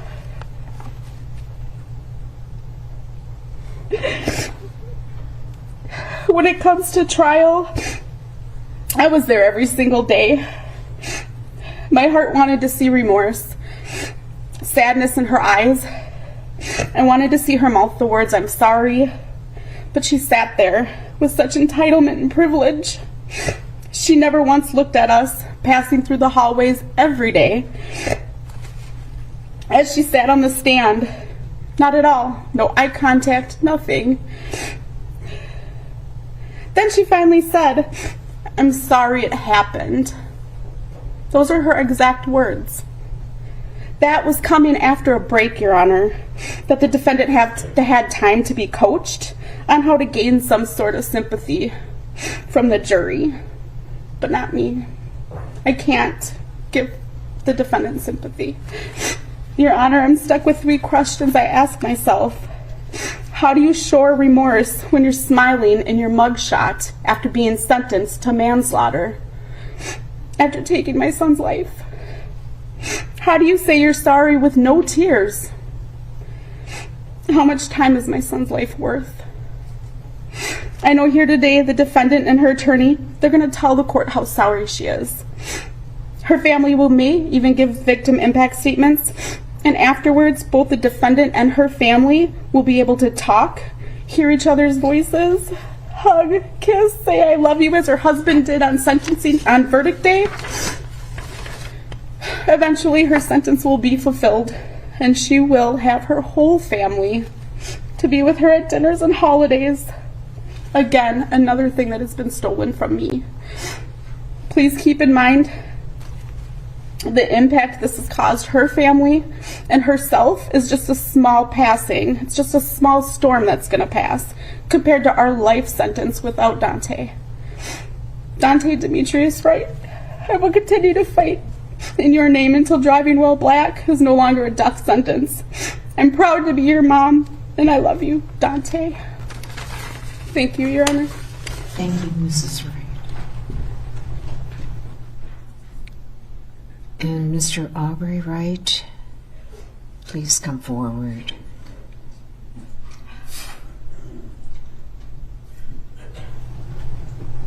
And state your full name and spell it, please. My name is Aubrey Wright. You said spell it? Yes. Oh, I'm sorry. A-R-B-U-E-Y. Last name is Wright. W-R-I-G-H-T.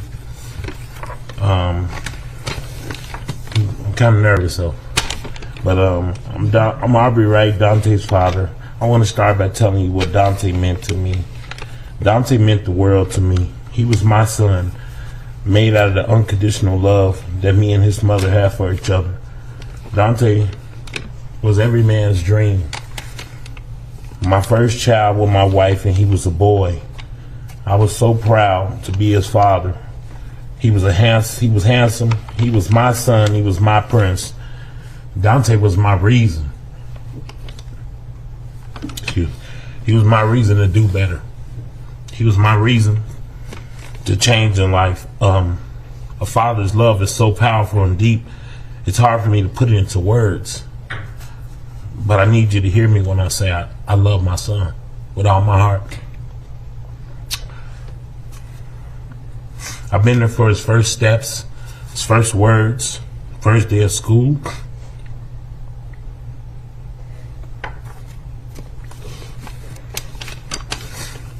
All basketball games, the birth of his son. It hurts my heart that Dante will not have these memories with his son, Dante Jr. Dante Jr. will only remember his dad from the stories and memories that we tell. They only had a very short year together. Because of Kim's recklessness, Dante was my go-to guy, my helper around the house. People would say he was funny like me, he looked like me, he was cool like me. I would watch Dante as he slept for many years, thinking, wondering how his future would be and what he would become. And I would kiss and hug him, and he would not like me to do that, obviously, but I would do it anyway. And I would always tell him that no matter what, I got you. From the day he was born until April 11th, I had him. I was always there for my son. Dante's life was cut short by Kim Potter, who claims she thought she had a taser. She pointed her gun into my son's chest and pulled the trigger, not only killing Dante by damaging his heart to the point of unrepairable, she also damaged my whole family's heart. Nothing will ever be the same. Everything we do as a family ends in tears, because all we have is memories left of our son. What should be happy times turns into sadness.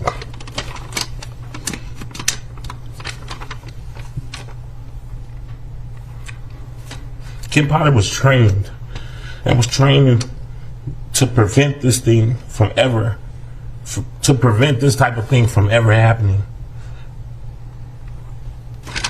She was a police officer longer than my son was alive. I asked that Kim Potter be held accountable and that the maximum sentence be applied, which is incomparable to the life sentence we have been given because her negligence. My son Dante's life was taken away way too soon, and he's never coming back. It affected my whole family. Thank you. Thank you. And I think Dominic Bryant, will you please come forward?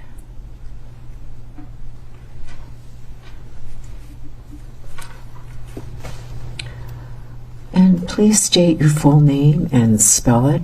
Damik Bryant, DAMIK BRYANT. First, I want to start off by saying my name is Damik Bryant. I am the oldest child out of my parents' 7 kids. On April 11th, he was killed by the same people we were supposed to trust, who was supposed to serve and protect our community. He was killed by someone who was on the force longer than any of my parents' children have been alive, who was a field training officer at that. We know the charges are manslaughter, but we believe what happened to Dante was murder. When I got that call about Dante, I couldn't believe it. I fell to the ground in pain that no one should have to go through. It was the hardest time of our life. We lost a very special person, so I write this letter to you, Dante Demetrius Wright. We miss you more than ever. Our lives aren't normal anymore. I think about you every day. I lost not only my best friend, but my baby brother. I would remember when we would play games when we were young, and you would get mad if you lost, and you would start crying and turn red in the face because you didn't win. I remember when me, you, Dad, and everybody used to go fishing, and we would argue over who was going to catch the biggest fish. Everything was a competition between us boys. Now we won't be able to compete with each other anymore. I won't be able to see you get old. I won't be able to hear your voice change. I won't be able to tell you I love you one last time. I think about this stuff every day. You were stripped away from us. This has been the longest, most alone, miserable times of our life. We never felt the pain like this. We lost a very important piece to our family. I promise I will never give up fighting for you because that's what big brothers do. So I wrote this little poem I have. Your memory is my keepsake. We'll never be apart. God has you in his keeping, but we'll have you in our heart. You never said I'm leaving. You never said a goodbye. You were gone before we knew it, and only God knows why. There has been a million times that we needed you, and a million times we cried. If our love could have saved you, you never would have died. In life, I love you dearly. In death, I love you still. In our hearts, you hold a place that no one could ever feel. It broke our heart to lose you, but you didn't go alone, for part of us was with you when God called you home. I promised to my family that I would take care of everybody, including our siblings, Dallas, Destiny, Diamond, Monica, Marcus, and of course your baby Dante Jr. I cannot express how painful it was for our family to see the defendant smiling in her mugshot immediately after being convicted of killing my brother. I respectfully ask the court to give a strong sentence that accounts for the severe pain and loss that our family has experienced. Thank you so much for giving me this opportunity. Rest in peace, Dante Wright. Thank you.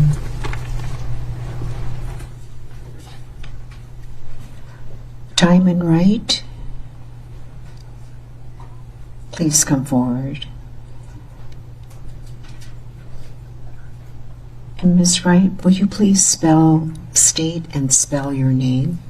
Diamond Wright, DIAMOND Thank you. Hi, my name is Diamond Wright. I am Dante Wright's second youngest sister. I never thought in a lifetime that I'd be standing here doing this. I never thought that my brother would be killed.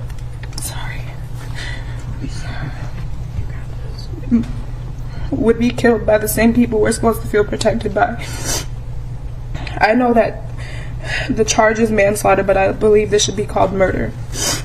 Ever since my brother was killed, my heart's been shattered, and the only thing that's putting it back together is the memories we shared. I feel like I've been living in a complete nightmare. It got so bad to where the point I couldn't sleep, I stopped eating and even got depressed. The death of a loved one is not only an emotional pain, but also a physical pain. The defendant should be prosecuted and sentenced to the highest extent. You can't tell me this was an accident. It's in plain sight. She has been a police officer longer than my brother has been alive. How come I have to go see my brother in a metal container just to talk to him? How come I have to pray that my brother hears me cry out to him? How come my family has to groan and moan about the loss of a loved one just because the defendant's actions were reckless? Dante was my brother, my blood, someone who was supposed to grow old with me. How is it that I'm going to see the age of 21 and he didn't? He didn't get to experience the life he was supposed to. Watch his kids grow and watch his kids and parents grow old. Not many of you know Dante, and I couldn't care less on what anyone else thinks of him. You don't know him. He could light up a whole stadium with his smile and laugh. I miss him stealing food when my mom is cooking at family functions. I miss when he would play fight with me and my little sister. I miss him, and I would trade anyone in this room to get him back. Everyone just sees this as another black man getting killed by the police, but not us. This one hit home. This time it was one of us. Every day I would walk around and it feels like I'm really not here. It feels like I'm just an empty body taking up space. You took my other half. I remember when Dante was alive and the George Floyd killing was being discussed a lot. Me, my mom, and Dante were having a talk, saying just maybe we have enough white in us for us not to be a threat to the police. We were wrong. We have repeatedly seen that one hint of black in our skin makes us a target. This is sickening. I miss you, Dante. I miss your smile, your laugh, the way you twirled your hair when you were nervous or thinking about something. I miss when you used to come upstairs just to talk stuff and then run back down. You were a great big brother. You taught your sisters how to be tough, how to listen, and how to calm down when we were upset. You really did your big brother role well. I love you, Dante, and you'll always be in my heart until we meet again. Thank you.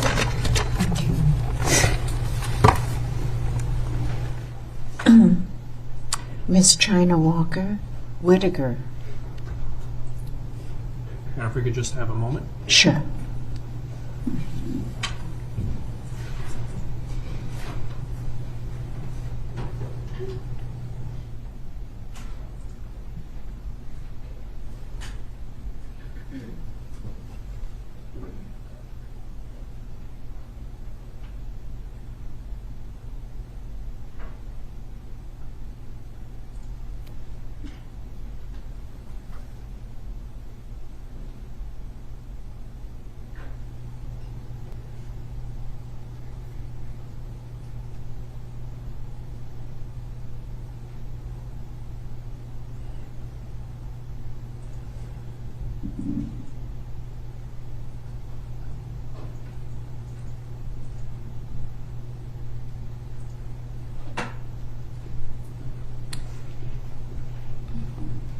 Okay, Ms. Whitaker, will you please state your full name and spell it?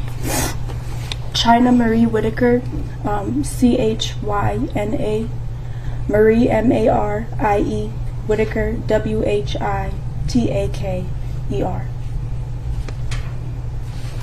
Can I start? Okay. My name is China Whitaker. I am the mother of Dante's only child. Dante Wright Jr. Dante was born 25 weeks premature and had to stay in the NICU for a little over 2 months. During that time, his father and I were very concerned about him making a full recovery. However, by the grace of God, he is still here today. He is now 2 years old, and since April 11, 2021, fatherless. Kim Potter took my son's best friend away from him, and things haven't been the same since. I am now a single mother, not by choice, by force. My son hasn't seen his dad in almost a year, and I know he doesn't understand what's going on, but he senses his dad being gone. He was used to spending time with his father. Oftentimes, he would stay the night with his dad and have bonding time. That gave me a chance to have a break when I need it. Now I can't even pick up the phone to call him. Due to this situation, my son is a lot more scattered and angry. He acts up a lot more.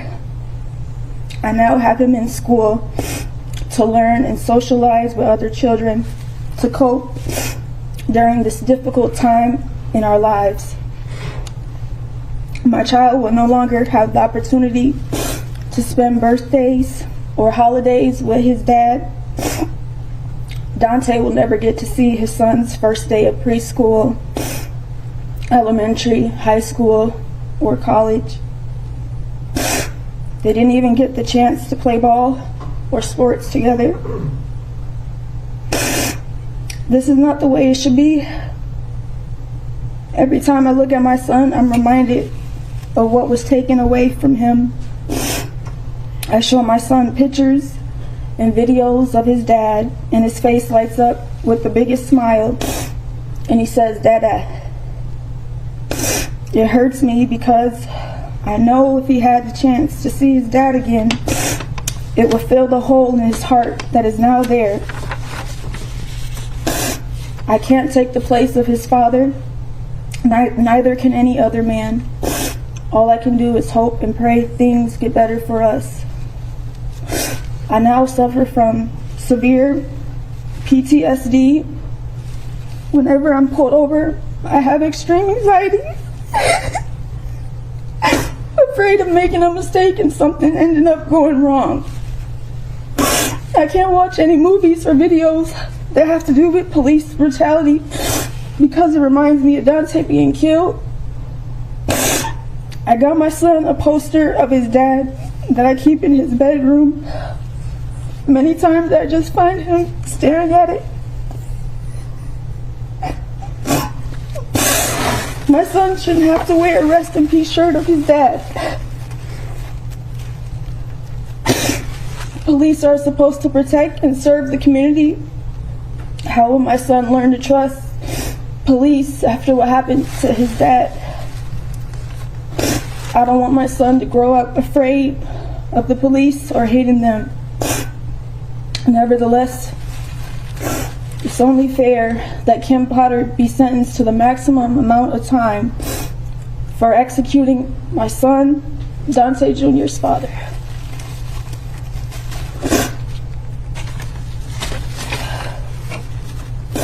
Thank you very much. So you've been listening in to the mother of Dante Wright Jr., the son of Dante Wright, at sentencing today. We brought it to you live here on Live Now from Fox, but we do want to continue on with some of the other live breaking news here. The White House press briefing just starting. Jen Psaki stepping up to the podium here. She's going to be addressing lots of different things under the Biden administration, including tensions with Russia right now. A live look from Kyiv as we are tracking all of the latest between Russia and Ukraine. So more on that when we come back after this commercial break.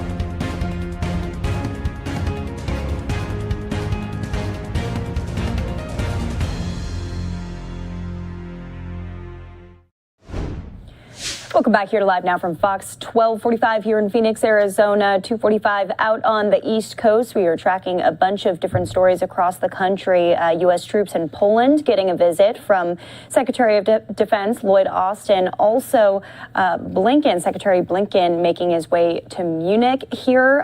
So we'll be showing you some of those remarks from him. But let's start off now with the White House press briefing, which is going on live. We'll listen into it from the very beginning. National Security Agency's Director of Cybersecurity, where she led the NSA's cybersecurity mission. Prior to this role, Anne led NSA's election security effort and served as Assistant Deputy Director of NSA's Operations Directorate, overseeing foreign intelligence and cybersecurity operations.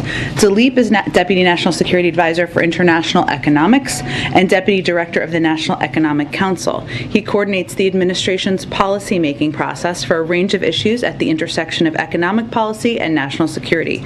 Previously, he was the Executive Vice President and head of the Markets Group at the New York Federal Reserve, where he led the implementation for most of the Fed's emergency facilities launched during the pandemic. He served as an acting Assistant Secretary for Domestic Finance at the Treasury Department during the Obama-Biden administration, as well as Deputy Assistant Secretary for International Affairs. They will each give brief remarks, and then we'll take some questions. Your introduction won't be as fancy the second time you come, but so I think Anne is starting, right? Okay, great. Thank you very much, Jen. Good afternoon. It's good to see you all. Over the last decade, Russia has used cyber as a major part of its military activity beyond its borders, including to undermine, coerce, and destabilize Ukraine. For that reason, and at the President's direction, we've been working to prepare for potential cyber attacks since November. We've been focused on doing so in three ways. First, we've continued our urgent work to shore up our cyber defenses at home. Second, we've boosted our efforts providing support to Ukraine. And third, we've worked closely with partners and allies to defend against and disrupt malicious cyber activity. I'll expand on each of these three areas. First, we're shoring up our defenses at home. While there are currently no specific or credible cyber threats to the homeland, the U.S. government has been preparing for potential geopolitical contingencies since before Thanksgiving. The White House has coordinated extensive outreach by agencies with the private sector, specifically private sector owners and operators of critical infrastructure. In that outreach, departments and agencies have gone to unprecedented and extraordinary lengths to share sensitive information, and most importantly, to outline specific steps companies can take to make their systems more secure. As one example of those specific steps, the Department of Energy shared technical indicators of techniques used by Russian cyber actors to conduct cyber attacks against Ukrainian electricity systems during prior crises in Ukraine. We're also using the authorities we have to require companies to put in place the cyber defenses needed. For example, TSA issued directives that require oil and gas pipelines to report cyber incidents, conduct vulnerability assessments, and exercise their incident response plans. TSA is now working to expand that to both the aviation and railroad sectors. As many of you know, the government doesn't own or operate critical infrastructure that provides critical services to our citizens. For example, our water and power systems. I cannot stress this enough. We urge our private sector partners to exercise incident response plans and put in place the cybersecurity defenses like encryption and multi-factor authentication that make cyber attacks harder for even sophisticated cyber actors. Second, we continue to support Ukraine as it works to shore up its cyber defenses. The U.S. government believes that Russian cyber actors likely have targeted the Ukrainian government, including military and critical infrastructure networks, to collect intelligence and pre-position to conduct disruptive cyber activities. These disruptive cyber operations could be leveraged if Russia takes further military action against Ukraine. We've seen troubling signs of malicious cyber activity this month. Earlier this week, we saw a kind of cyber attack known as a DDoS attack that overloads online services at the Ukrainian Ministry of Defense and state-owned banks. There were also text messages sent to bank customers telling them that ATM services were unavailable. Russia likes to move in the shadows and counts on a long process of attribution so it can continue its malicious behavior against Ukraine in cyberspace, including pre-positioning for its potential invasion. In light of that, we're moving quickly to attribute the DDoS attacks. We believe that the Russian government is responsible for wide-scale cyber attacks on Ukrainian banks this week. We have technical information that links the Russian Main Intelligence Directorate, or GRU, as known GRU infrastructure was seen transmitting high volumes of communication to Ukraine-based IP addresses and domains. We've shared the underlying intelligence with Ukraine and with our European partners. While of limited impact, this recent spate of cyber attacks in Ukraine are consistent with what a Russian effort could look like in laying the groundwork for more disruptive cyber attacks accompanying a potential further invasion of Ukraine's sovereign territory. We've been preparing for this possibility. Since November, we further intensified our support to the government of Ukraine, specifically to network defenders, working to help them respond to and recover from cyber incidents, as well as strengthen the resilience of cyber-critical infrastructure. Finally, we're cooperating with allies and partners to disrupt and respond to malicious cyber activity. That includes work to share intelligence regarding malicious cyber techniques and ensure the global community is ready to rapidly call out malicious cyber activity as appropriate. Members of the administration have met with leaders across the region to discuss cyber resilience, deterrence of cyber attacks, and to ensure we're prepared to address any cyber contingencies. We've met with our Polish and Baltic counterparts, our NATO allies, and our European partners, including France and Germany. The global community must be prepared to shine a light on malicious cyber activity and hold actors accountable for any and all disruptive or destructive cyber activity. And as the President said earlier this week, if Russia attacks the United States or our allies through asymmetric activities like disruptive cyber attacks against our companies or critical infrastructure, we are prepared to respond. Thank you.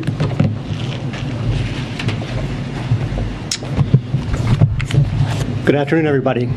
As President Biden has said, if Russia attacks Ukraine, we will respond decisively and forcefully to impose costs on Russia alongside our allies and partners.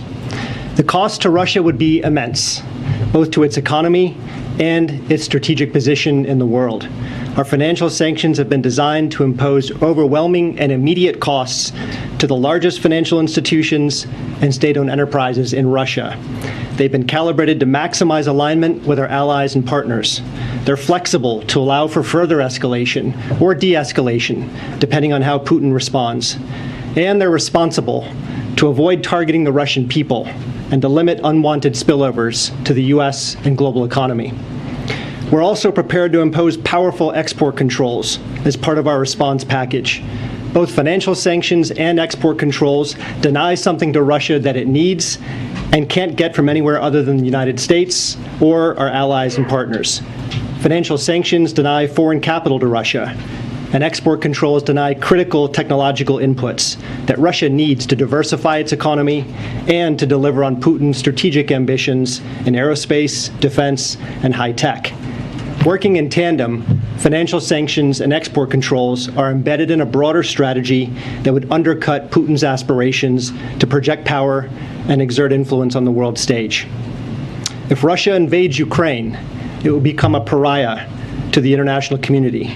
It will become isolated from global financial markets, and it will be deprived of the most sophisticated technological inputs. Russia would face the prospect of intense capital outflows, mounting pressure on its currency, surging inflation, higher borrowing costs, economic contraction, and the erosion of its productive capacity. Taken together, Russia will become more dependent on countries that cannot compensate for its losses. This would be a strategic defeat for Russia, pure and simple. Meanwhile, the West and international community would emerge more united and determined to defend shared values and core principles than at any point in the post-Cold War era. We're ready to impose costs in lockstep with our allies and partners because we share the belief that Russia has no right to redraw its neighbors' borders by force, and that countries have the freedom to set their own course and to choose their own destiny. To be clear, the test of unity with our allies and partners is not whether our actions are matched to the letter or whether our implementation mechanics are identical. The test of unity is whether we share a recognition of the core principles that are at stake, whether we share the resolve to defend those principles by imposing severe costs on Russia for its actions, and whether we're willing to do all we can to support each other in managing the consequences. I can tell you with confidence that we've met the test. And on this last point, since I know many of you have asked, let me say that we are in active engagement with major energy consumers and major energy producers to coordinate potential actions to stabilize energy markets, and all of our tools are on the table. Thank you. Hey, Steve. Are you still discussing elements of the sanctions package among yourselves, or is the package ready to go as soon as the invasion begins? I would say at this point we are converging on the final package. And anybody who's worked on sanctions in the EU or the US or any of our other allies and partners would say that the unity and coordination that we've seen in the past few months is unlike anything we've experienced. And that's the reason I say that the West is likely to emerge more unified and determined coming out of this episode than at any point in the post-Cold War era. And could you talk a little bit about the export control measures? How would they impact Russian electronics? Yeah, so the reality is that the West and open societies, this is where innovation and entrepreneurship flourish. We produce the most sophisticated technological inputs across a range of foundational technologies, AI, quantum, biotech, hypersonic flight, robotics.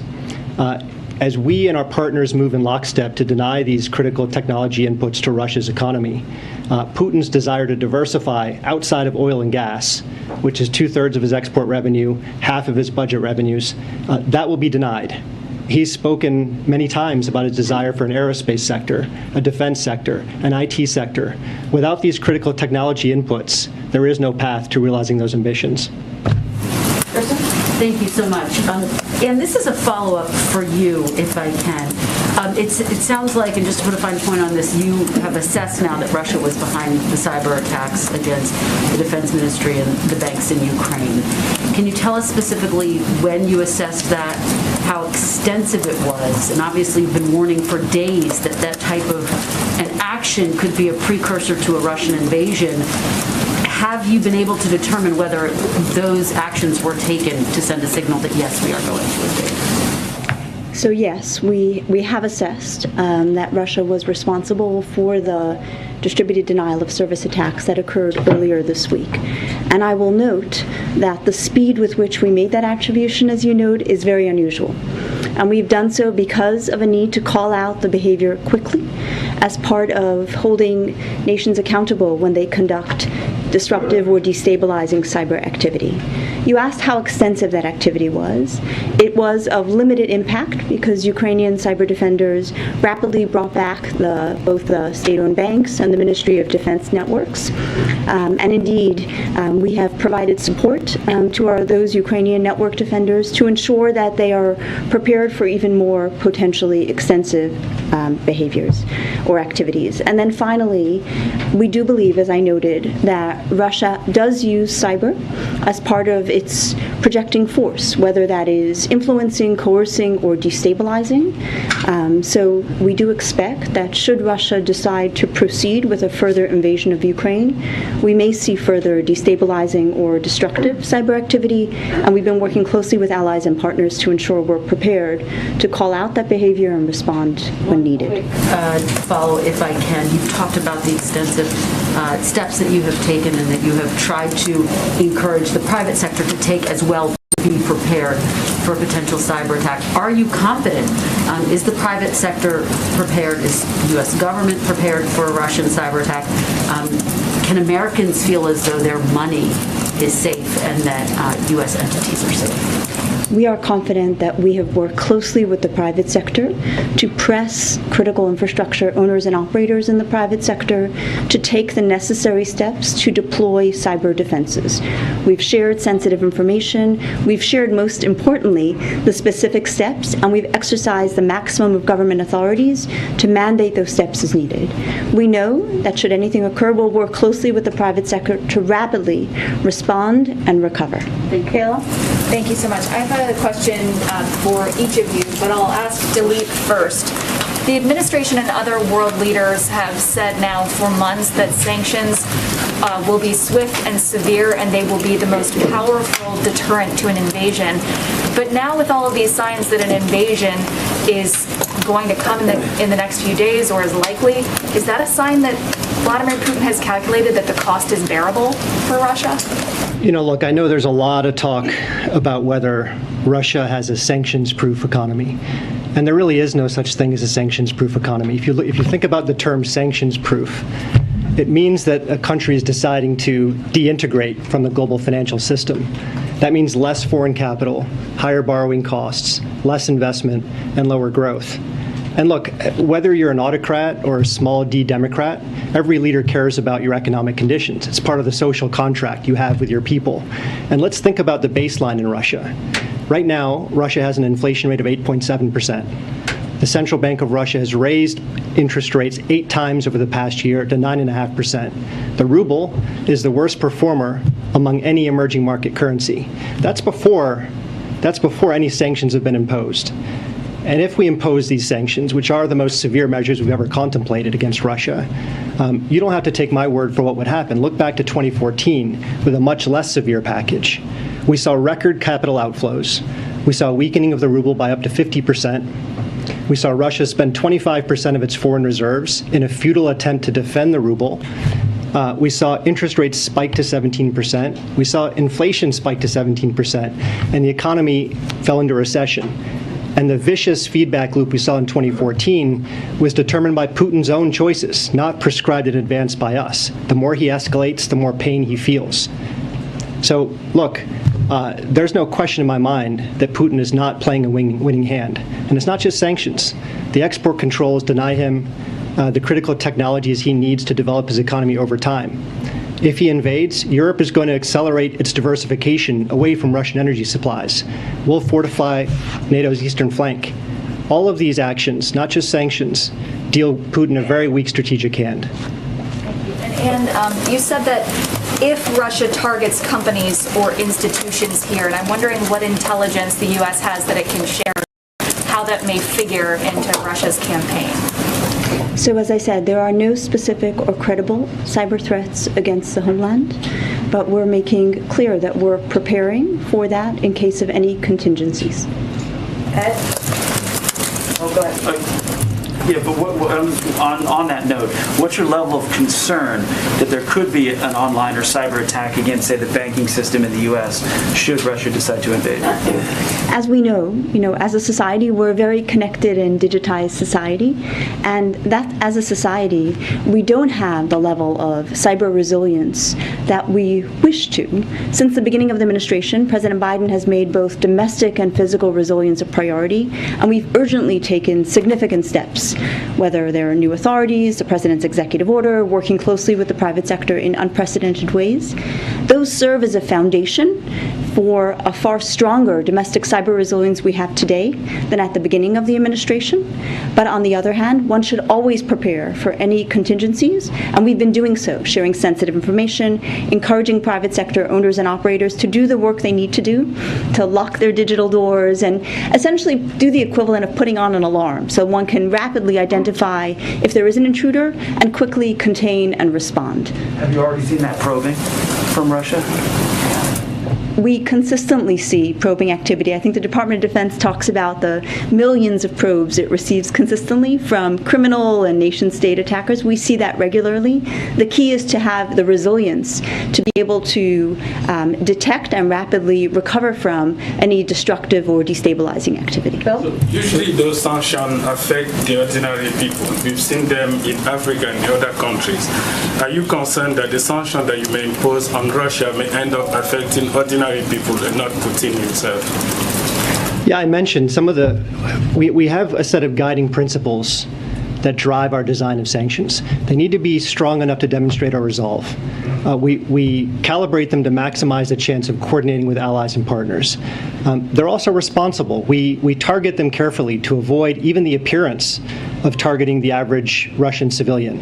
And where you'll see these sanctions applied is on the commanding heights of the Russian economy. and the Russian state. That's where they're designed. And so where you see most of the force of sanctions back in 2014 and where you'll see them again now is through the financial sector and in areas where Putin needs critical technologies to develop an industrial base. That's where these measures are concentrated. And it's meant to be responsible, not to have contagion to the average Russian civilian. You just returned from West Africa, you were in DRC, and we see in Africa, we have coups in Africa, people coups and attempted coup. Is there anything the U.S. can do, maybe relocating AFRICOM from Germany to Africa? Well, our efforts in Africa and across the developing world are to give countries a better choice than they've been receiving. So we're on the road offering infrastructure finance that expresses our values. So finance that is transparent, that's inclusive, that's sustainable, infrastructure financing that has high labor standards, high environmental standards, and infrastructure finance that mobilizes our private sector, which is our key competitive advantage. For too long, countries have not had a choice. They've had an opaque, coercive, and extractive model of infrastructure finance, and that's why we're out to compete, because we think we have a better product. Can you say why the launch has been delayed? If we can just try to, because we're going to get to as many people as possible, and that's what we're trying to do here. Okay, go ahead, Phil. One for each of you, if you don't mind. And you alluded to this, but the U.S. has assessed that the Russians likely have a foothold into critical Ukrainian infrastructure on the cyberspace right now. Is it the expectation, or is it a likelihood that they will once again try and shut down Ukrainian power? And if so, is that considered a red line for the U.S. in terms of a cyber operation response? So Russia has used offensive cyber activity to coerce and disrupt critical infrastructure in Ukraine during a prior crisis. So we would expect, based on prior activity, that should Russia decide to proceed with an invasion of Ukraine, and I want to be clear that our priority, as the President has noted, is really exercising every diplomatic option possible to avoid that. We are prepared for and have been working with Ukrainians and our European allies and partners to help the Ukrainians prepare for potential destructive or destabilizing activity. And would that be a red line for the U.S. in terms of a cyber response? I think, as the President has made clear, disruptive or destructive attacks against the U.S. or allies is of significant concern. It's outside the boundaries of international norms, particularly attacks against critical infrastructure. We're going to get to as many as possible. It doesn't help to scream over each other. Real quick, and I think you alluded to this at the end of your opening statement, but we just heard from the Prime Minister of Italy, Mario Draghi, say that sanctions should be focused on a limited number of sectors without including energy. Do you view that as a one-off? How do you address the fact that the different countries, particularly in Europe, have different equities here to try and actually stay unified, as you say the West is right now? Look, I'll speak to the energy question. First of all, our measures are not designed to reduce or impair Russia's ability to supply energy to the world. Number two, we think it would be a strategic mistake for Putin to weaponize his energy supply. 2/3 of Russia's exports and half of its budget revenues come from oil and gas. And if Putin were to weaponize his energy supply, it would only accelerate the diversification of the world away from Russian energy consumption. Number three, we're prepared for anything. So if Russia decides to weaponize its energy supply, we're ready. We've been taking steps, as I mentioned in my statement, to coordinate with major energy consumers, major energy producers, to ensure that we have steady energy supplies and we have stable energy markets. On natural gas, we've been working with Europe in lockstep to surge natural gas to Europe from North Africa, from the Middle East, from other parts of Europe, from the US, and from Asia. And we've succeeded in largely compensating for any shortfall that could unfold if gas that flows through Ukraine is cut. But the last point I'll make, it's maybe the most fundamental one. Policy involves trade-offs, and the President said this week he's not going to pretend that this is all painless. But think of the counterfactual. Think if Russia's aggression in the heart of Europe went unchecked, possibly the largest land invasion in the post-Cold War era. Think of the uncertainties that would cause. Think of the chilling effect that would cause across the European continent.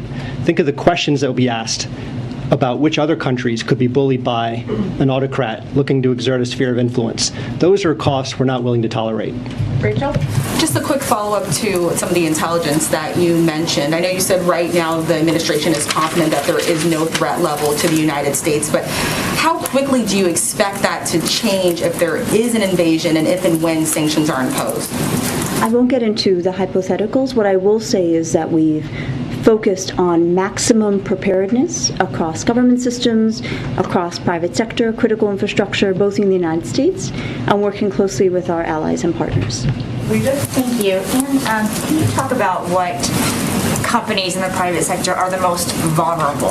Obviously, you've talked about banking, you've talked a little bit about the water systems, but what other ones do you consider to be most at risk right now? And then I have a question for too. Absolutely. So generally, as we look at ourselves as a society, we know that critical infrastructure is our focus to rapidly improve our domestic resilience because of the degree to which critical services like power and water touch citizens across the United States. And that's why some of the most urgent and innovative efforts that the President has initiated this year have focused on those sectors, from the industrial control systems effort to TSA's first exercise of its emergency authorities to NERC issuing an alert earlier this week for the utility sector as well. So that is really the critical infrastructure, particularly power, communications, and water, have been a clear focus because of the fact that they touch Americans' lives and because of the need to address the fact that these sectors digitized quickly and we need to catch up from a security and resilience, which we have made significant progress on in this first year. Thank you. And a quick question on the export tool.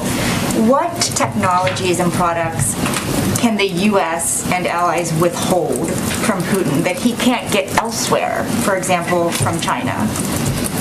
We think we have an asymmetric advantage when it comes to the foundational technologies of our time. So think of AI, semiconductors, quantum, robotics, hypersonic flight.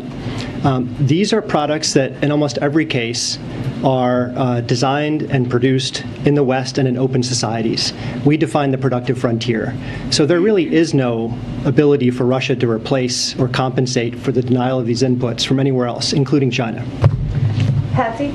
Yeah, actually, just to follow up on the China question, I mean, as we're dealing with the threats of Russia, we know that you've also been doing these tours to Africa and South America in terms of promoting the Build Back Better world to counter the Belt and Road Initiative.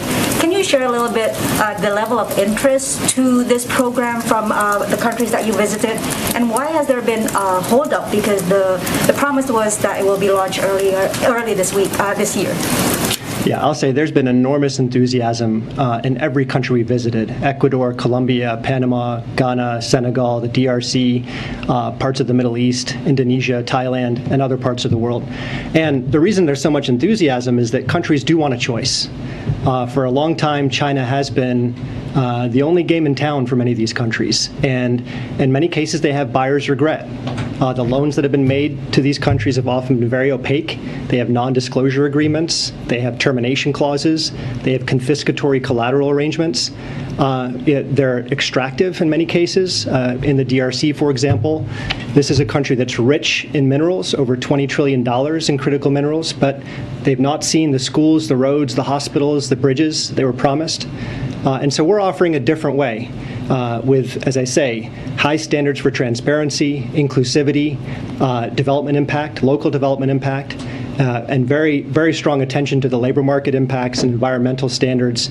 And, so we're mobilizing along with our G7 partners, and we are going to launch early this year. You should see very soon a list of flagship projects that will exemplify exactly what Build Back Better World is all about. Jackie? Thank you.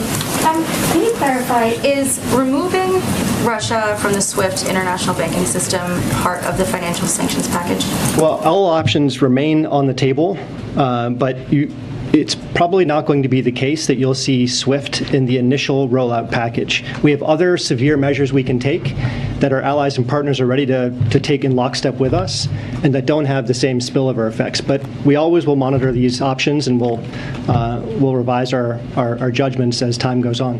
I thought you guys had said you were going to start at the maximum, that it wouldn't be like a ramping up of sanctions. I can assure you the measures that we have prepared, the severity of those measures and the institutions that we would impose them upon and the immediacy of those sanctions are among the most severe financial sanctions that have ever been contemplated. Josh, do we have the last one? On the sanctions, if they're as severe as you say, how do you protect against the risk that Russia's economy become stitched even tighter with China or others who might be able to avoid what the U.S. is doing? So you can look at this question from both perspectives. From Russia's perspective, if it wants to sequester itself from Western economies, Western technology, and Western capital markets, and try to substitute China for all that we provide, that's a very bad miscalculation. The G7 alone represents more than 50% of the global economy. China's 15%. If you look at the dollar, the euro, the British pound, and the yen, these are the dominant reserve currencies of the world. It's how the world makes payments, it's how it saves money, it's how the world borrows money. The renminbi's share on these metrics is in the low single digits. And if you think about the foundational technologies of our time, they are, in almost all cases, designed or produced by the West in open societies where innovation and entrepreneurship flourish. So there is, I don't think, any question that China could not be a substitute for all the West provides. Now, for China's part, if it decides to give tacit or explicit accommodation to the invasion of a sovereign nation in the heart of Europe, that would be a very bad signal for its vision of the world. The reputational effects it would have in Europe would be profound. The signals it would send all across the world about its willingness to accommodate coercion and force and aggression would have very long-lasting effects. And let's be real. The Russian economy is 1/10 the size of the EU, 1/15 the size of the U.S. economy. So China may want Russia as its junior partner for cheap gas or cheap oil, but let's not pretend it's anything else. Thank you both so much. Appreciate it. I think we have to wrap it up because they have to head back and do some work. Thank you both so much for joining us. Thank you. Thank you. Thank you. Thanks so much. Okay. Okay, I just have one item for all of you at the top, a week ahead. This weekend, including President's Day, on Monday, the President will remain in D.C. Throughout, obviously at the White House. Throughout next week, the President will continue close coordination with our allies and partners on Russia's potential further invasion of Ukraine. On Tuesday, the President will host an event announcing progress on restoring critical supply chains, powering clean energy manufacturing, and creating good-paying jobs. And on Thursday, the President will participate in a virtual G7 leaders meeting to discuss the ongoing situation with regard to Russia and Ukraine and priorities of the German G7 presidency this year. With that, I will try to jump around as much as I can. Josh, you want to kick us off, though? Great, thanks, Jen. Two questions. First, has the President read the Russian response on Ukraine? And is he giving any consideration to mobilizing additional troops in Europe? Well, on the first part, I know that, as you all know, our Secretary of State has accepted the invitation to have a meeting with Foreign Minister Lavrov, or engage with him next Wednesday, and certainly we are continuing to review. In terms of the President's status or process there, I don't have anything to update you on. We have always said from the beginning that we are open to sending more troops should that be needed, but I don't have any update on that front. I would point you to the Department of Defense. And then secondly, real quick, separatists in Ukraine are evacuating civilians to Russia. Secretary Blinken warned about this as a type of false flag operation. Now that you're seeing these operations, does that mean a further invasion is forthcoming, if not inevitable? Well, I would first say that we continue to believe, as you heard our Secretary of State say yesterday, that Russia is positioned to attack Ukraine in the coming days, and that remains the case. Just what the Secretary said yesterday, obviously the President will be speaking shortly to all of you. At the same time, the door to diplomacy remains open, and it will continue to remain open. And again, as is evidenced by the fact that our Secretary of State is planning to engage with the Foreign Minister. But in terms of these reports, yes, it is a good example of what we're seeing, or what we have long anticipated or long predicted for all of you, that the Russians would take part in pretexts or steps that would lay a predicate for either war or to create confusion or spread misinformation on the ground about what's actually happening on the ground. I think it's important to remember that we would consider eastern Ukraine that the war began in eastern Ukraine back in 2014. We're not waiting. It's already began back in 2014. There have been Russian separatists there. There have been efforts to spread misinformation and to create these pretexts for some time now. But certainly we continue to watch closely. Go ahead. Is it wise for President Zelensky to leave Ukraine to attend the Munich conference? That is a decision for him to make, but regardless of what decision he makes, he will find a strong partner in the United States. And what does the president want to hear from the transatlantic? I think the call's going on right now. What is he going to talk about? Sanctions? What are they going to talk about?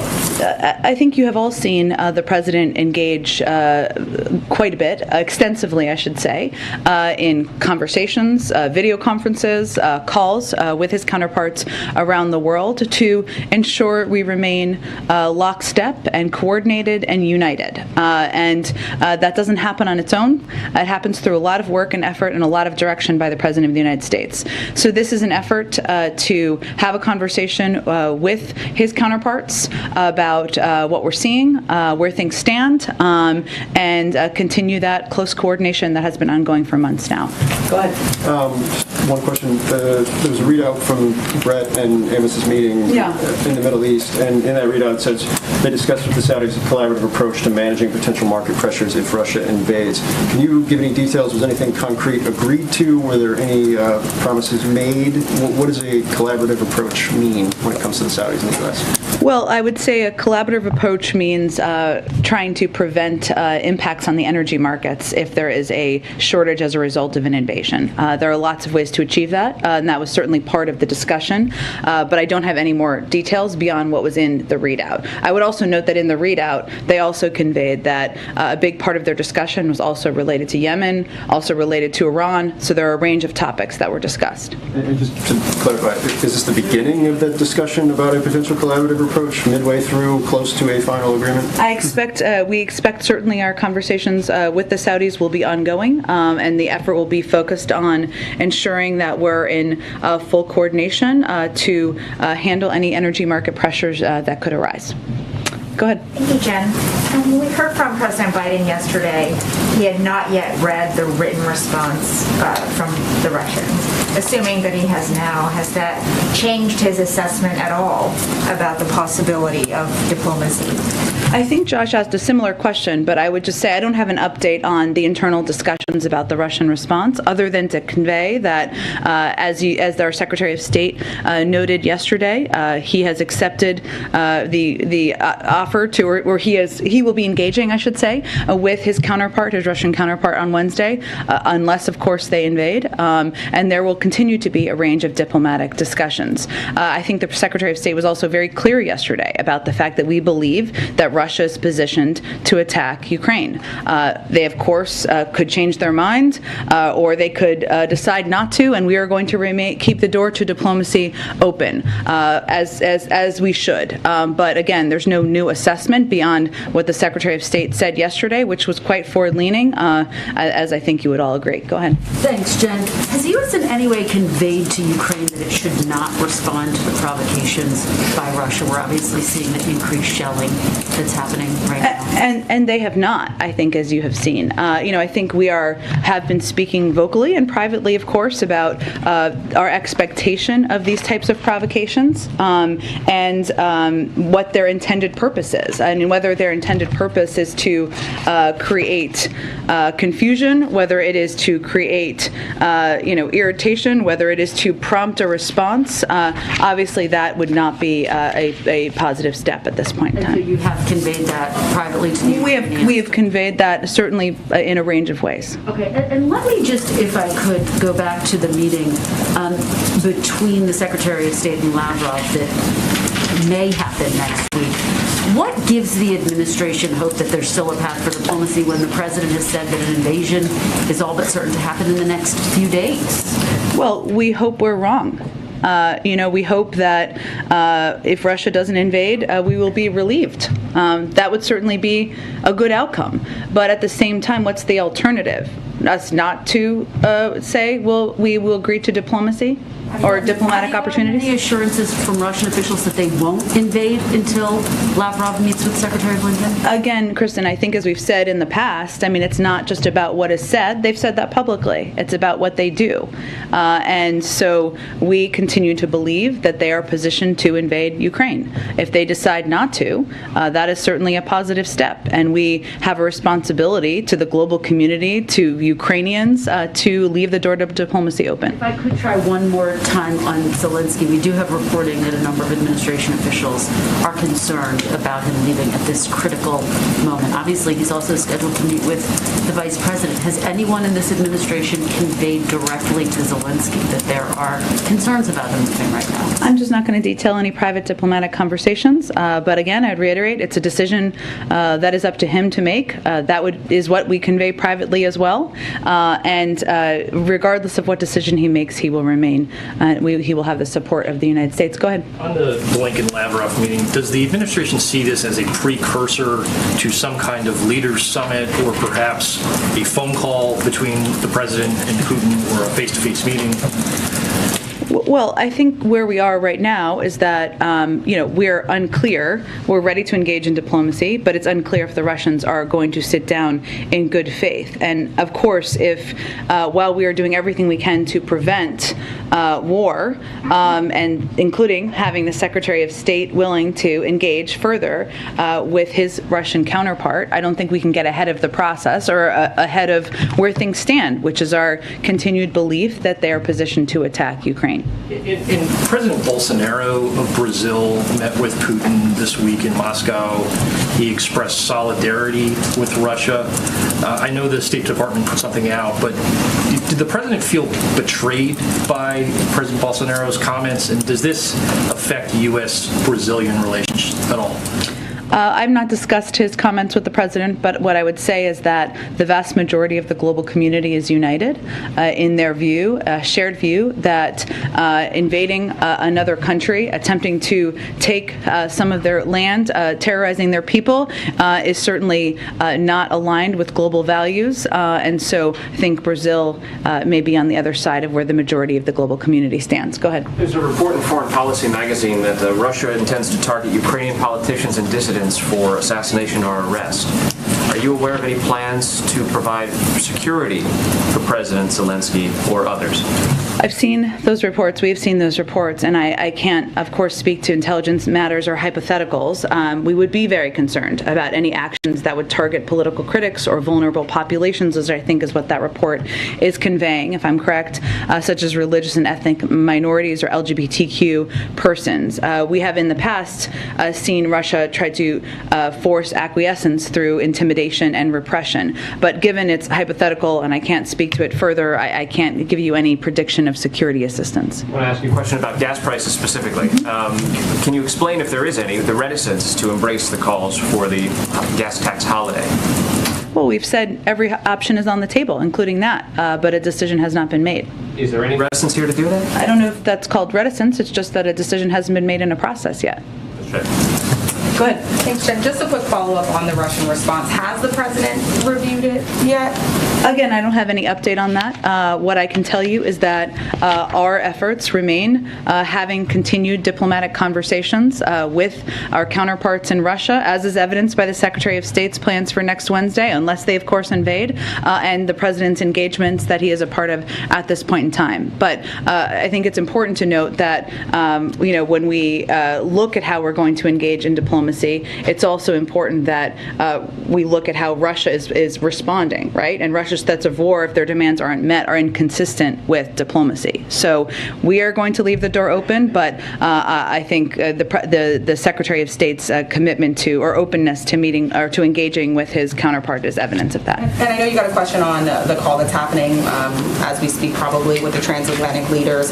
Just on the president's framing of this, does he see this as getting the allies on the same page as a final check-in before an anticipated invasion, given that he said he's expecting it within the next several days? It's a part of our ongoing engagement, so I wouldn't put it in those terms.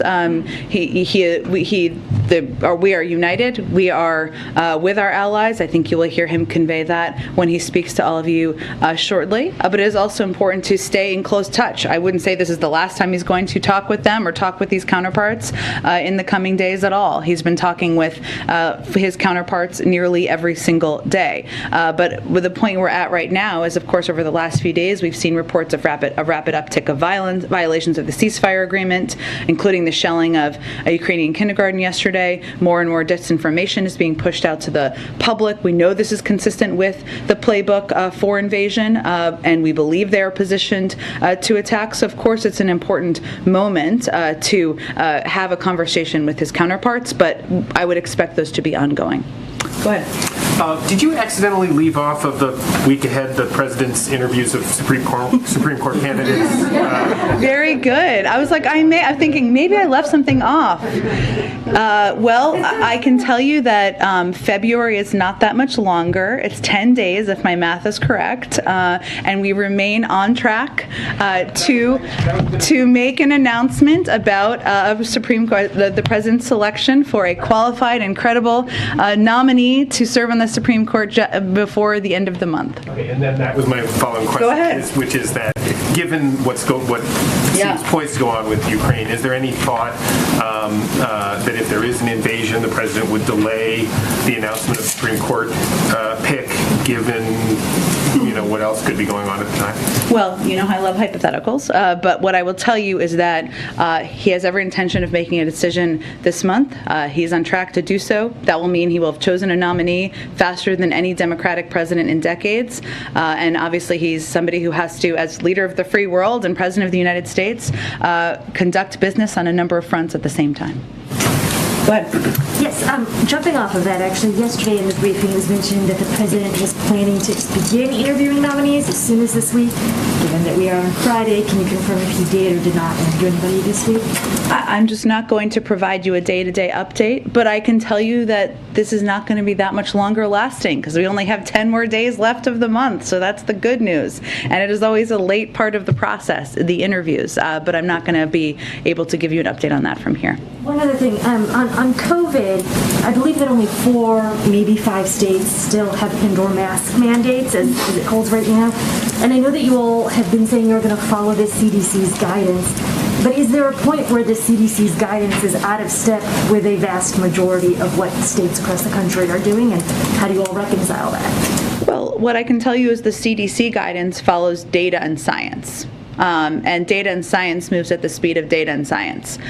You can speak to any local leaders about what their decision making has been based on, and we certainly respect their right to do that and respect their role in making decisions about their communities. But we've said that the CDC is reviewing the guidance. They have been doing that, and they're going to base any recommendations they make on science. Is the assumption, though, that Democratic governors and Republican governors in all these states are not basing decisions on data and science? I can't speak for how they're making their decisions. I can speak for how we make our decisions from the federal government, which is to base it on data and science. And the CDC is the federal government's entity where we have all of our data and science housed. Go ahead. Thanks, Jen. The former Minneapolis or suburban Minneapolis police officer who was convicted of fatally shooting Daunte Wright was sentenced to 2 years in prison today. Is the president keeping track of this? Is he aware of this sentence, and does he think that this was a sentence that was fitting for this crime? Well, what I can say is that Daunte Wright should be here with his family and loved ones, and his death was the tragic result of a law enforcement officer's error.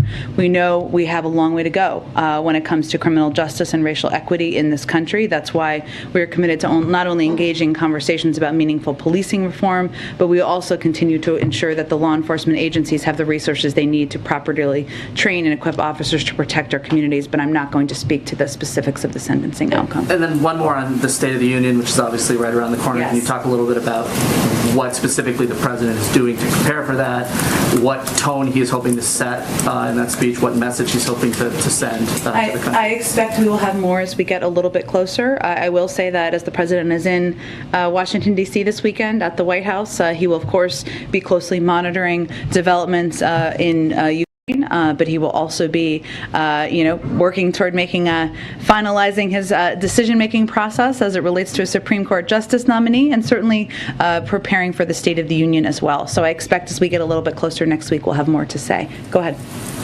Back on Russia-Ukraine, the US language seems to have changed from imminent to highly likely back to imminent again. Is that because you're trying to second-guess Vladimir Putin all the time, or were you closer to de-escalation at one point? I would say that several weeks ago, I think for maybe a day, we used the word imminent, and we believed we sent the wrong message that was not intended. Our intended message we were sending at that time was that it was an option, or he was prepared to. Obviously, things have developed since then. We've seen a rapid uptick of violations of the ceasefire agreement. We've seen an increase in troops building at the border, and certainly we've seen an escalatory actions. That's why our Secretary of State went to the United Nations yesterday. So what we're seeing is further progress, further aggression over the last several days. Go ahead. Two questions. One, back to Congress. As you know, Senate Republicans are blocking Federal Reserve nominees and other nominees. They argue that they don't think those Federal Reserve delays have any actual effect. How do you respond to that? Well, I would say at a time where I think most people agree that inflation and costs are the top, if not one of the top issues for every American in the country, the argument that it wouldn't be best to have a fully confirmed full Federal Reserve Board just doesn't seem to make a lot of sense. Then on Ukraine and the idea of cyber attacks on Ukraine. Can you speak to the idea of those attacks, the effect they could have on neighboring NATO countries like Poland, and whether that kind of effect could trigger Article 5 under NATO protections or not? Does a cyber attack affecting NATO countries include the kind of language we see in the NATO defense corporate deal? I think I'm just not going to get into a hypothetical on that front. Obviously, they have a range of capacities. We work in lockstep with our NATO partners, but I'm not going to get ahead of any intended actions. Go ahead, Jackie. Thanks, Jen. On the attempted murder of a Louisville mayoral candidate, the man who was charged with this was released on bail a couple days after this happened with the assistance of a bail fund group. Knowing that the vice president has in the past supported bail fund groups, what's the White House reaction to this case, and should there be restrictions on which cases these bail fund groups can help, given this is an attempted murder? I would have to dig into this further, Jackie, and I'm happy to do that after the briefing. On Ukraine, the sanctions we've learned don't include SWIFT. They don't target energy, so the impacts to other countries are mitigated.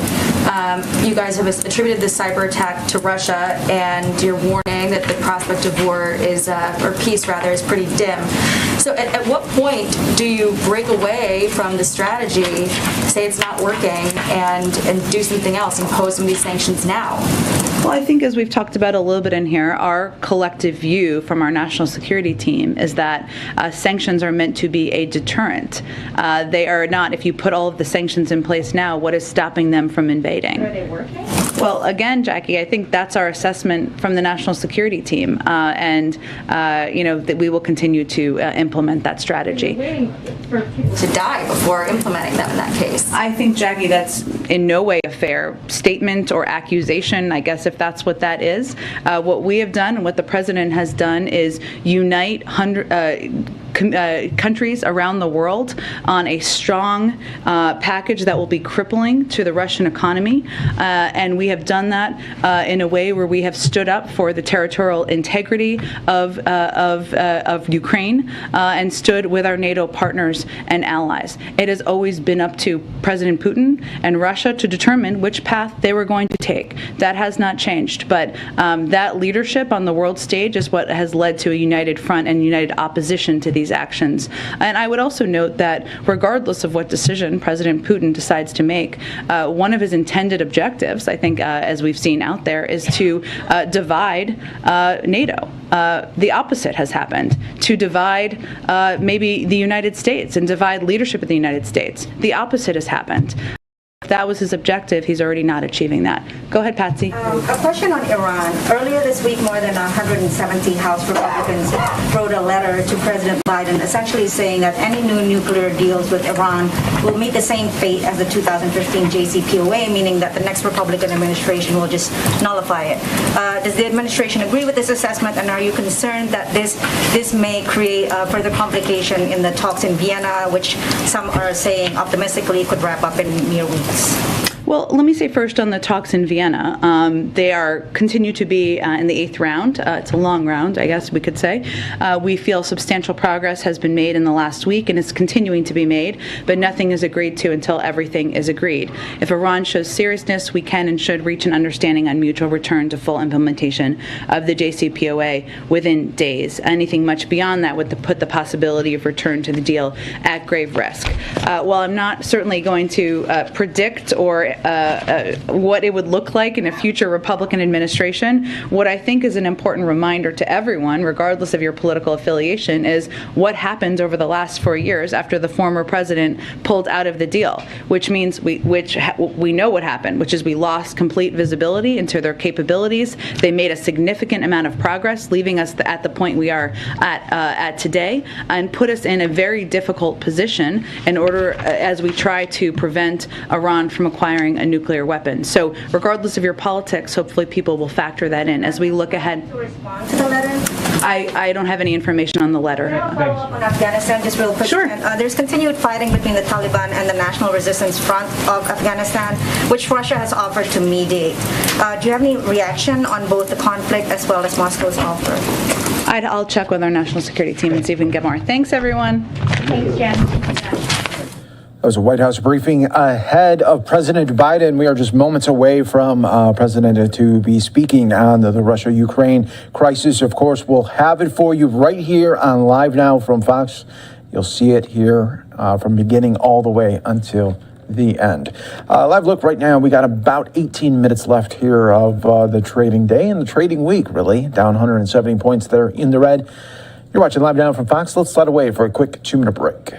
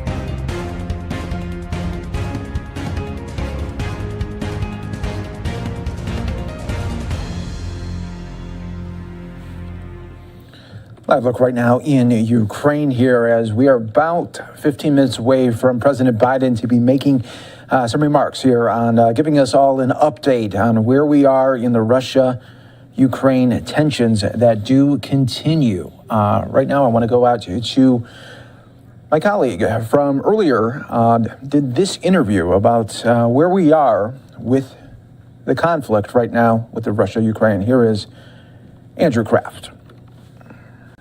is former diplomat Brett Bruin. Brett, good to see you tonight. There was a big headline today. Russia, Moscow expelling our number 2 diplomatic official from the country. Secretary of State Blinken calls it escalatory, calls it unprovoked. What do you think our response should be, and do you think we were caught flat-footed by this today?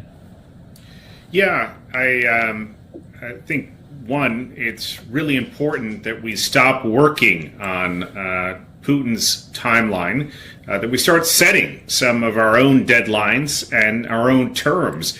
You know, you hear this phrase again and again out of the White House, you know, it's up to Putin to decide. Well, if it's up to Putin to decide, I fear that we're going to be here an awfully long time, that we're going to see an awfully bad situation emerge. And so I would like to see President Biden lead an effort to try and impose some deadlines, to impose some conditions for what Putin has to do and when he has to do it.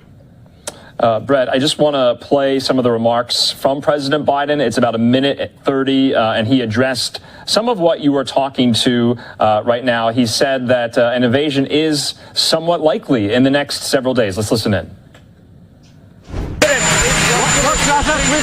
How high is the threat of a Russian invasion right now? It's very high. It's very high because they have not moved any of their troops out. They've moved more troops in. Number one. Number two, we have reason to believe that they are engaged in a false flag operation to have an excuse to go in. Every indication we have is they're prepared to go into Ukraine, attack Ukraine. Number one. Number two, I've been waiting for a response from Putin for my letter, my response to him. It's come to that Moscow embassy. They're faxing it here. Not faxing it, they're sending it here. I have not read it yet. I cannot comment on it. Have you been on it in any way? Oh, yeah. Yes. My sense this will happen in the next several days. Will there any diplomatic path still available? Yes, there is. There's a clear diplomatic path. That's why I asked Secretary Blinken to go to the United Nations and make his statement today. He'll lay out what that path is. I've laid out a path to Putin as well on, I think, Sunday. And so there is a path. There is a way through this. Are you going to call Putin? Will you speak to Putin? Are you going to call Putin? I'm not calling Putin. I have no plans to call Putin right now. Do you think he's made a final decision? Okay, Brett, your response to that, Biden thinks that this will happen in the next several days. He doesn't want to speak with Putin any longer. So it seems like American officials are pretty certain that this will happen, yet they're not really telegraphing what they're going to do. Does that concern you?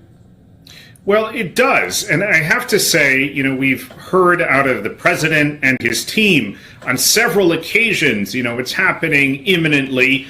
One, I worry about us crying wolf too often, and Putin will, and I know this from the work that I used to do on Russia on the National Security Council, he will make you believe that something's going to happen quite soon, and you almost become numb to the number of possible moments of crisis, and then obviously when you are, he moves in.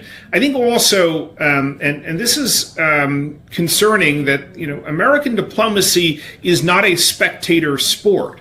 We need to be actively engaged not only in terms of consulting with allies, but in working towards a resolution of the crisis, and to try and send to Vladimir Putin as clear a message of deterrence as possible.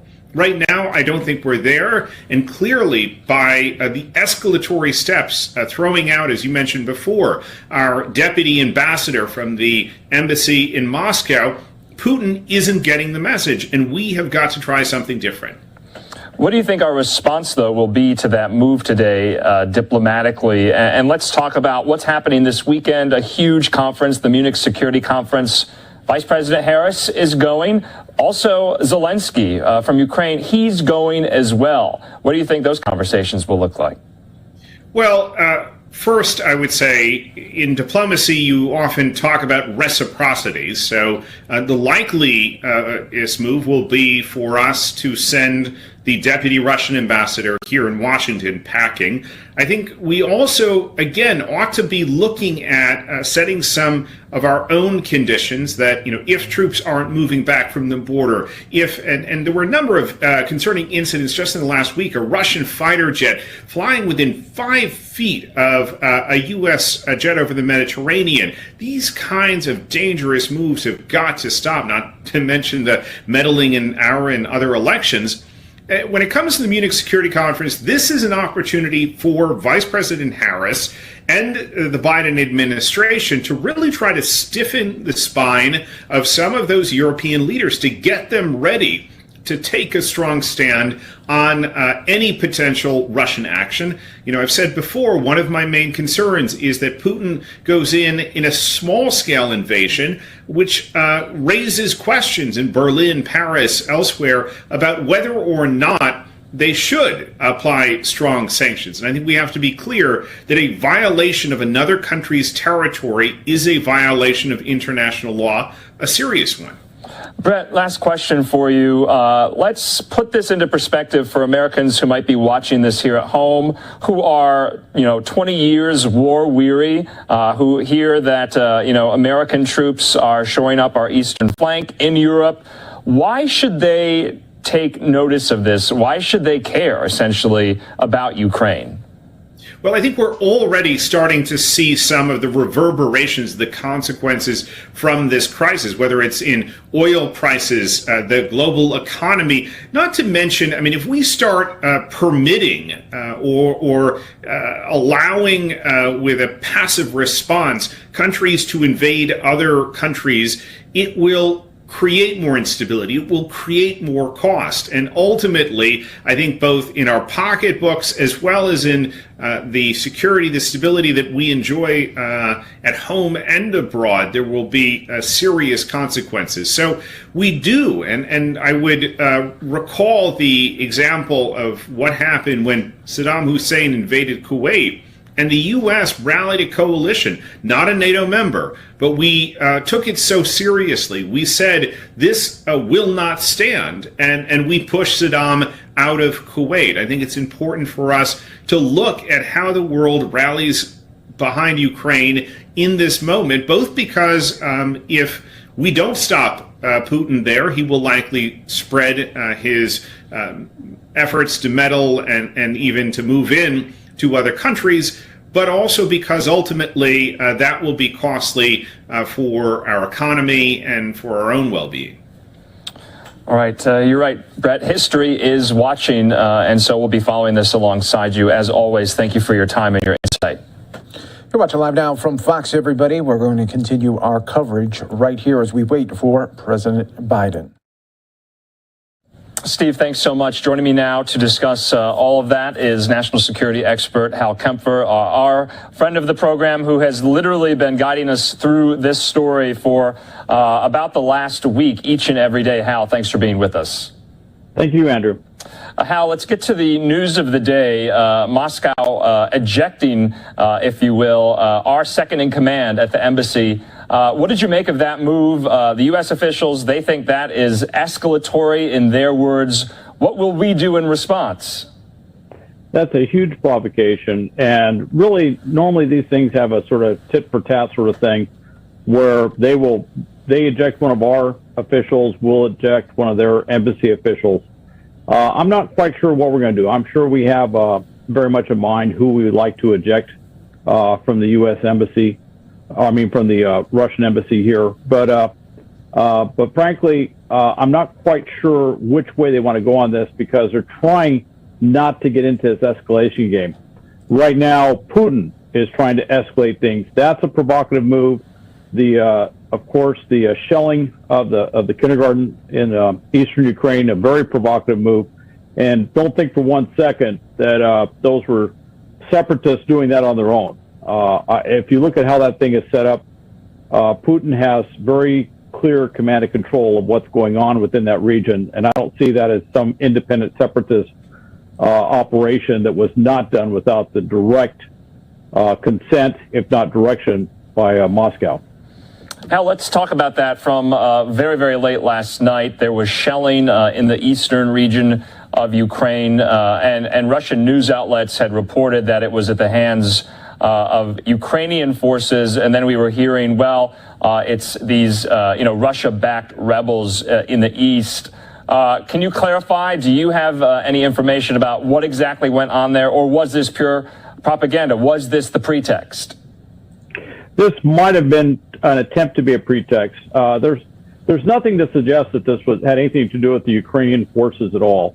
That was something that was thrown out there. Again, when Russia says these things, you just have to take it with a tuned ear for typical Russian propaganda. Russian separatists doing it would make sense.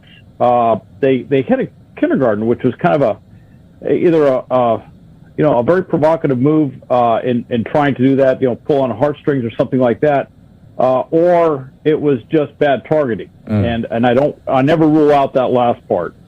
But they also knocked out power out of half the city, so that tells me they were also looking at other things than just hitting a school. With that said, I think this may have been part of the provocation. I think you're going to see escalating provocations over the next few days. Everything indicates that we're looking at some sort of imminent military action over the next few days. And with that, all the intelligence is looking, and certainly the administration is saying that we're expecting to see them come up with some sort of pretext, which could be a combination of pretexts in order to justify what they've already decided to do. I just want to read from some of this reporting, this from Reuters earlier, that officials here at home are seeing via intelligence that Russian forces are inching closer to the Ukrainian border, and they're stocking up on blood, and they're building, field hospitals, essentially. That's significant. These things are all significant. They're looking for military hostilities. One thing I have not seen, and I've been looking for this, and others have been looking for it too, is for deploying bulk fuel. If they're planning on doing a very large incursion into Ukraine, which is a huge country, they're going to need a lot of fuel. They're going to need a lot of mobile fuel assets, but you'd also see large tank farms sitting on the ground, and you'd also see ammunition for deployed as well. A lot of things they need logistically in order to do that. Not seeing that footprint to the extent that we would expect. However, they have plenty if they just want to go into that southeastern quadrant, that larger Donbass region, that area that would basically link them via land bridge all the way down to Crimea. They can do that. And if they do that, they achieve a lot of their strategic goals. We're not, obviously, NATO is not going to invite Ukraine to be a member of NATO if there's ongoing hostilities with Russian forces who are occupying part of their country.